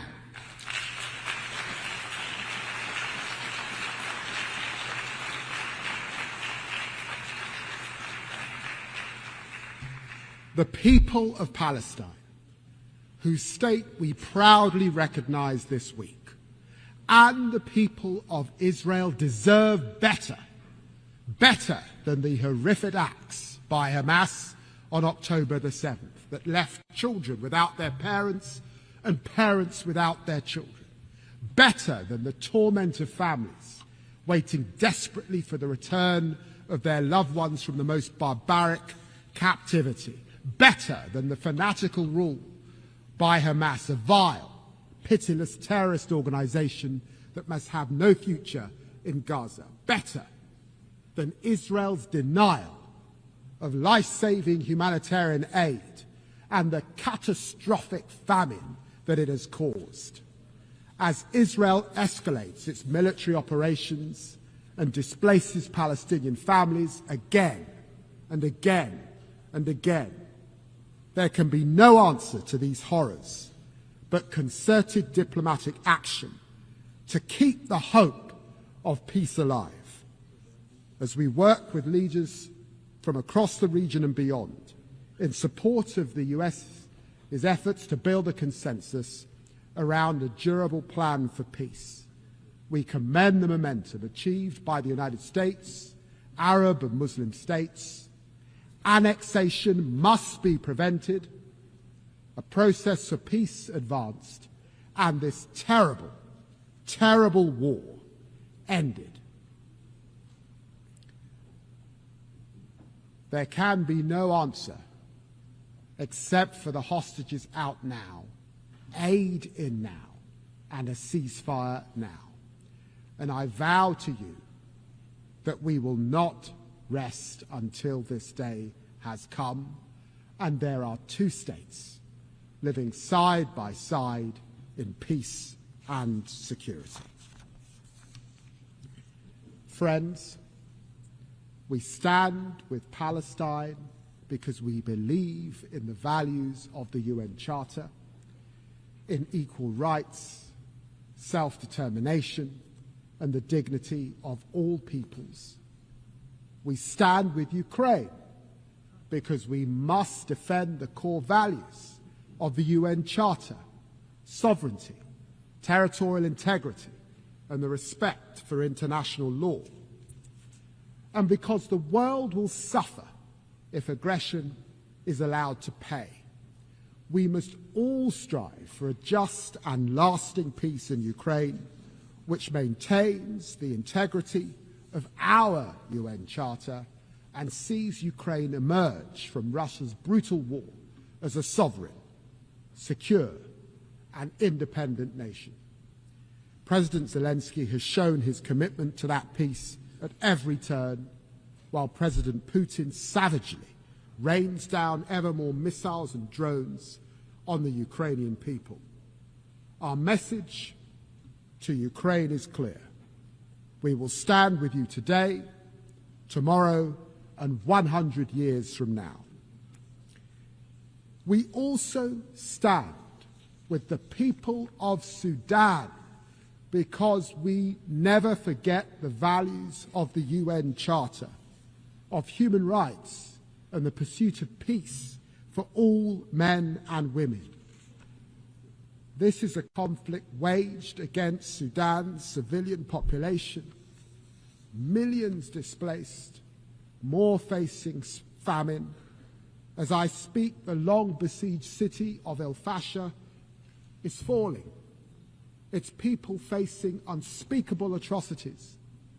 The people of El Fasher and all across Sudan need the international community to come together to make renewed efforts to achieve peace and allow aid to reach those who desperately need it now. We do all this with our charter as our guide, in the name of the equal rights of men and women and nations large and small. The United Nations and its reform are vital, because we need our United Nations more than ever to confront these tragedies and to face our historic opportunity as we are living through a moment of revelation. A new technological frontier is coming into view.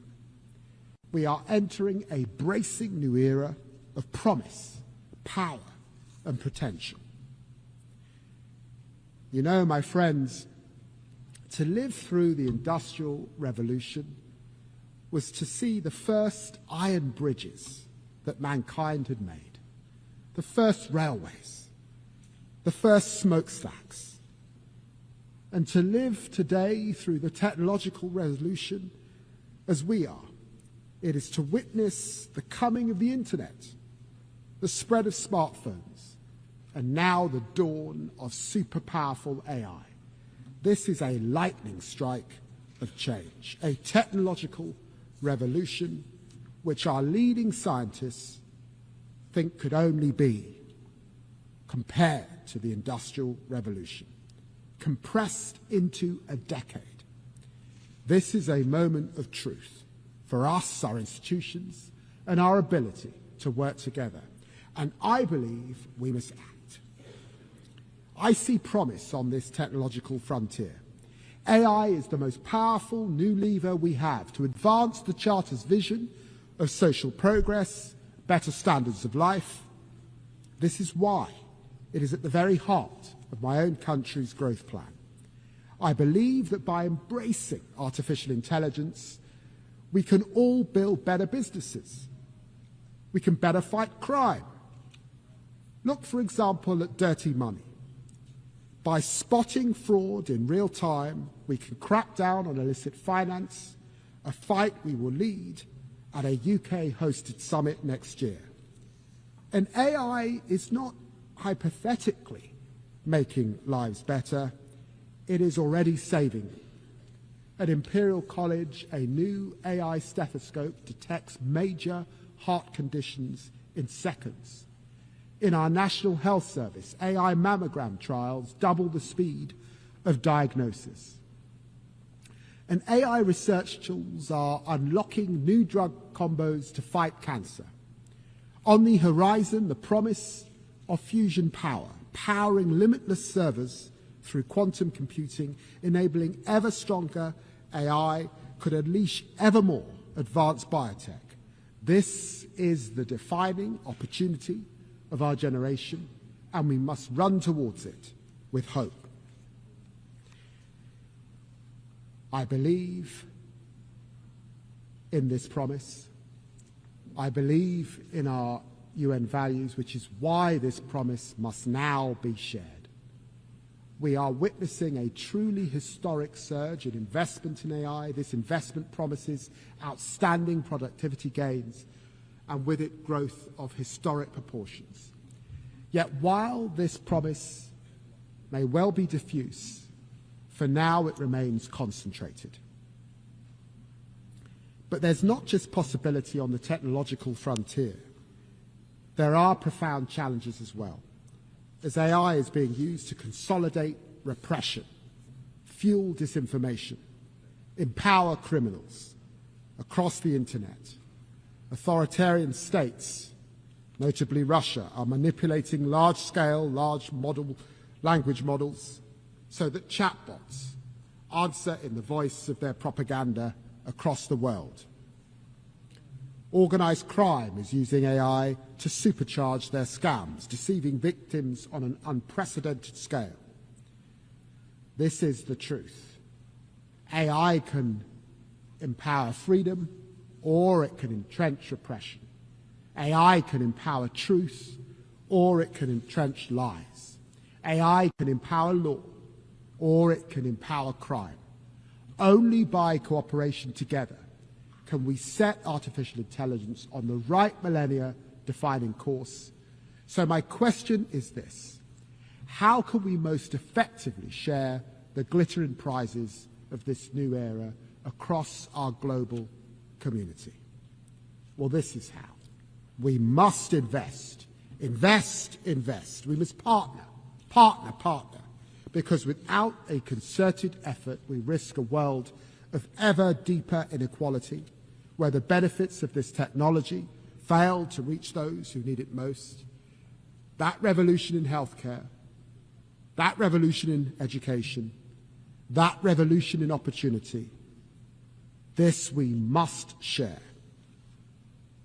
This is the world we face, and we take it and its challenges as it is, but never lose sight of the world as it can be. This is why our approach to foreign policy is one of progressive realism, patiently advancing progress through pragmatism and persistence.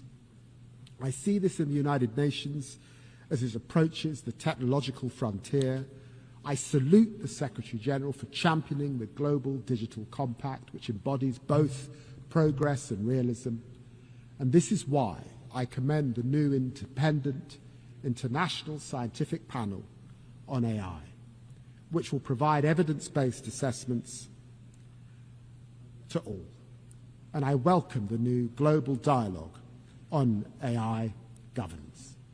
It is in this spirit of progressive realism that the UK champions AI as a bridge builder across the Atlantic, across the Commonwealth, and across continents, seeking everywhere to share its extraordinary potential. This is why we invest so heavily in the AI Security Institute, with more dedicated researchers than anywhere else in the world, and this is why we launched OpenBind and its gigantic data set. And this is why we champion AI for development, working with 10 African partners, creating AI ecosystems that empower thousands of communities to meet the Sustainable Development Goals. And this drives our digital access programs, which seek to narrow the technological divide for millions. I have seen this happening with my own eyes.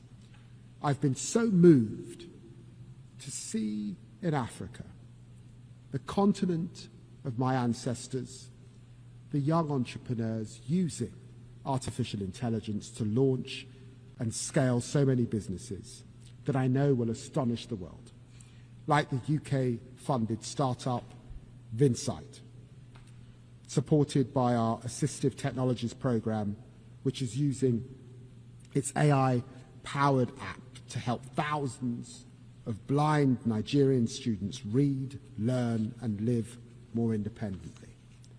This is the promise of tech, the promise of growth, the promise of a better world. A better tomorrow turns on one pivotal question. Can we seize the potential in the technological revolution? Can we commit to forging AI as a force for freedom, prosperity, and human dignity? I believe we can together, and together we must. Thank you very much indeed.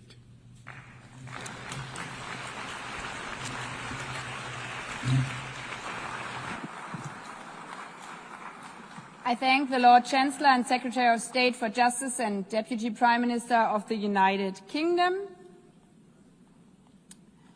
I now give the floor to Her Excellency Beate Meinl-Reisinger, Federal Minister for European and International Affairs of Austria.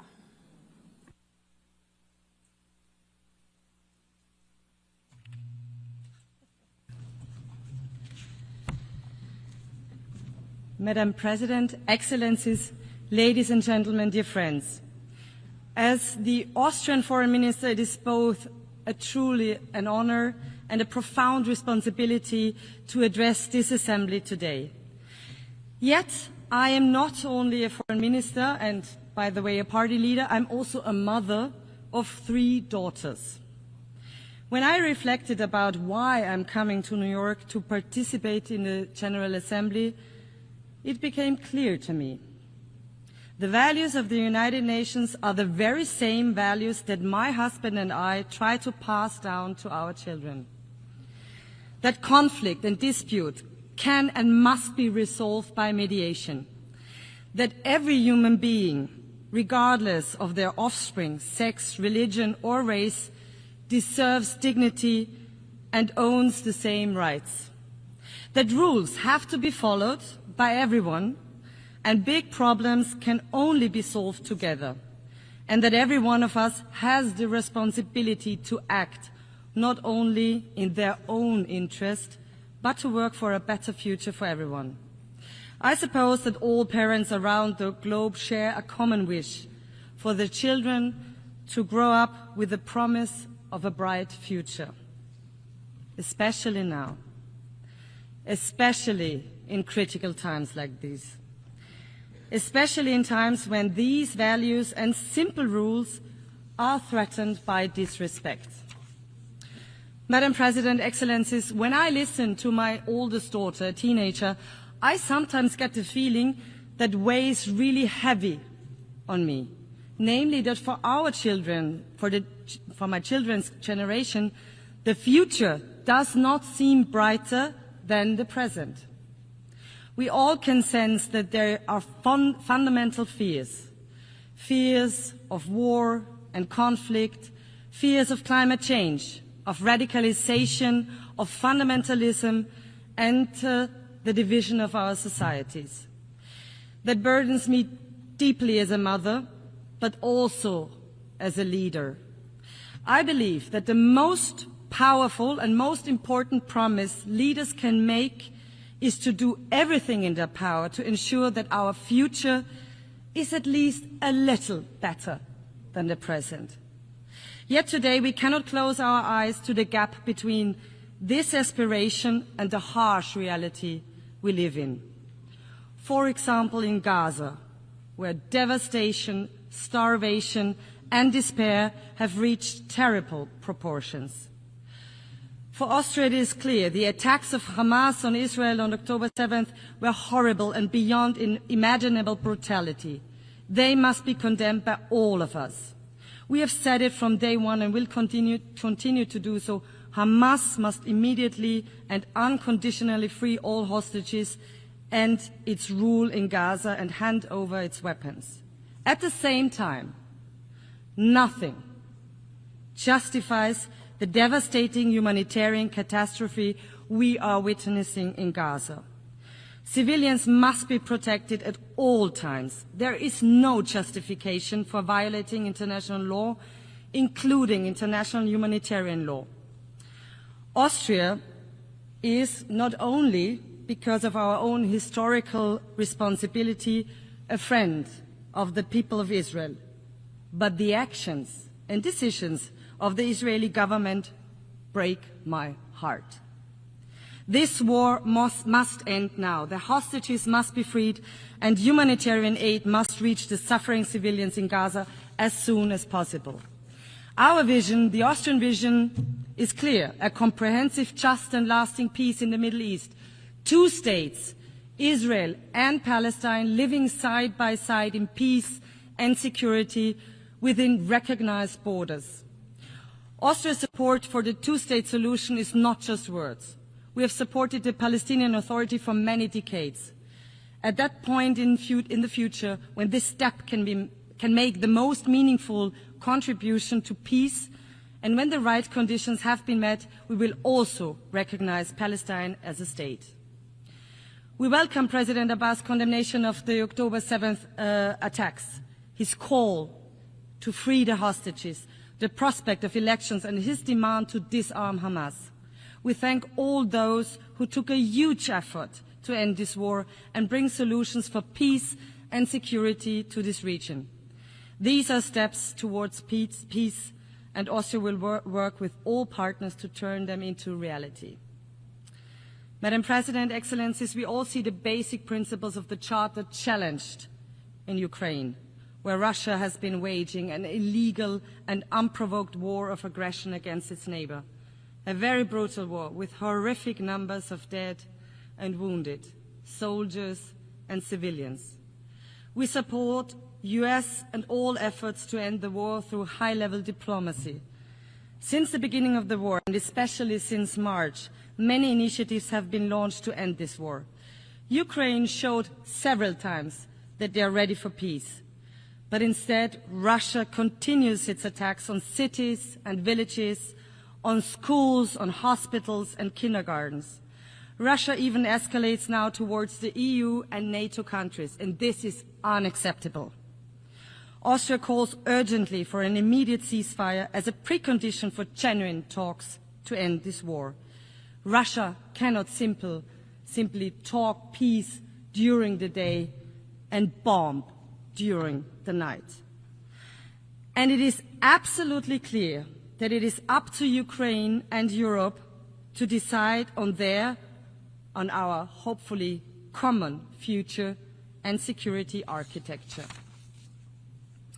But Ukraine and Gaza are not alone. In Sudan, civilians face massacres while a humanitarian catastrophe unfolds on an unparalleled scale. In Haiti, gang violence and organized crime hold an entire nation hostage. In Afghanistan, women and girls are denied their most basic human rights. Against the backdrop of rising insecurity and armed conflicts, countries are now heavily investing in security and defense, also in Europe, also in Austria. We all have the duty to protect our citizens. This is necessary as we are confronted with the biggest war on our continent since 1945. But let us not fool ourselves. Growing nuclear arsenals or uncontrolled autonomous weapons systems will not make our world a safer one. While we all must ensure the safety and security of our populations, we must never give up on international humanitarian law, and we must ban weapons which kill randomly.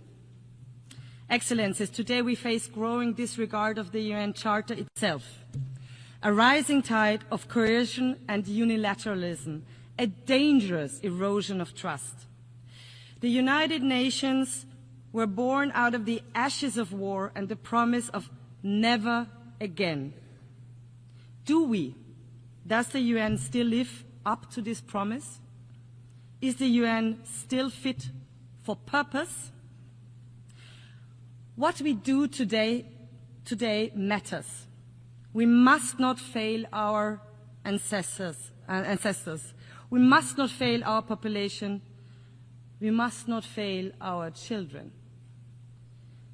We must therefore ensure our activeness, an active world community and effective United Nations that can deliver. Austria is ready to do its part to fulfill the UN's promise, to engage in open and fair dialogue, to build true partnerships, to rebuild trust that has been eroded by reckless actions of one country without considerations of others. It is about time to rebuild partnerships. It is about time to rebuild trust.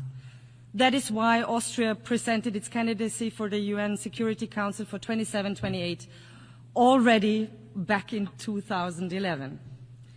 We strongly hope to count on your valuable support at the elections in June next year. Why should you support us? Austria is a rather small country and a military neutral one. We are a reliable host country, proud host country, of one of the UN headquarters in Vienna and support the Secretary General's reform efforts. Many negotiations in Vienna took place that have bridged divides and saved lives. We know that small countries depend on the rule of law, on diplomacy, transparency, and inclusiveness. That's why we will serve the entire international community if elected. We champion international law, the protection of civilians, disarmament, and UN peacekeeping. More than 100,000 Austrians have served as peacekeepers around the world since the 1960s. We are a reliable development partner and make our contribution to the enormous challenge of climate change. And no, denial will not help us to adapt to this challenge. This is why Austria is proud to co-chair the UN Climate Security Mechanism this year. Excellencies, the people of the world, our populations, the children of the world, rely on us. They trust us to protect peace, prosperity, stability, and healthy United Nations that delivers answers to global challenges. 80 years ago, our predecessors gave the world a charter and a promise for a better future. Let us renew this promise and work hard so that the future is better than the present. Thank you very much.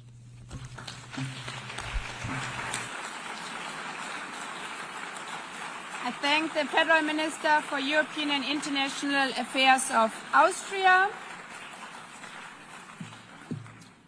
I now give the floor to His Excellency Juan Ramón de la Fuente Ramírez, Minister for Foreign Affairs of Mexico.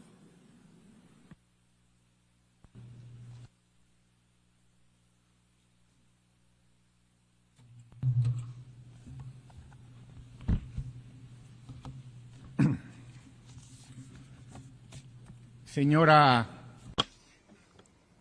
Madam President, Excellencies, the time of women has come, and Mexico has made this very clear.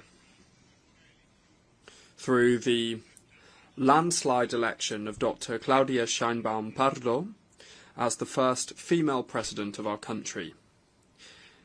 It's an honour for me to participate in this assembly representing her, and being the voice of a government that is delivering the transformation of the public life of Mexico. I come from a country that was born in the wisdom, bravery and dignity of its original peoples, with a rich political history of extraordinary heroes and heroines who built a free, independent and sovereign country. Now, we must also say that we are becoming an ever more prosperous country with shared prosperity. The Mexican people are a fraternal people, both within and beyond our borders. We have shown this being an active and responsible member of the United Nations community under the premise of defending the dignity and the rights of individuals and nations who love peace, with full respect for the sovereign equality of states. The historic time that we are living through in Mexico, under the leadership of our first female president, is rooted in a vision that we have called Mexican humanism. The trail blazed over the last 7 years is a clear one and has a universal vocation, that is, to build a society based on democracy, freedom, equality, and shared prosperity for the benefit of everyone, putting the poor first.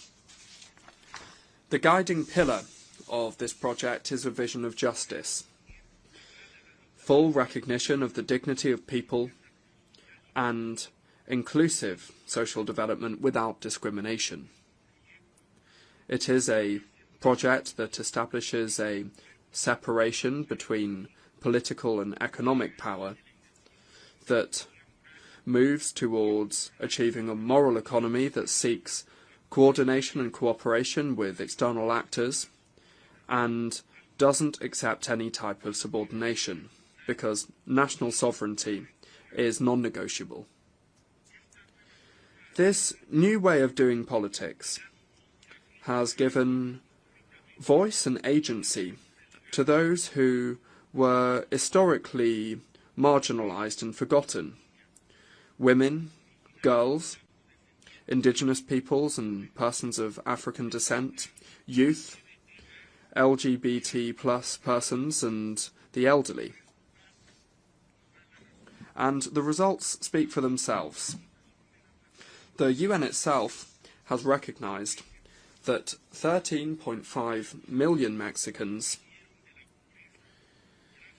were raised out of poverty thanks to a policy of labour justice and social programs. Inequality is being reduced, peace is being built and violence contained, justice has reached indigenous peoples, there is democracy, freedoms, plurality and the right to dissent. Justice is being transformed, and today an indigenous person is president of the Supreme Court of Justice of our nation. We have the largest reforestation program in the world, with 1 billion trees planted. Girls, boys and youth are being included in social programs and have access to school. Elderly adults have a guaranteed and universal pension, and women are exercising power. These are some of the good things that we have achieved in this fourth transformation of public life in Mexico, and that deserve to be proudly proclaimed loud and clear from this podium, from this rostrum. As members of the international community, the challenges that we face are huge. Poverty persists in a world of exorbitant wealth. There are countries that spend more servicing their debt than they do in investments in health and education for their peoples, and expenditure on arms has tripled, has grown at tripled the rate of the global economy, just to mention a few. And the diagnostic has always been clear: the arms race, the immoral concentration of wealth, violations of international law and of human rights are the fuel that fuel the flames of war and violence. Mexico has not forgotten the lessons of history, 80 years ago, we participated in founding the United Nations, convinced of the moral obligation that we have as a nation to contribute to avoiding the scourge of wars. It is not a coincidence that many of the purposes and principles of the United Nations Charter are reflected in the constitutional principles of our foreign policy.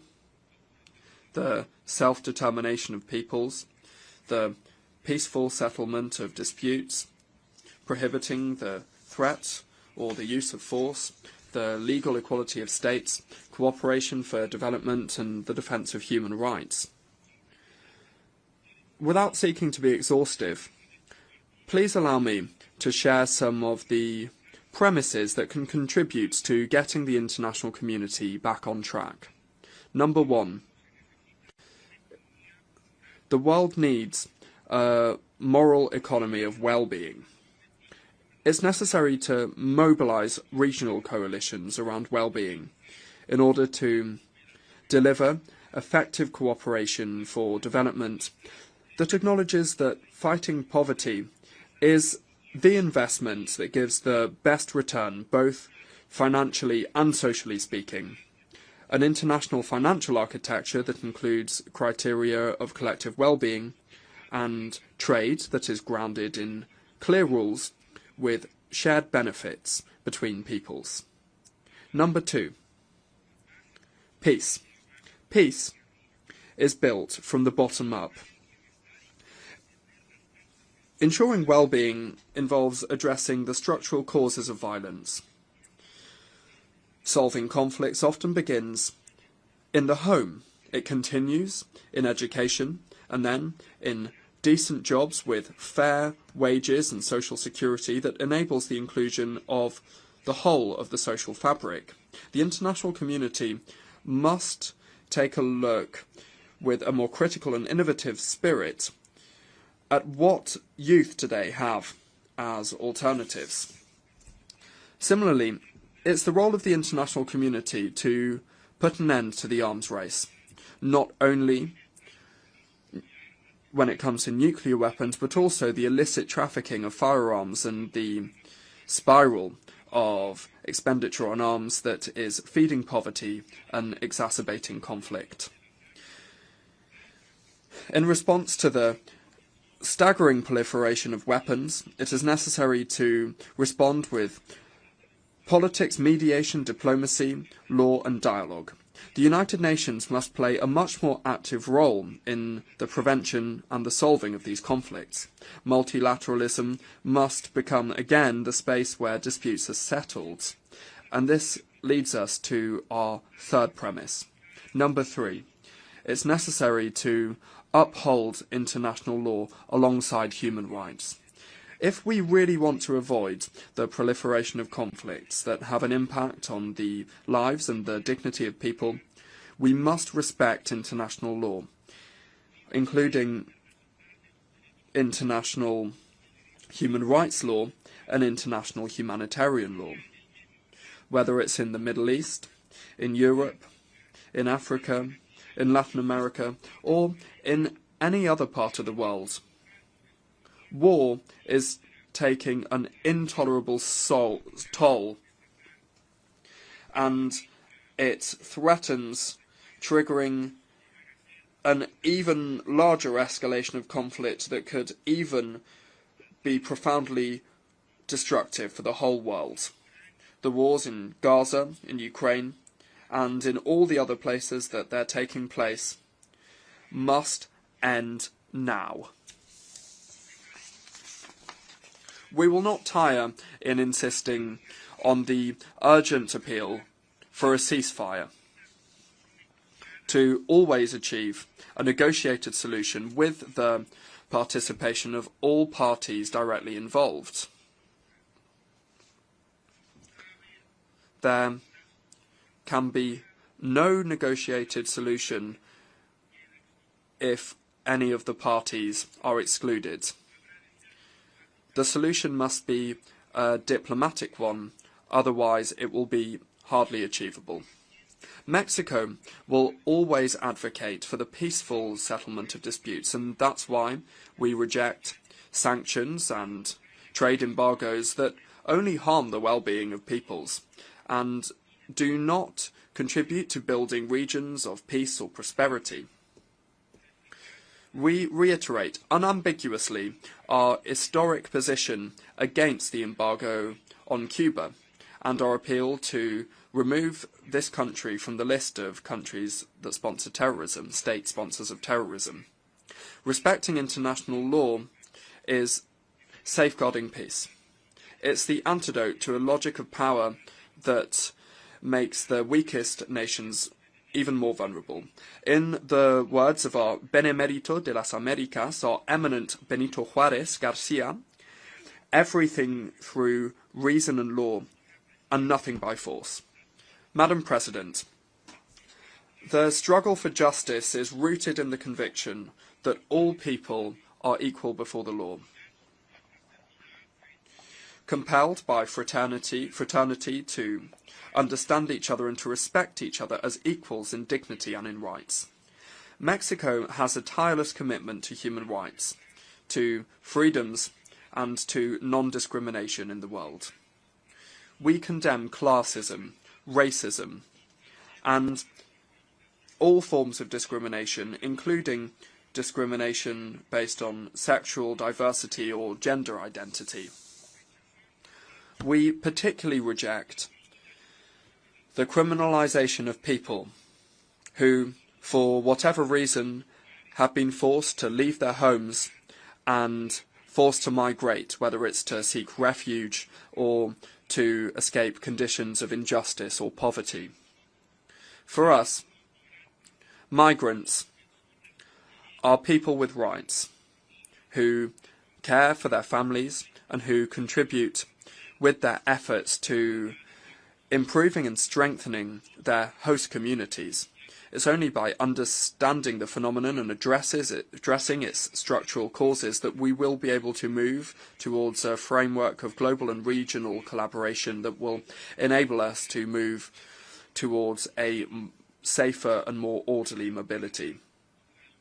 Let there be no doubt, Mexico will not tire in ensuring the attention to and protection of Mexican nationals who are outside of our country and those that deserve all of our support and assistance. In this framework of justice and rights, we are including the fight of women and for gender equality, because despite the progress there are still gaps and violence against women in the world that are wrenching away freedom from girls, young women and women in all of their diversity. 30 years since the Beijing Declaration and Programme of Action, the diagnostics and the roadmap are clear, and we invite all nations to mobilise to accelerate the progress towards gender equality. In my country, the transformation of consciences has been intrinsically linked to the fight for gender equality. Today in Mexico, we are seeing gender parity prevail in the legislative and judicial branches of government, in public policies. We are including a strict gender perspective, and that has been enshrined in our constitution. Madam President, 80 years since the United Nations was created, we must recognise the grave dilemma that it faces, and this is something that can not be delayed. The United Nations must assert itself once again as an institution that not only helps to contain war and prevents pandemics, but also shapes narratives that lead to public policies for human dignity. We believe that the United Nations must go back to its purposes and its principles and return to its fundamental pillars, which are the maintenance of international peace and security, sustainable development, and the protection and promotion of human rights. It is necessary to get back to these objectives, and everything must revolve around this, from working on the budget to reviewing the thousands of mandates that we have given to the Secretariat, many of which really are not that useful today. The legitimacy of the United Nations will depend increasingly more on its ability to respond to the grave challenges that the world faces. We trust that the next Secretary General, who we hope will be a woman from our region, will accelerate progress,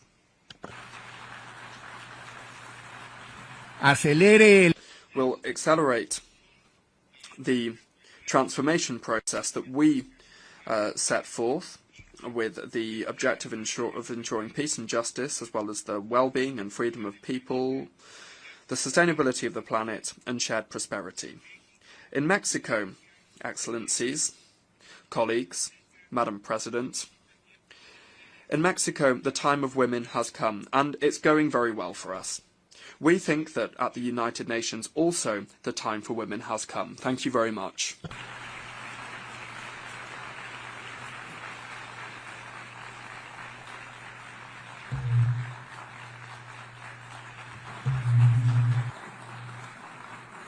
Je remercie le ministre. I thank Minister of Foreign Affairs of Mexico, and I now give the floor to His Excellency Olivier Nduhungirehe, Minister of Foreign Affairs and International Cooperation of Rwanda.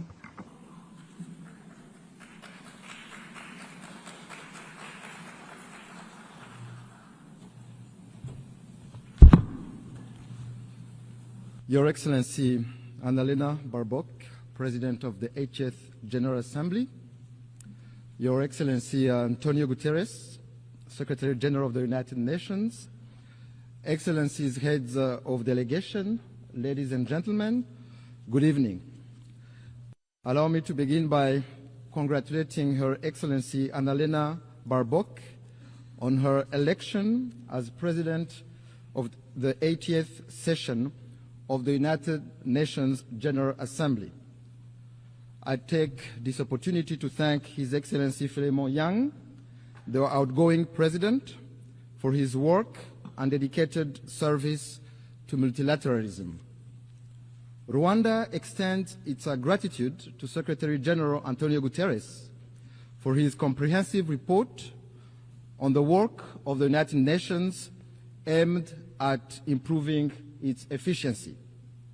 In this regard, Rwanda has formally expressed interest in hosting UN agencies as part of our shared commitment to a cost-effective and decentralized UN system.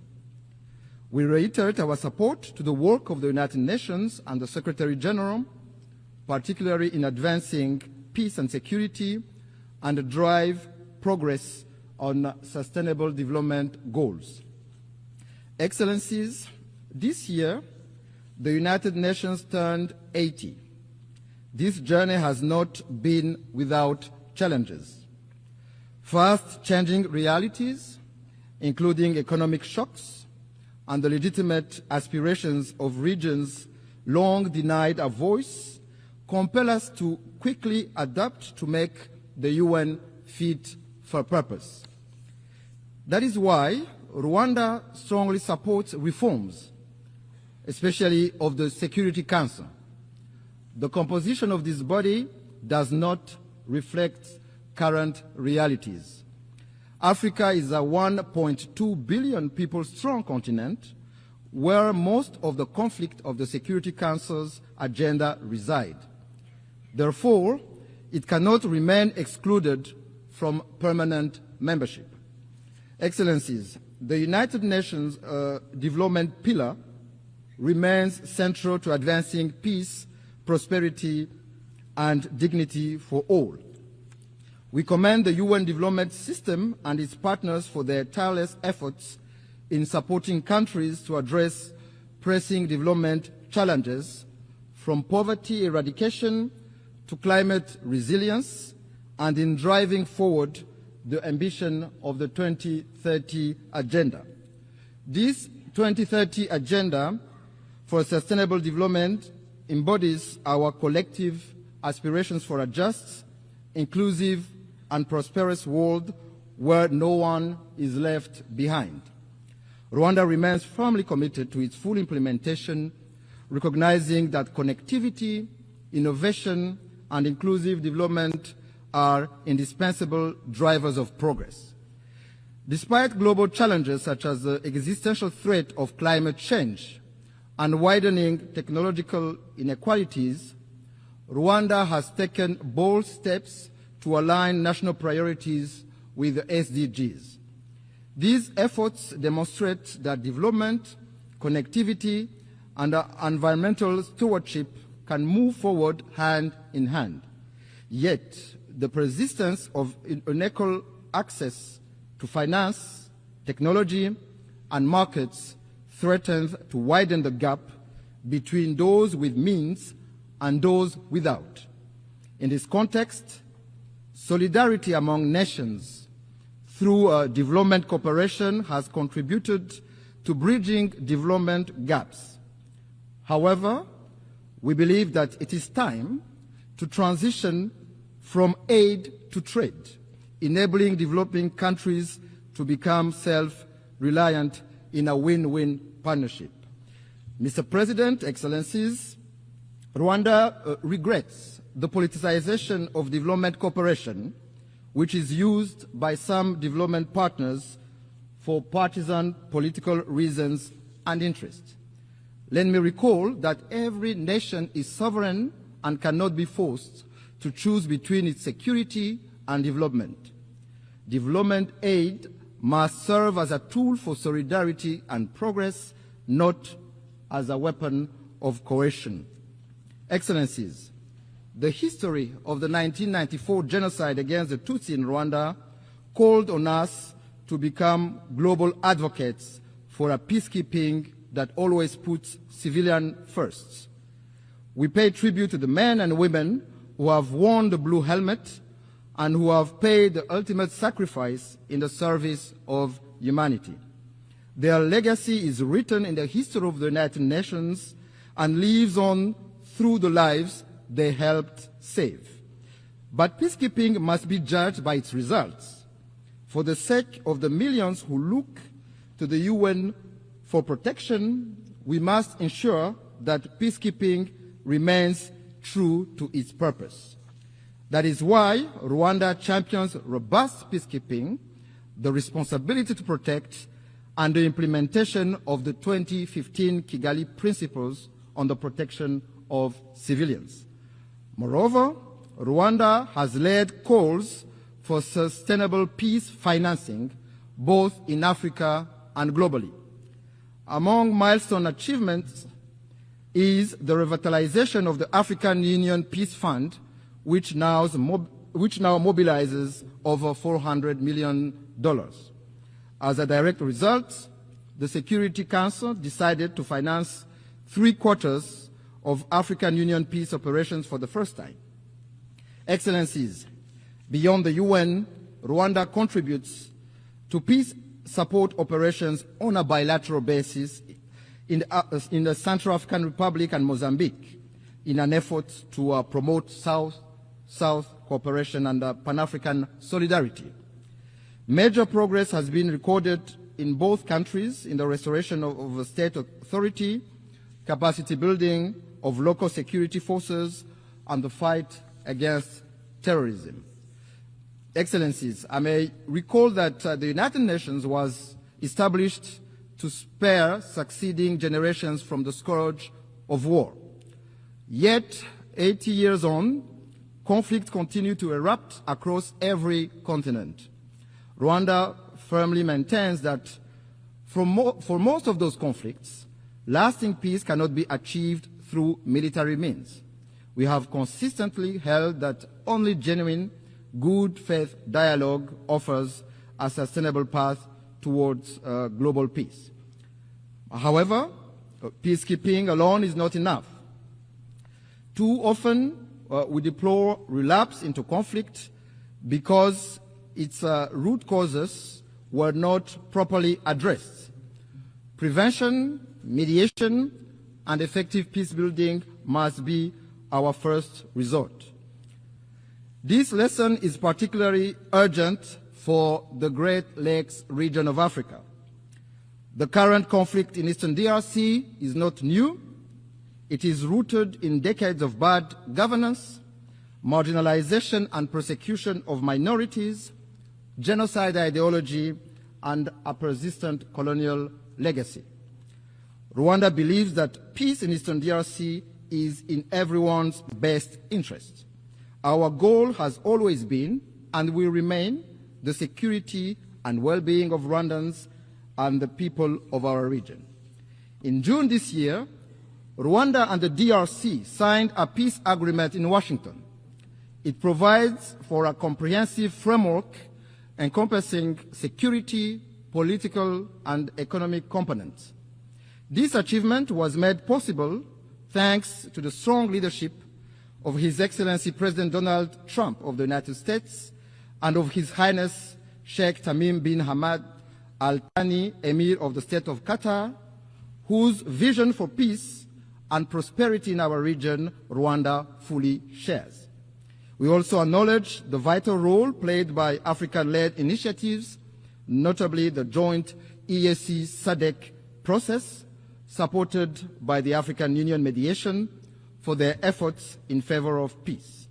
Nevertheless, since the signing of this peace agreement, progress has been moving slowly. While promising meetings are taking place in Washington to implement the June peace agreement, the situation on the ground remains deeply troubling. The DRC's renewed militarization, coupled with its continued collaboration with genocidal and UN-sanctioned armed groups, such as the DRC-backed FDLR and Wazalendo militias, and the deployment of attack drones and fighter jets against civilian populations, particularly the Banyamulenge and other Congolese Tutsi, underscore the gravity of the crisis. This goes against the letter and spirit of the Washington Peace Agreement. Additionally, this coalition is supported by foreign forces, including mercenaries, in clear violation of the 1977 OAU Convention and the 1989 UN Convention against the use of mercenaries. Rwanda condemns these developments and calls on the DRC to reject the military solution and implement in good faith the Washington Peace Agreement, which is a golden opportunity to end this conflict that has lasted for far too long. Excellency, since 1999, the United Nations has maintained a robustly mandated peacekeeping mission in the Democratic Republic of Congo, named MONUSCO, to help address the crisis. Yet, despite its efforts, the mission has not succeeded in halting the proliferation of armed groups, especially the eradication of the DRC-backed FDLR.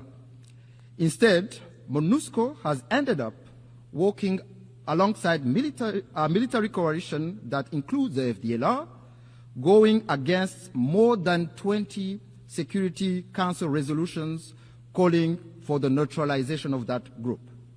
There is an urgent need to review the legal conformity of MONUSCO's mandate.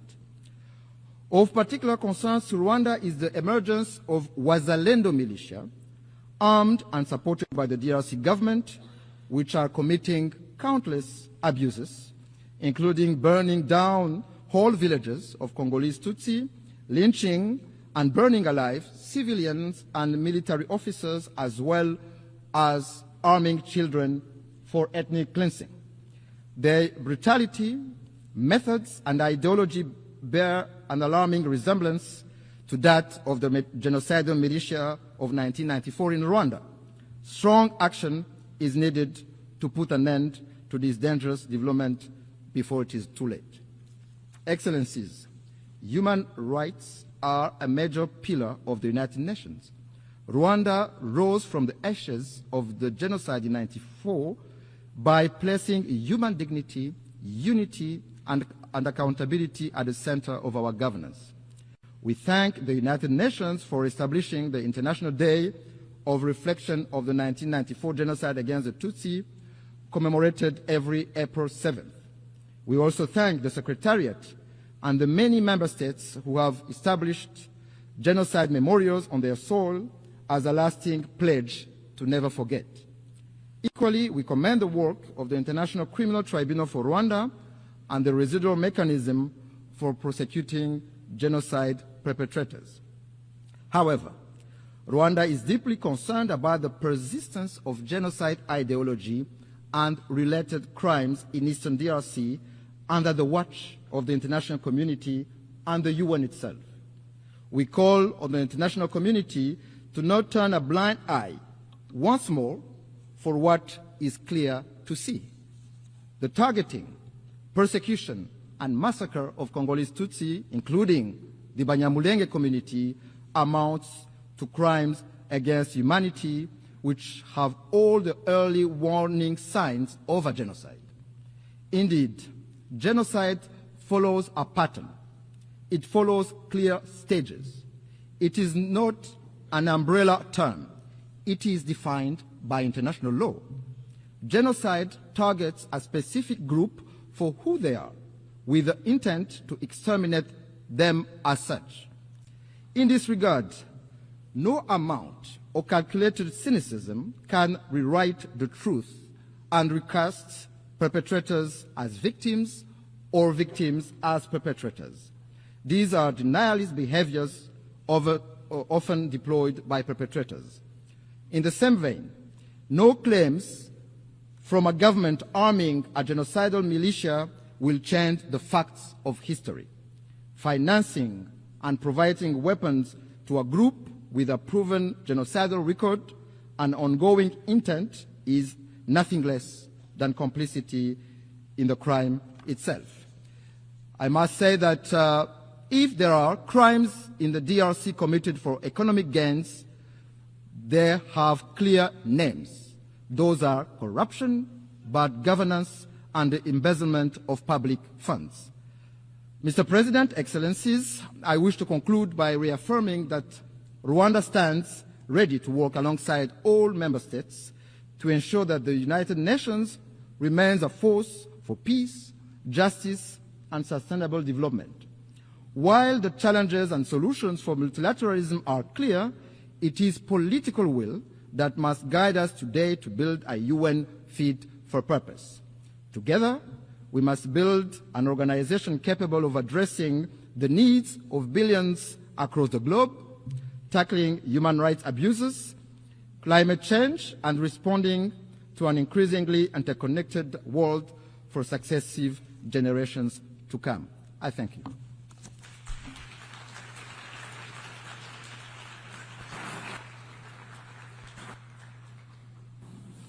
Je remercie.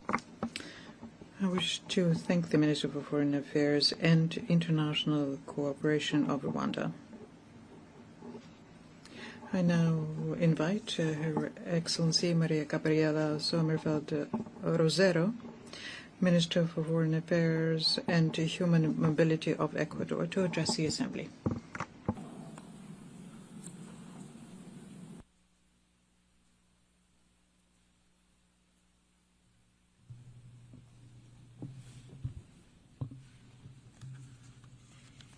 Señora Presidenta.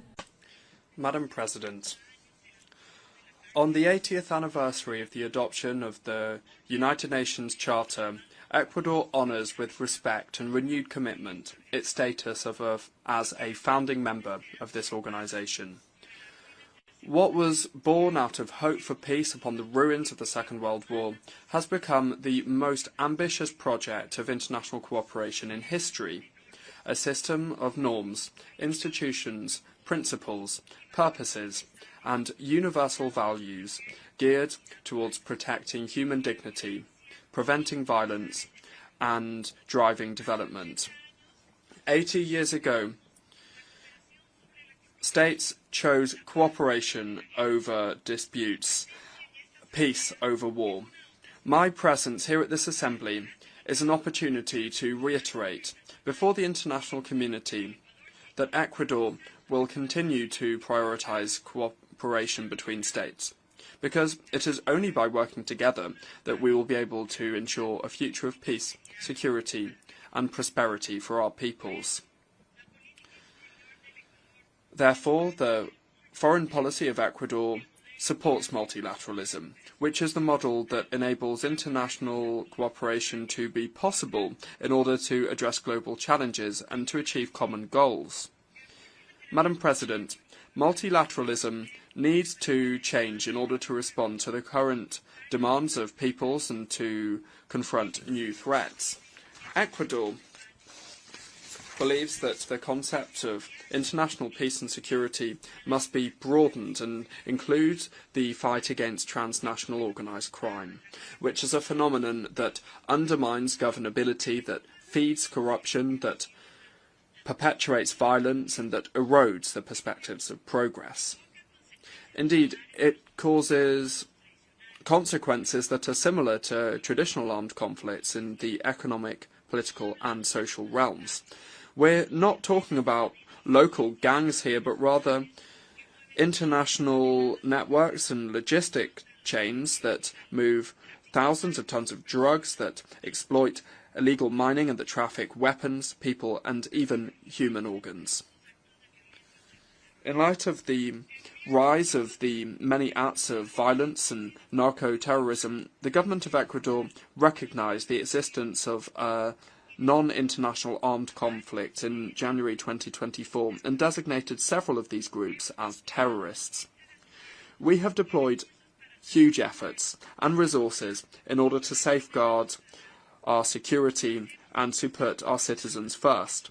We are doing this by adopting programmes focused on the prevention of youth violence, including the recruitment, use and utilisation of boys, girls and adolescents. At the same time, we are implementing public policies to attract investment and jobs in order to ensure sustainable security. I wish to insist on the fact that Ecuador, without having sought this out, but due to the fact that we are very close to the main producers of cocaine in the world, is on the front line of the battle against transnational organised crime and is waging an existential war against narco-terrorism. Milestones in the fight of Ecuador against transnational organised crime and narco-terrorism include the seizure of 295 tonnes of illicit drugs in 2024, as well as the decision to call on friendly countries to provide their support in different areas of this confrontation, because given the potential of joint military operations fully respecting the constitutional framework. The Ecuadorian government has called a national and democratic debate on foreign military bases, by way of a referendum that will take place in November next, providing strategic areas that can serve to help us to control and monitor criminal activities in order to achieve peace and international peace and security. This referendum will be coupled with a call for a constituent assembly that will be tasked with drafting a new fundamental charter that will contribute to defeating narco-terrorism and lead us inexorably down the path of prosperity and social peace. Madam President, on a regional level, Ecuador has established and what spearheaded the establishment of the resolutive plan of action as a strategic response of the Andean community to the illicit trafficking of drugs and transnational organised crime. On a multilateral level, Ecuador has spearheaded initiatives such as the presidency of the Latin American Community of Security and Intelligence, where we have promoted the updating of the operational action plans and organised the Latin American Security Summit, consolidating strategic alliances with the European Union and Ameripol. We agree that transnational organised crime and narco-terrorism are global scourges that know no borders, and no country can act against them alone. It's therefore essential to coordinate our efforts to reach cooperation agreements with countries and with international bodies that include financial assistance and technological equipment. Madam President, over the last 8 years that the UN has been in existence, it has been shown that lasting peace can only be built upon solid foundations: security, development, and human rights. These three pillars, which are independent and indivisible, represent the pillars of the international order and multilateralism that are currently seeing cracks in them that are compromising their stability. Indeed, today multilateralism is being called into question, and rightly, because it hasn't been able to address the contemporary conflicts and challenges effectively.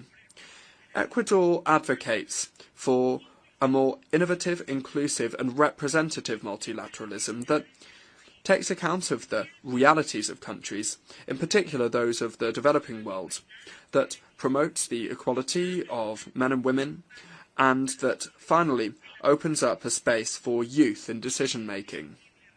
It's essential to strengthen the respect of the fundamental principles of international law enshrined in the United Nations Charter, that is the bedrock of this organisation and whose strength depends on our adherence to its spirit and letter. Abandoning it would lead us back to a time in which the only source of law was force. It is therefore our role to reform it and update it, so that it can respond to the current challenges we face on a global level, so that precisely we can strengthen these principles. In summary, this institution is called to support the evolution and accompany the evolution of human beings and of the planet, to address technology changes and new challenges. Madam President, human mobility is yet another of the most complex challenges of our time. Ecuador, which is a country of origin, transit and destination and refuge for migrants, reaffirms its commitment to safe, regular and orderly migration, convinced that managing it properly can contribute to sustainable development. Ecuador strongly rejects irregular, unsafe and disorderly human mobility, because this often responds to the interests of transnational organised crime groups that can also be transnational in nature. Emerging technologies, in particular artificial intelligence, offer up unprecedented opportunities for human progress. However, they also offer up significant risks for security, equity and human rights. Ecuador believes that it's essential to move towards multilateral and ethical governance of these tools that would guarantee their inclusive access to them, that would avoid new digital gaps and that would ensure their use is guided by the common good. Climate change and the loss of biodiversity threaten our stability and development. As a mega-diverse country, Ecuador advocates for more environmental financing, for technology transfer, and for international support for the conservation of unique ecosystems like the Amazon and the Galapagos Islands, which are the treasure of humanity. Financing for development is another great challenge. The international financial architecture must respond to the needs of developing countries, in particular those that are classified as middle high-income countries. The exclusive use of GDP per capita, which is limiting and limited, does not reflect our reality, nor does it reflect our vulnerabilities. We require more comprehensive indicators that include multidimensional poverty, structural inequality, and climate resilience, as access to concessional resources and international cooperation are not unfairly undermined. Ecuador supports the use of sustainable financial instruments such as green and thematic bonds and promotes the creation of new financing mechanisms. Madam President, youth of Ecuador and of the world, I'm proud to represent a young people, Ecuador is a country of more than 18 million inhabitants, in which youth represent around 40% of our population. The government of Ecuador and President Daniel Noboa are focused on providing them with opportunities that did not exist in the past. The time of youth has come. If we provide them opportunities, we can promote and provide better attention to all citizens. It is a positive and multiplying effect. For us, the youth embody the priority of all priorities. Today, youth see in the new Ecuador a country of opportunities and progress, in which there is a firm commitment to eradicating corruption and impunity, as well as the old politics and ideological struggles that perpetuate a status quo that is unsustainable and that benefits only a few people. The new Ecuador is moving with stability and responsibility on an ambitious path of productive transformation, as well as social and institutional transformation, towards a new chapter in our development model, involving efforts that include the diversification of our energy mix, that include the diversification of our productive mix. The current global economic environment that is ever more complex and demanding, marked by the volatility of the markets, geopolitical tensions, uncertainty in the supply chain, and rapid technological changes, require us to adapt rapidly and in an agile manner. We are fostering a competitive economic environment, generating openness to business and providing attractive opportunities for foreign investment. Several factors foster investment and business in Ecuador. A large range of natural resources, our strategic location in South America, the economic stability provided by us using the United States dollar as our national currency, and our condition as a mega-diverse country with an extremely rich cultural heritage. Our risk indicator as a country continues on its downward trend, and yesterday was at 701 points, which is the lowest level over recent years. Our economy grew by 3.9% in the first half of the year, achieving growth of, heralding growth for around 5% for the second half of the year. And as for the security environment, well, the economy is improving even with the challenges that we still face. In July 2025, we saw 38.6% of decent jobs. In other words, 282,000 more Ecuadorians are benefiting from a decent job compared to 2024. So that is a change of 3.7% compared to July 2024. These achievements are also to do with the laws that President Daniel Noboa and his cabinet have drafted and put to the National Assembly that seek to safeguard peace, transparency, and the fight against terrorism and crime, and also providing jobs, economic stability, and creating social programs and opportunities for development. Madam President, the 80th anniversary of the UN is a turning point. On this historic commemoration of the United Nations, I invite you to adopt a creative vision like the one that we had in 1945 that's able to renew and strengthen this institutionality grounded in an ethical model of democracy and changing to adapt to contemporary challenges. Global challenges such as transnational organised crime, narco-terrorism, migration and climate change require more multilateralism, more cooperation and more collective action. Ecuador reaffirms its commitment to the defence of peace and security, human rights and development. Thank you very much.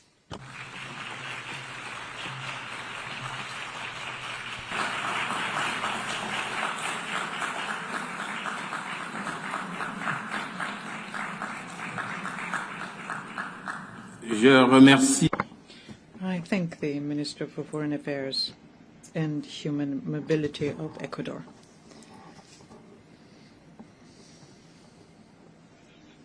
I now give the floor to Her Excellency Maria Malmer Stenegard, Minister for Foreign Affairs of Sweden. Je remercie.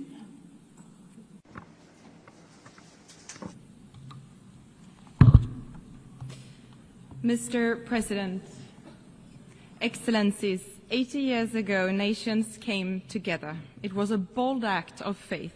Faith in multilateralism, the rule of law, and the shared responsibility to save future generations from the devastation of war. But as we gather here, the world and our organization, the United Nations, are facing the risk of failing. Leaders of several nations are choosing conflict over cooperation. Around the world, we are witnessing grave violations of the rules and principles that we have all agreed to. For too many, peace is fragile, justice abstract, and dignity denied. There is so much wasted potential. The UN was founded to curb aggression and the arbitrary exercise of power by the strong against the weak. That vision remains as valid today as it was then. Mr. President, it is not only the UN that turns 80 this year, it happens to be 80 years since Astrid Lindgren published her first book about the strongest girl in the world, Pippi Longstocking, a strong-willed girl who believed everything was possible. Pippi has inspired generations of children, especially girls, to believe that strength and independence are not confined by expectation or tradition. I have never tried that before, so I should definitely be able to do it. Although not a direct quote, it captures the spirit of Pippi. Let us use the coincidence of anniversaries as a reminder that even in the face of unprecedented challenges, we must approach the impossible with boldness and resolve. Mr. President, Sweden is a committed defender of international humanitarian law, principles that safeguard human dignity even in the darkest of times, and they must be upheld without exception. We cannot be deterred by a few states' disregard for our charter. This is our time to act and to defend these fundamental rules and principles for us and for future generations. We need an efficient UN that defends the right of every state, big or small, to uphold its sovereignty, territorial integrity, and political independence. We need a strong UN that helps member states deliver on their commitments to respect, protect, and promote the human rights of every individual. And we need a focused UN. The UN must remain true to its core, securing peace, advancing human rights, driving sustainable development, and providing humanitarian relief. Mr. President, as a steadfast partner and major donor to the United Nations, Sweden remains committed to addressing global development challenges and to humanitarian efforts to provide protection and life-saving assistance. Sweden is also a strong supporter of UN peacekeeping and peace-building efforts. We actively take part in the Peace-Building Commission. We chair the Liberia configuration, and we have contributed substantially to the Peace-Building Fund since its creation. The Security Council must evolve to better reflect today's global realities. Sweden supports a balanced expansion of the Security Council by adding permanent and non-permanent seats, including African countries. We need to act together based on our shared principles and common goals. These include our commitments under the Pact for the Future adopted last year. Looking ahead, we will seek a candidate for the next UN Secretary General who leads the way and builds on important reform initiatives. And let me be clear, Sweden's choice is always merit-based. But isn't it strange that for 80 years no woman has been elected, especially if the selection is based on merit. Mr. President, in a world in which armed conflicts are multiplying, we must not allow injustice to go unpunished. Accountability is critical to uphold our international rules-based order. The integrity, independence, and impartiality of our international legal system, including the International Court of Justice and the International Criminal Court, must be protected. When I think of accountability, I think of little Angelina. You have probably seen the picture of her celebrating her 2nd birthday next to a giant teddy bear.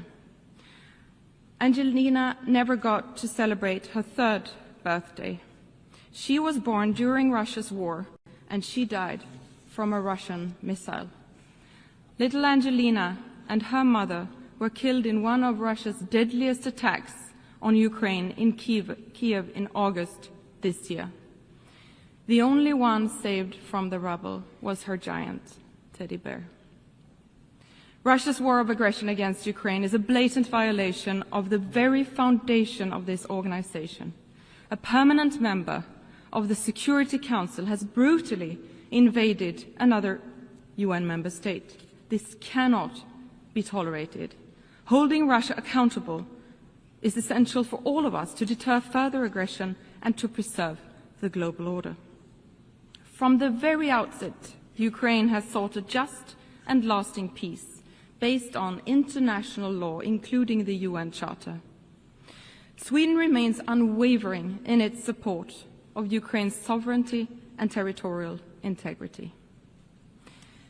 Mr. President, on October 7, 2023, Hamas carried out the worst mass murder of Jews since the Holocaust. Men, women, and children were brutally murdered and kidnapped by Hamas terrorists. And when the music faded at the Nova Festival, so did the lives of young, peace-loving people. They were raped, killed, and taken hostage. It was truly a painful reminder of how dark the world can be. The hostages are being held in appalling conditions by Hamas. More pressure must be put on Hamas to immediately release them, and Hamas must never have a place in the future governance of Palestine. The war in Gaza has led to suffering beyond imagination. We are reminded daily of the painful desperation inside Gaza. The offensive against Gaza City is worsening an already catastrophic situation. Parts of Gaza are now officially in the grips of famine. This cannot go on. Israel has a right to defend itself, but that right must be exercised in accordance with international law. And the way the Israeli government is waging its war is unacceptable. The UN and other humanitarian actors must be allowed to work safely in all parts of Gaza. Humanitarian space must be protected and aid should never be politicized. Increased pressure on the Israeli government to change its course and meet its obligations according to international law is urgently needed. Sweden welcomes international efforts for a peaceful resolution to the Israeli-Palestinian conflict. It is in the interest of all states to not only bring this war to an end, but to ensure a sustainable two-state solution for a better future for all, both Israelis and Palestinians. Mr. President, the situation in Sudan is deeply alarming. It is the largest humanitarian crisis in the world and not given enough attention. Full, safe and unhindered humanitarian access and immediate ceasefire and negotiations ensuring a return to civilian rule are urgently required. Conflicts all over the world are wasting human potential. Every conflict tears families apart, disrupts education, and silences voices. The cost is immeasurable. Mr. President, authoritarian regimes challenge democracy, rule of law, and gender equality. Sadly, resistance against women's and girls' rights is on the rise. Sweden is honored to serve as President of the UN Executive Board this year. Gender equality is too often framed as a women's issue, which is a profound misunderstanding. Equality is not only a value we should aspire to, it is a driver of progress. Strengthening women's and girls' rights is not only the right thing to do, but also the smart thing to do, because we know that where women prosper, societies prosper. Equal access to education, work and resources transforms communities. Economically empowered women invest more in their families, leading to better health, education, and overall quality in life for future generations. Societies that include women in peace building are more likely to enjoy sustainable peace. We must stand firm against those who seek to roll back freedoms. We must push back the pushback. Everyone has the right to live safely and freely, regardless of gender, religion or beliefs, skin color, or whom they love. Sweden will always defend the equal rights and dignity of every human being. Mr. President, the crisis of our time, armed conflicts, climate change, extreme poverty, demand urgent collective action. But public aid alone is not enough. To achieve our goals, we need to mobilize finance from every source, not least private capital. We must use synergies between development cooperation and trade to meet growing needs and lay the foundation for economic growth and entrepreneurship. The green and digital transition brings great opportunities in terms of jobs, growth and solutions to mitigate climate change and achieve the goals of the Paris Agreement. Emerging technologies such as AI hold immense promise in addressing some of our most pressing common challenges. The global community must support innovation while addressing risks. Mr. President, the UN was not created to take mankind to heaven, but to save humanity from hell. These words of the second Secretary General of the United Nations, Dag Hammarskjöld, remain just as valid today. These are difficult times, but times have been difficult before. Let us not surrender to despair. Most nations continue to stand by the fundamental principles agreed upon 80 years ago. We should not let this anniversary become a celebration of the past alone. Let's see this as a call to action. Let's embrace the spirit of Pippi Longstocking and carry on with fearlessness and conviction. Together we must act for ourselves and for future generations. Let them inherit a better, freer, and fairer world than the one we found. For my son, Christian, and for my daughter, Kajsa, for all our sons and daughters who deserve to grow up in a world where their paths are not limited by their gender, tradition, or violence. We must not let potential go to waste. We must not let them down. I thank you.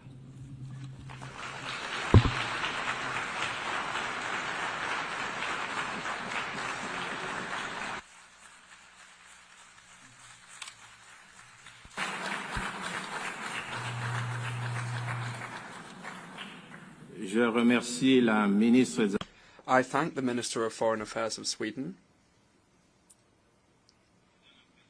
And I now give the floor to His Excellency, Mr. Lejeune Mbela Mbela, Minister for Foreign Affairs of Cameroon.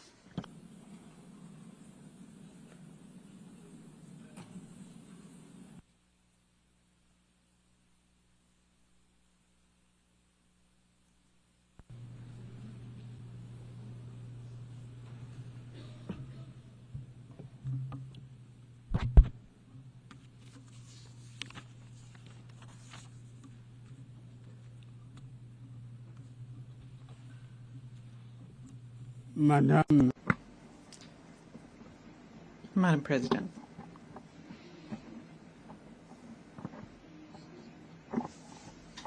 I was entrusted with the honor on behalf of His Excellency Paul Biya, President of the Republic of Cameroon, Head of State, and he instructed me to speak in his name. Allow me, therefore, to renew Cameroon's warm congratulations on your election as President of the 80th session of the General Assembly of our organization. Your diplomatic experience and vision, which encourage us to unite our efforts for a better future, are guarantees of success for both your mandate and deliberations throughout this session. You can count in this regard on the full cooperation from the Cameroonian delegation. As you know, my country was honored to see your predecessor, Ambassador Philemon Yang, preside over the 79th session of the General Assembly. And I would like here to commend his commitment, his professionalism, and his determination, which was marked by his spirit of being able to listen and conduct a dialogue as he fulfilled his mandate. Let me also reiterate to Mr. Antonio Guterres, Secretary General of the United Nations, the sincere appreciation of Cameroon for his tireless efforts at the helm of our organization and for his clear commitment to strengthen multilateralism in an international context which happens to be particularly difficult and complex. Madam President, Excellencies, Heads of State and Government, Mr. Secretary General, and distinguished representatives, we meet this year at a pivotal moment for our organization, which is celebrating its 80th anniversary. And anniversaries are usually joyful occasions, but we must acknowledge that this particular one leaves us with questions. This is an opportunity for us to take stock and reflect on how we can make the United Nations more effective in fulfilling its missions and recommendations and promises contained in the Charter.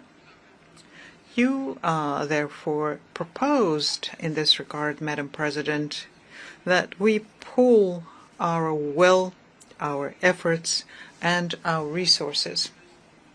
And you believe, and rightly so, that we are better together. Cameroon shares this vision and welcomes the theme we have chosen for our discussion, which is, I quote, "Better Together, 80 years and more for peace, development, and human rights." End of quote. This theme is more than just a slogan. It is a relevant program that we must translate into concrete actions at both the national and international levels. The union of our forces is the very foundation of the UN Charter. Its founding fathers understood that maintaining international peace and security and promoting economic and social development for all could only result from our collective labor. And that is why we must maintain this dynamic for the well-being of our populations. Madam President, the UN was created to be, at the same time, a beacon of hope, a forum for dialogue, and a catalyst for concrete actions so as to build a more just, safer, and more united world. And 80 years later, it is useful, as I mentioned earlier, it is useful to take stock and draw lessons for the future. So the following questions arise here. Have we succeeded? Have we managed to shield our peoples from the fear of war?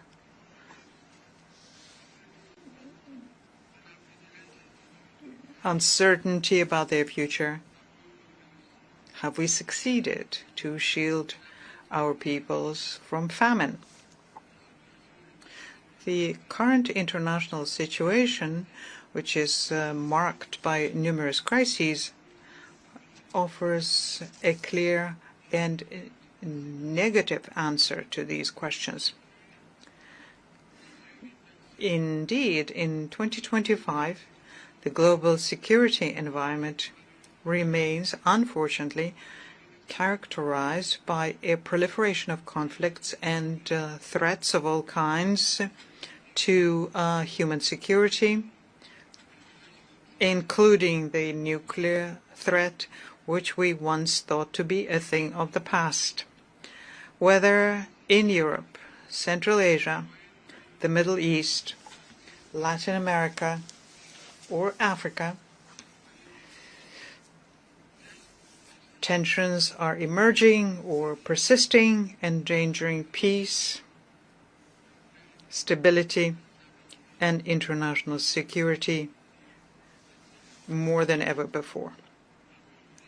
The ongoing armed conflicts around the world are a painful reminder for us that 80 years later,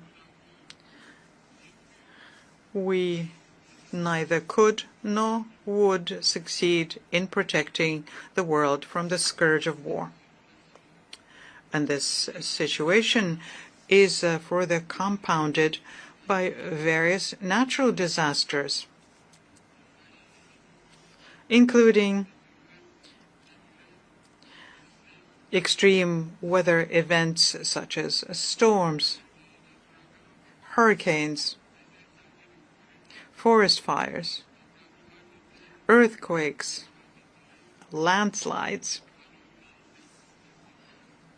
which cause significant material damage and loss of human lives, not to mention various pandemics on that list. The world will only meet the challenge of development if it first wins the challenge of peace. We have a historic responsibility to choose. Either we allow war and these multiple scourges to thrive, or we offer our children a stable, united, and prosperous world. And Cameroon has made its choice. It made the choice of peace and development, and stands firmly by your side in order to turn this aspiration into a shared reality. Madam President, Your Excellencies, it is well known that there can be no development without peace, nor can there be lasting peace without development. The ongoing crises, which negatively affect international trade, the cost of raw materials and market supplies, undoubtedly hinder the development of many countries. And yet, economic development through the Sustainable Development Goals remains a primary objective that the United Nations must attain for the well-being of our peoples. In recent years, however, we have seen with regret that millions of people still live in extreme poverty, facing disease and food insecurity. In this particular context, children, women, and the elderly, and people with reduced mobility are the most vulnerable. And although access to education has expanded, many children and young people remain outside of the school system. At the same time, we observe a decline in life expectancy. We see deteriorating health indicators and a critical shortage of healthcare professionals, especially in Africa. With 5 years remaining until the SDG deadline, it is urgent that coordinated actions be taken to fulfill the promises of the 2030 Agenda. We must indeed take our responsibility individually and collectively so as to achieve these goals that we had freely and voluntarily set for ourselves. Your Excellencies, ladies and gentlemen, Cameroon, a ward of the United Nations, remains committed to the purposes and principles of the United Nations Charter and spares no effort under the high leadership of His Excellency Paul Biya, President of the Republic, to promote peace and international security. And in this spirit, my country actively participates in UN peacekeeping operations and through its 3 major specialized schools, trains police, gendarmerie, and other African civilian personnel who take part in these operations. Moreover, Cameroon remains consistently engaged in the fight against terrorism in general, and in the Sahel, and particularly in the Lake Chad basin, where the Boko Haram sect operates. Now, in economic terms, my country has adopted an ambitious national strategy that promotes harmonious economic and social development across the nation, whilst advancing democracy, respect for human rights, and good governance. This allows us to progressively and systematically realize the Sustainable Development Goals and the African Union's Agenda 2063, among others. Madam President, in the Congo Basin, Cameroon actively contributes to finding solutions to global climate change and to protecting wildlife and biodiversity. He will always do its part and expect that promises made, especially in terms of financing, will be honored. For Cameroon, it is essential that the efforts of developing countries be supported. In this regard, it is worth recalling yet once again that over a decade ago, developed countries pledged collectively to mobilize $100 billion annually to support climate change efforts. The same applies to development aid, which was set at 0.7% over 50 years ago. To date, none of these promises have been fulfilled. Cameroon believes that it is time for these funds, which were expected to be effectively mobilized to support the substantial efforts made by developing countries, especially in Africa, to preserve our shared environment for the benefit of all.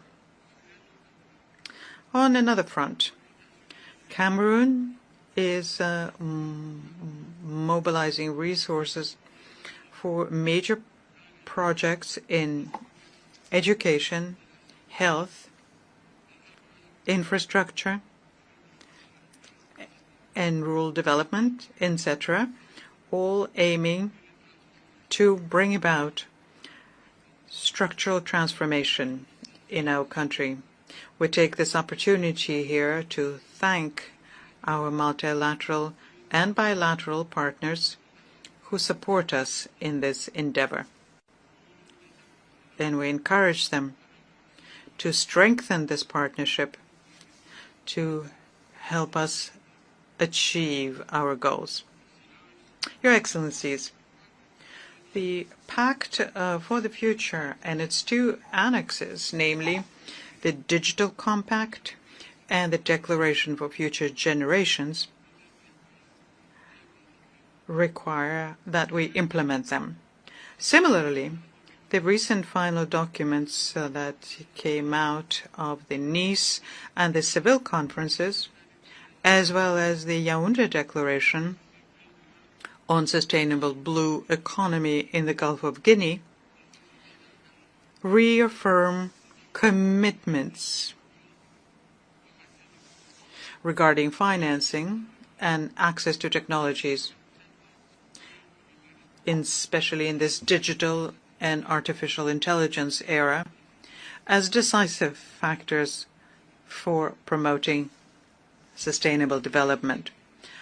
Cameroon welcomes these advances and the commitments made during these occasions for reforming the international financial architecture and advancing energy transition.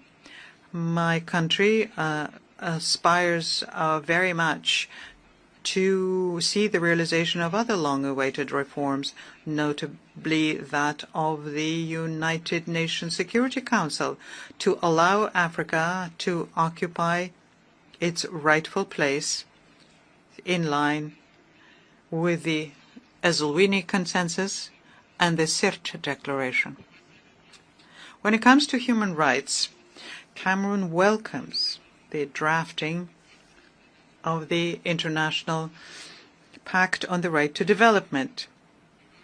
The eventual adoption of this important instrument will mark a milestone in human history by unequivocally affirming that development is a fundamental right and not a privilege. Madam President, Your Excellencies, ladies and gentlemen, at this pivotal moment in the history of the United Nations, we must act. It is imperative obligation that we cannot ignore. This requires, in my view, respecting our commitments to development financing, fulfilling our promises for peace, and ensuring the effectiveness of our choices in human rights and humanitarian assistance. In the years to come, We must strengthen the foundations of lasting peace, rooted in prevention, resilience, and justice. And we have the means to do so, especially now when global wealth in 2025 has reached unprecedented levels and technological development allows for significant improvements in living conditions for all. In conclusion, and as a call to action, we must do better and we must do more so that the United Nations fulfills the promises made to the peoples of the world and becomes, more than ever, the engine of strengthened multilateralism, fair and equitable cooperation, and reimagined solidarity in the face of the concerning rise of multipolarity. I thank you for your kind attention.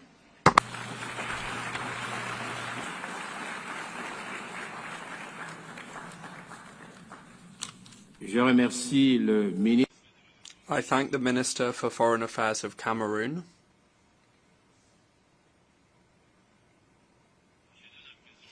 I now give the floor to His Excellency Mr. Espen Barth Eide, Minister for Foreign Affairs of Norway.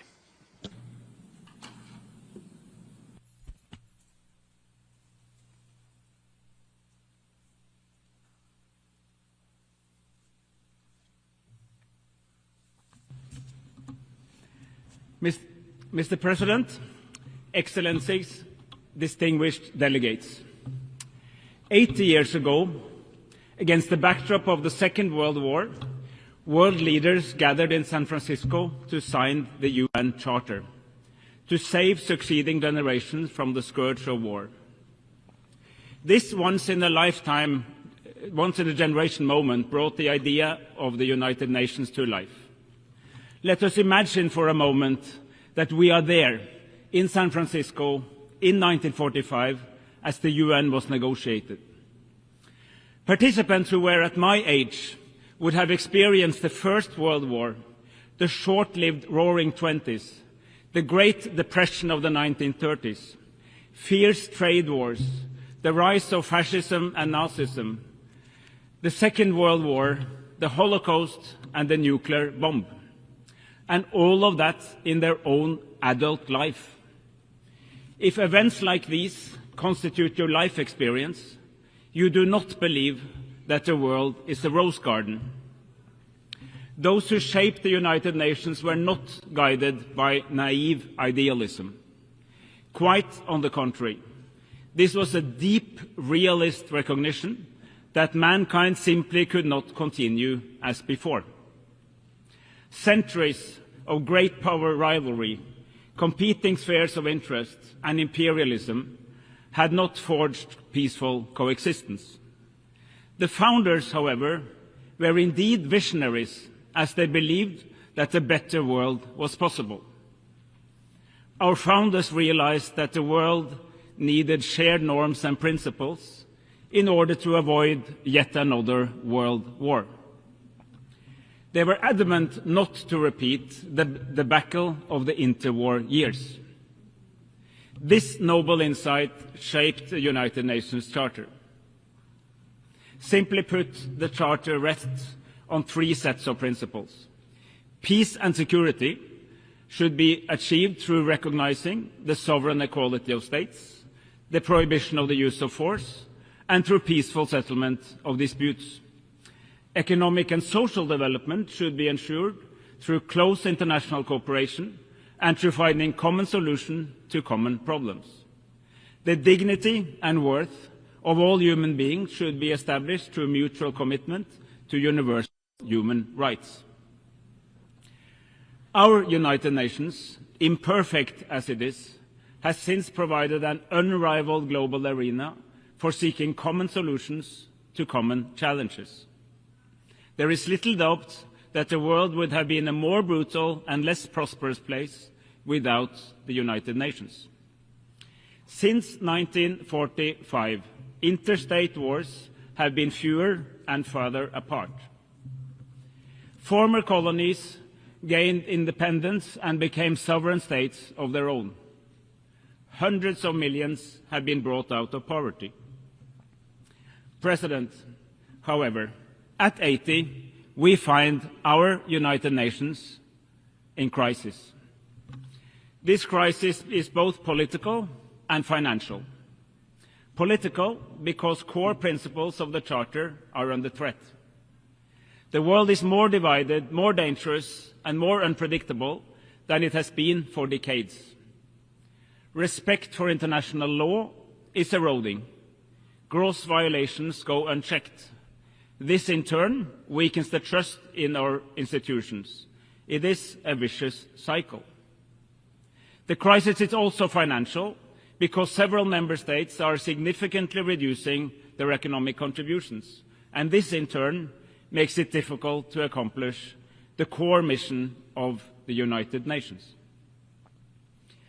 President, savage wars are raging in several corners of our world.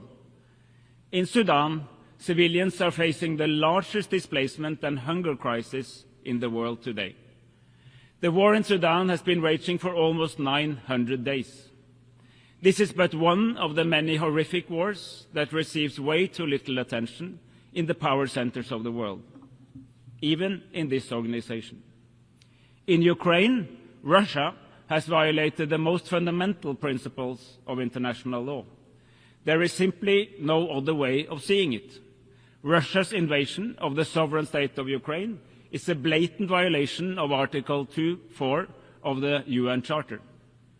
While Ukraine is in its full right to defend itself as affirmed by Article 51. Norway and so many other states stand firmly with Ukraine's fight for freedom and independence. We do so in solidarity with the brave Ukrainian people, but we also do so to uphold the respect for international law, an interest shared by all states, large and small. In Palestine, Israel is in clear violation of international law. Life in Gaza is living hell. For almost 2 years, we have witnessed extreme levels of death, starvation, forced displacement, and massive suffering. The fact that these atrocities continue is a disgrace to all humanity. In the West Bank, the illegal occupation, settlements, and settler violence continues unchecked. The Palestinian authorities are under massive stress, its finances strained, and its capacity to operate is severely restricted. The war must end now. Massive humanitarian aid must reach those in need now. The remaining hostages must be released now, and the illegal occupation must end now. But, colleagues, there is an alternative to this never-ending cycle of violence. We have made important steps just these past few days. At the Conference on Palestine in this hall on Monday, member states further developed the roadmap to a settlement to the deeper conflict between Israel and Palestine.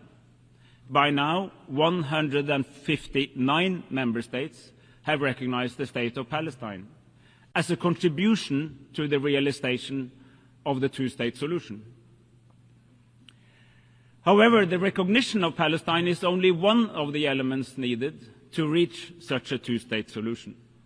There are many pieces in this puzzle. Palestinian governance and economy must be strengthened. Hamas must be demobilized. We need security guarantees to both Israel and Palestine. And key Arab states aim to normalize their relation with Israel as part of a broader agreement. In order to put together these pieces of the puzzle, the Global Alliance for the Implementation of the Two-State Solution was launched here in New York last year during the last UNGA. It continues to gather support for a comprehensive settlement. It is our firm conviction that both Israel and Palestine have the right to live in peace and security, side by side in two states. Excellencies, ladies and gentlemen, A world order based on international law is not a luxury, it's a necessity. When we condemn Russia's blatant violations of international law in Ukraine, we must also speak just as clearly against Israel's violation of the rules in Palestine. International law cannot be applied with double standards. It must be upheld universally, regardless of who commits the violations and regardless of where they take place. This is not optional, this is fundamental. We must also defend the institutions that safeguard accountability, the International Court of Justice and the International Criminal Court. Just as important as the sacrosanct integrity of borders and the sovereign equality of states is our mutual commitment to human rights. The UN Charter commits us to respect and promote these fundamental freedoms for all, without distinction to race, gender, language or religion. Human rights are universal. They are our best hope for a world that rejects injustice, inequality, violence and brutality. A more equal world where women and girls participate on equal footing with men and boys is a more peaceful and a more prosperous world. President, in these times of crisis, the United Nations must reposition itself to meet a new political and financial reality. The UN 80 initiative gives us a unique chance to turn this crisis into an opportunity and to build a United Nations that is not only stronger but also smarter.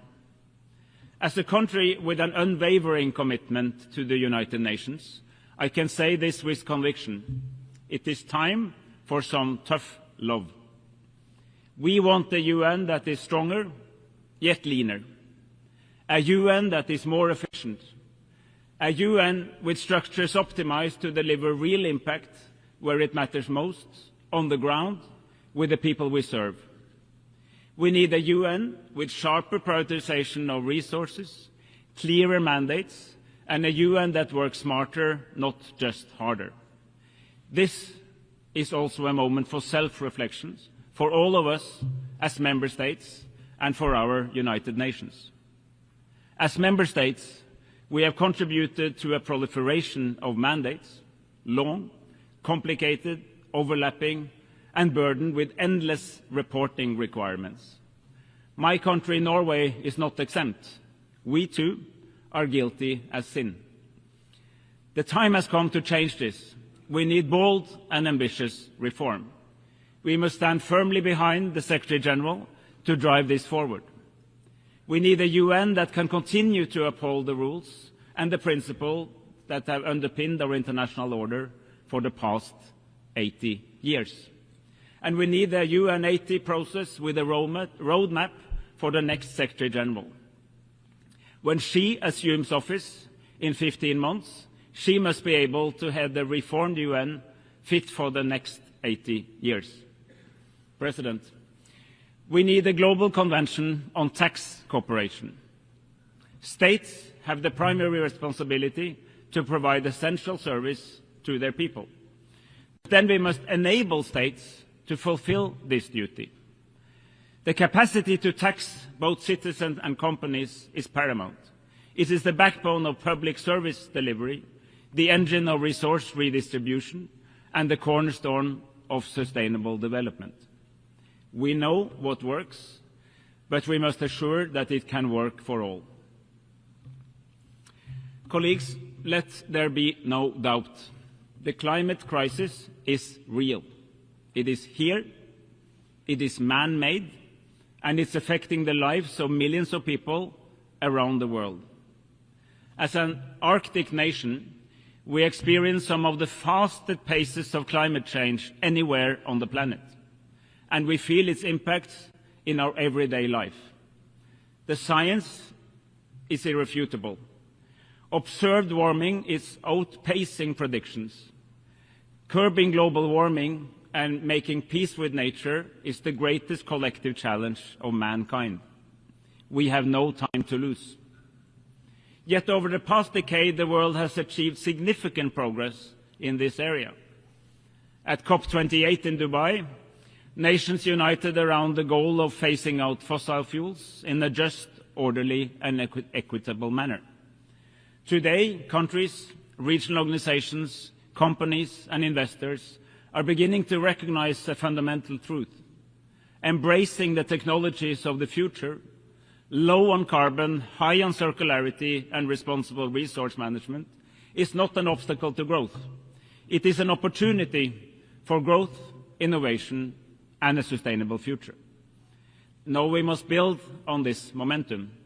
COP30 in Belém presents a crucial opportunity to reconnect the climate, biodiversity and pollution agendas into a coherent, integrated approach.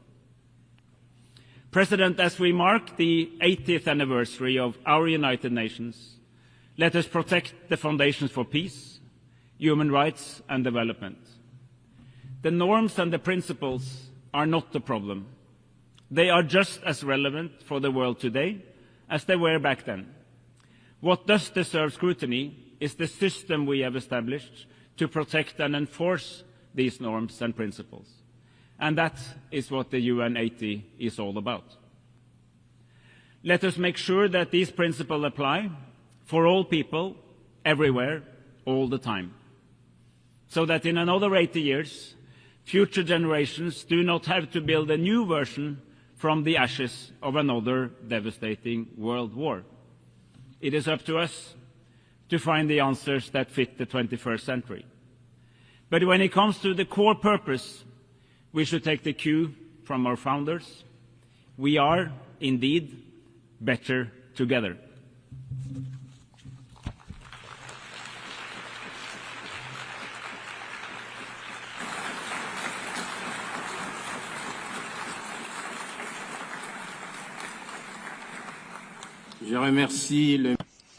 I thank the Minister for Foreign Affairs of Norway. We have heard the last speaker in the general debate for this meeting. We will continue the general debate tomorrow at 9 a.m. in this hall. The meeting is adjourned.